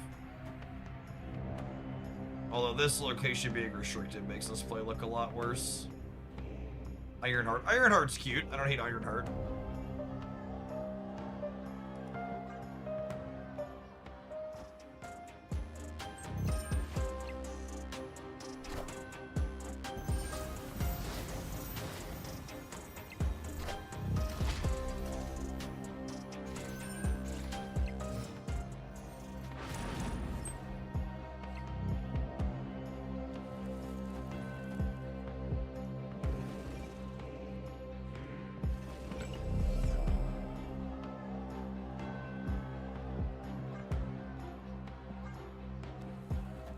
Ranking High Voltage over Team Clash at Grand Arena is certainly one of the Marvel Snap takes of all time.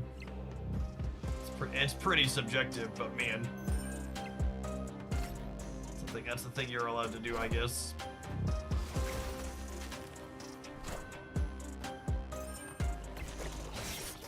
I think we're unfortunately very dead here.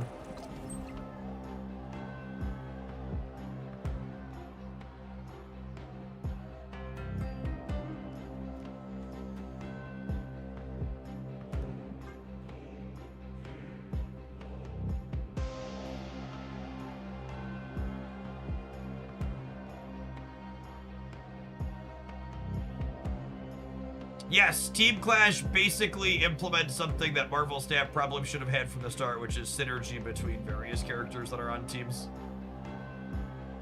I completely agree that in an IP like this, not having synergy between teams feels real bad. That's true. We might survive just based on the opponent's board also being cleaned.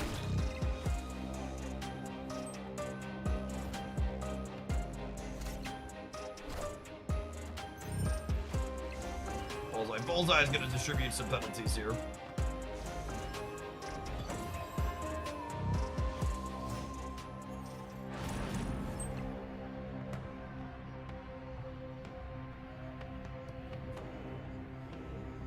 I mean, this, let her rip. Let her rip.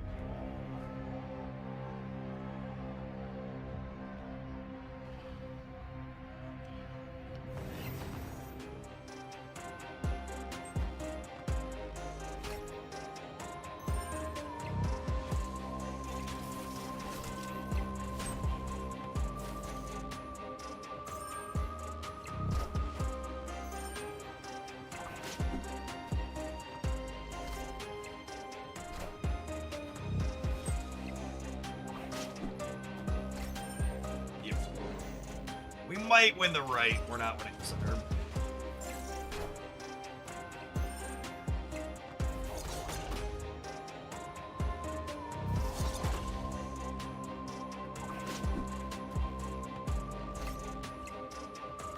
Gosh, almost one left. Has May been the best season of Marvel Snap cards so far this year? Like, overall for the entire season? Probably? Mother Ascani was last season, yeah?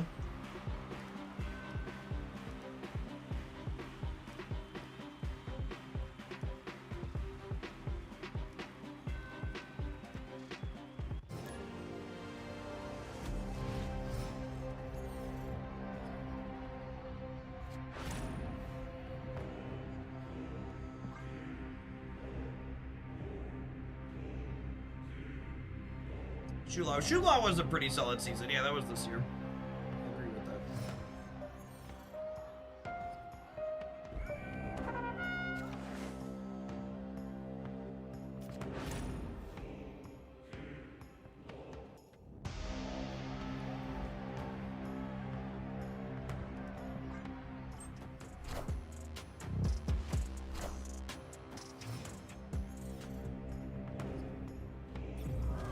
Shulao feels like so long ago I forgot it was this year. That's because 2026 has been a decade long.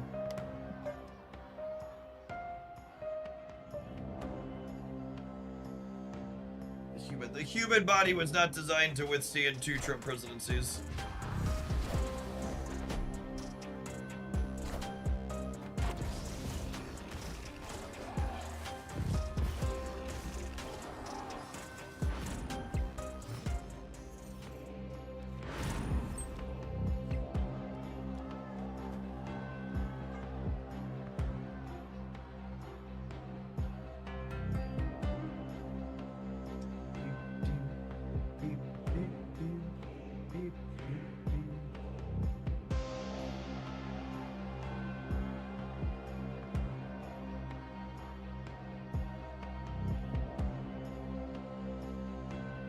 The looming fear of 2 Trump pandemics. Yeah. Assuredly, they're gonna keep Ebola under control, yeah?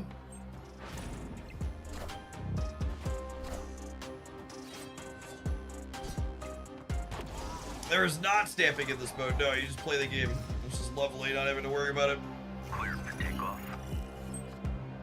How much bleach do we need to inject to survive this one? How badly do you want to make it out the other side?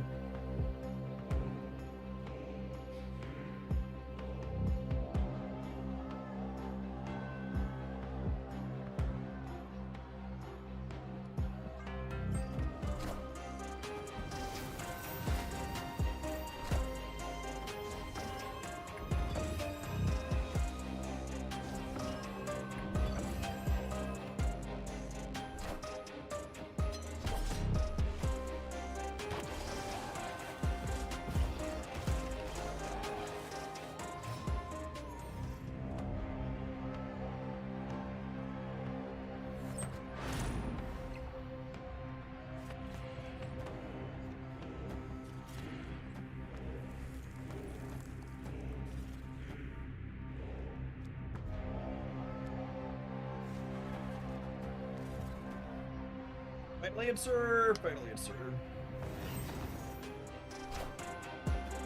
Holy! Melcy! That's fine. We still win, right? We might win all three still, actually. We might win all three still.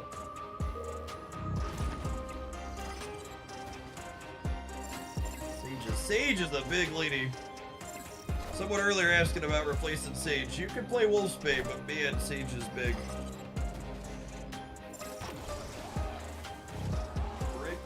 Brick house.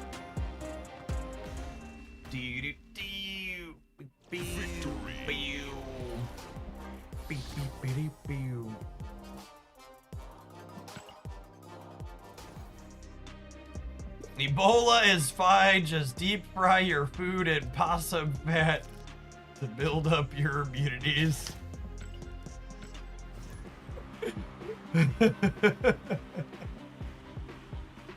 Is that before or after I dissect my raccoon testicles?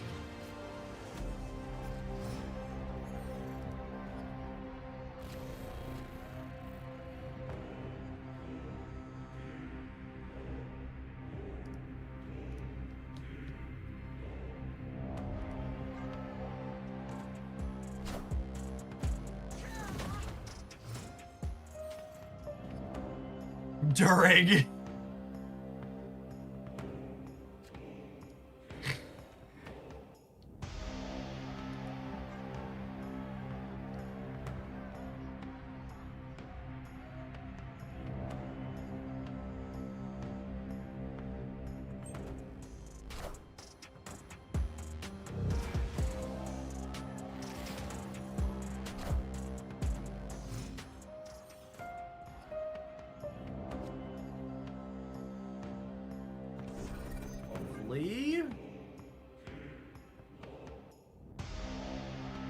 Tag, thanks for the tip.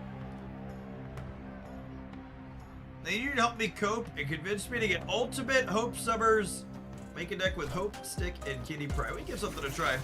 I will say though, Kitty Pryde as Jeff the Baby Dolphin coming here next week. That should hopefully make her pretty fun and solid.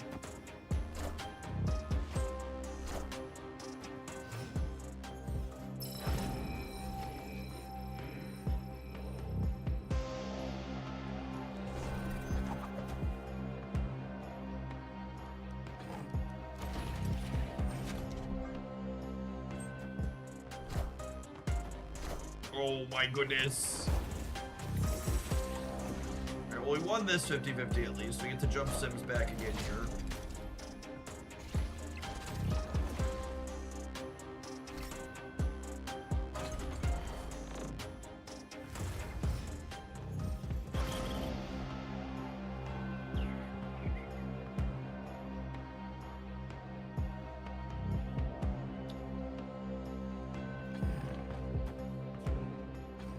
Hey, diddle diddle.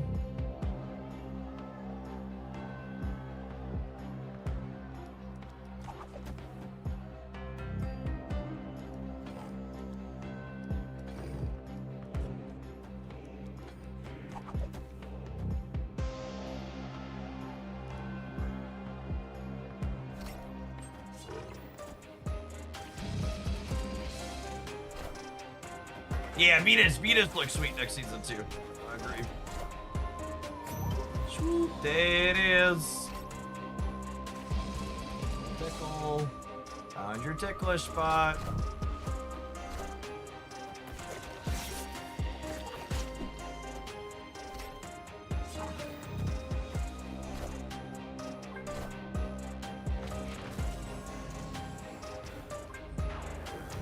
Oh, that's pretty good.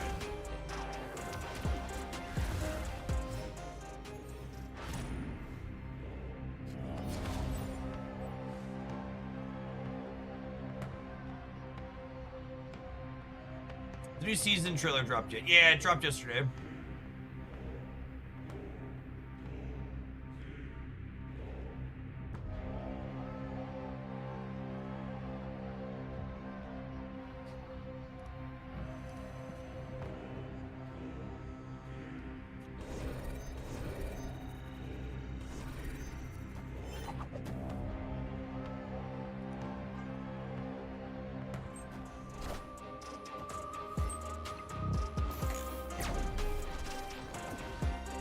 Yikes!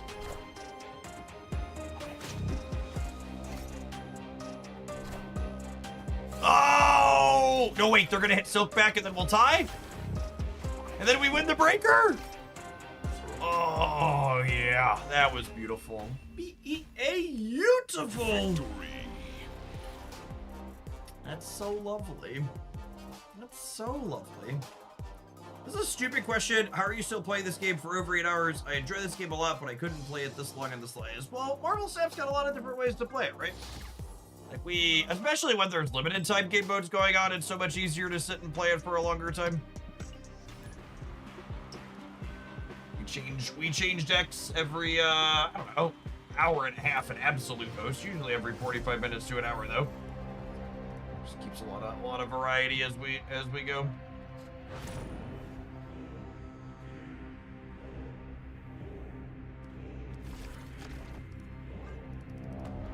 This job. Yeah, I also have lots of practice at it.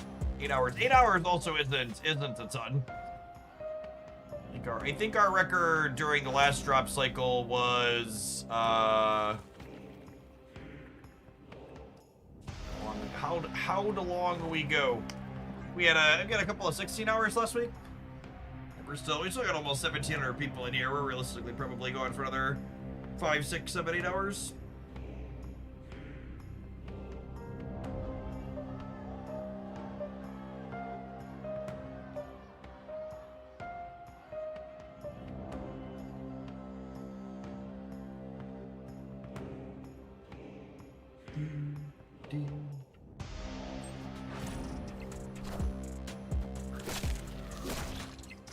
So, moving the Kraven here doesn't have a ton of value, but it triggers that Spider-Verse bonus for us. It gives us extra energy. It also means something moved on the previous turn for Prowler. Both things we're interested in having happen here.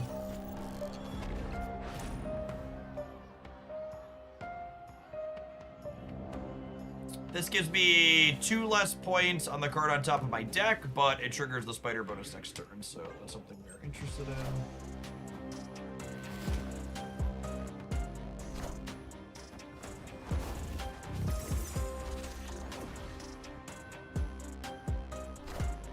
Lauren Hippocrates, thanks for the prime, appreciate that. That is a big boost to their top card. Holy. Holy.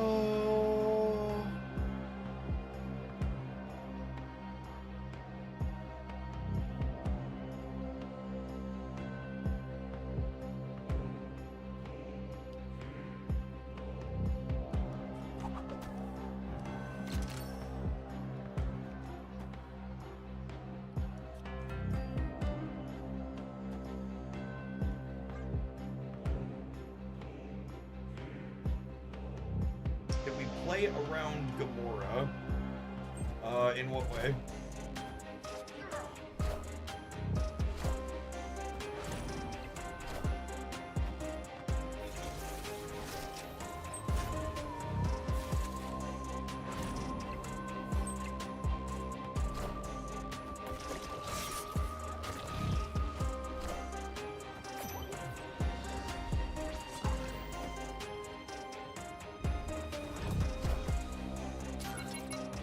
A top deck Hydra Stomper here, question mark?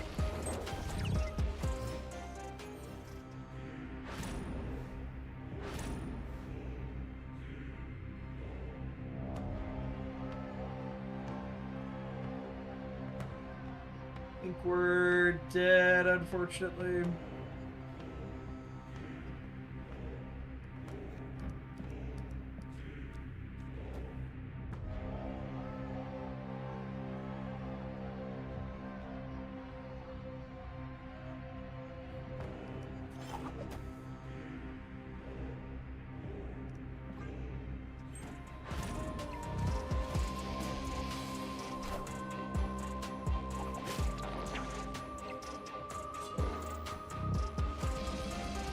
Expect 10 to hold in the center.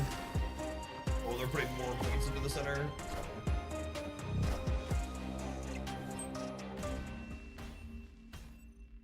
Grandmaster's a real fun one in their deck.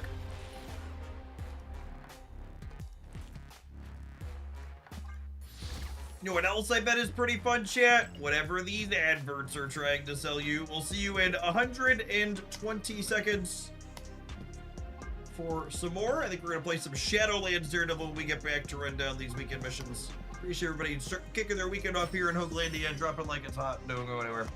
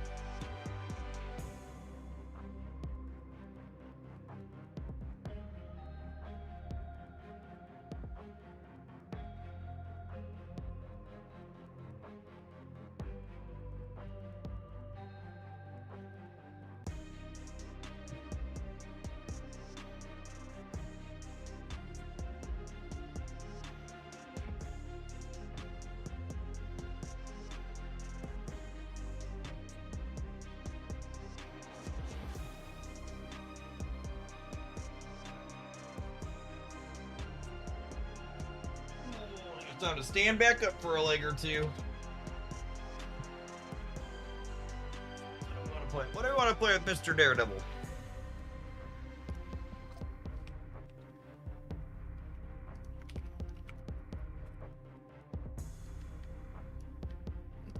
What are our best Daredevil decks at the end of the season?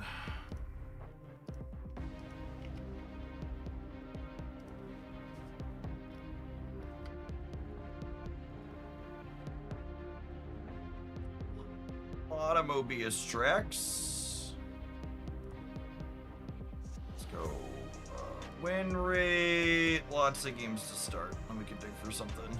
Something different. Looking buff. I have been known to pick stuff up and occasionally put it back down.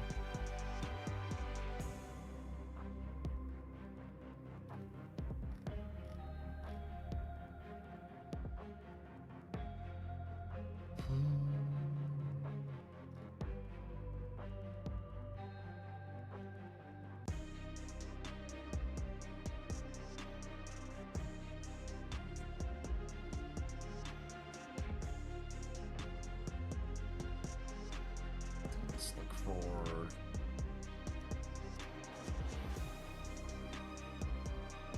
Ooh, the build with Punisher and Galactus is doing well. That's exciting. I like that build. Galactus First Steps is one of my... Galactus First Steps is one of my favorite.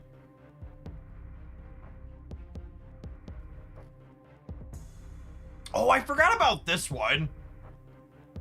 Let's do this. Unironically, this is the most fun I've had playing a ramp deck in like ever, maybe. I think I might have kept it in my deck editor actually.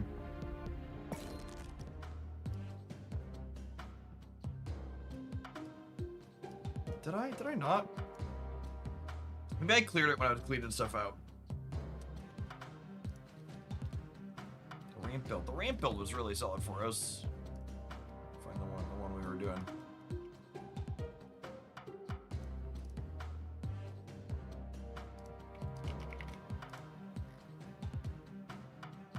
Yeah, it was exactly that one.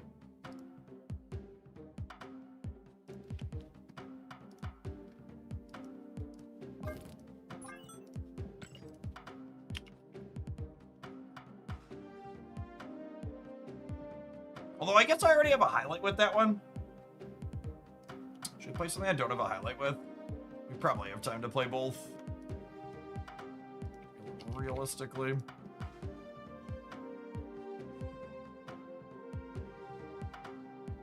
Oh hey, the stature build is doing numbers for people too. Look at that. Someone else in chat just mentioned they were enjoying the stature build. Oh, this is Conquest specifically too. So it's a little different. I thought the Galactus was. Let's import a few. We can play a few. Give people some stuff for their weekend missions.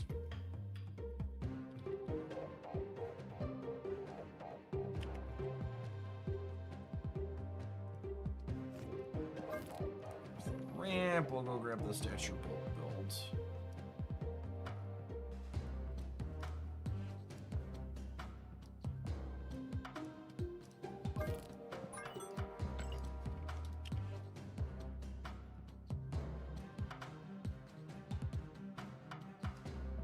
I mean, unironically, I actually kind of like Punisher War Machine in this deck. Make sure Galactus First Step's a bit better. Did I already have the stature build?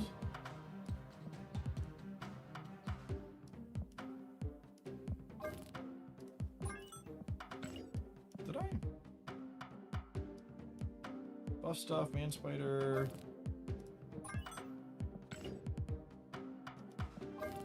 Oh, I did have Daredevil stature already. Is this slightly different than what we had, or is it the same? Oh, this is Shadow King versus Lady Deathstrike, I think.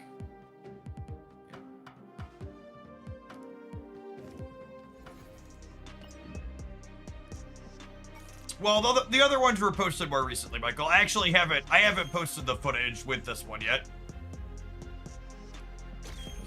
The TLDRs. Like I've highlighted both of these already, but they were towards the start of the month.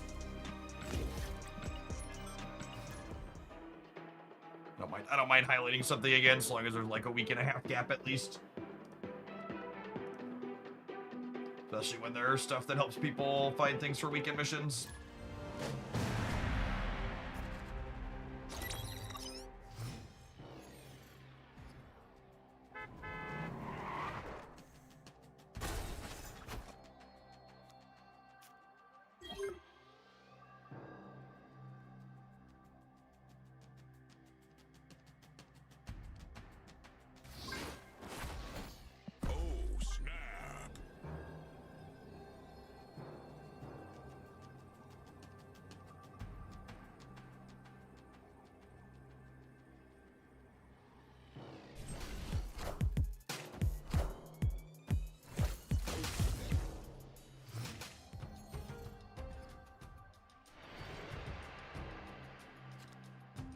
Honestly, I think I want to draw cards before I get the Punisher online.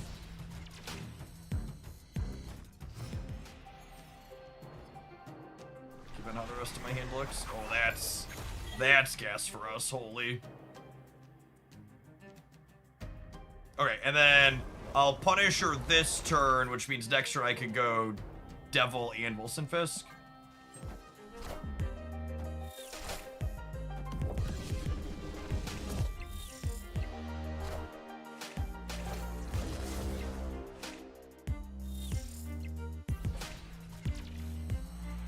Rewarded for waiting.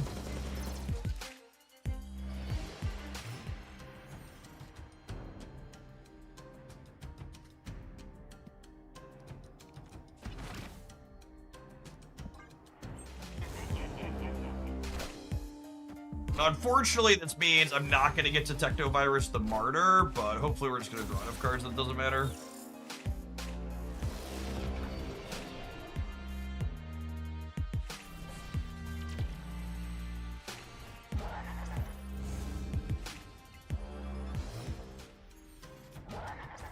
Opponent snapped. I assume we're dead here, but not here to play Marvel Retreat. Hopefully they magic, and then we kill them with Legion. Yeah, negative definitely a dying breed. Not a lot of those though.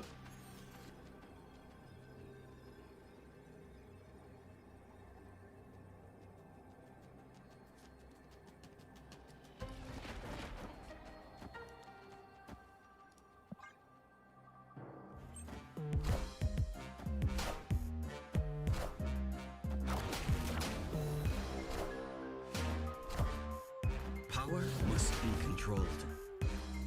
This is all on the other side. Martyr. Yep, got me. Oh my god, didn't get me. Get the fuck out of here. What a gamer. Victory.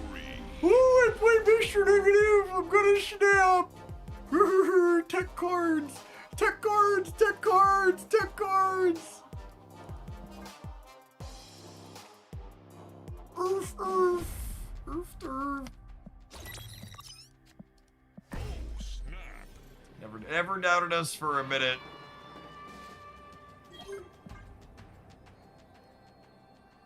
Oh, and then the 10-2 sweat after losing with my double tech card play.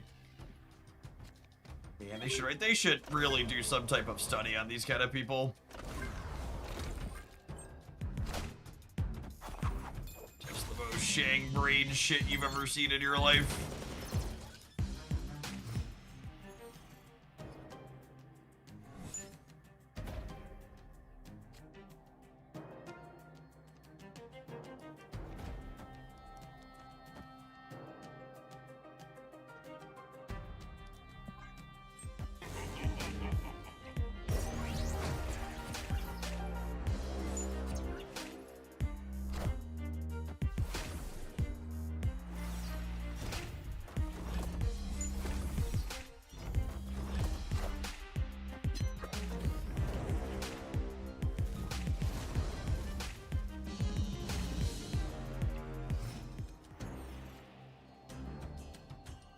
I will have you know, I in fact do not believe in magic. And I will be getting rid of Limbo.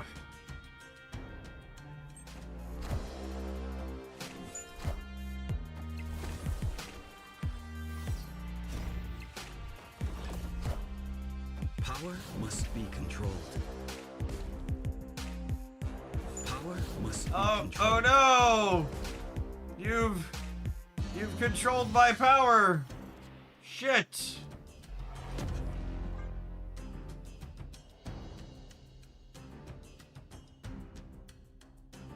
We're at like Arnim Zola and Shang-Chi, aren't we?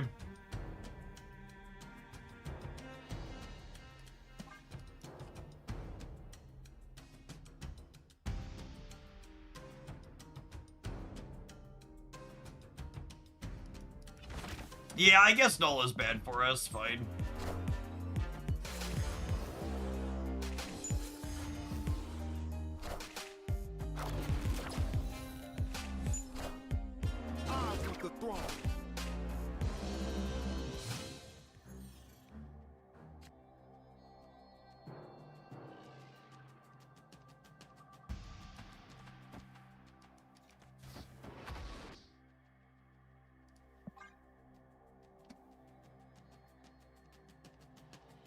7 out of 9 hits in my deck to grow Shadowlands Daredevil and hit none of them.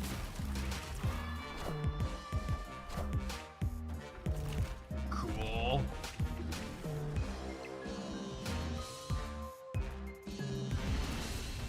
Bye, Felicia. Victory.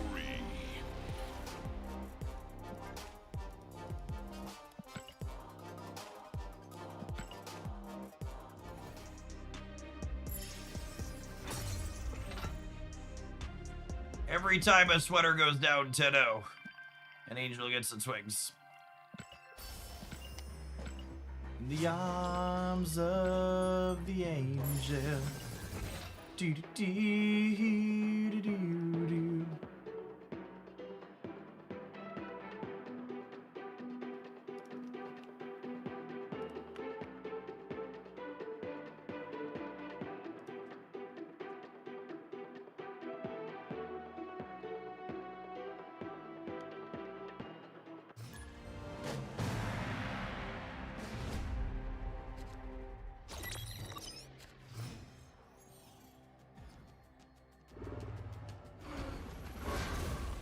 Has anyone read the Trump Kennedy Center word salad and can give me a summary?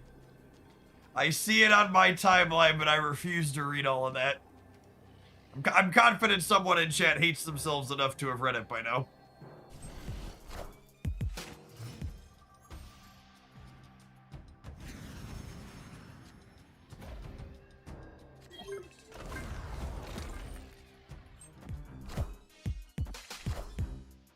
It's Obama's fault.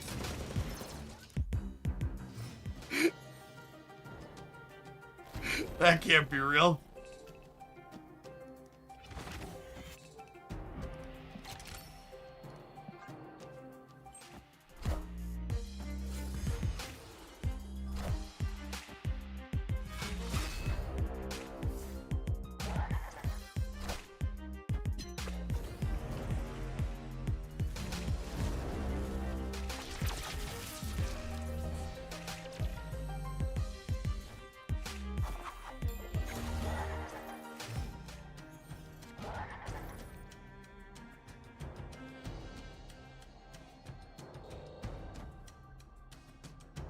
The Trump comment on wanting to put his face on the $250 bill. I think adding a $250 bill into rotation in the United States is a pretty good idea.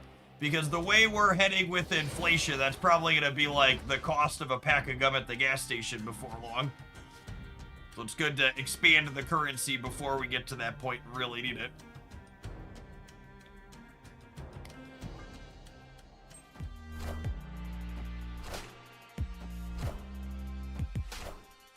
Like, what a move when the economy's in the shape that it's in. I mean, Gamer, the Dow closed above 51,000 today. Maybe you're unaware of the current state of the Dow, or maybe you just hate freedom.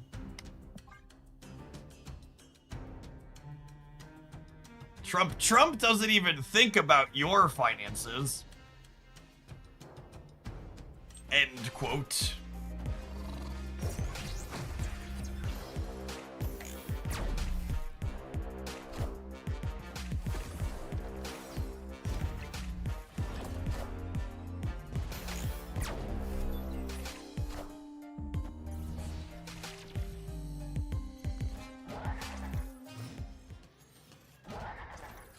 Man, Legion has been worth his weight in gold so far this set, huh? Get you a Marvel Snap card that can get rid of Limbo, chat.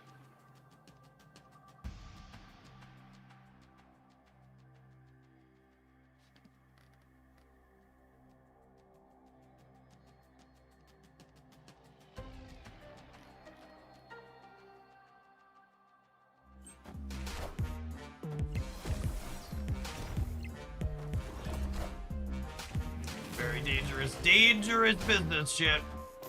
Boop. There he is. Man, that's a big stick.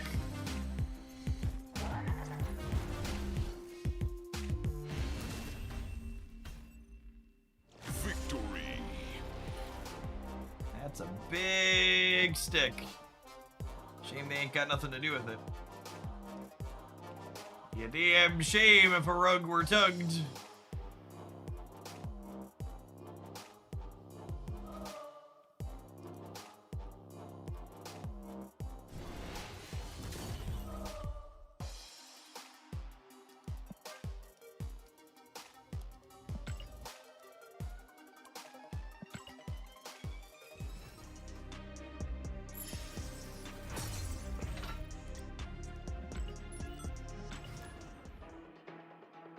Can we talk about big sticks and tugging rugs on Twitch.tv? Of course, gamer, we're tagged appropriately.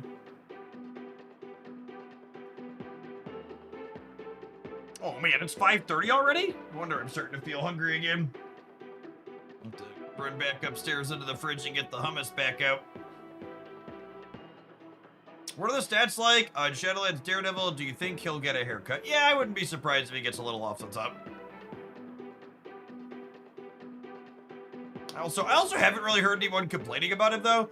Honestly, and again, like, I'm like the world's biggest proponent of the tech cards are too good, but like, I think if they think the Shadowlands Daredevil decks are too good, they should probably like take a point off of Stardust and take a point off of Mobius. Like, I don't think the scaling 2-drop is remotely the problem in any of his decks.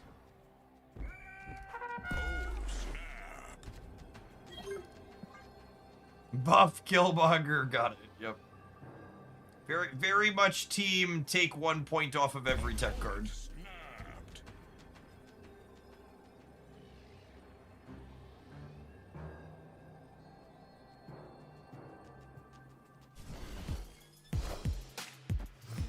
All right, not a Punisher War Machine game. Got it.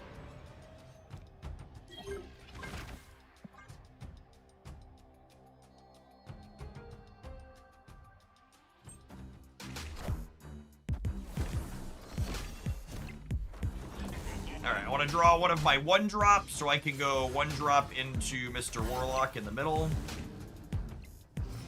Ideally, we draw a 6-power 1-drop. Ooh. Ooh. Alright, I accept Dusty Rusty.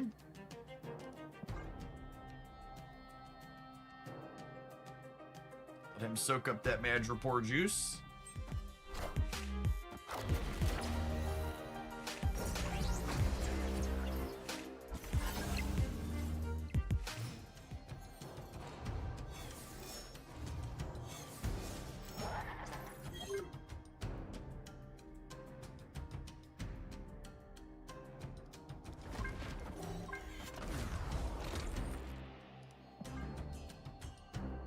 This means I can't techno the center, but I think that's fine, question mark. I just want to, like, turbo through some of my deck to put more points on Shadow.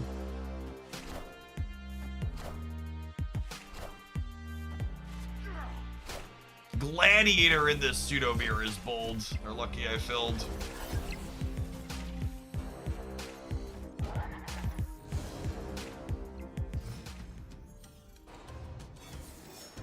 Give me 2 more on Shadowlands, baby. Oh, yeah. Okay, and then we plunk this down here, which ideally wins the left to trigger Punisher War Machine, who we got down last turn.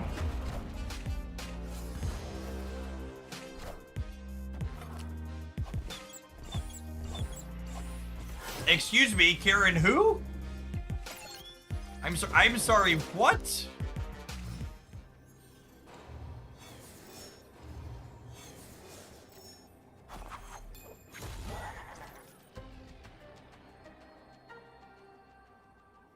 So they have to put more points in the center, or they lose.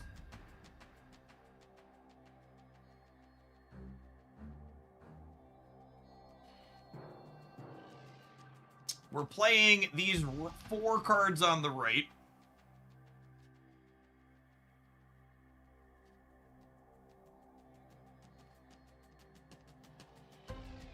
I think 14's enough to win here. Can they put 15 here while putting points in the center? I think I need to hedge the left.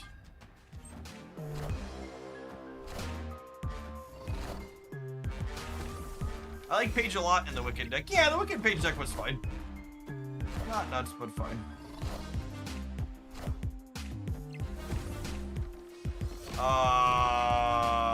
Honey. Oh my goodness. Wait, we tie the center? No, we're good. We're good though. We're good. Yeah. Oh, yeah. This was the only card in my deck that didn't buff my Shadowlands Daredevil. BT dubs. We're waiting for our Starbrand Legion Demon. Yeah, I really don't understand why Karen's not a 4/6. One of the more there was a team answered question about that. The staff team was like, "We think 4/6 Karen Page would be too strong," and I was just like, "But would it really? Would it really?"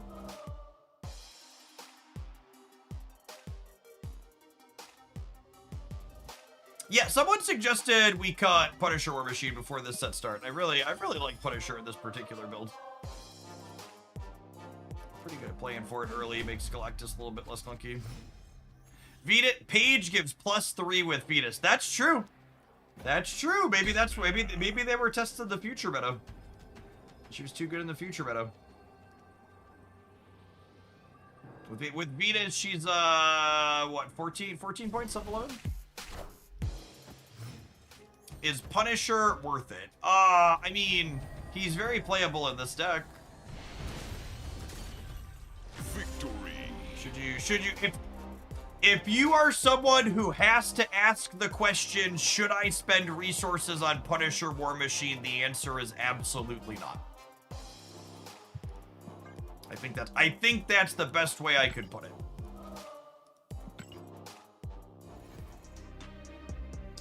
Punisher War Machine is one of those cards where, like, if you're someone who's getting every seasonal card, there's decks like this where you can play it and be happy that you're playing it.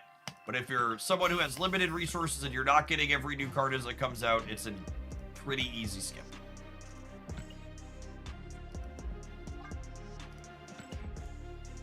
You know, we just did a full Series 4-5 tier list, but I wasn't thinking about them in context of the season. Someone asked, is this the best season we've had this year? How'd we end up this season?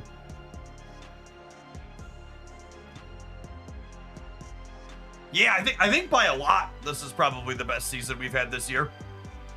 Shadowlands Daredevil and Wilson Fisk and Muse are all like new staple cards, and Daredevil basically like brought about a new archetype while doing so.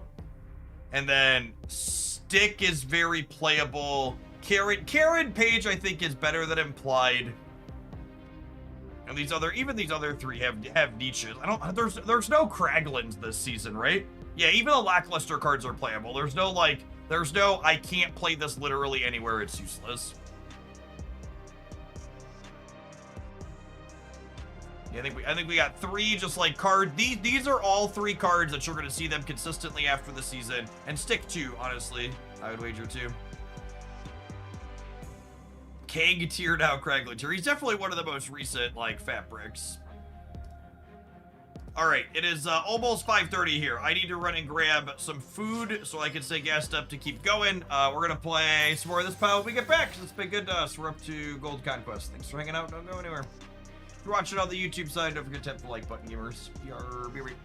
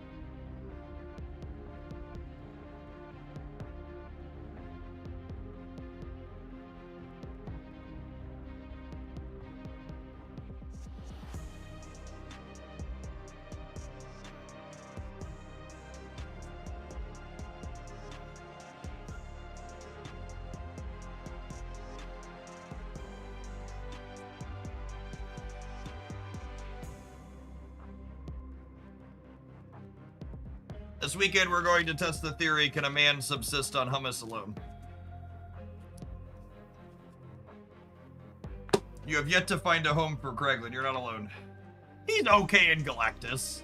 You could, like, play him and not be incredibly embarrassed there, just mostly embarrassed.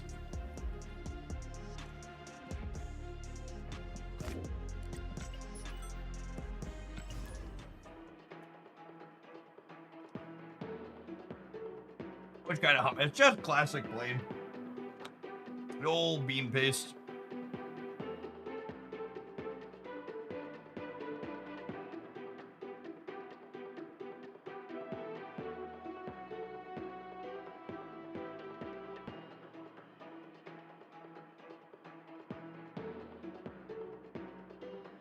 Oh man, I completely forgot Aztec sent in a deck submission. I'm gonna chill and eat and play this a little more for a weekend mission, so that Aztec will get you yours, okay?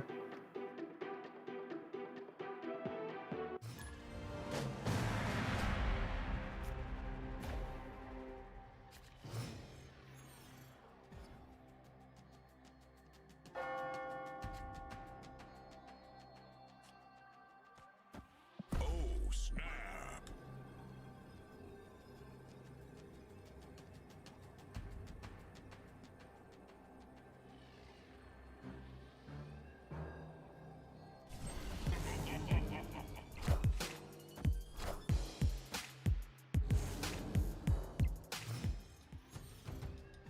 Ooh, double it up on the Nico clone on 1 is interesting. What they got going over there?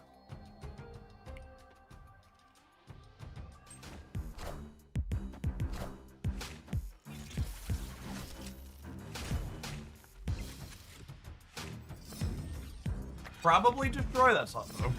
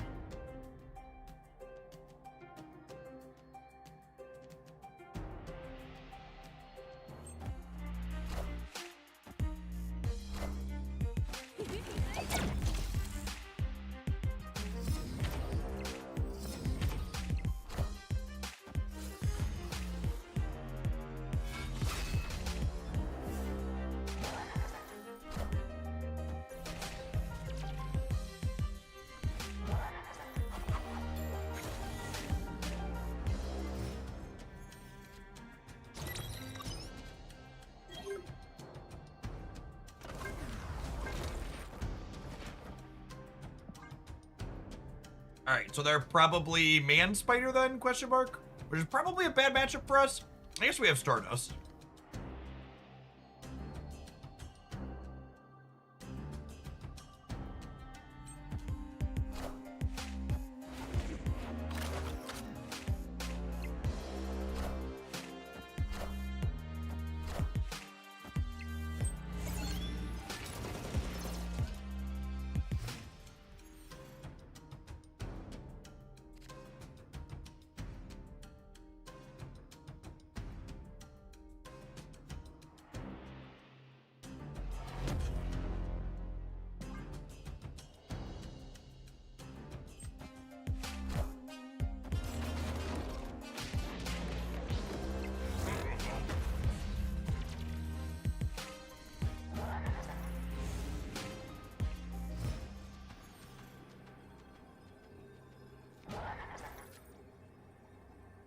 Okay, I mean,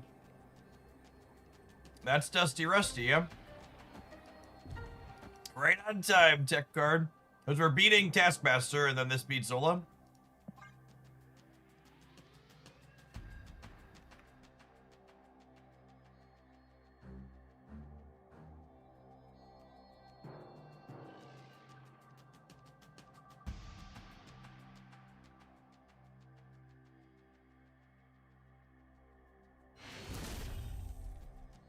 Victory.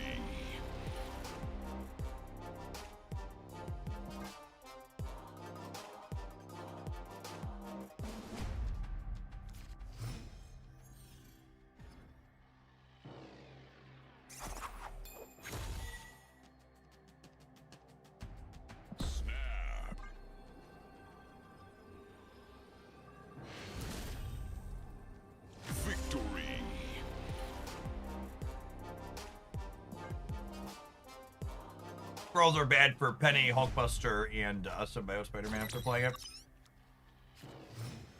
Oh, snap.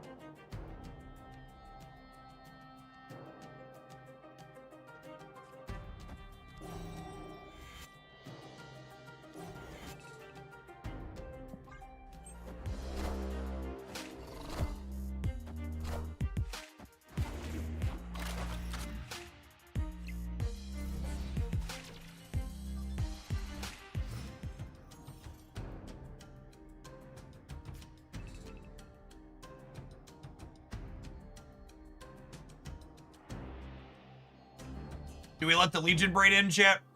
I think we let the Legion Braid in.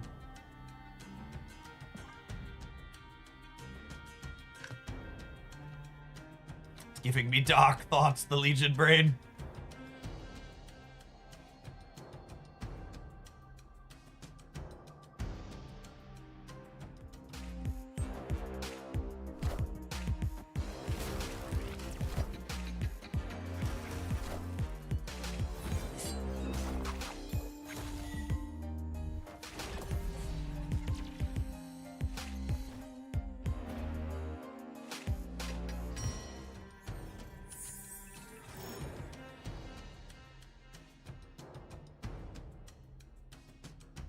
Oh my. They're the Reanimator build.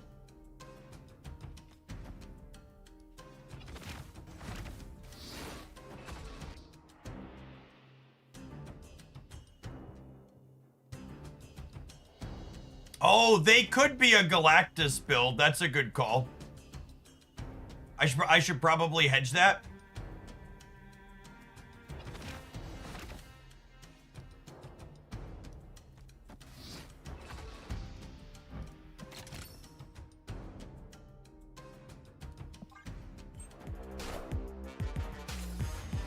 Definitely want to Stardust to keep them from reanimating, and then want to play to both of these to hedge Galactus.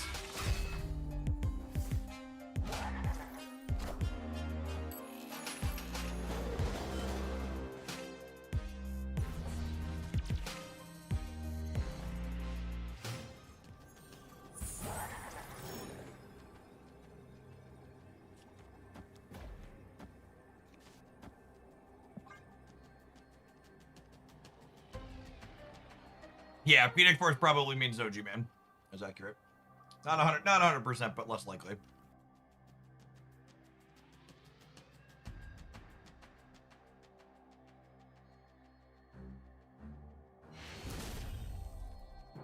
Victory.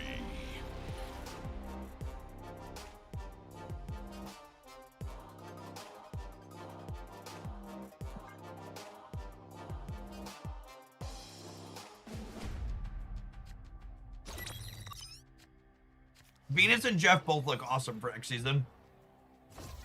Hopefully Monstro doesn't put Hella back on the map.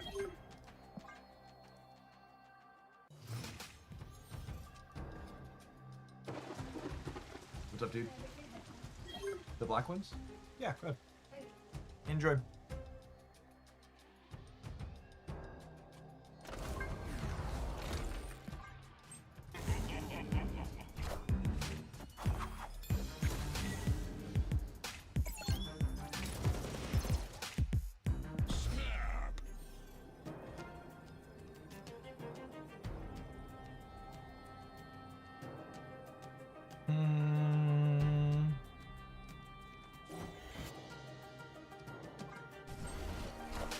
Cards, I think.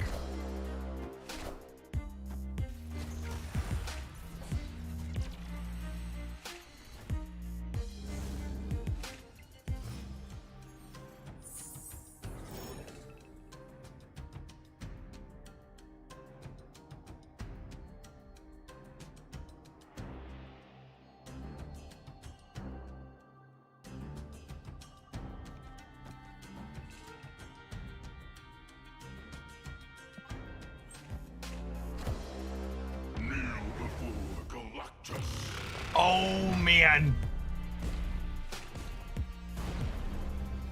I forgot Titan was there. I even looked over and looked at their energy. I completely forgot Titan was there.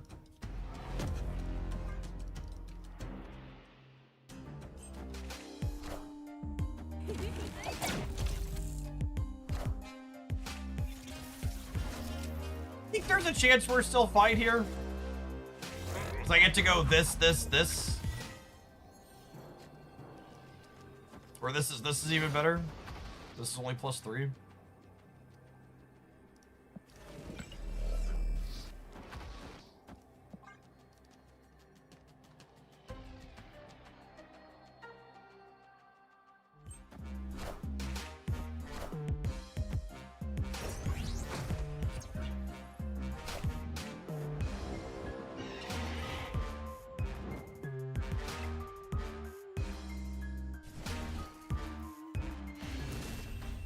Victory.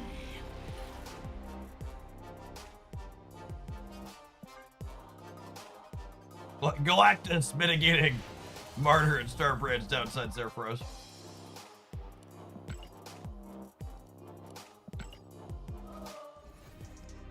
As archetype is just so consistently powerful.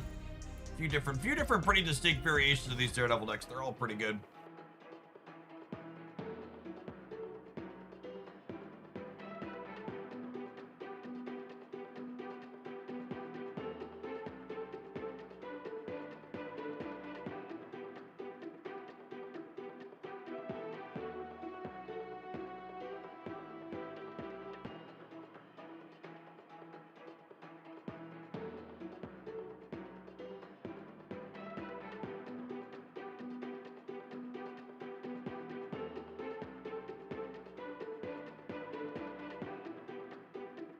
Martyr should have moved to where? She yeeted herself into outer space?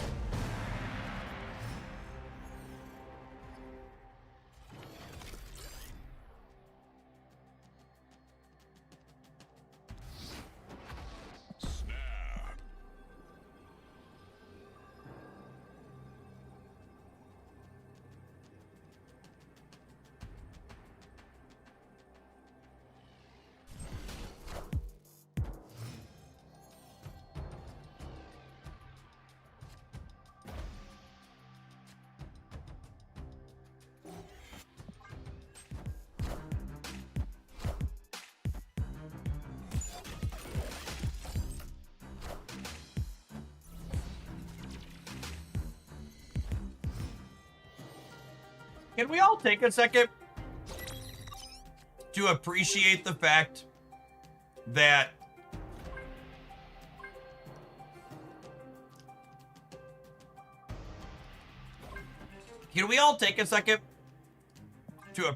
the fact that Martyr and Adam Warlock are in decks that we actually want to play? Like what an incredible design feat by the second dinner team. That's like a real thing.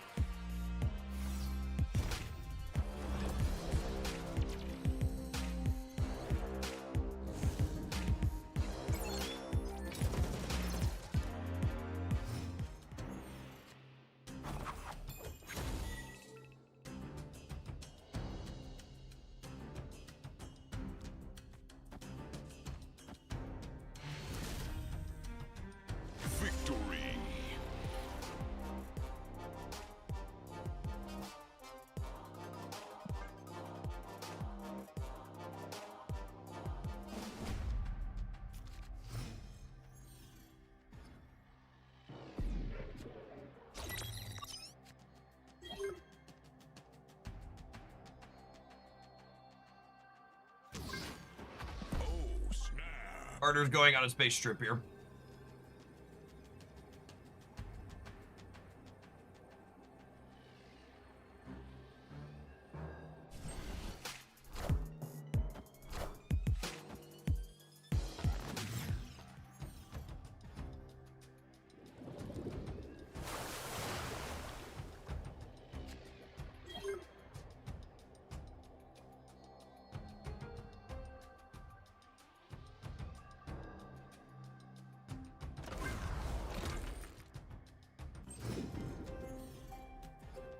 Who did just ask if Martyr should fling herself into space. That's true. Asked and answered.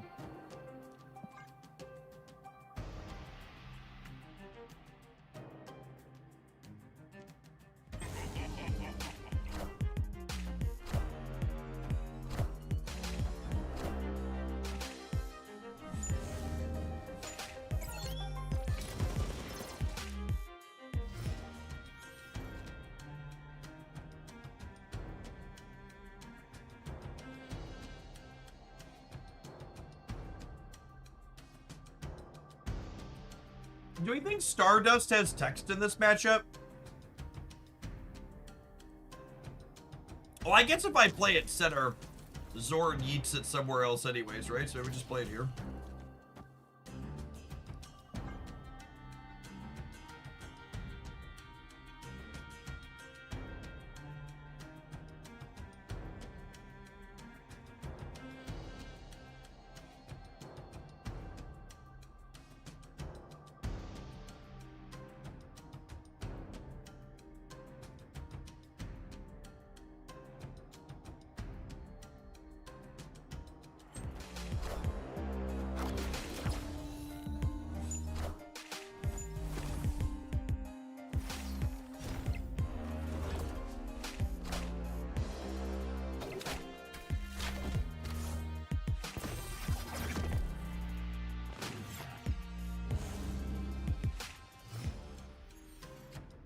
Chad, I'm not sure I know what they're doing, and I'm kind of getting to a point where I'm afraid to ask.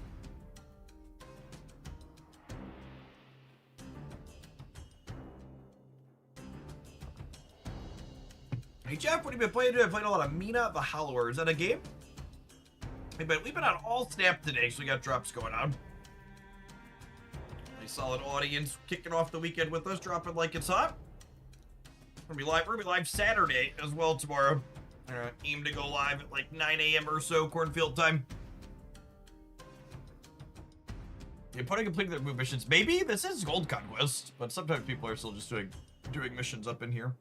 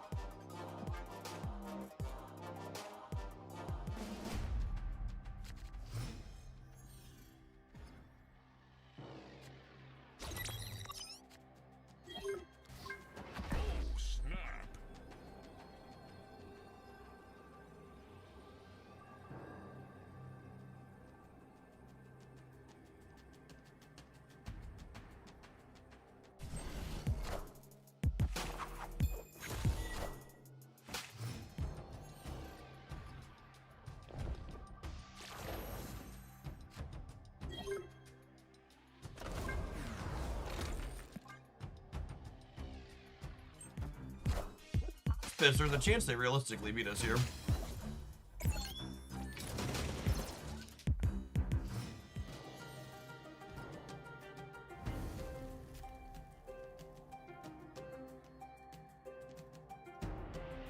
think it's Dusty Rusty into 2-3 next turn.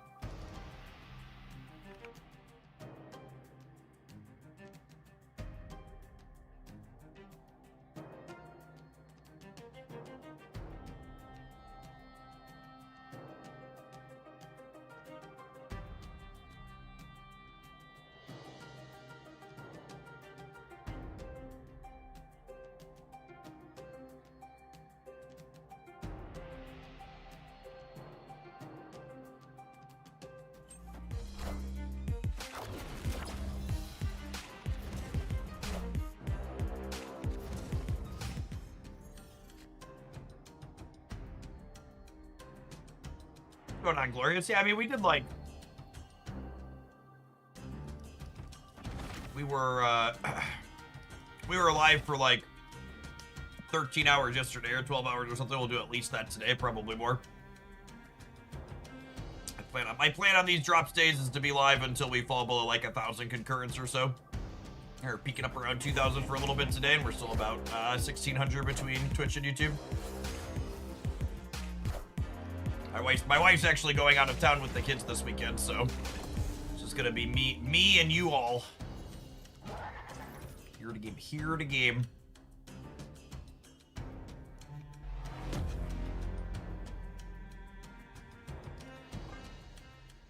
We still haven't reached levels of sleep deprived, Jeff. I usually don't really let myself get sleep deprived, gamers.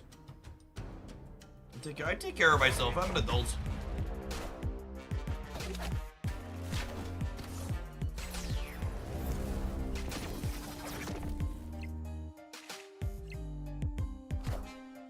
I am the Sorcerer Supreme.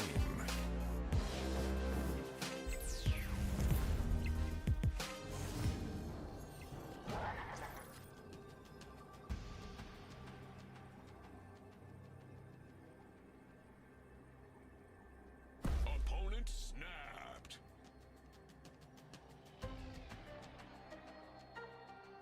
Ain't there living tribunal?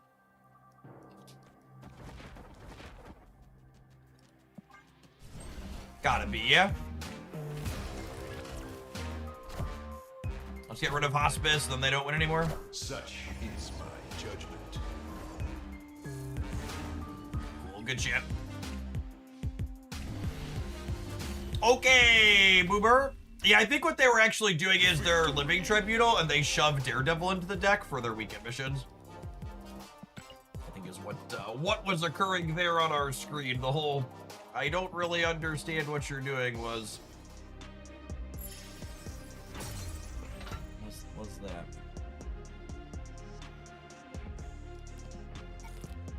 All right, I'm gonna run upstairs real quick and throw my leftover cheese and vegetables back in the fridge so they don't go bad.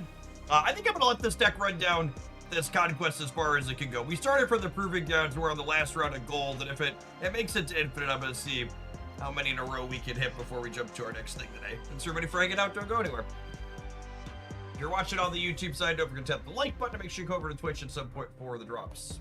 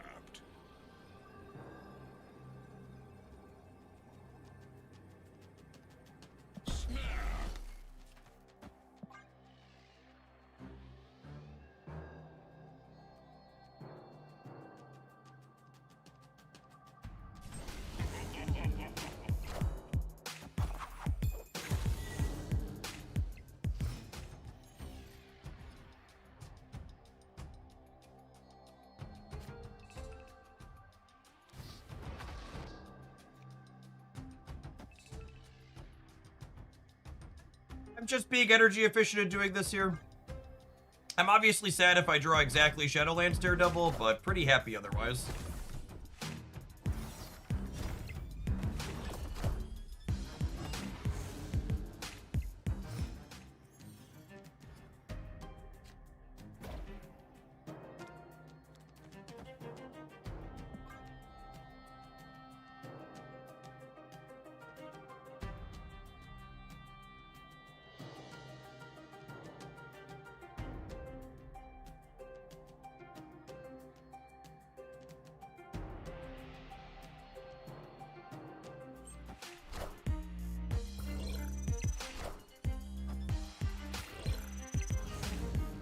Rewarded for getting Fisk down ASAP.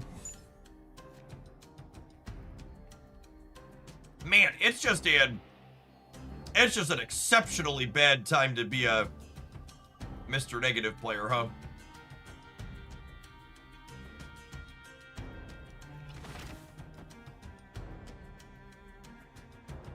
There's so much Mobius.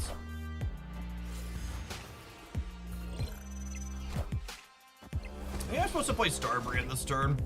I kind of like getting Daredevil down. Power must be controlled.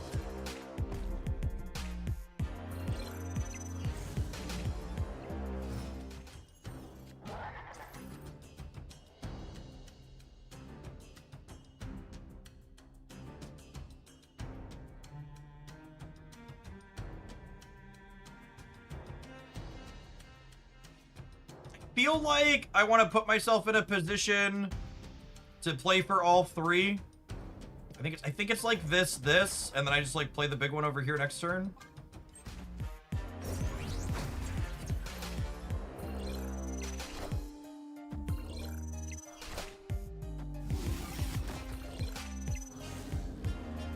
Oh, that's actually a really big deal.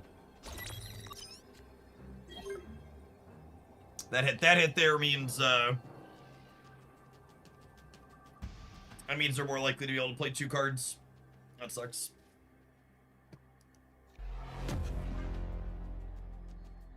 I assume we're gonna lose center and right here.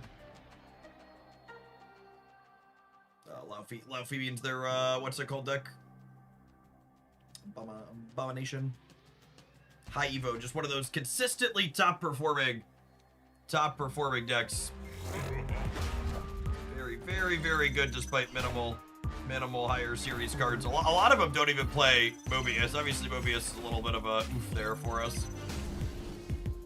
I think there's also a chance I messed this up. If I would have played the Starbrand here on 4, it would have gotten sucked up and had the penalty. It would have been in a very different spot. GG opponent.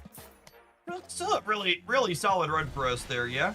We went for the Proving Grounds that last round of Gold Conquest. And Grandmaster is cute with Laufey. I like that a lot in their build. It's got some neat spice in their pile.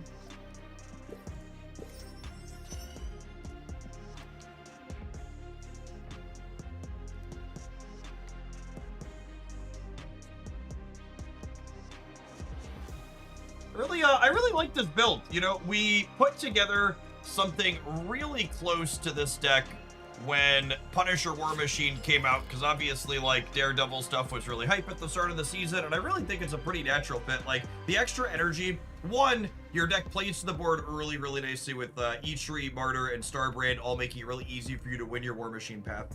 Galactus is just a really good card that normally feels too clunky in this core without the extra energy periodically, and Legion too, just like pretty generically powerful Marvel Snap card that really appreciates having an extra spot of energy here or there.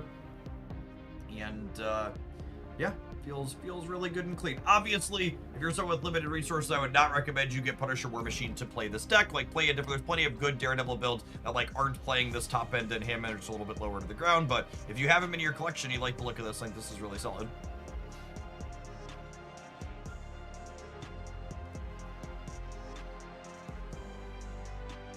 I have 4 kids. I can't remember the last time I had house. It is very strange that I am currently home alone and will be for the next day and a half. Definitely a weird vibe. I need an adult. I need an adult.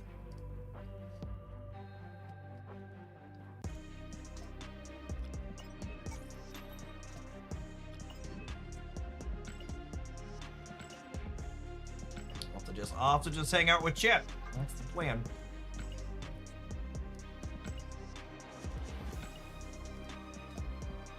Alright, our next deck is a build-around request for a viewer. They've requested Hope Summers, Kitty Pryde, and Stick. Hope Summers, Kitty Pryde, and Stick. Stick's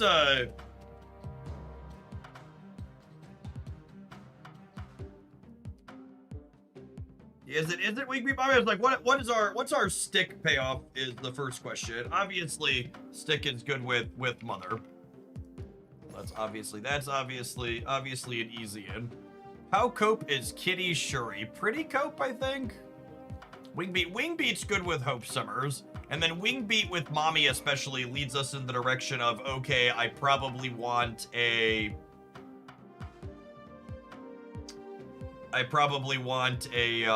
good 5-drop in here somewhere. What kind of 5-drop do we think we want?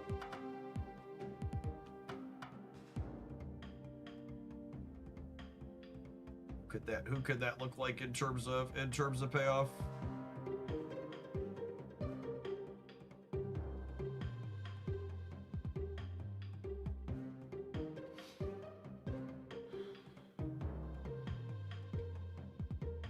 Squanch is an interesting thought. See, I don't know that I love Shulao. Shulao really feels like it dictates a lot of the rest of my deck. Are there any 5s that appreciate the bonus stats from Stick?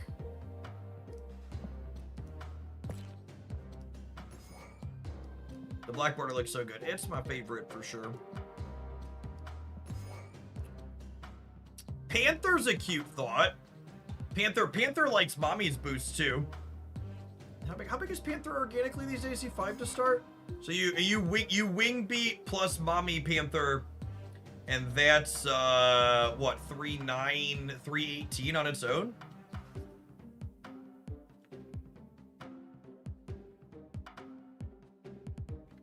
Fallen One. I don't think we'd be able to play Fallen One early enough for big stats. Infinity Ultron, LOL. I honestly really kind of like the idea of Black Panther. I'm kind of into it. I'm kind of into it.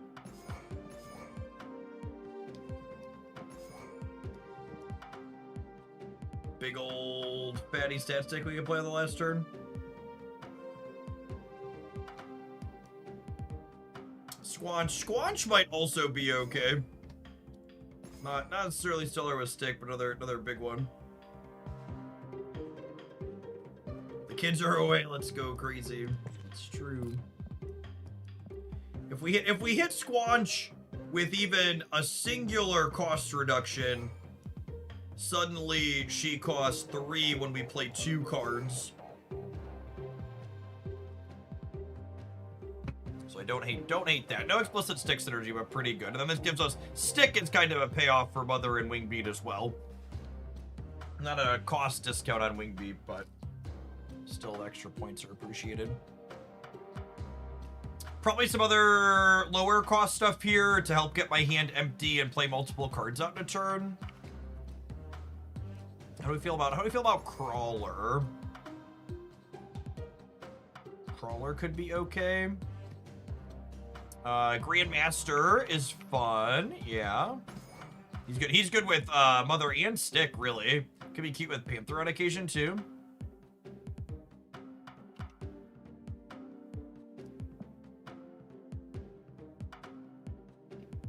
We just play like Iceman. Iceman Grandmaster by Iceman is like probably fine when we're looking to get our handwork down from other Ascani.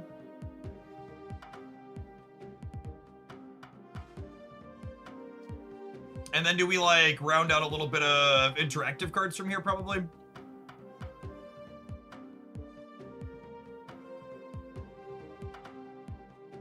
I think is likely the case.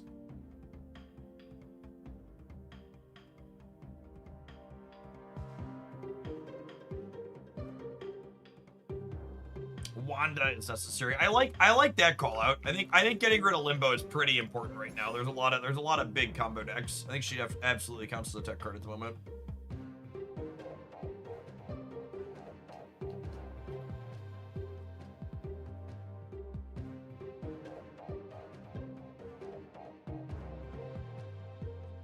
Who do we think I want for my other one? Probably just like a Mobius, as much as I hate to say it. I can't play Cosmo with all my on reveals. I don't think Luke is all that useful at the moment. There aren't enough Shang-Chis to play like Armor, I don't think. Deafening Chord's not a terrible idea, honestly. It's cheap. Red Guardian could be okay too. I don't have a ton of 3s. And Red Guardian gets reused with Grandmaster. Let's Red Guardian. I like that call out. On an interactive card shit.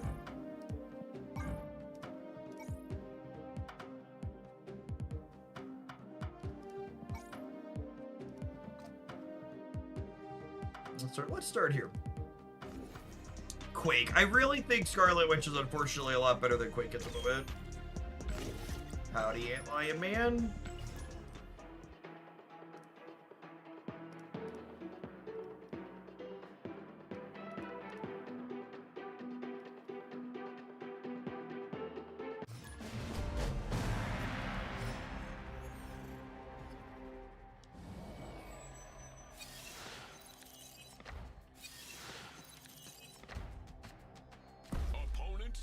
Lockheed, my beloved.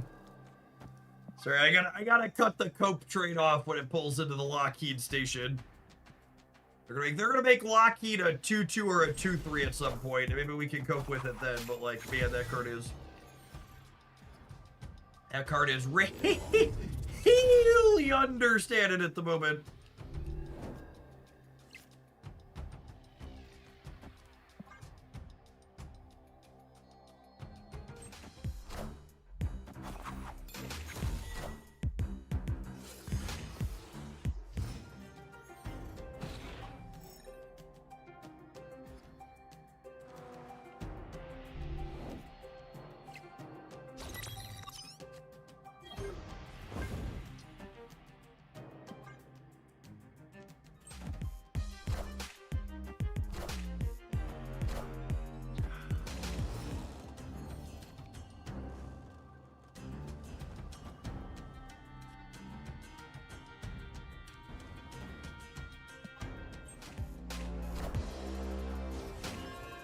They got my mother.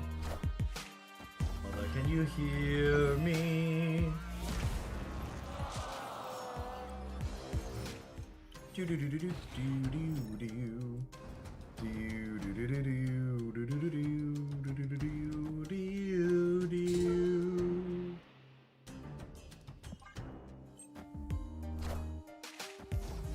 Oh, yikes.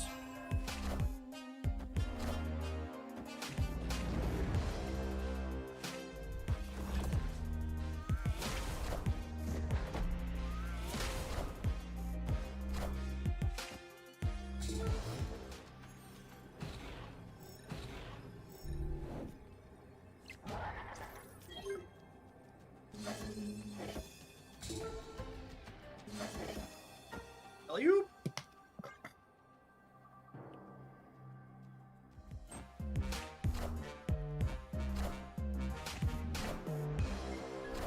I think our sticks are enough here. This might be a win the Nexus, lose the game angle. We gotta overpower the left by a little bit here. Close. We got it.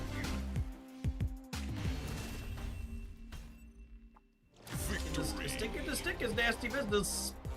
A lot of points.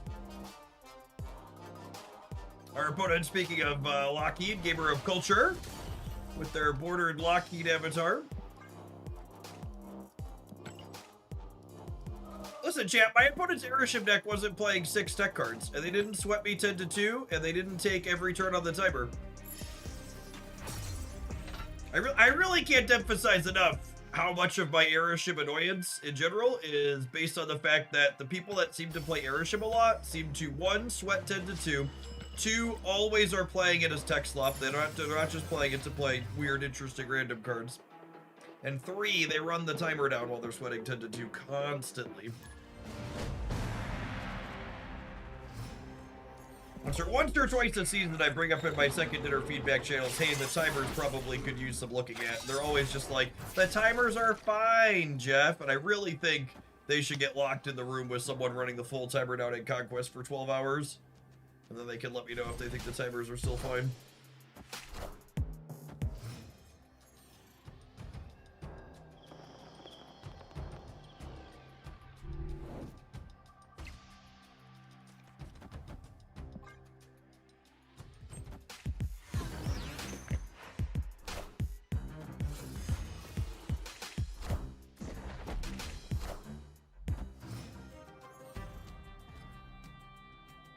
Alright, I think we're gonna punch Daredevil right in his mouth.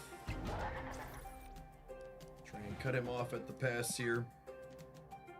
I kind of wish this Red Guardian was a deafening chord though, huh? Will let me clear up my hand to get this Majestic Wing beat down to stick next turn.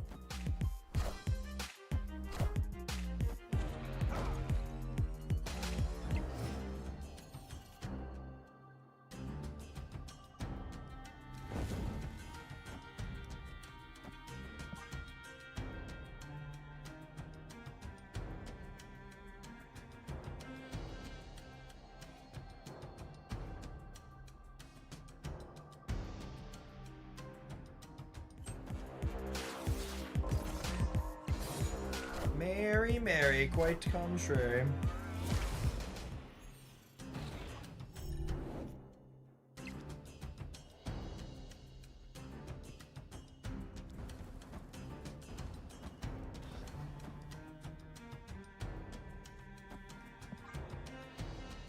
Then we'll have 9 energy next turn, which is enough to stick into Panther.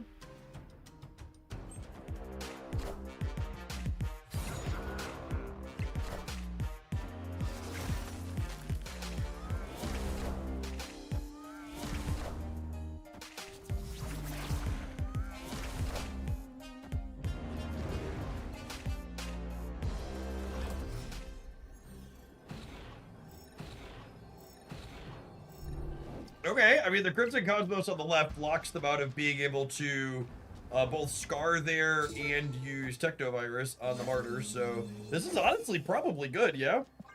This is a 20 power Black Panther? Plus the Crawler? Oh, did we push Scar up to 4? You might be right. But that's fine, we're beating the Scar if the Martyr jumps out. And they can't Scar and Technovirus.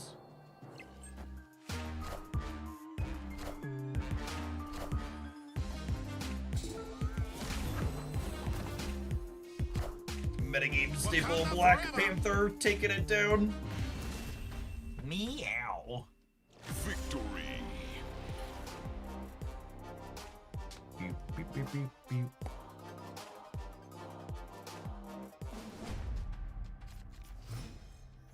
A solid start to the set so far. Ooh. Snap. Piece of candy.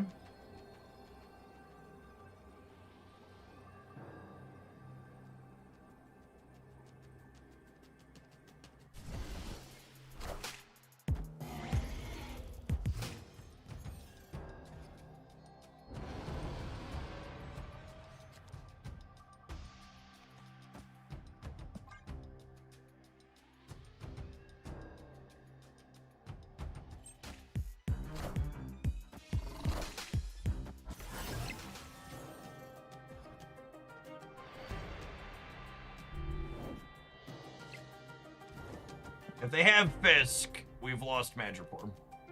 Honestly, without Fisk, we might have lost Madripoor. We'll see.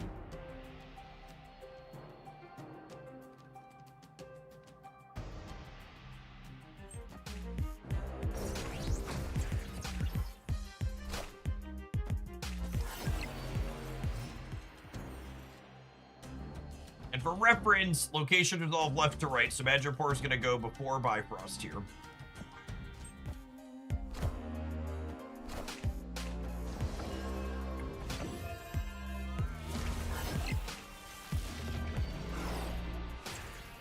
Man, and we're just gonna have a killer last turn again here, right? I get to go 1-drop, stick.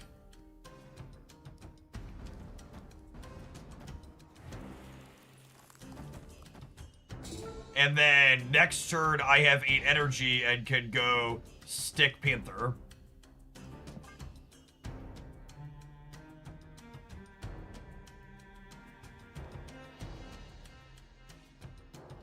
Old man stick, real big on hospice shit.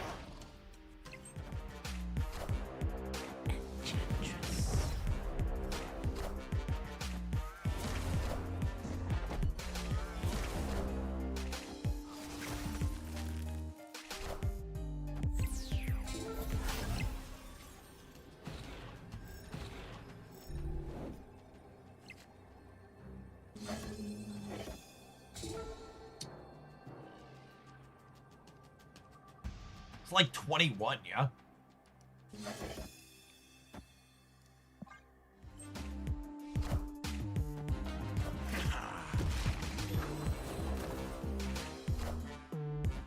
Oh, yeah. Oh, yeah. Alley-oop. Not Wakanda for sometimes, opponent. Wakanda forever. Victory.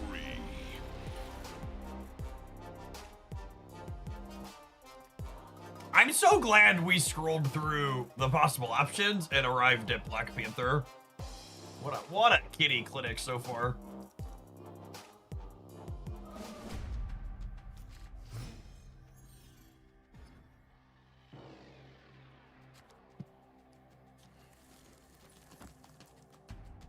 Snap.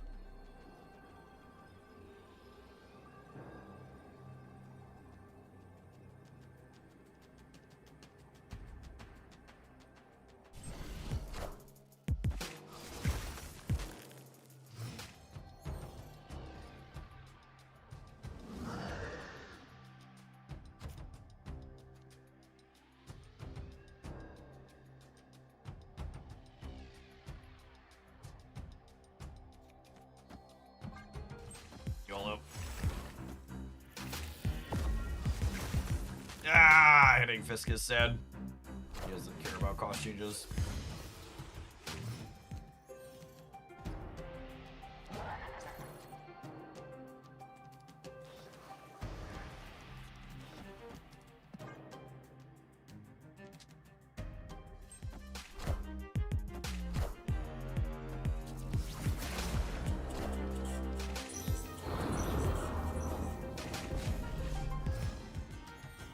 Poor Scarlet Witch chat.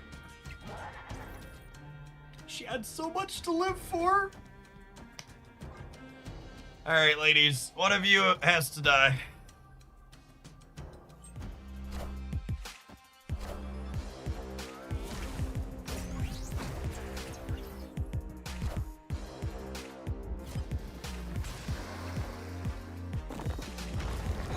So long, Wanda.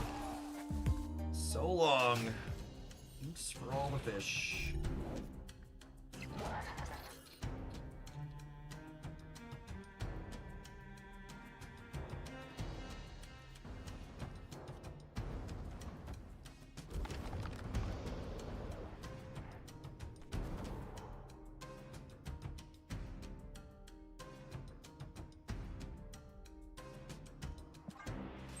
And then, Stick is the best draw on our deck.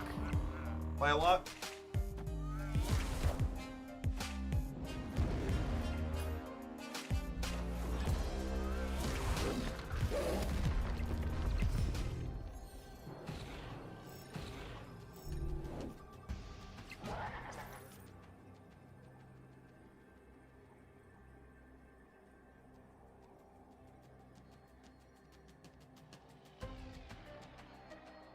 So they're gonna Technovirus the center, which gives me 4 less points, meaning I'm at 13 there, and they'll go to 33. So this takes me... I'm at 13, this is 14, 27. This only ties Technovirus center. And then I probably lose the breaker.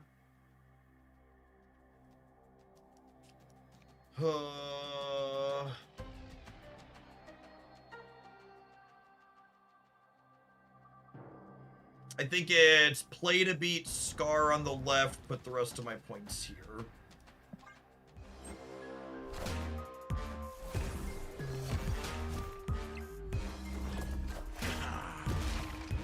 I don't know what we have out there. Lose the breaker by a lot. Thanks for doing here in Oaklandia, Urban. Wakanda forever. I can only add 20 here.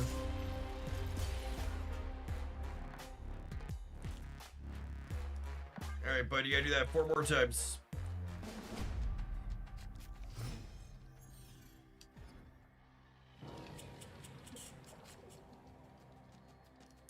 Can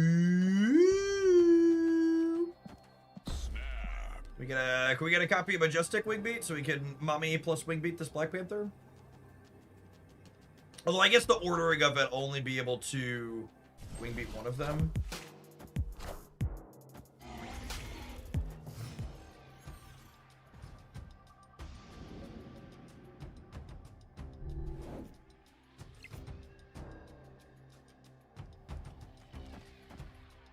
Really want to draw Wingbeat now. So we can clear the castle's MO. You can mommy and Wingbeat on 5. Oh, yeah, that's true. That's a good show.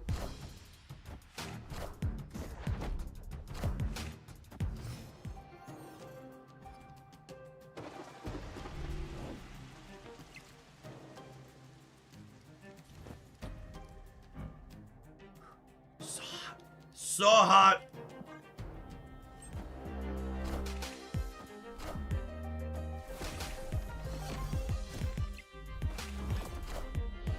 I don't think I'm in a hurry to claim the raft here.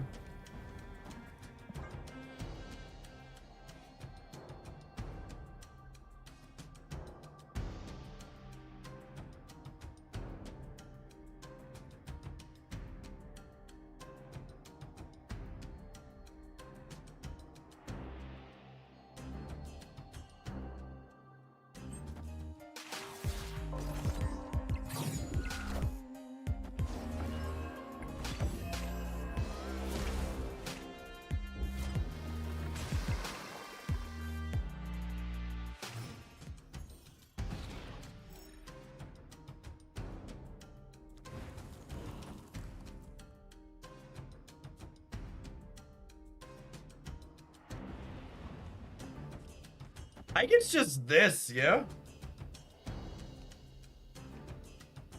I mean, actually, let's do it like this so we get the most hope energy.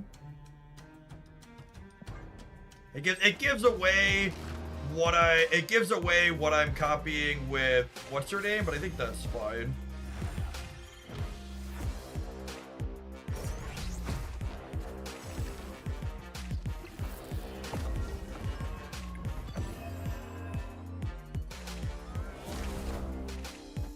Wakanda forever.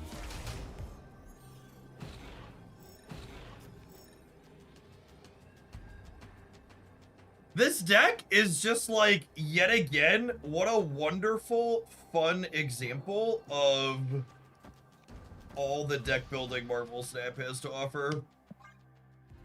Just like so cool that we put this random pile of cards together off of viewer request and like we're playing really functional games with it against one of the better decks in the metagame.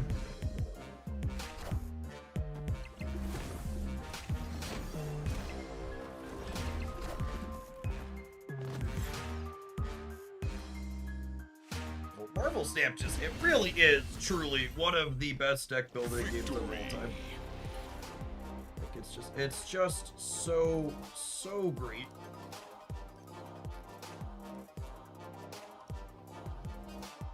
The 318 good. I mean, it's just like we drew it up, yeah?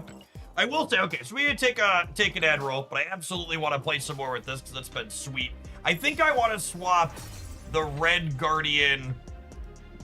I think I want to swap the Red Guardian for, I think I want to swap Red Guardian with, I think I want that to be an interactive bit, but I want to pull my curve down. Having a lower curve really makes Mother and Wingbeat a lot better. Get it more likely to hit these 3 targets here.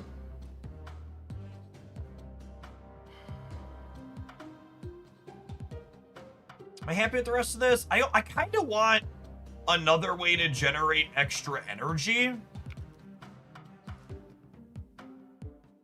The Iceman has been fine. What do we think of Kale? Because I really want the extra energy on a specific turn. I kind of want to try this. Yeah, let's try this. I haven't played in a while. Is Devil Dinosaur still tier 1? When was the last time you played, and did you get past series 2? I can't remember the last time Devil Dino was tier 1. All right.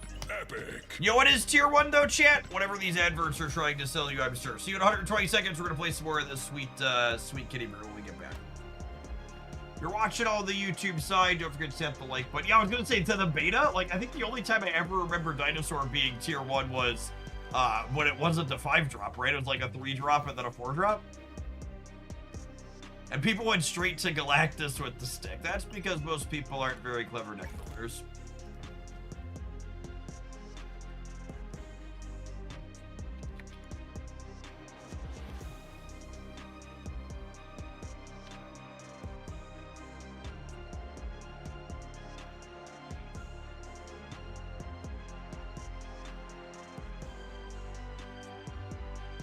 Thanos played Devil Dino at one point when Thanos was the best deck. That sounds accurate. Hand of Blood, thank you for the 10 months. Yeet the ads out of there. Be gone, interlopers.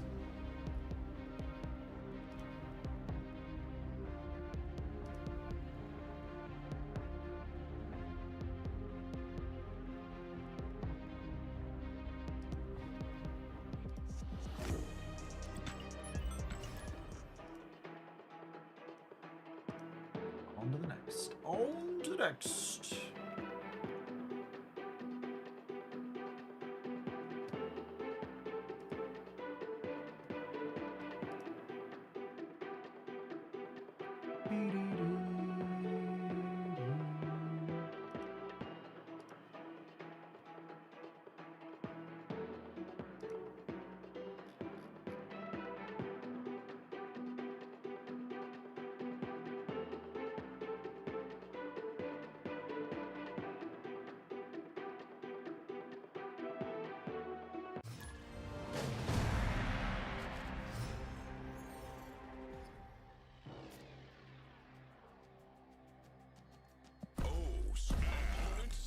By the way, because it's been a minute since we shouted it out, we currently have 99 people entered in our Into the AM giveaway. If you're not familiar with them, they're the folks that make all the wonderful graphical shirts you always see me wearing on stream. They have a fantastic range of clothing.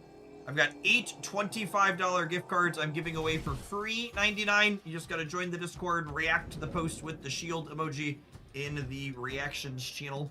Or in the announcements channel to get entered to win that. I'm going to pick winners for those Sunday afternoon.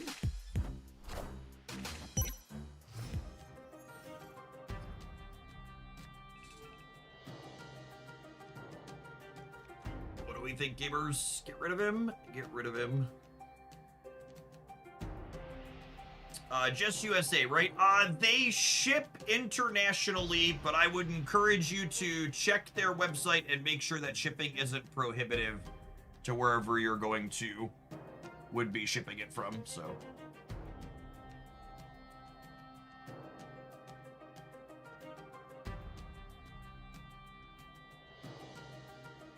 Kinda just want to play a card, I was gonna play Kitty.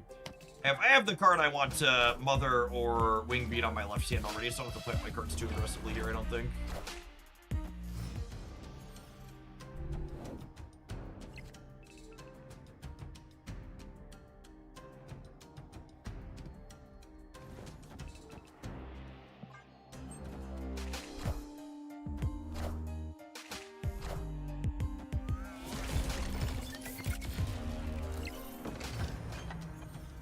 Mother, can you hear me?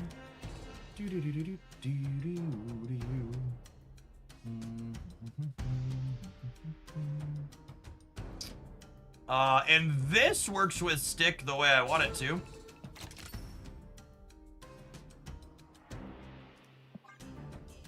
he's gonna go up to 5 points. Then he'll give 5 points next turn. So we'll have a 20 power kitty cat. That's unfortunate.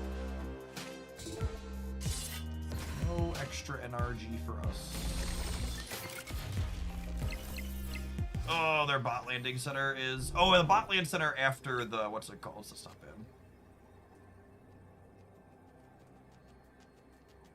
Man, that's so sad, though. I'd have had 9 energy this turn, and I would have been able to Panther and Sasquatch if we hadn't gotten got by that. If they put a Dr. Doom down the center, it is 5, 6, 7, 8, and then 9 more. So this is beating Dr. Doom. Let's see if I can count. I believe they're going to 20 and I'm going to 20. Wakanda forever!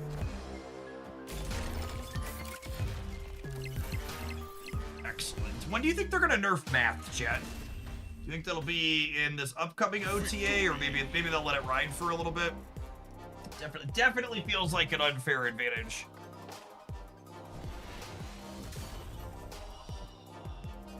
They took away all my extra energy cards. I like that this deck is winning games even when Mother Ascani doesn't show up, because she's like the obviously push card that we're playing. So it's nice that we're having some functional stat lines even when our best card is nowhere to be found. They're not nerfing math till the 4-year anniversary patch. Excellent. Or 10-year anniversary patch. Man, as we head on into June here, it's kind of crazy to think that I've been playing this game for 4 years now. May 2022 is when the closed beta started. End of May 22. That's funny. I remember seeing the demo of this game. I went upstairs after I saw the demo for this game. I went upstairs and I said to my wife, I was like, I think this is it. I think this is the one that gets me out of Magic the Gathering. Because, like, at the time when I had seen the demo, I had dabbled in a few different other things, like trying to, like, step out of the Magic space. This one just seemed like it was going to hit different, and it did.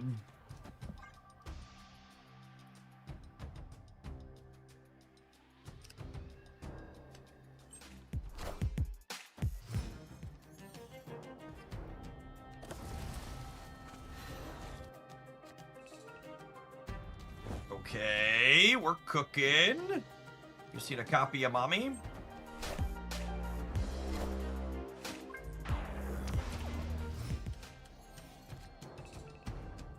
Just need a copy of Mommy.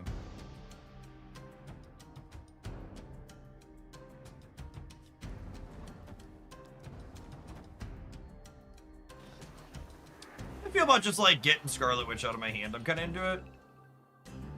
I don't benefit at all from this one. That's not true. I have a Sasquatch.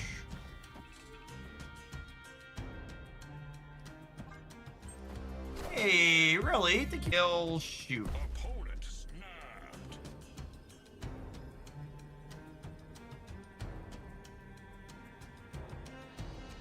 Gotta go. Sad. Sad. If we had our Mother Ascani, we could absolutely stay here. It's fine. Unfortunately, them getting a double and us having none. It's time to go. Double stick into Panther could be a plan. I don't know. That's still only... That's only 26 on the right. If they, like, have a Surfer, it's, like, kind of bad for me. Snap. What is the inspiration explanation for your Into the AM shirt design? They were kind of looking for, something that kind of worked with both brands, essentially. Like, they kind of walked through the types of things that, like, sell well for them. They said they've had a few designs with, like, dragons and knights that had hit for them nicely in the past in terms of what their audience enjoyed.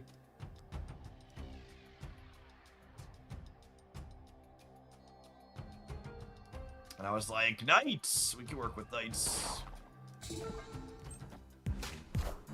And they kind of work to find a design that, like, fits their style, but also, like, makes sense with my brand. the Knight of Hoaglandia, and there's where we ended up at. I think I like setting this up to hit the Panther here as opposed to hitting the stick. Uses my energy most efficiently too, which is nice.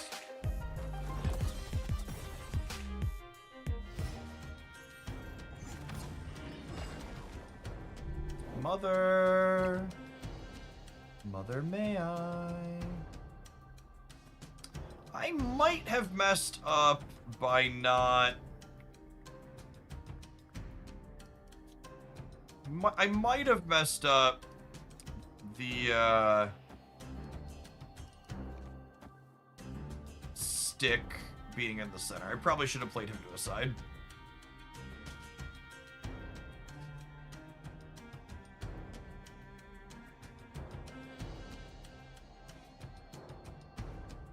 I think I'm just playing the Grandmaster out, because if I top deck Mother Ascani at this point, I'm not going to have the opportunity to...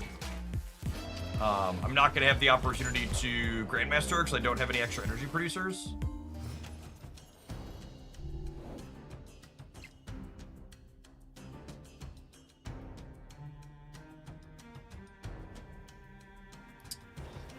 Do I try and high roll the Stark Tower, or do I just give it up and take the 2 points on my Nightcrawler? I think it's a take the points on my Nightcrawler and bail out angle.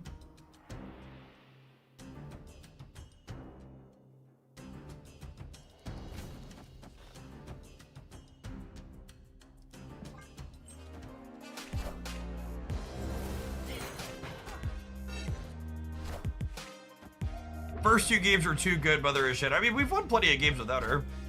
I think we would have been on track to win that last game if I hadn't gotten screwed by Wanda. All systems go. Speaking of, god damn it, Wanda.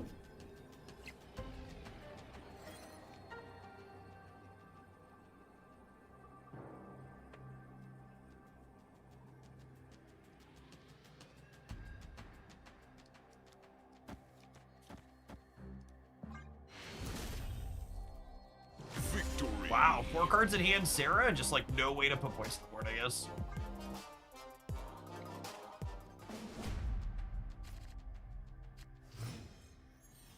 We haven't had a good Sasquatch game yet.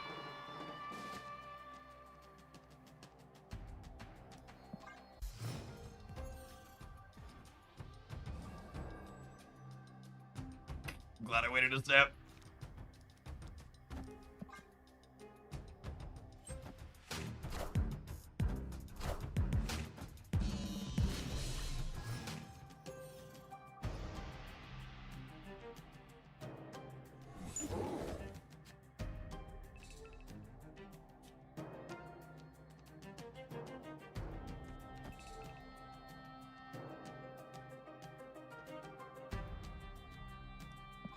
It's real close here. I think it's this, and then I Wingbeat Grandmaster next turn. I feel like I still can't snap because of Utopia.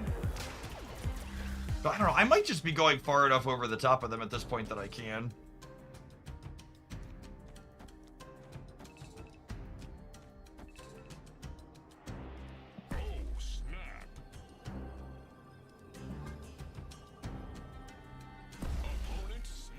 Alrighty, let's go.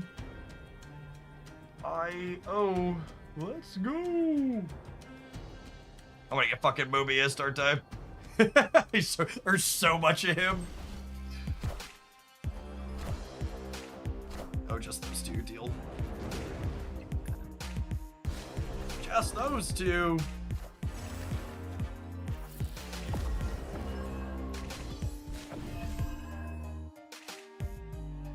How do we feel about, like 1/17s, chat? Sorry, did I say, I misrepresented. I meant 0/17s.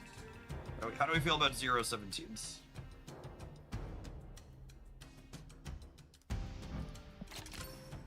So, obviously, we're cutting them off Utopia.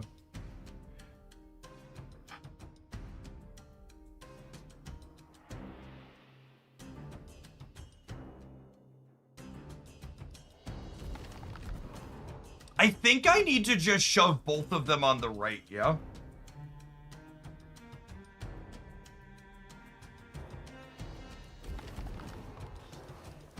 I think it's just this.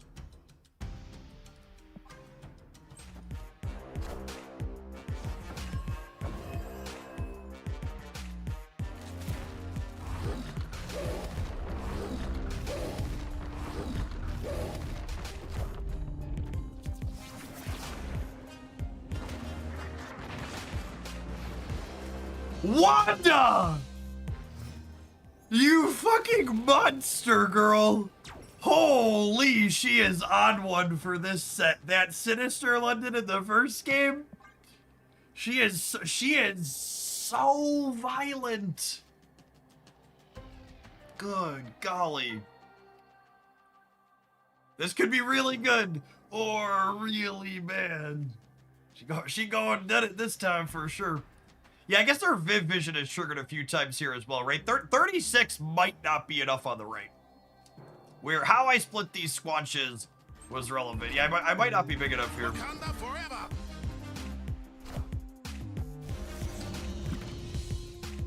Oh my goodness. Oh my goodness. What a just we need to pay the writers more, chat. I don't know how much we're paying the writers for this season, but they deserve a raise after the Wanda scripting on that game. And we finally got a sweet Sasquatch game in too. Had a bunch of killer Black Panther games. It was a six Sasquatch game. We're having a good time. I'm having a good time. I hope you're having a good time, gamers. What a sweet brew. Thank you to Aztec for the deck submission. Really fun idea. We worked into something pretty reasonable here, feels like.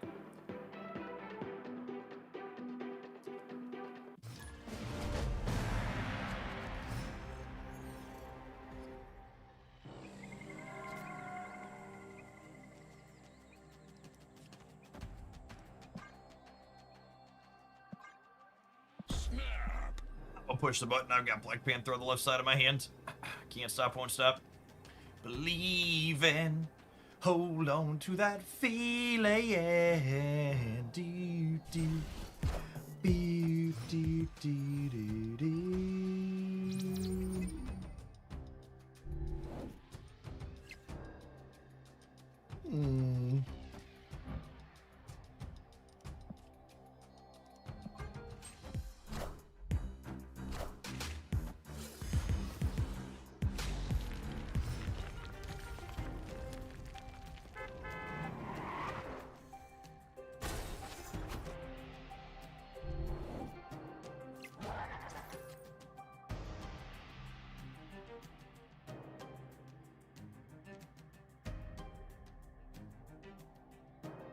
Is a 5th energy useful to me next turn? Potentially.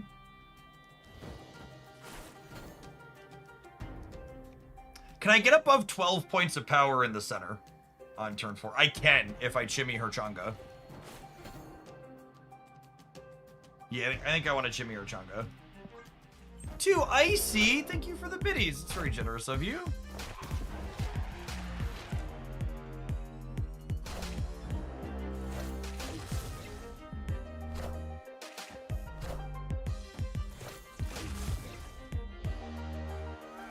I guess putting Hope in the center means if I top deck Mother, the Grandmaster's less good though.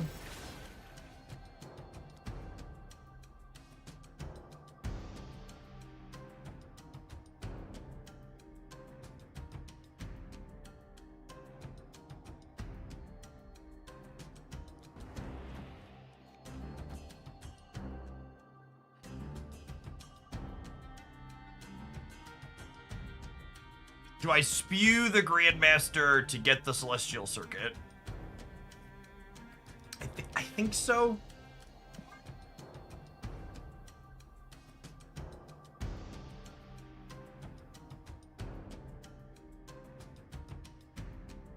Watch us get Mobius and just like it didn't matter and we spewed.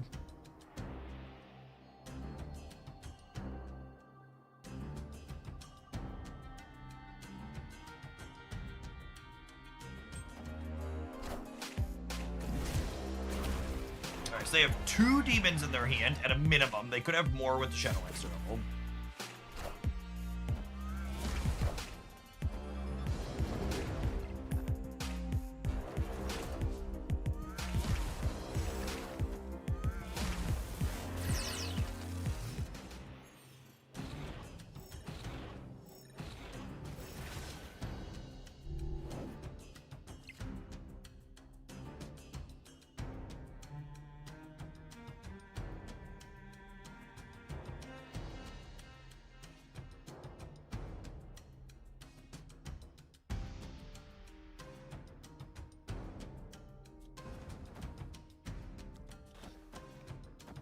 Wanda's been especially mischievous tonight. I feel like she's gonna give us a spicy one over here.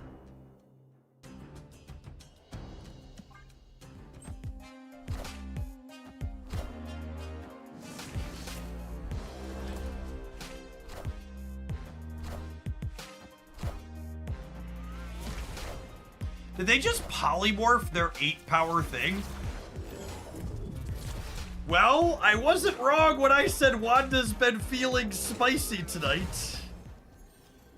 Is that good for me? I think that's good for me. I have a 20-power Black Panther, right? That is not the Sasquatch I wanted for Christmas, but like, I mean, this is 25 points over here.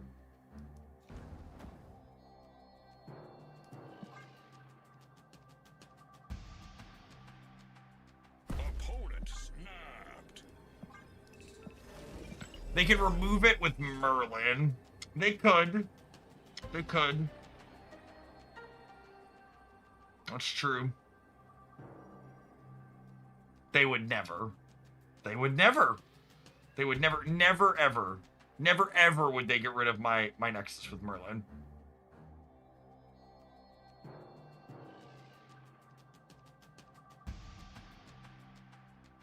That's what the snap means, though, right? They're getting rid of the Nexus with Merlin.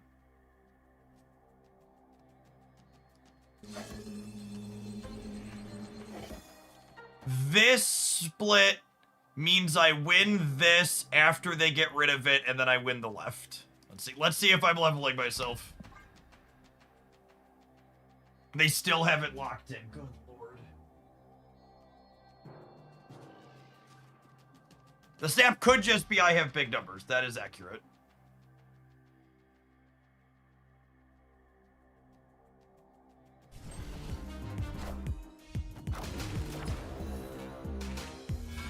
Fuck you, Twitch chat. Fuck you. Wakanda forever. Could be spooky. But like, that it really just doesn't make... They have a bunch of demons in their hand. That's probably a ghost, based on the fact that they just like didn't play their cards out.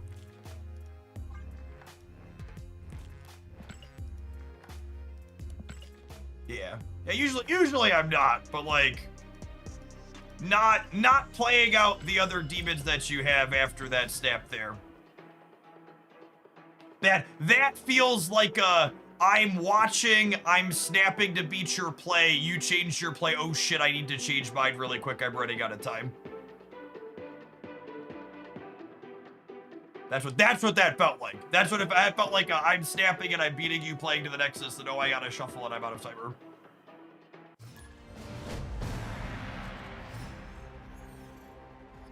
Death and Crows, thank you for the primer. Appreciate the almost 3 years of support. Welcome back.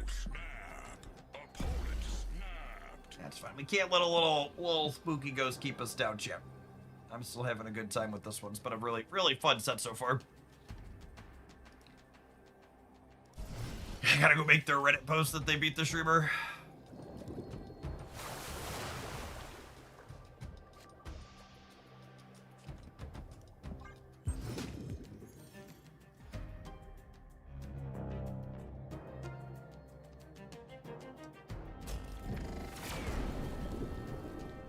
Okay, that's fine.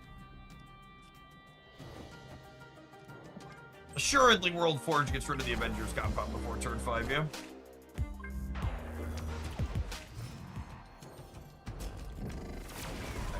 Easy game. Easy game.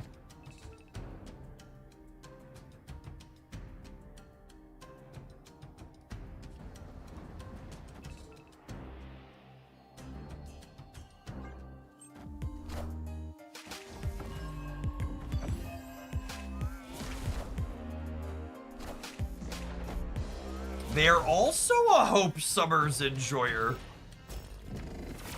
Humor of culture.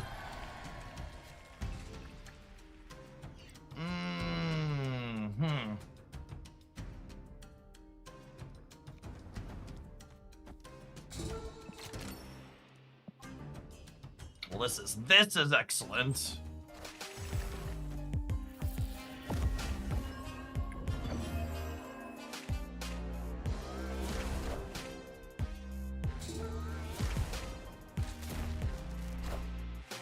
We have the power. Woohoo! Ooh, that's a spicy one for them. Pretty good.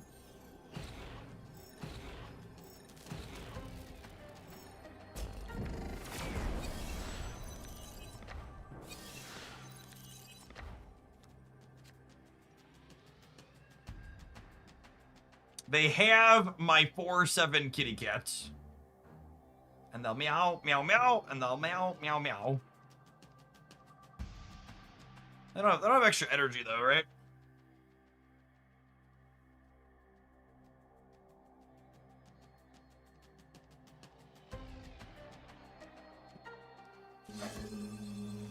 I think plus 18 is enough to clear here. And then we do this.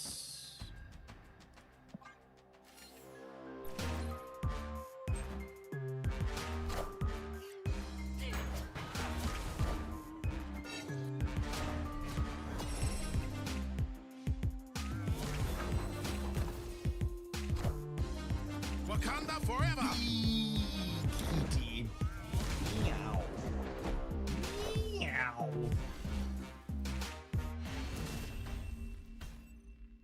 Victory.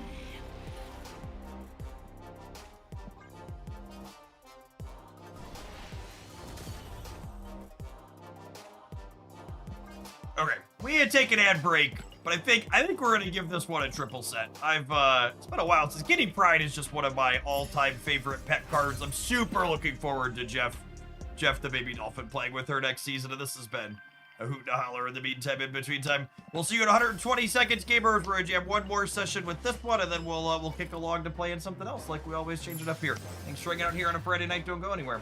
If you're watching on the YouTube side, don't forget to hit the like button. Appreciate the folks that have done that already today over there.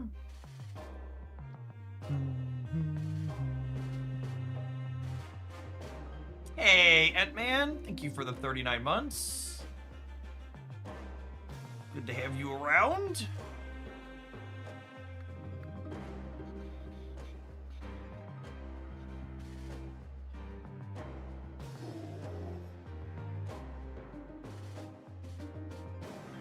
People always drop by and ask, like, how do you keep your energy up during these long streams? And no joke, chat, the standing desk is busted. Being able to bounce and move a little bit, pedal on the bike, sing, dance, make sure you stay hydrated, eat some food. Not too hard. Thanks longingly of the Angela days. Assuredly, Venus makes Angela playable. If Venus doesn't make Angela playable, she deserves a buff. The giveaways are in the announcements channel, so it should be the very top channel. You'll have to scroll up a very little bit depending on what your resolution is. You'll see the Fire Rain Tea for our collab. You just react to that with the shield, and you'll be entered. So we have 103 entrants now.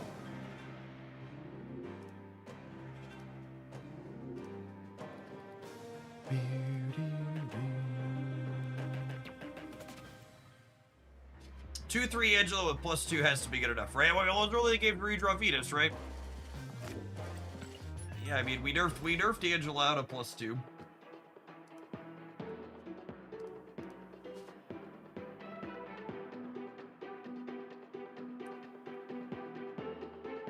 Oh no, chat. I have an email that my children's lunch school balance is at $18.35, which is below my $20 alert threshold. Do I put $1.65 into it, or do I simply deal with the alerts happening for the remainder of the summer and deal with it in the fall? I'm gonna have to put $2 into it. Ain't nobody want to mute and reset back up alerts. I'm gonna forget to do it in the fall if I mute it.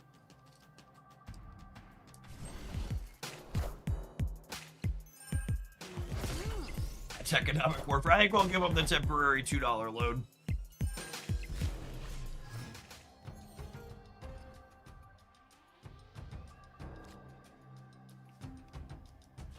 Honestly, chat, though, school lunches are busted. I don't think I could feed my kids from the grocery store for what they pay for the school lunch. It's so cheap.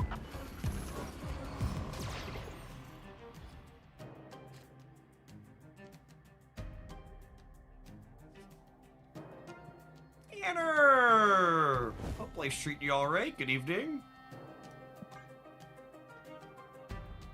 Oh, I can hook you up, Anner. So fun, Anner. You'll appreciate this story. Oh, that's a rough 50-50 to lose. I wanted the extra energy there.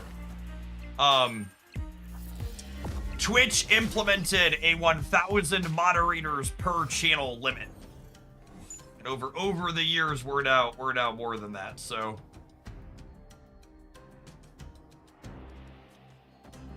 We had to call some mods.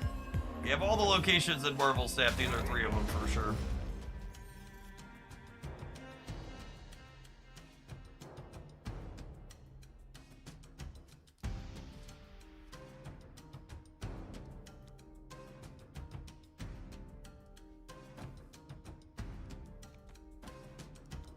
If I do this, it gives this 2-point discount, and then I played 2 cards.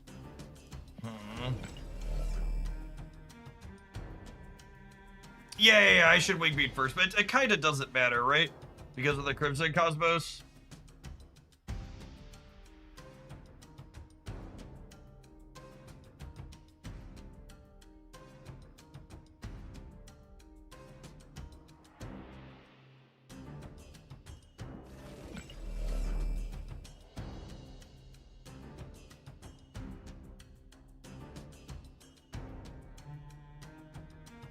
Yeah, do I just play Squanch this turn? It might be right to just play Squanch this turn.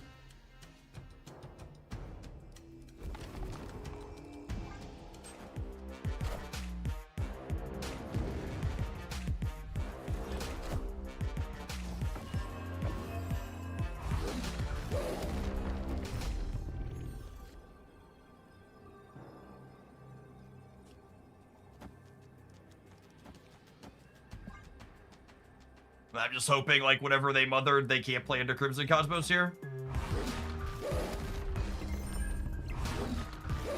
Beautiful. No! Wait, we're still good. Yeah. Wakanda forever!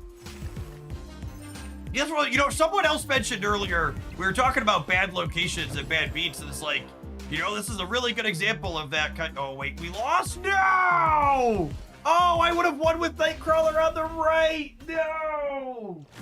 Oh, we could have won it despite it. Okay, and I failed that test. Sorry. So what we were talking about earlier is that, like, location games like this, you know, they're very restrictive, but they're often restrictive symmetrically, right? Like it's like a lockout puzzle. And I failed that puzzle at the last step there.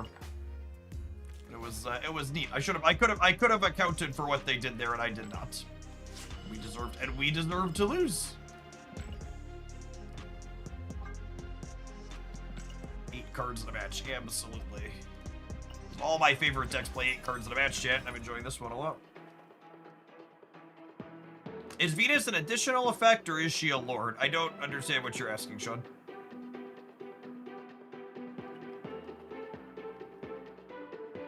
Like, are you asking, like, will she trigger something like Sebastian Shaw additional time? I don't think so. She just makes if you give a +1, you get +2 instead. If you give a +2, you give +3 instead.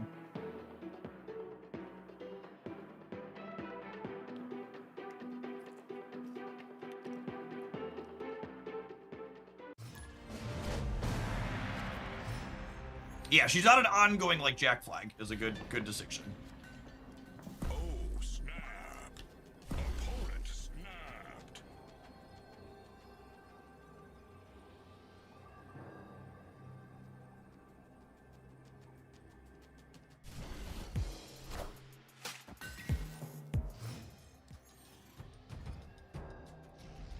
Most things you want to agony do not like to be deafening corded.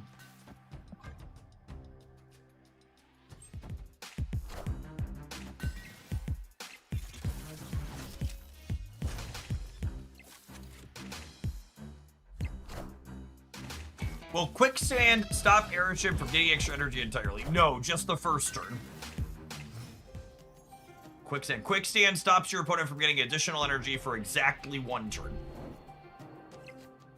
I'm not sure Quicksand's going to be playable. Doesn't read as particularly playable. Aw, poor Deadpool.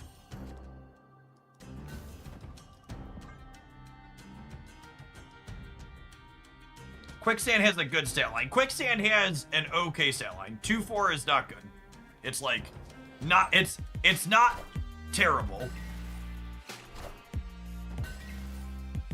It's a pretty far cry from good.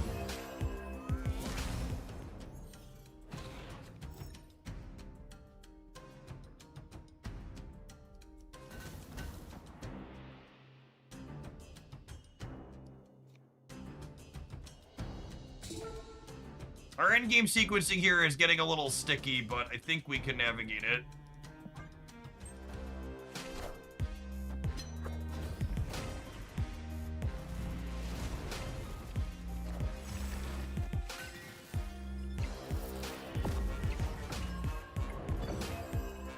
Is Lady Bullseye worth picking up? I have exactly one Lady Bullseye deck I like. It's a all-in-one combo deck. I think it was the highlight this morning, if I recall.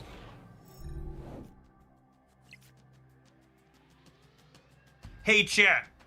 Was Scarlet Witch a good draw?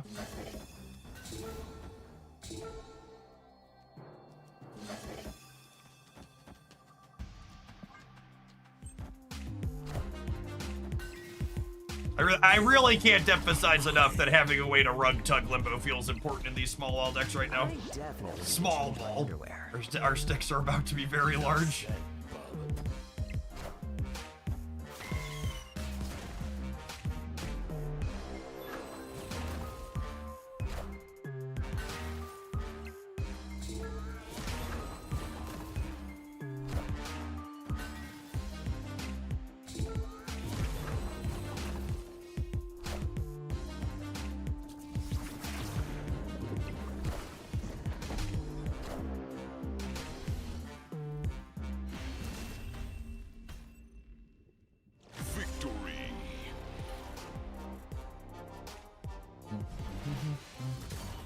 Is 32 power 1 and good. Yep. Yeep, yeep, yeep. You know, I don't think she had any rolls that lost us that game.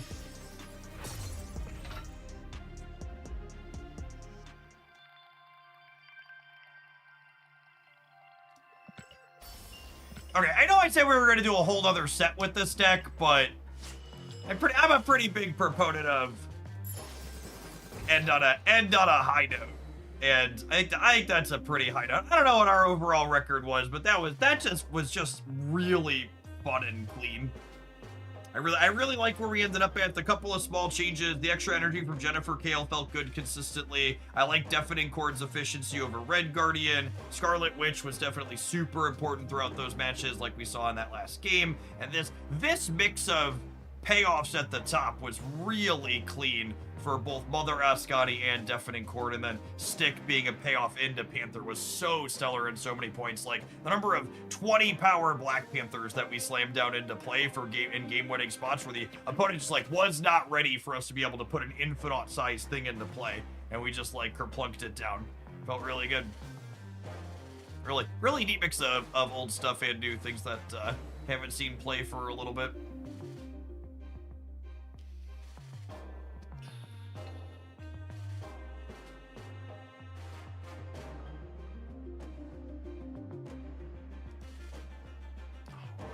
have anything else in the queue? I don't think we do. I think I have a Team Clash mission I would like to work on. We just gotta play 500 powers worth of cards. All right, let's X-Men some nerds. Very good. Would you sub Kale with Surge or Psylocke? Surge sounds okay. Probably Surge if you're missing Kale. Kale's optimal, but if she's not in your collection, Surge is acceptable, I think. I like that. I like that Surge. The purpose of Kale as the accelerant there is she's like extra energy that you can kind of bank forward, and Surge kind of sort of does that. Not exactly the same, but in some instances would be identical.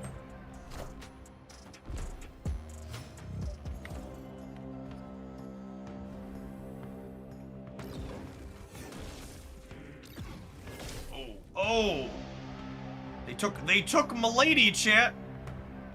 Give her back. Who'd they lose? Mystique.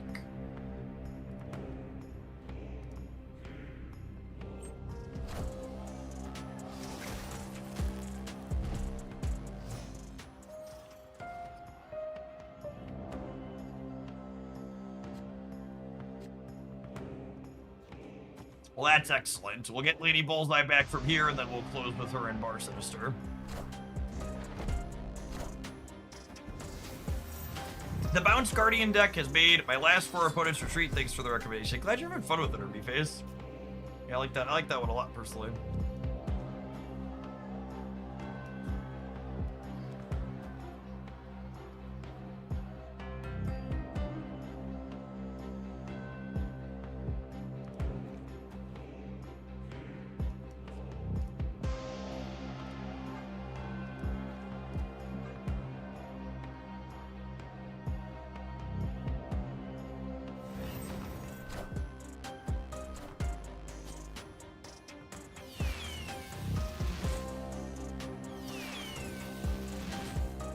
Waiting to fill is bad against Scarlet Witch. It is, yeah, that's why I ended up doing this.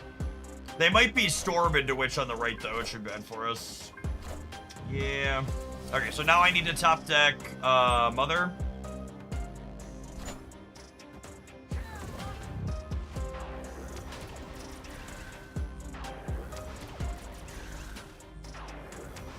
Might be cooked Keepers on triple Storm triggers.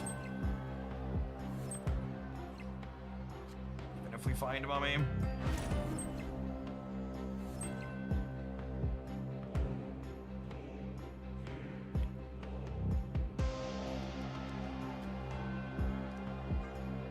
Yeah, I think we're probably dead here.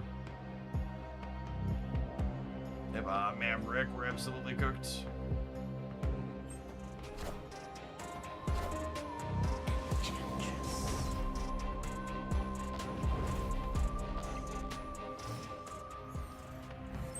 She's a member of the Brotherhood?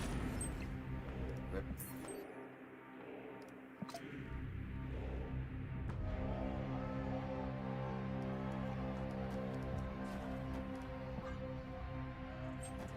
Free 99 to save. Stick! GG.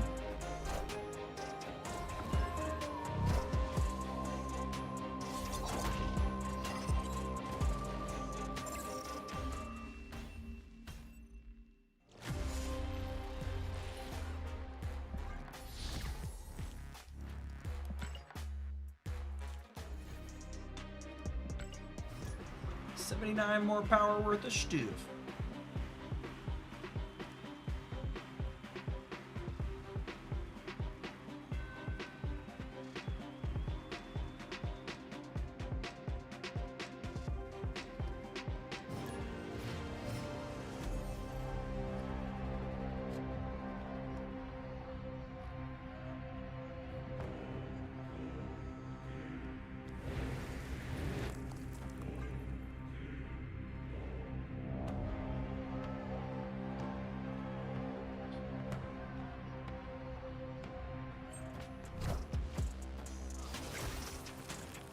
Tagging their Kitty Pryde is big game.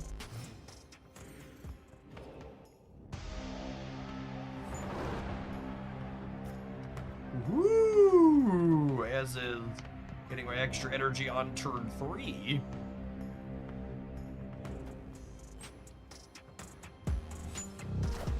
Hey, let's not do Jeff Crime. It's that type of commentary has pretty racist origins. I'd like to not have on my channel, thanks.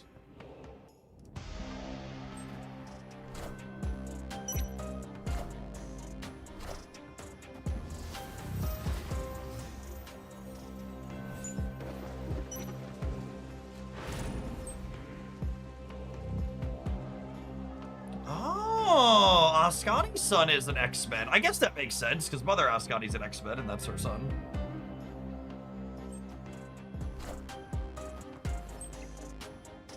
The more you know.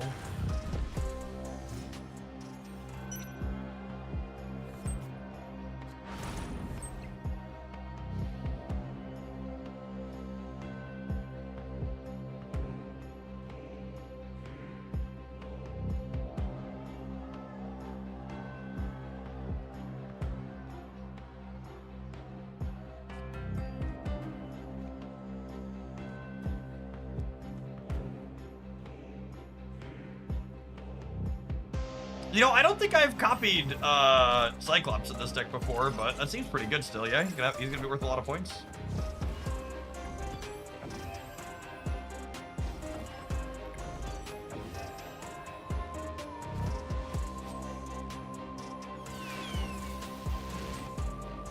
I played these in the wrong order. That's fine, I had the same number, didn't miss any points.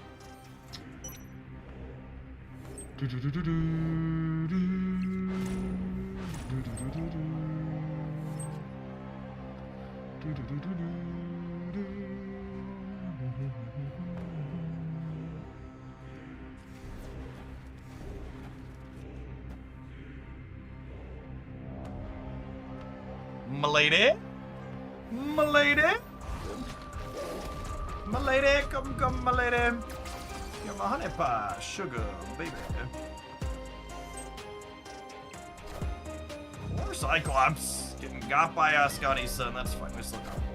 We still got him. We brought throwing stars for everyone. Don't have to fight. You don't have to fight. There's plenty of throwing stars for the whole class. I wanna soak up some sun. Gonna tell everyone that Bullseye is here.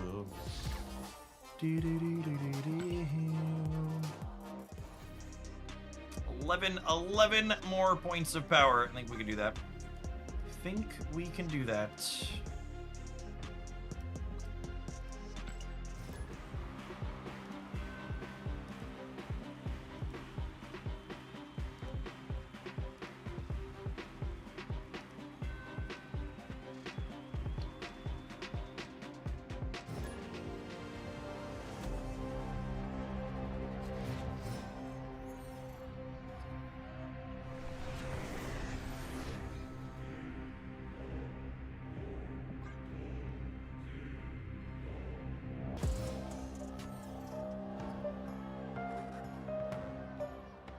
You know, email them back, Duck, and ask how they feel about the woke pope before you think about going.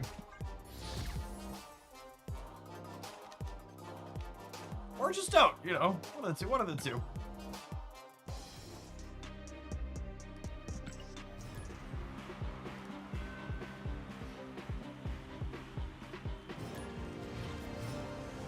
I saw a post on one of my socials that made me chuckle. It was something along the lines of, as I read the Pope's anti-AI manifesto, I can feel the atheism leaving my body.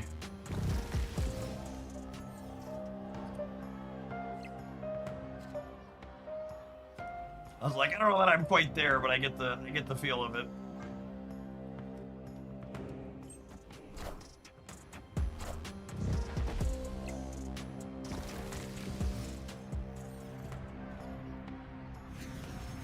Imagine having 2 woke popes in a row. So that's actually not remotely an accident, by the way. So the previous pope gets to appoint a bunch of the people who vote for the next pope. So, like, if the previous pope is, like, a pope for a good amount of time and gets to appoint a bunch of them, it kind of, like, ensures that they're going to be, like, ideologically similar, so long as you're, like, appointing people who are in line with the things you want to be doing.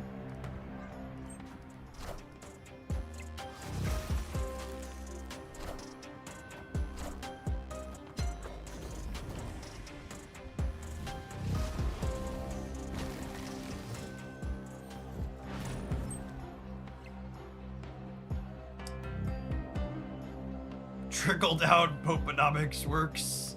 Oh.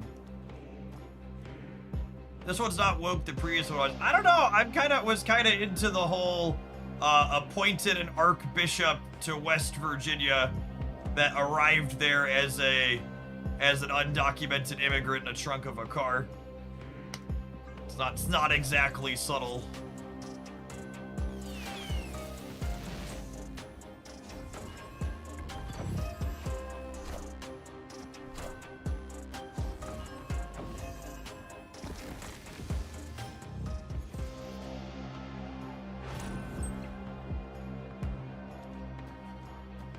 No professor for us, but we've got some wongers here.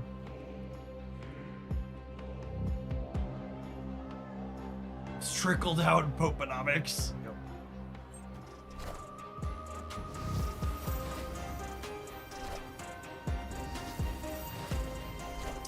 We have one draw at Professor here since there's a turn 7 this game. Can I win my 50-50? I cannot.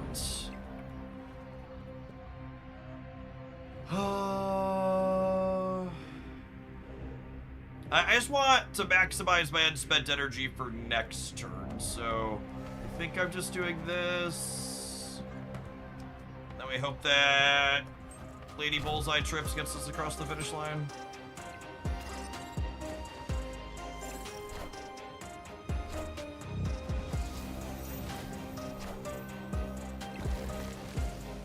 Alright, they have more energy than us. Some hot lady on lady action.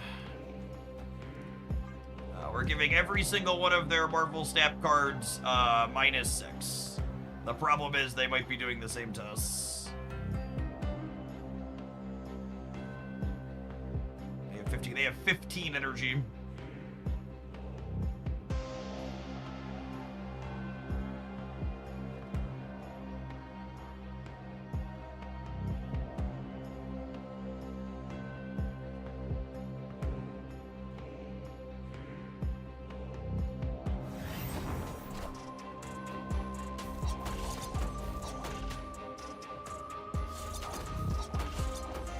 For those that missed it, there was an OTA update to Marvel Snap that changed how,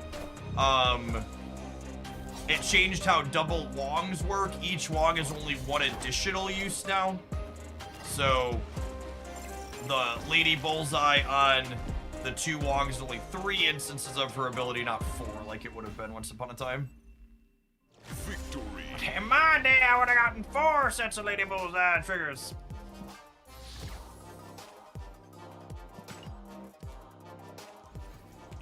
Darn kids taxing my Lady Bullseye triggers. Come back later to get more missions. I definitely will, Team Clash. I definitely will. Epic.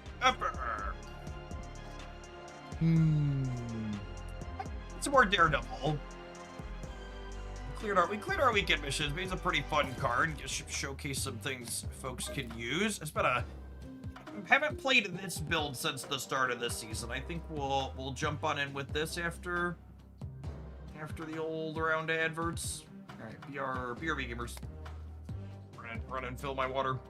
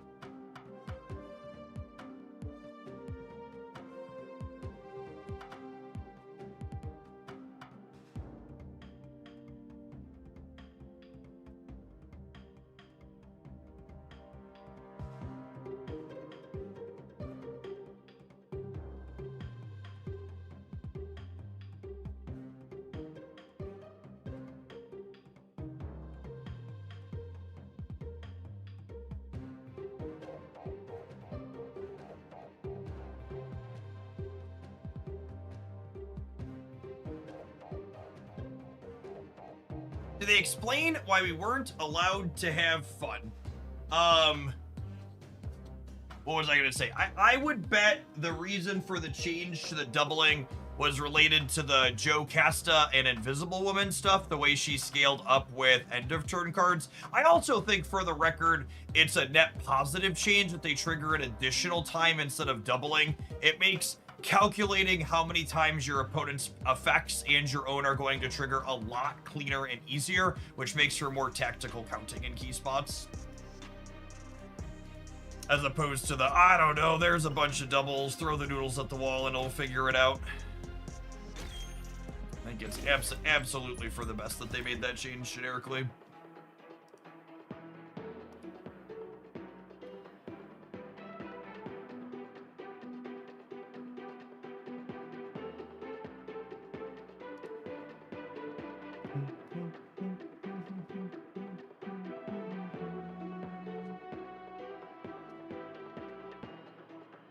Translation, we could not get fast forward to work. LOL.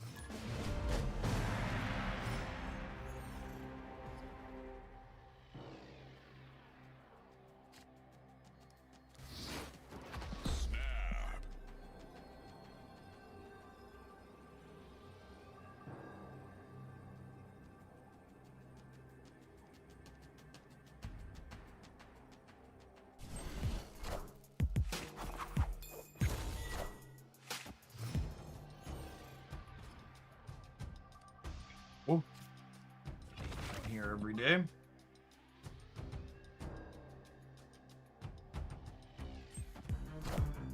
Is Black Bolt good into Bar Sinister? Asking the real questions.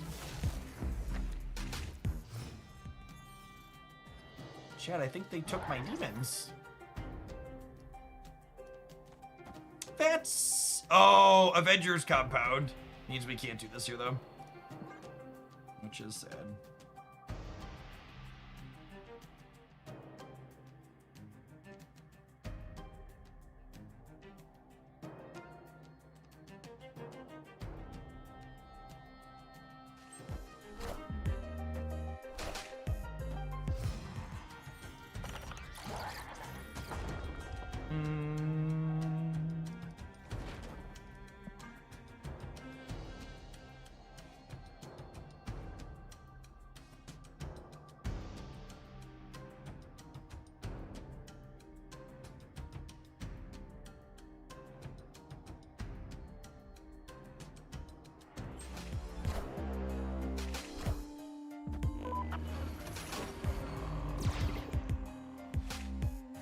Great, who do we got over there with Valentina?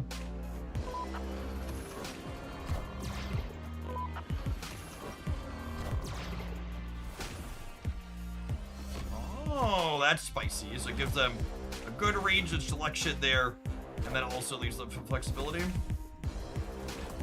Clear for takeoff. 4 points there, leader.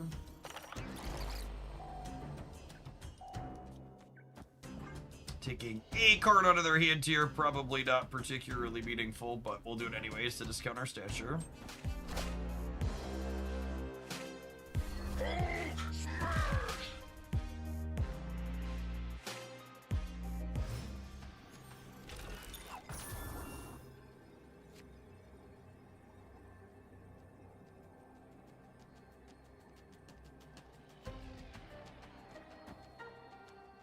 Well, I mean, that's the best I can do. If it works out.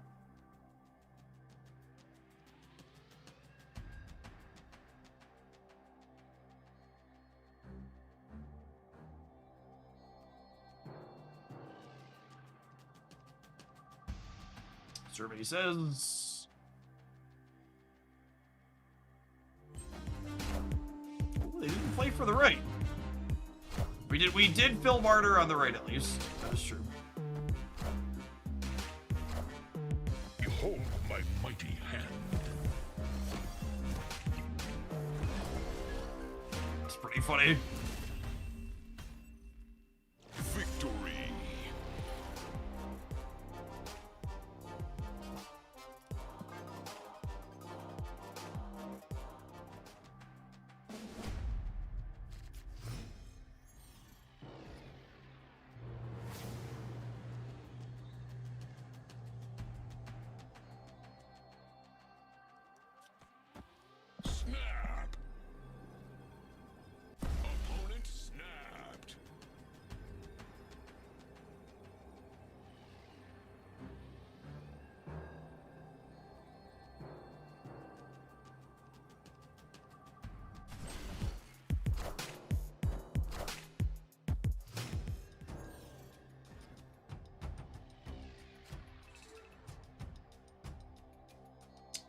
I mean, I think I wait till after Adelan to use the king, yeah?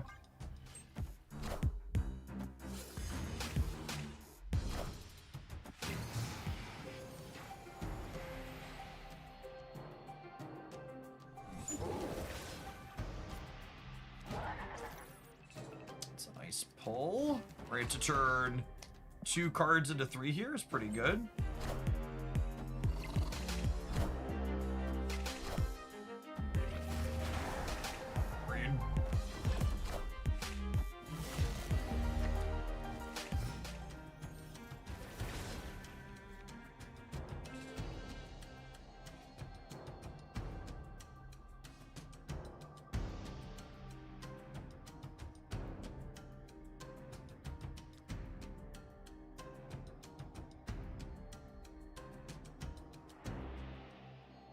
Do I want to discard a demon, or do I want to discard Black Bolt?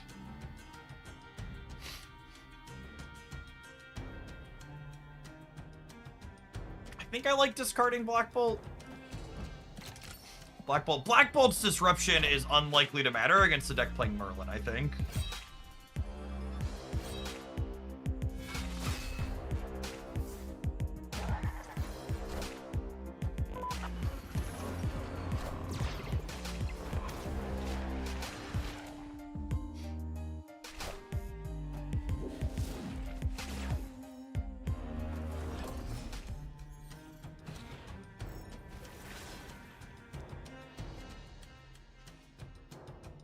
Yep, that's great. And I can't get ongoings here anyways, so I think I can't get ongoings for 2 reasons, so I think I just fill.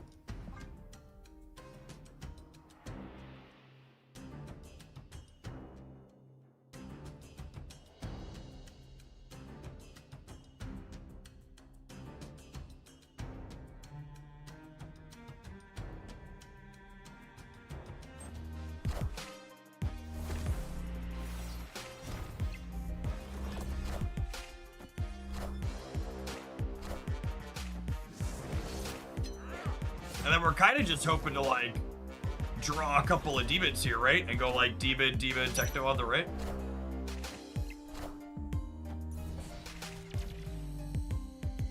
Boo. Ends. Ends.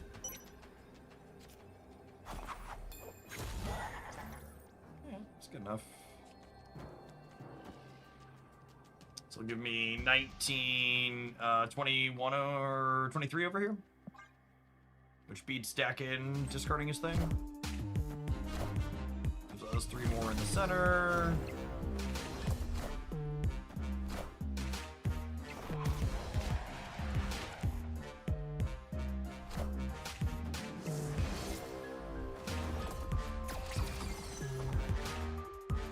When your Ascani son gives you -1 point of power. Got him.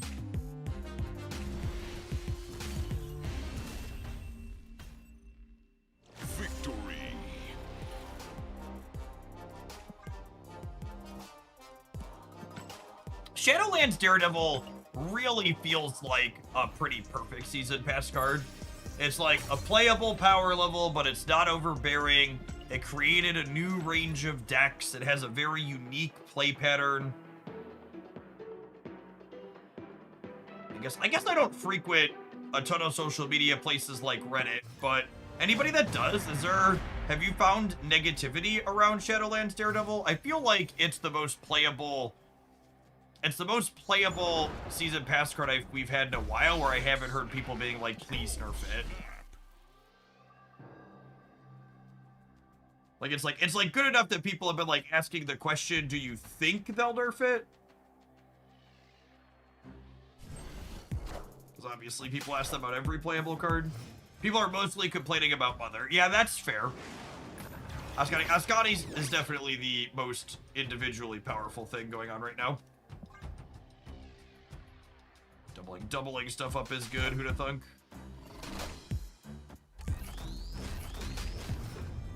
Master Mold.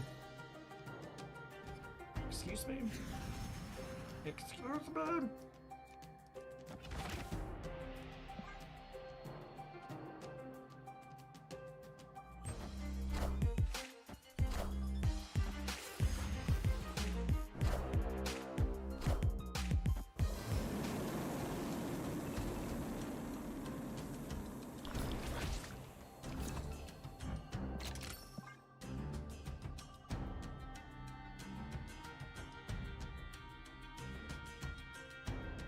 Do you think you'll revisit Champions of the mobile release? I don't think so.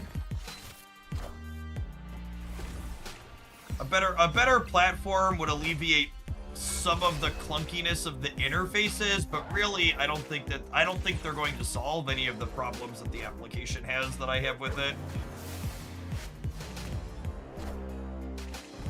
Or put us play Aeroshim. I wasn't looking at their deck size. I was like, oh, this all seems pretty random. Turns out it is.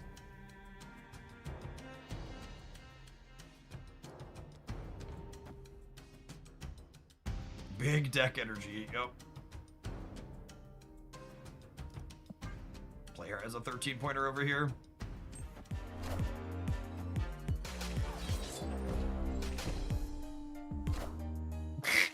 Clean.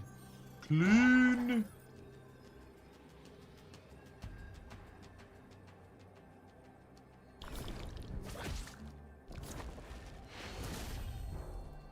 Victory.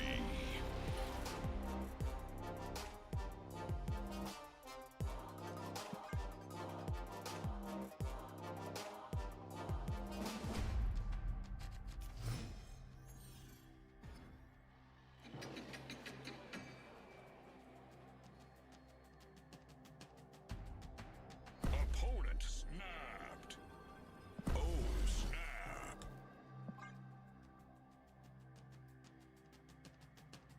I mean, for what it's worth, I think Pokemon Champions probably accomplishes its goal of making competitive Pokemon battling more accessible than it was previously. However, and this is the big asterisk here, it was so inaccessible previously that improving it a good deal still doesn't really make it good enough, in my opinion. It's like, well, golly, I don't have to grind a team for 8 hours anymore to put it together to find out it sucks. Now it just takes me 30 to 40 minutes of button pressing to find out it sucks.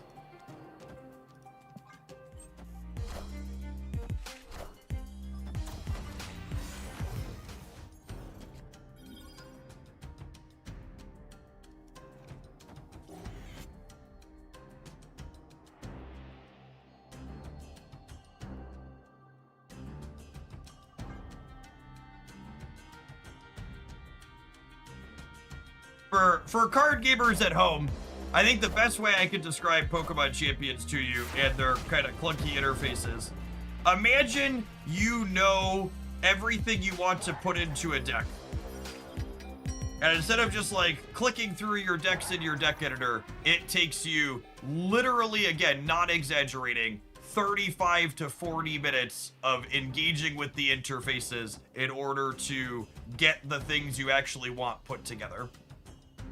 And then you think, well, Jeff, that's not so bad. You could just net deck and import things for people that know what they're doing so you can play the game quickly.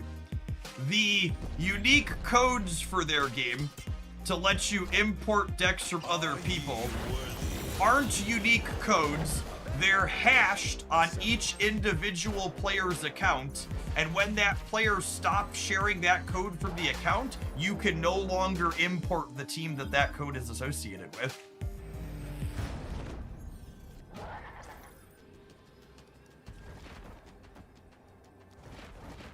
Just like really one of those, like, you think of all the decisions they could make at every possible angle. It's just like, man, they really just made like the worst one here and in most spots.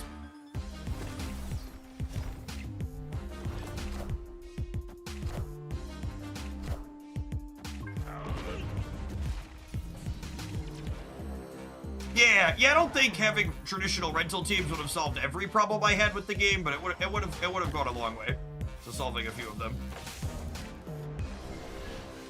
Proper rental teams and a game log, I think, would solve a majority of the issues that I had trying to get into the game.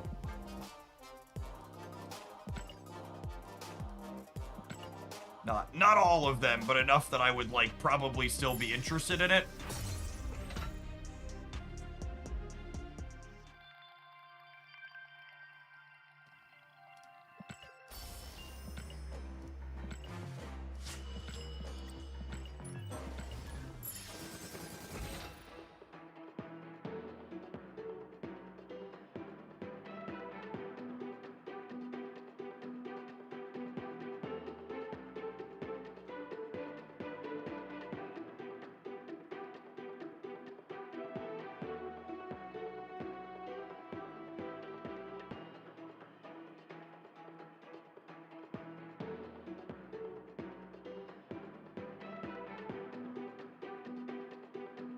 feeling pretty good, Michael. Had a good session, standing. Had plenty to eat, plenty to drink. Good, healthy things to eat and drink, too. Had a good fun day at Marvel Snap. We had a bunch of good decks. Got some sweet highlights to cut over the next few days as we head on into the new season. Snap.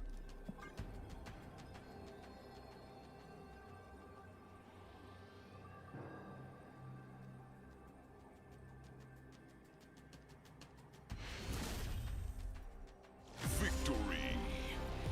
But not a Pet Mansion fan. All of their animals need to stay at home.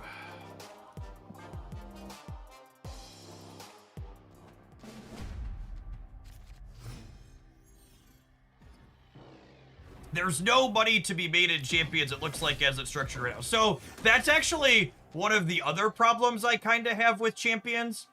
And it's a sneaky problem that they did. Because Champions advertises itself as you can play competitive Pokemon without playing a mainline Pokemon game. But the reality of how Champions is structured is the monetization of Champions is you feel pressured to buy a Switch in a mainline Pokemon game. Or know someone who does that's willing to grind for you. You literally can't, it's exactly like how their Pokemon TCG official client, the non-pocket, like the real full game, is monetized. Where instead of selling things inside, they sell some stuff. The TCG client sells absolutely nothing. This one sells some stuff at least, but the very clear goal is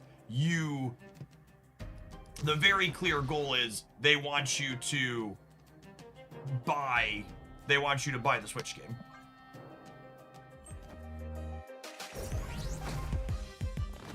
Is the monetization model.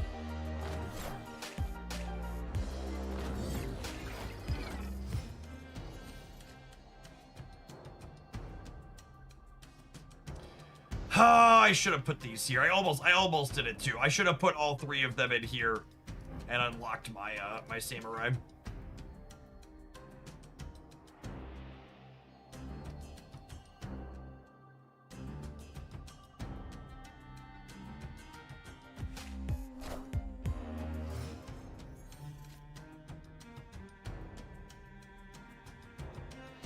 I think we're dead.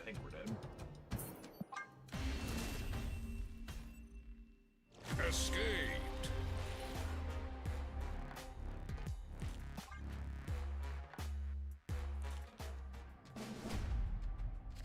Yeah, Pokemon's very similar to, like, Magic the Gathering, right? Like, they don't need to invest money and stuff into the games that they're working on because they're going to make money regardless, right? So, like, why would they spend a bunch of extra effort investing in software when, like, there isn't going, like, spending money isn't going to get more people to use it?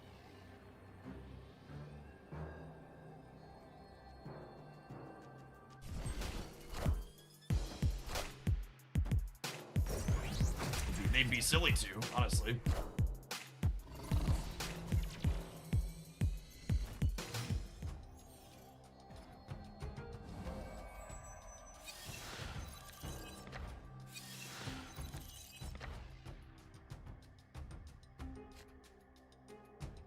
I just opened 15 collector's caches, and all 15 of them, I got 10 boosters each. Nice game. By collector's caches, do you mean the caches at the end of the season pass?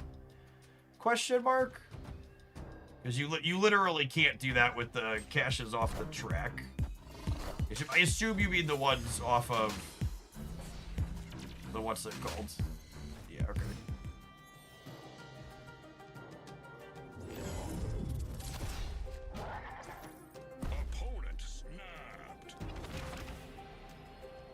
I mean, we're dead here, but do I want to play 10 to 9? I don't think I want to play 10 to 9.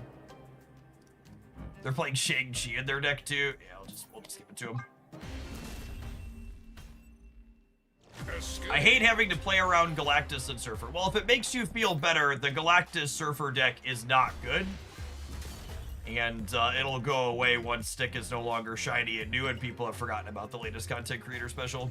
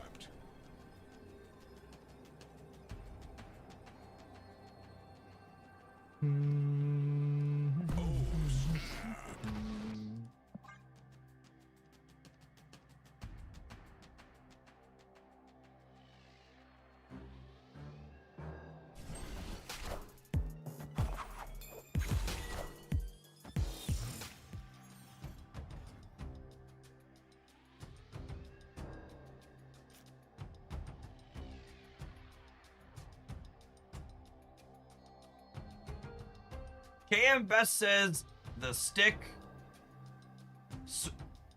surfer deck without Galactus is the deck to beat right now. I don't know about that.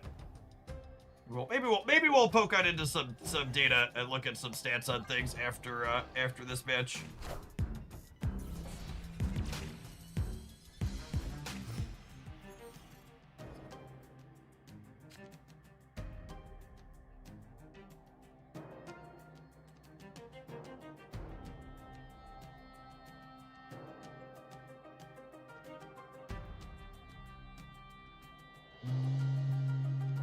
That's annoying. I think I'm putting this here because it's the only card I really have that can contest this efficiently.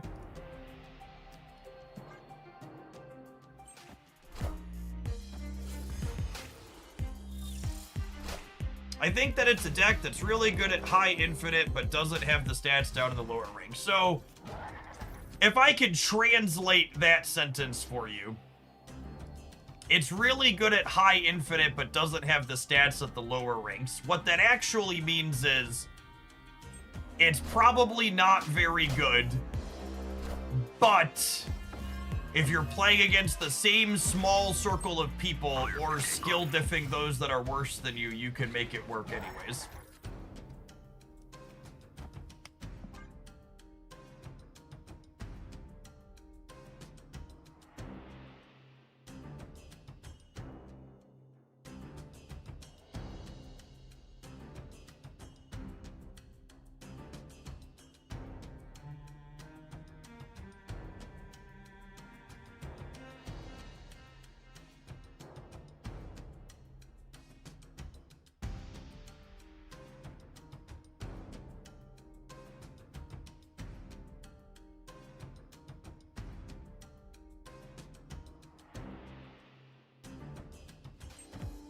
Is opponent doing surfer stuff, speaking of?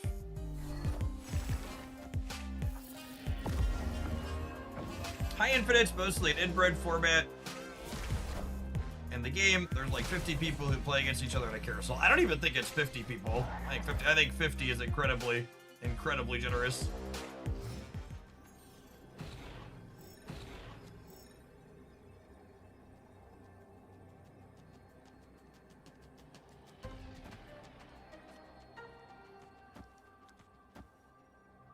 Might be dead here. See what the opponent's got going on. Our hand's pretty decent though. Definitely sticking around.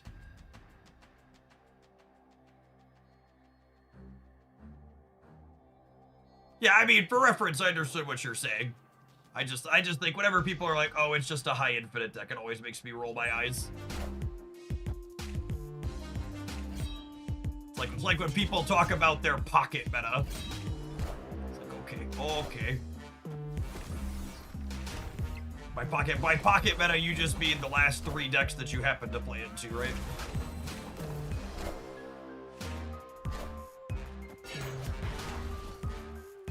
GG.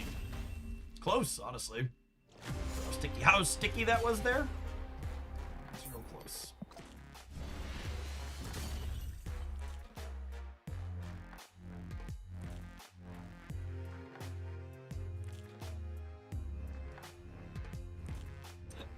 All right, let's take a brief pause for the cause, let some adverts troll, and then maybe we'll do a live data dive when we get back. Cause I haven't done a best decks video because we've been streaming so much.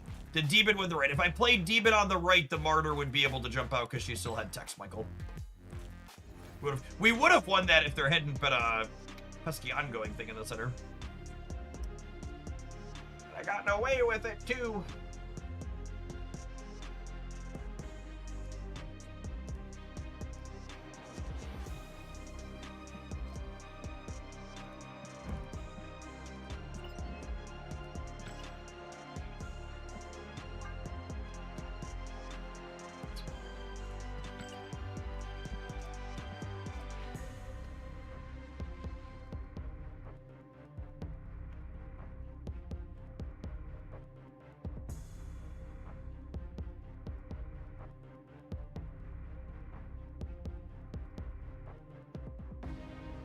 With that one, not so great. But run with this one, really solid. It's very good. Man, we went 6-2 at this pile. That was so much fun. We're 11-4 with this Fallen One deck so far. That's great too. This one, if you haven't seen this highlight yet, this highlight was aces this morning. It was so fun. We put this together last night. It's definitely my favorite Lady Bullseye pile. I'm excited to look for stats on this one. I bet this has atrocious stats. Just based on how those things usually go. Vibe check. And by that, I mean, the deck's actually really good. It's just only good in my pocket meta inside of Conquest. So other people might struggle with it.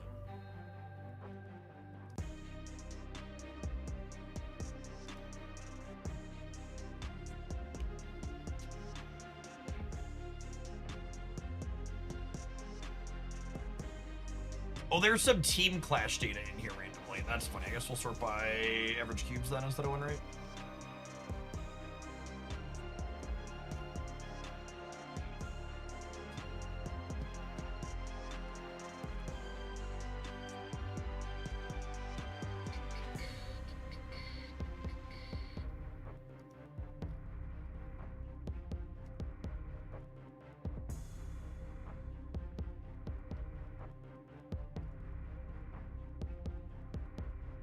Deck in my pocket meta is Igglybuff Darkrai.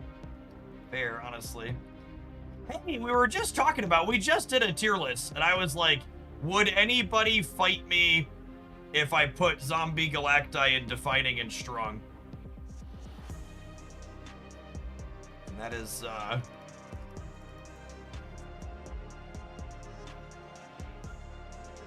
Ooh, look at that, chat. We're just like max tech sloppy here and no Gambit. Good, fuck that guy. Get him out of there. Get him going. This ramp build, putting up some of the best numbers among what's it called?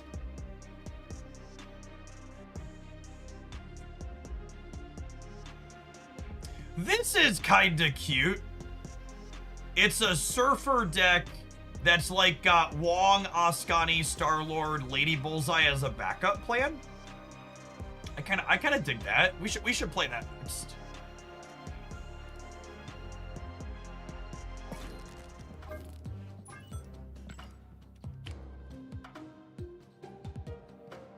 Let's keep scrolling here.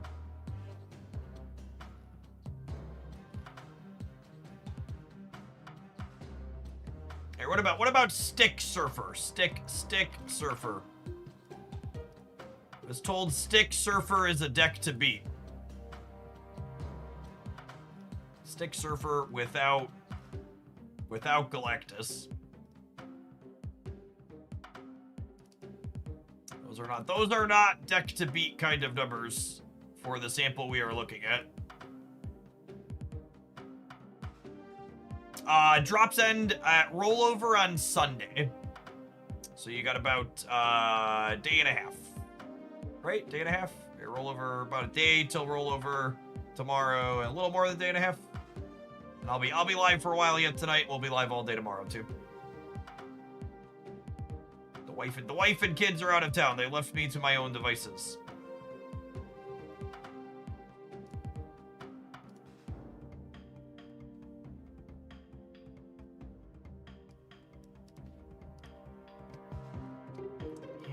That doesn't look particularly impressive, no matter how I slice it.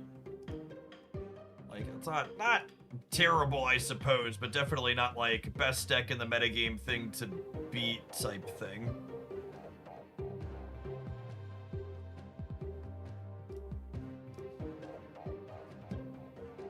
All right, let's go digging for anything else that might be spicy in here, like that Surfer Bullseye deck. Let's say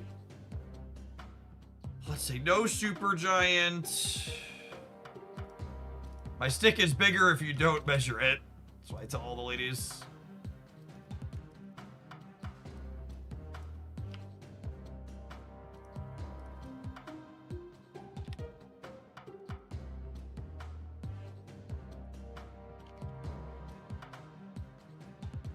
Just like filtering out some of the usual suspects, so to speak. Looking for things that are only a little bit off the beaten path. give it a scroll. To see Zombie Galacti either.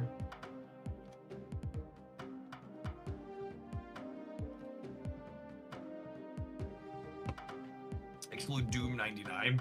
I excluded Aurora, which probably gets most of the Doom 99 things, but I can exclude explicitly too. That's fair.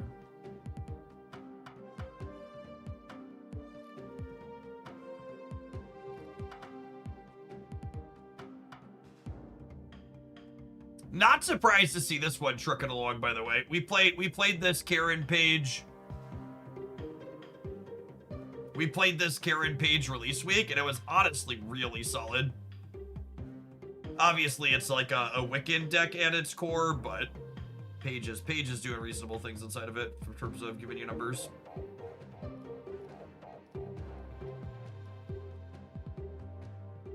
This deck is such a quintessential example of people complaining about things that are fine.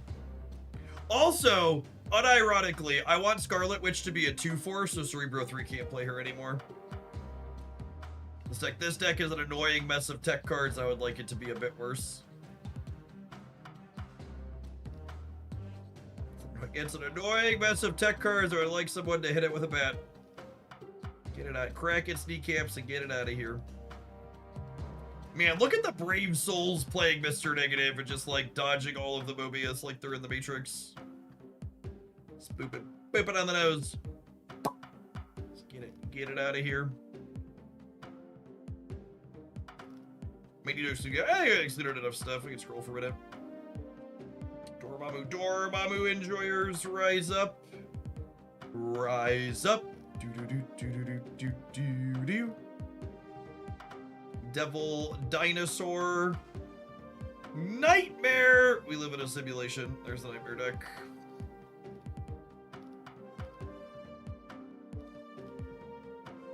This deck's great, by the way. I don't know about these particular 12 cards, but this Professor X Galactus pile is quite good. I dig it a lot.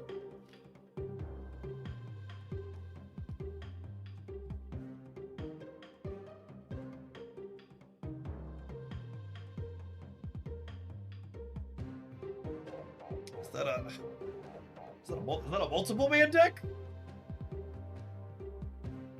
That's a multiple man deck. I like Iska in this deck. It's actually I'm gonna grab this. One of the problems these decks always have is how you gotta answer the question, how do you win the other path when you Human Torch? And Iska's a really clever answer to that question, especially because she works with your cards that are powering up her base power as well. That overlaps with some of your payoffs.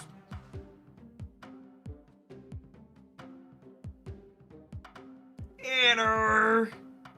Crazy to think my first sub was a different time. You only had one infant human and hair. The hair's just migrated, Anner. It just slid down my face.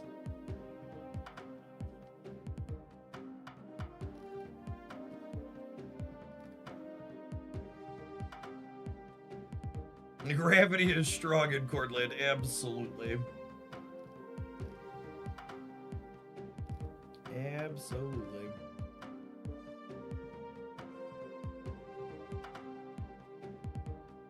Oh, thank you for the sub too. Sometimes Twitch is weird and you have to refresh to send the notification. So your sub badge popped back up. So you're definitely subbed. The notification didn't send yet. You might have to manually do that.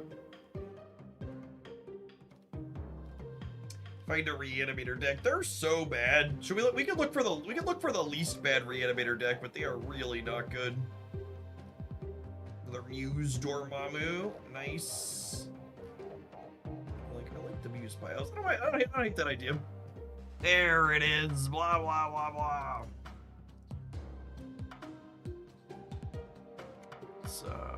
Show me fire hair. Oh my goodness, they're all terrible. They're all terrible. Adamantine infusion. Show me adamantine infusion. Show me adamantine infusion. No Nimrod.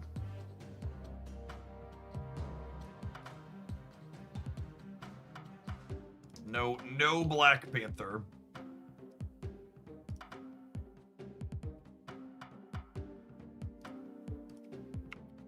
Fire Lord. Woo!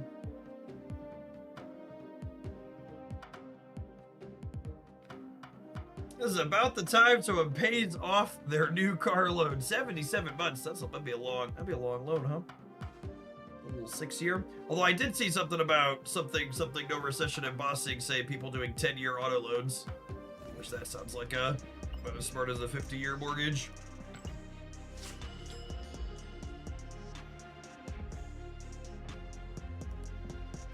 All right, we imported 2. Lady Surfer and Multiple Man.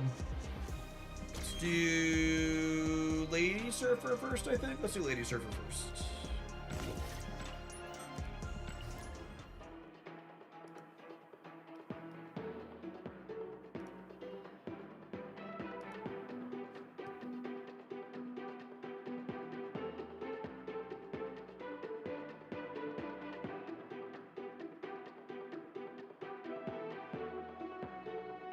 I sold my business and I'm currently at new car sales.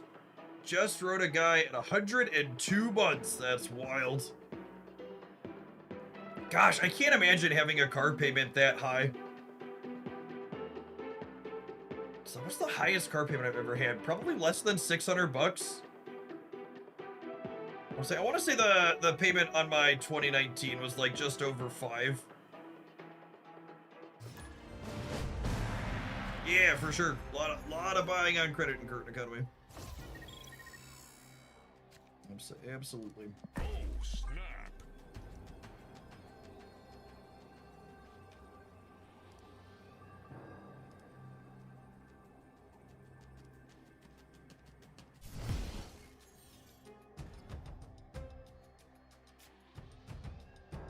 All right, we've got Mother with Lady Bullseye on the left here.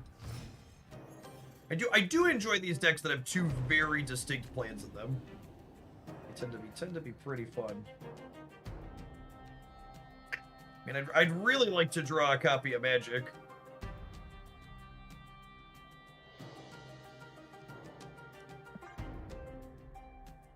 Without Magic, we don't have time to Grandmaster Mother. Or do we?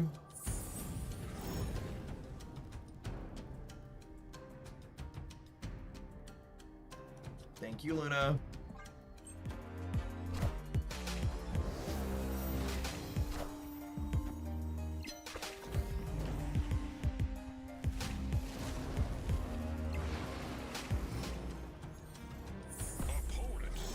He snapped me back! Oh, baby. Oh, baby, we are cooking, gamers.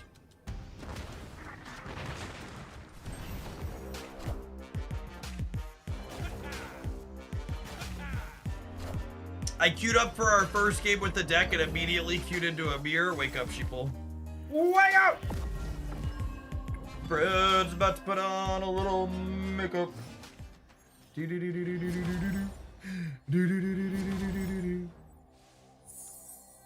Trust in my Want to play Star-Lord in the center, so we throw priority here. And then if we're a master, we'll draw walkers.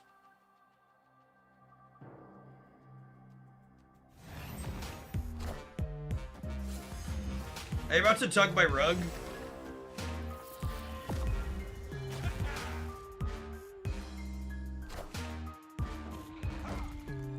Nope. Okay. Okay. Not a mirror match, by the way.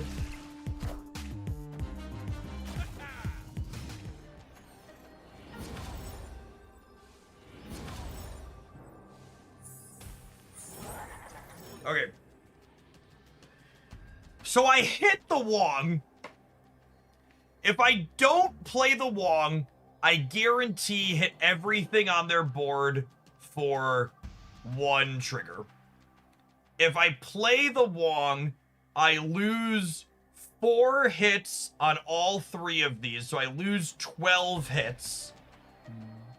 But I double 2 of them. So this is 836, 40. It's more what's it called overall. YOLO. It's not the long play. Oh, I'm about to get Luke Cage start time. Nope. All right. Although the Ajaxes are about to get big, yeah? I'm about to work the board down. Can we overpower the left through the Ajax is the question. I think so. Yeah, no problem. No problem. We're gonna overpower the center through the Ajax, I think.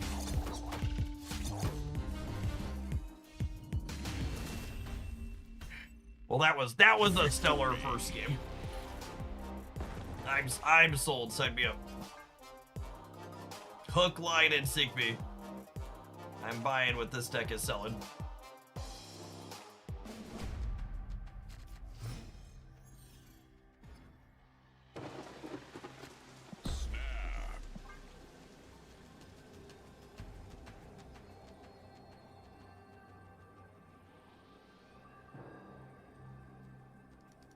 This deck did a good stance on the tracker here. We just nicked this one off the internet.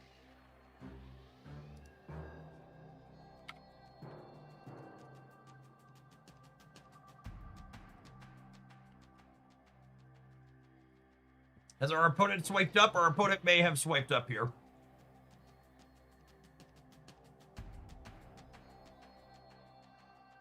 You don't own the NFT. How dare you download it? I'm just that kind of guy.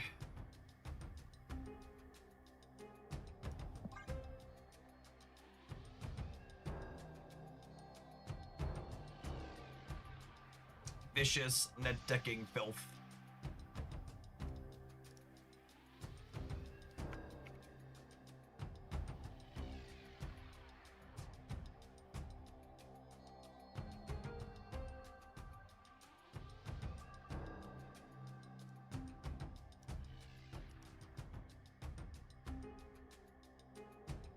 Come on, Paco. What archetype other than bounce is your favorite to play? Kitty Pride stuff. Kitty Pride. Kitty Pride is not a bounce card. She's a card that bounces, but she's not a bounce card.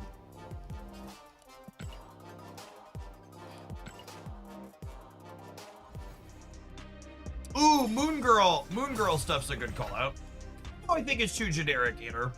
Moon Girl stuff definitely constitutes combo.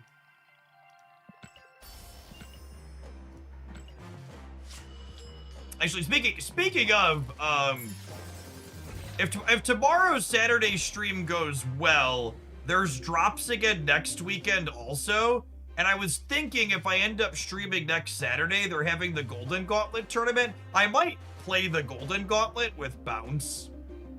Just because this bounce deck is not completely embarrassing, and if I'm gonna be live on a Saturday anyways.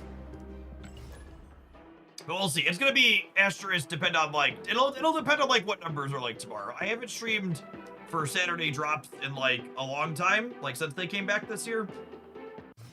If the numbers are big tomorrow, I'm not working on the weekend next weekend.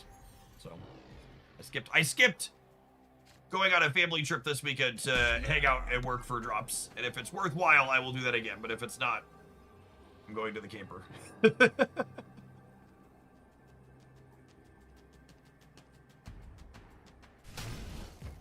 Yeah, that's true. The new cards will be legal. If there's a Jeff the Baby Dolphin deck I really love, I could see playing that too. Yeah, they're doing Twitch drops 3 weekends in a row. Or 3 weeks in a row. Which I'm curious to see how that goes. Today was kind of a weird one because today for drops ended up being really solid metrics for me personally, But part of the reason why drops metrics ended up being good for me today is because the drops metrics were mediocre enough that Dexter and Dara didn't stay on for as long as they typically do.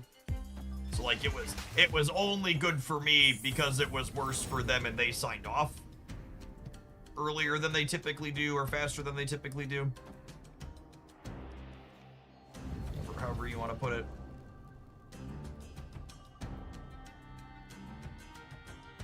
I think I'm doing this, and then I'm gonna like Carter magic next turn, question mark.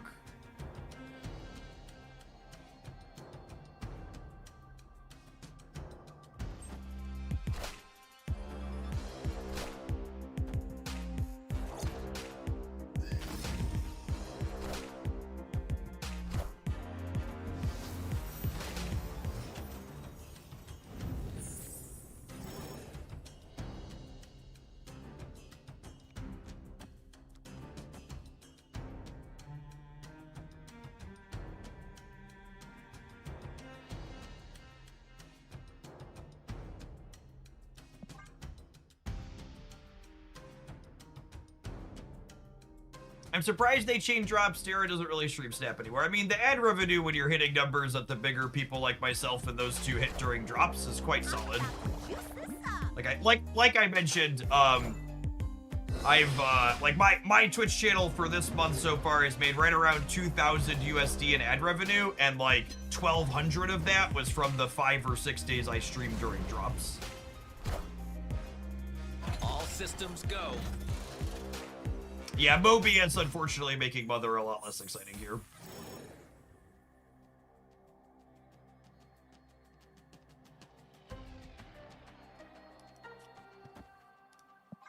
I'm gonna do that, and then we'll figure it out.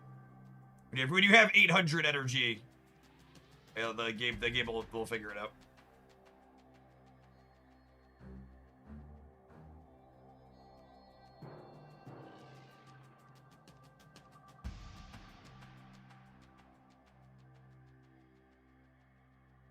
Yeah, Anner, absolutely. Like, I don't think it's unrealistic or silly to acknowledge, like two things can be true simultaneously, right? Like, I work really hard and I put in a lot of hours to do what I do and make what I make, but I'm also very lucky to be able to do what I do, and I'm only able to do what I do with the money that I make because of things that were outside of my control as well. Like, I hit lucky breaks in a number of key spots to enable this to be my job. Yeah, this looks great. This looks great. Ship it. Boomer Snap. I'm about to get like Cosmode or Alliance in the center and just curl up in a ball and cry.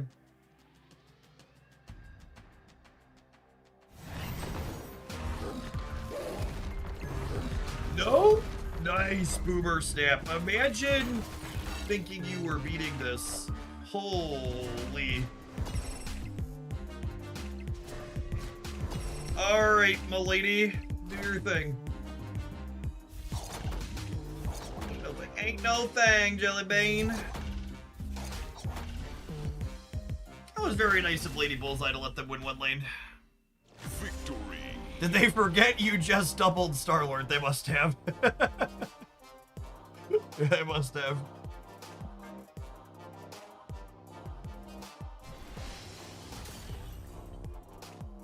This is really a very neat build.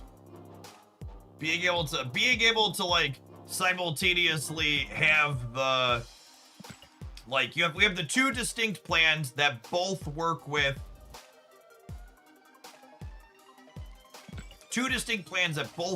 Wong, and like the Star-Lord part works well with them too, and we can see them kind of mesh together in a spot like that.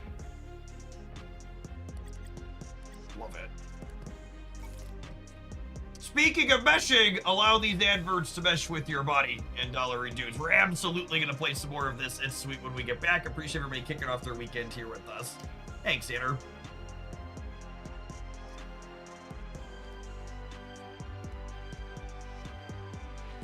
Love me a good backup plan. We also beat them with our Mother Ascani deck through their Mobius there too, right? So the tech card, that one doesn't impact this part of the It's crazy to me how good this card still is. I would not have expected this to still be playable after this many changes. And he's still just like trucking along. Turns out making a boatload of extra energy is pretty good. Is Lady Bullseye moving up the Jeff scale? She is a pretty sweet combo card.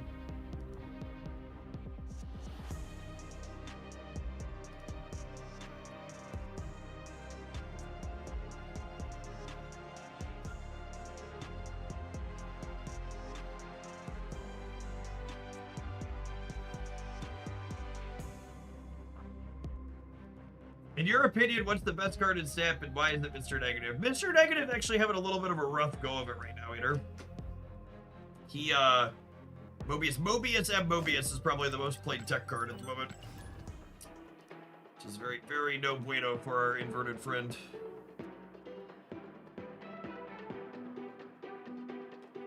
Suit up last week and got pooped on. Yeah, I think the new season will probably shift things to a more friendly spot.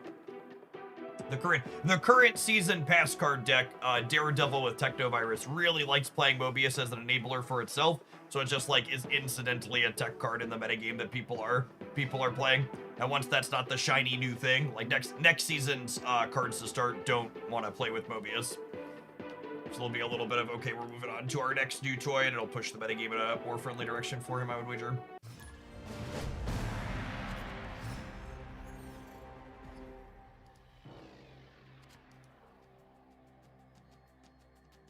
What you're playing now, is this the 2026 version of Toxic Surfer with Lady Bullseye? It is kinda, yeah. In a way, it's a good way to put it. Definitely a variation on that. It needs less combo pieces though. Like you don't need a Luke Cage to stop your own cards from going negative, and you don't need to duplicate the Wong because like you're doing 2 per thing, which is nice.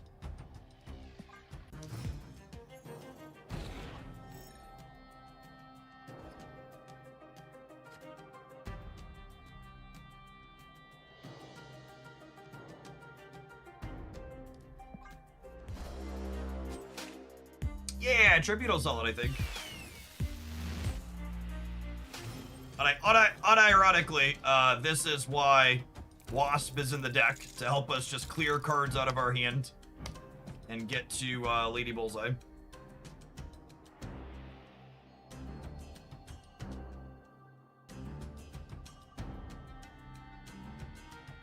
Would love to draw Magic next turn.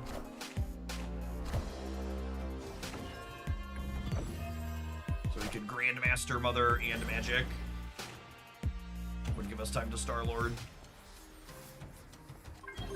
Storm. She's enabled. She is enabled. I think I'm just going for the Lady Bullseye line without any extra energy, which is still a good amount of points here when we get to Mother again.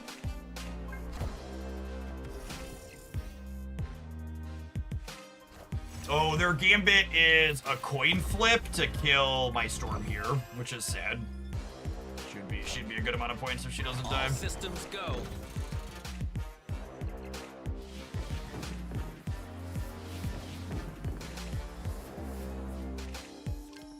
Need him to kill Grandmaster. Damn.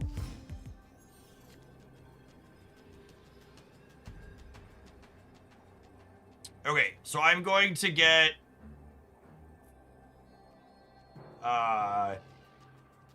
16 Lady Bullseye triggers. Yeah.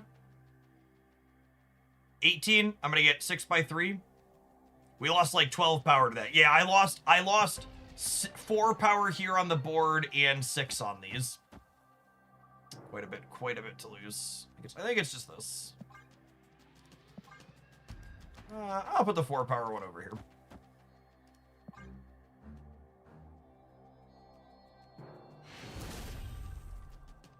And this is, again, like, kind of just showing one of the draws this deck has. Like, we didn't have Magic, we didn't get to Wong, we didn't get to Star-Lord, and we're still just like, this is how many points? Like, each of these is 6, 12 points on her trigger.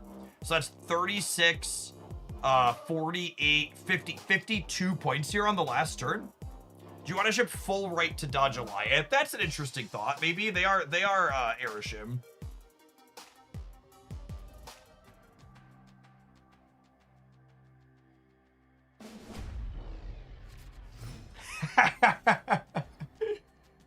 Yep, that'll do it, Inner.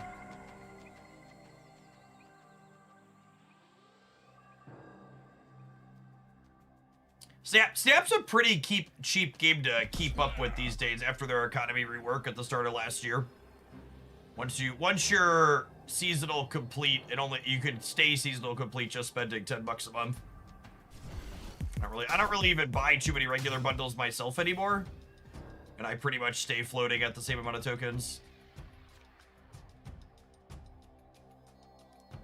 I need this to not be a hostile location. Okay, but what if I want gold on everything? You know, technically, it's even cheaper to get gold splits right away on everything because the new $30 bundles that they give you when you buy the card give you enough currency for 3 splits. They give you 5k credits and boosters for them.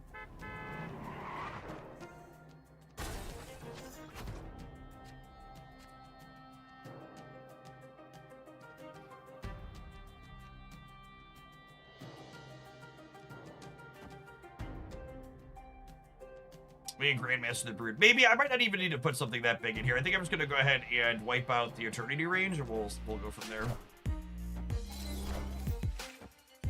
Yeah, some of those character collector games really easily get up there, Eater. You put literally all the dollars on them. We could Grandmaster the Magic Center to open up board space if that's desirable. I don't think it is, question mark.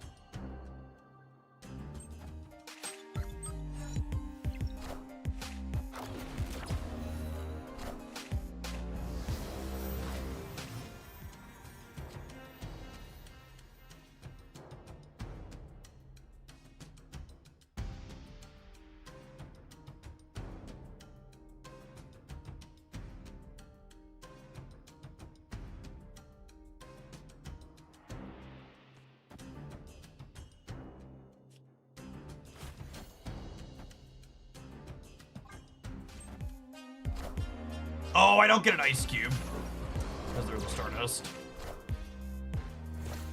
I was thinking I'd have a 7th energy and then I could Star-Lord plus Grandmaster Star-Lord next turn, but that's actually not how this is gonna work.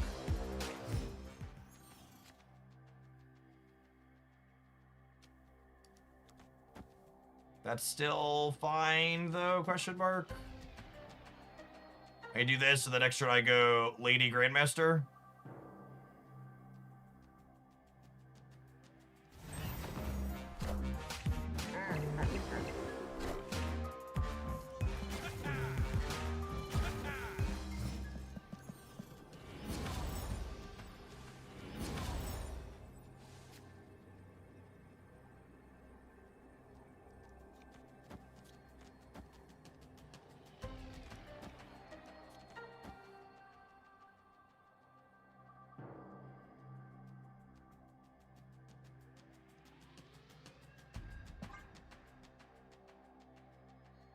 This is fine.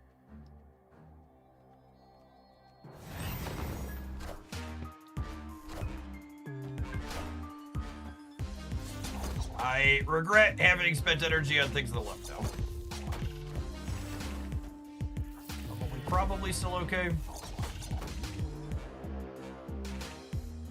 Yeah, should still be okay.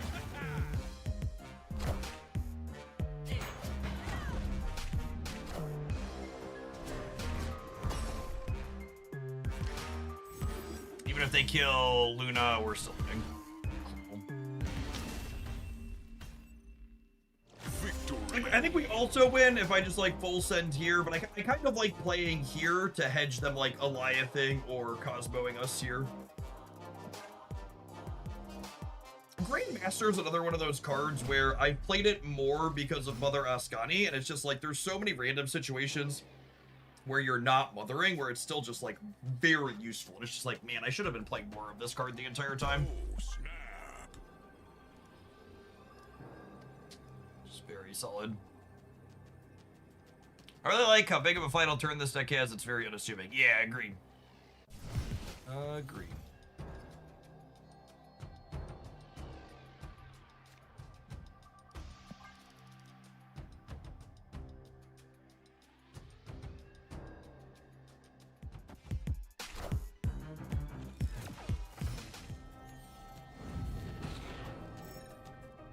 Gosh, Mother Ascani on Carter's actually pretty good too, yeah?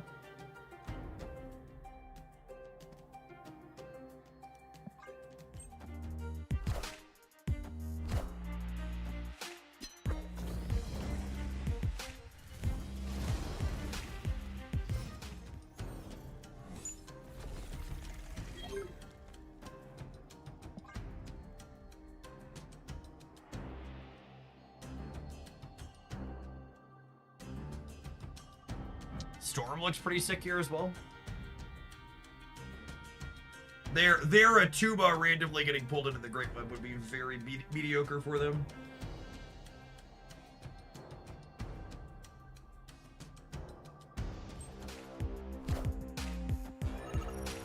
Got him.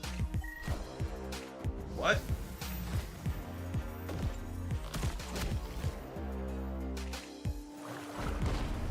What a weird play.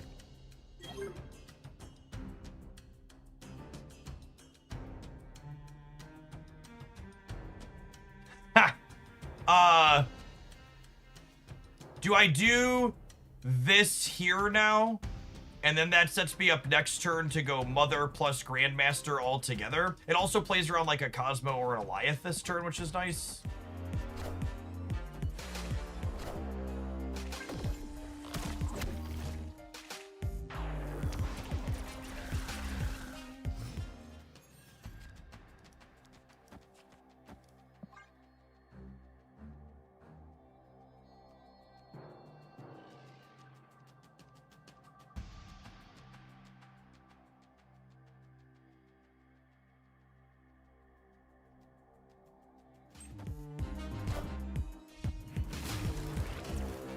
Oh, sad.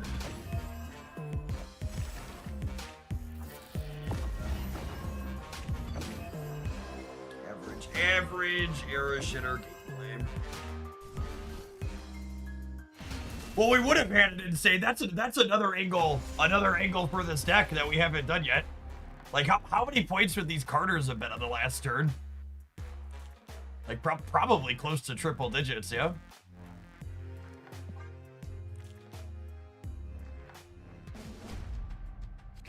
All of the points. Oh, snap. Beautiful. Beautiful.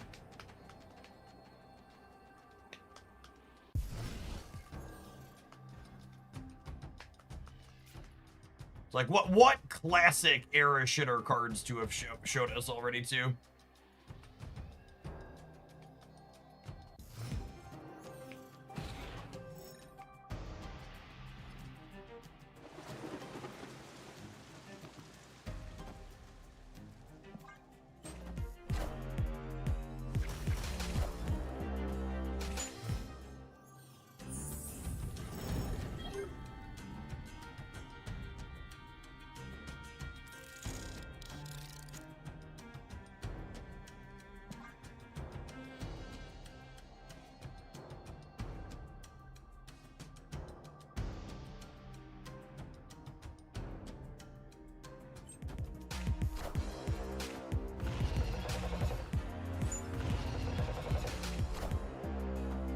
Oh, man. Opponent snapped.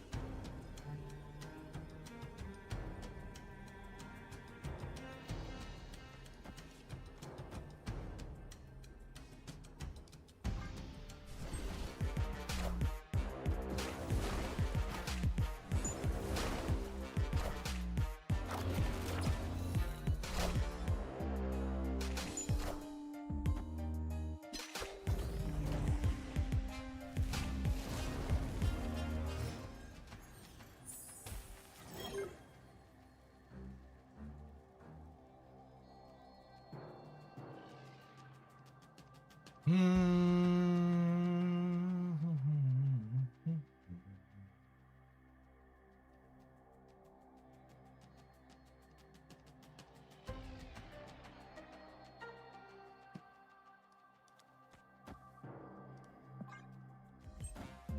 around Legion here, unfortunately.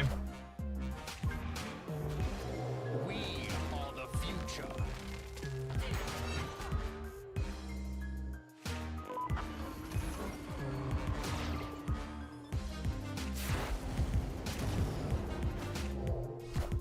Well, they just generated a bunch of cards in their hands.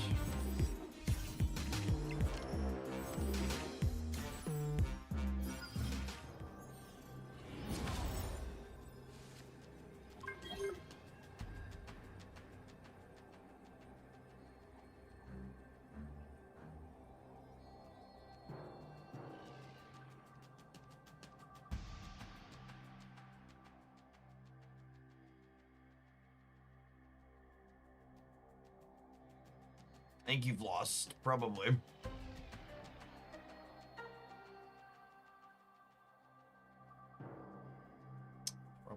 Probably.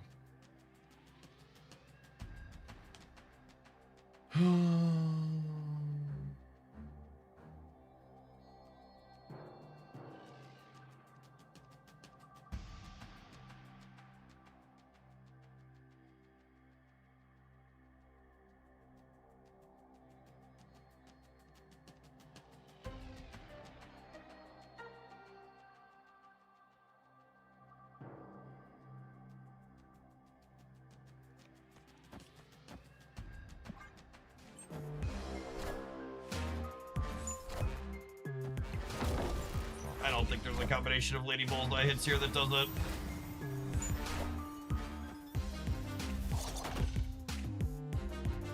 Just not enough of them.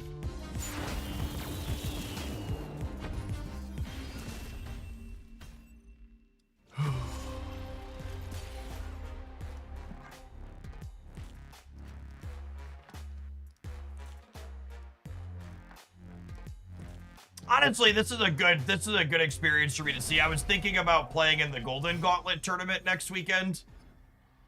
And I really just can't imagine wanting to choose to play in a tournament. Well, this is an experience that can happen to you in one of your matches. It's like annoying enough when it happens inside of Silver or Gold Conquest, but imagine you're like practice for a tournament and care about the result of the game that you're playing, and this is an experience that happens to you inside of it.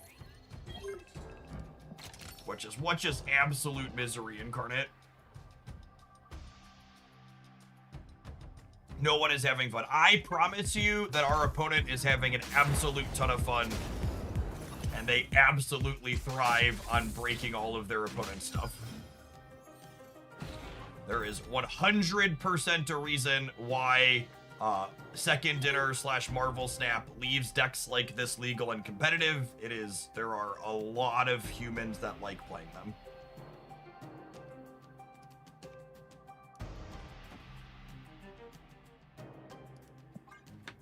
I usually don't watch Gauntlets as Aeroship popular amongst competitive players. Every Golden Gauntlet has had an Aeroship deck make the top cut.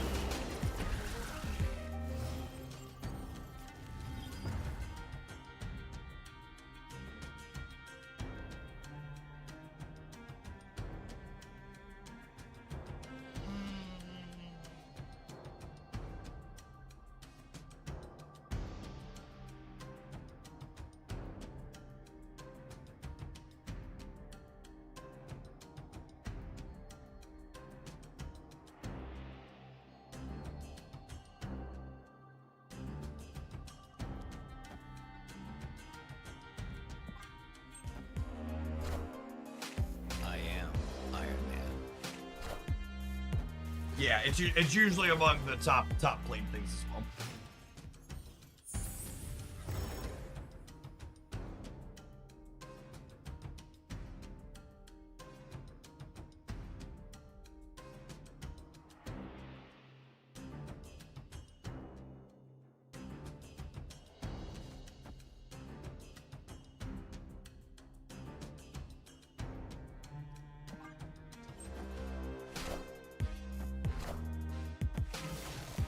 Okay, I have priority going into the last turn, which is something we wanted.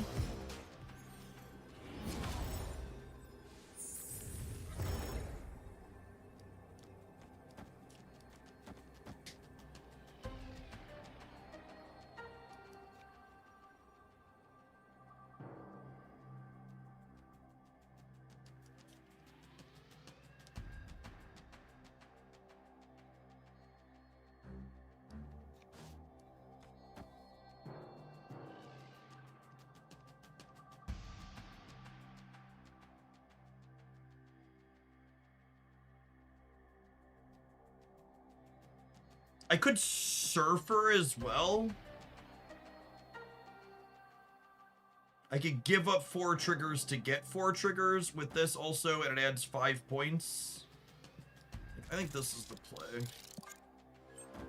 Potentially getting more points over here is a big deal.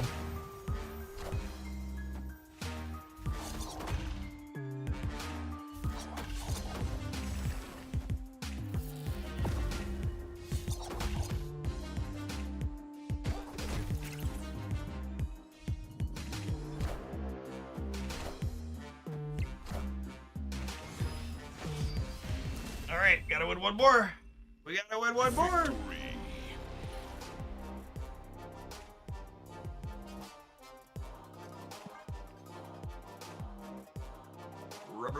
Rubber band game.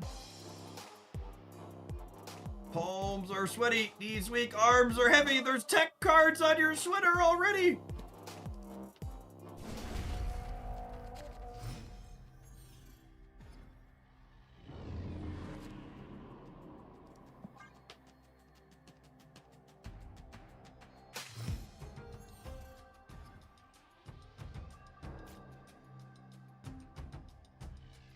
I mean, this hand's very good.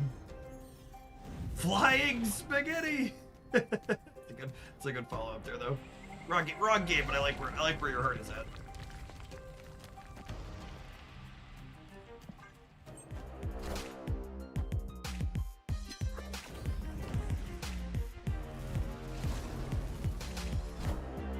I'd really like to draw Luna here.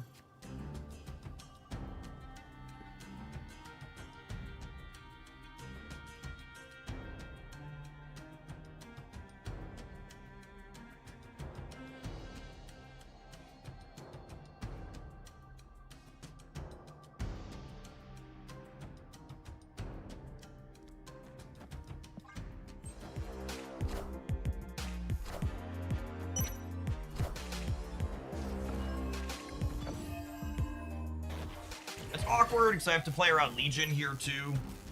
I don't know that we can realistically do that.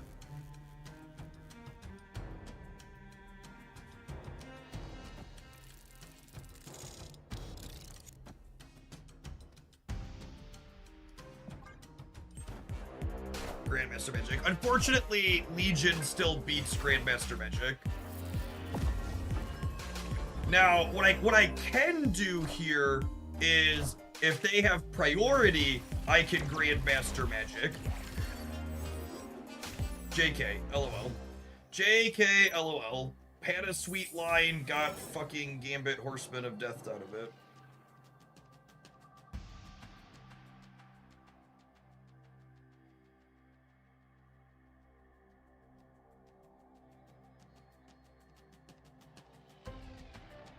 Oh, she doesn't trigger. Yeah, good call. That was the test. Some of you passed.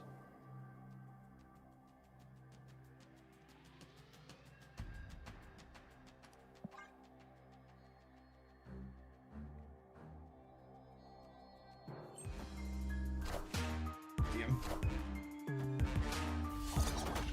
We might still be winning this, despite playing around Legion and then not doing it. Surfer's my best draw by a lot.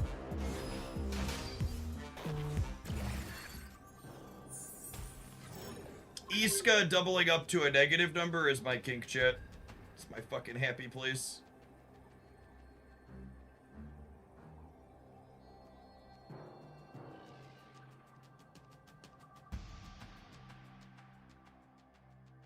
I think I just play for all three, yeah.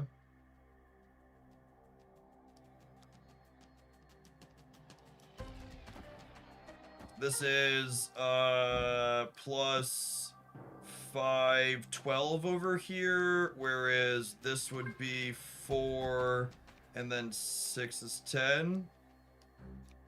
I think I just play for all 3.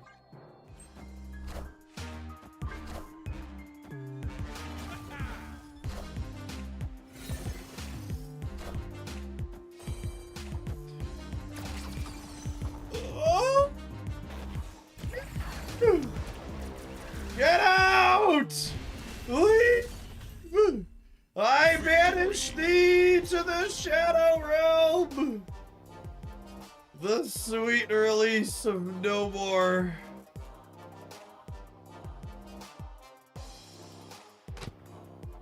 I have out-slogged the tech slop.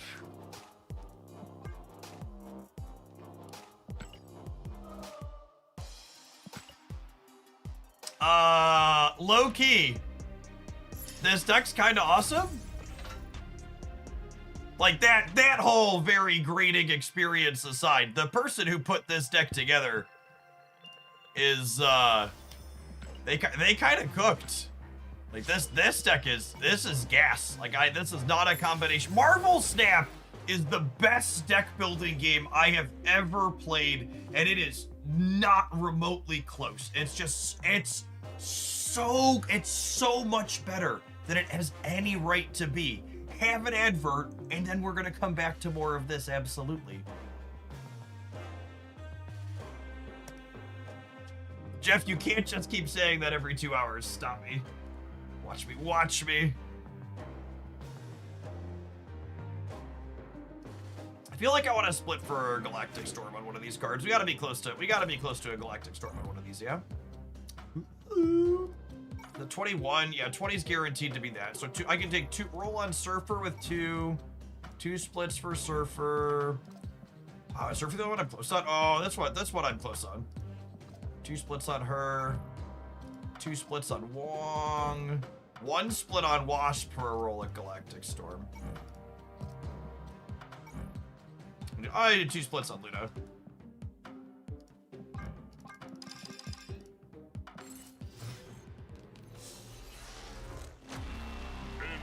Surfer certainly has enough boosters to get there. Sure does.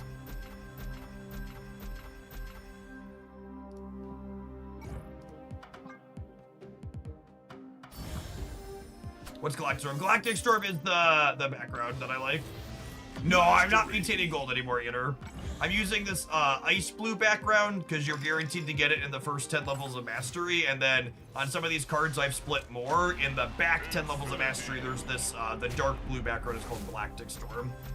I split for that on occasion, but it's nice because you're guaranteed to get it by mastery 29. So here,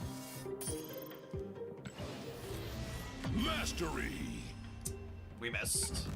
Do I spin again? So the Galactic Storm background comes out of these tier 3 mastery caches. So it can be as late as this one. I didn't give her one more split. No, that's not what I wanted.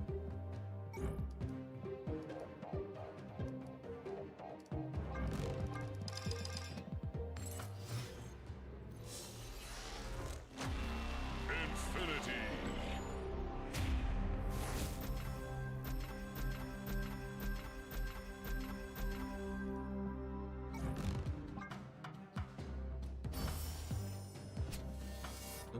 The copper is pretty. Mastery. All right, one more. We have one more split before I have to split twice for a box. Infinity. I got plenty of credits.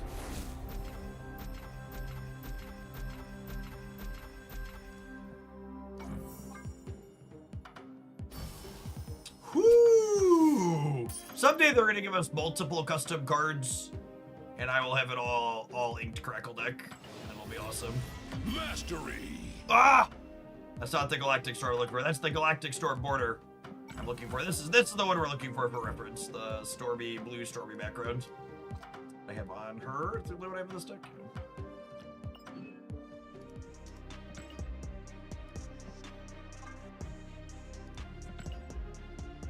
Epic. let's play some more at this pile. I am digging it. It is quickly replacing the Fallen One deck as my favorite Lady Bullseye deck.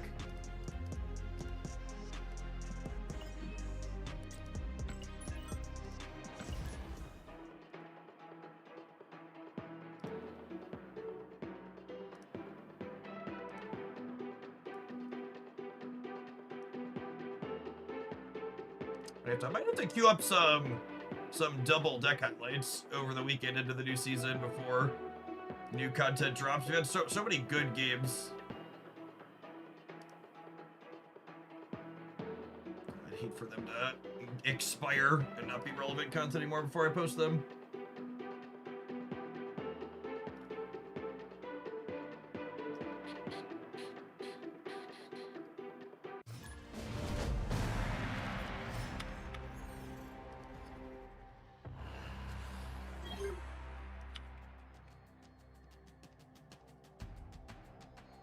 Snap!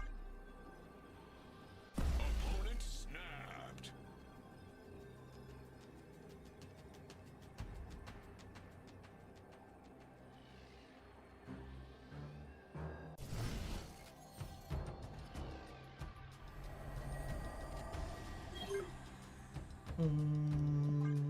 Probably gonna be a surfer game.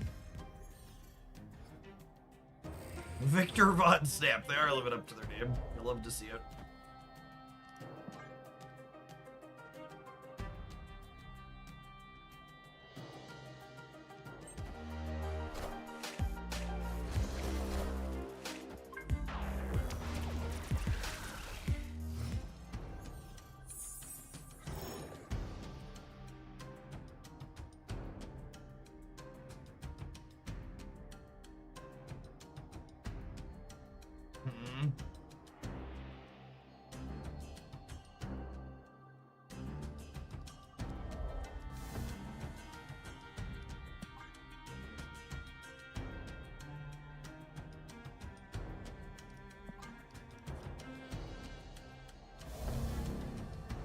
I think I'm throwing Mother away.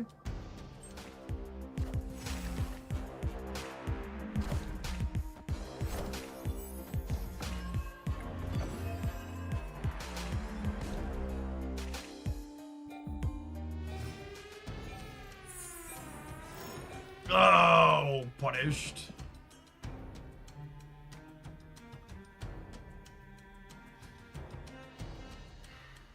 They are probably also a Lady Bullseye deck, yeah?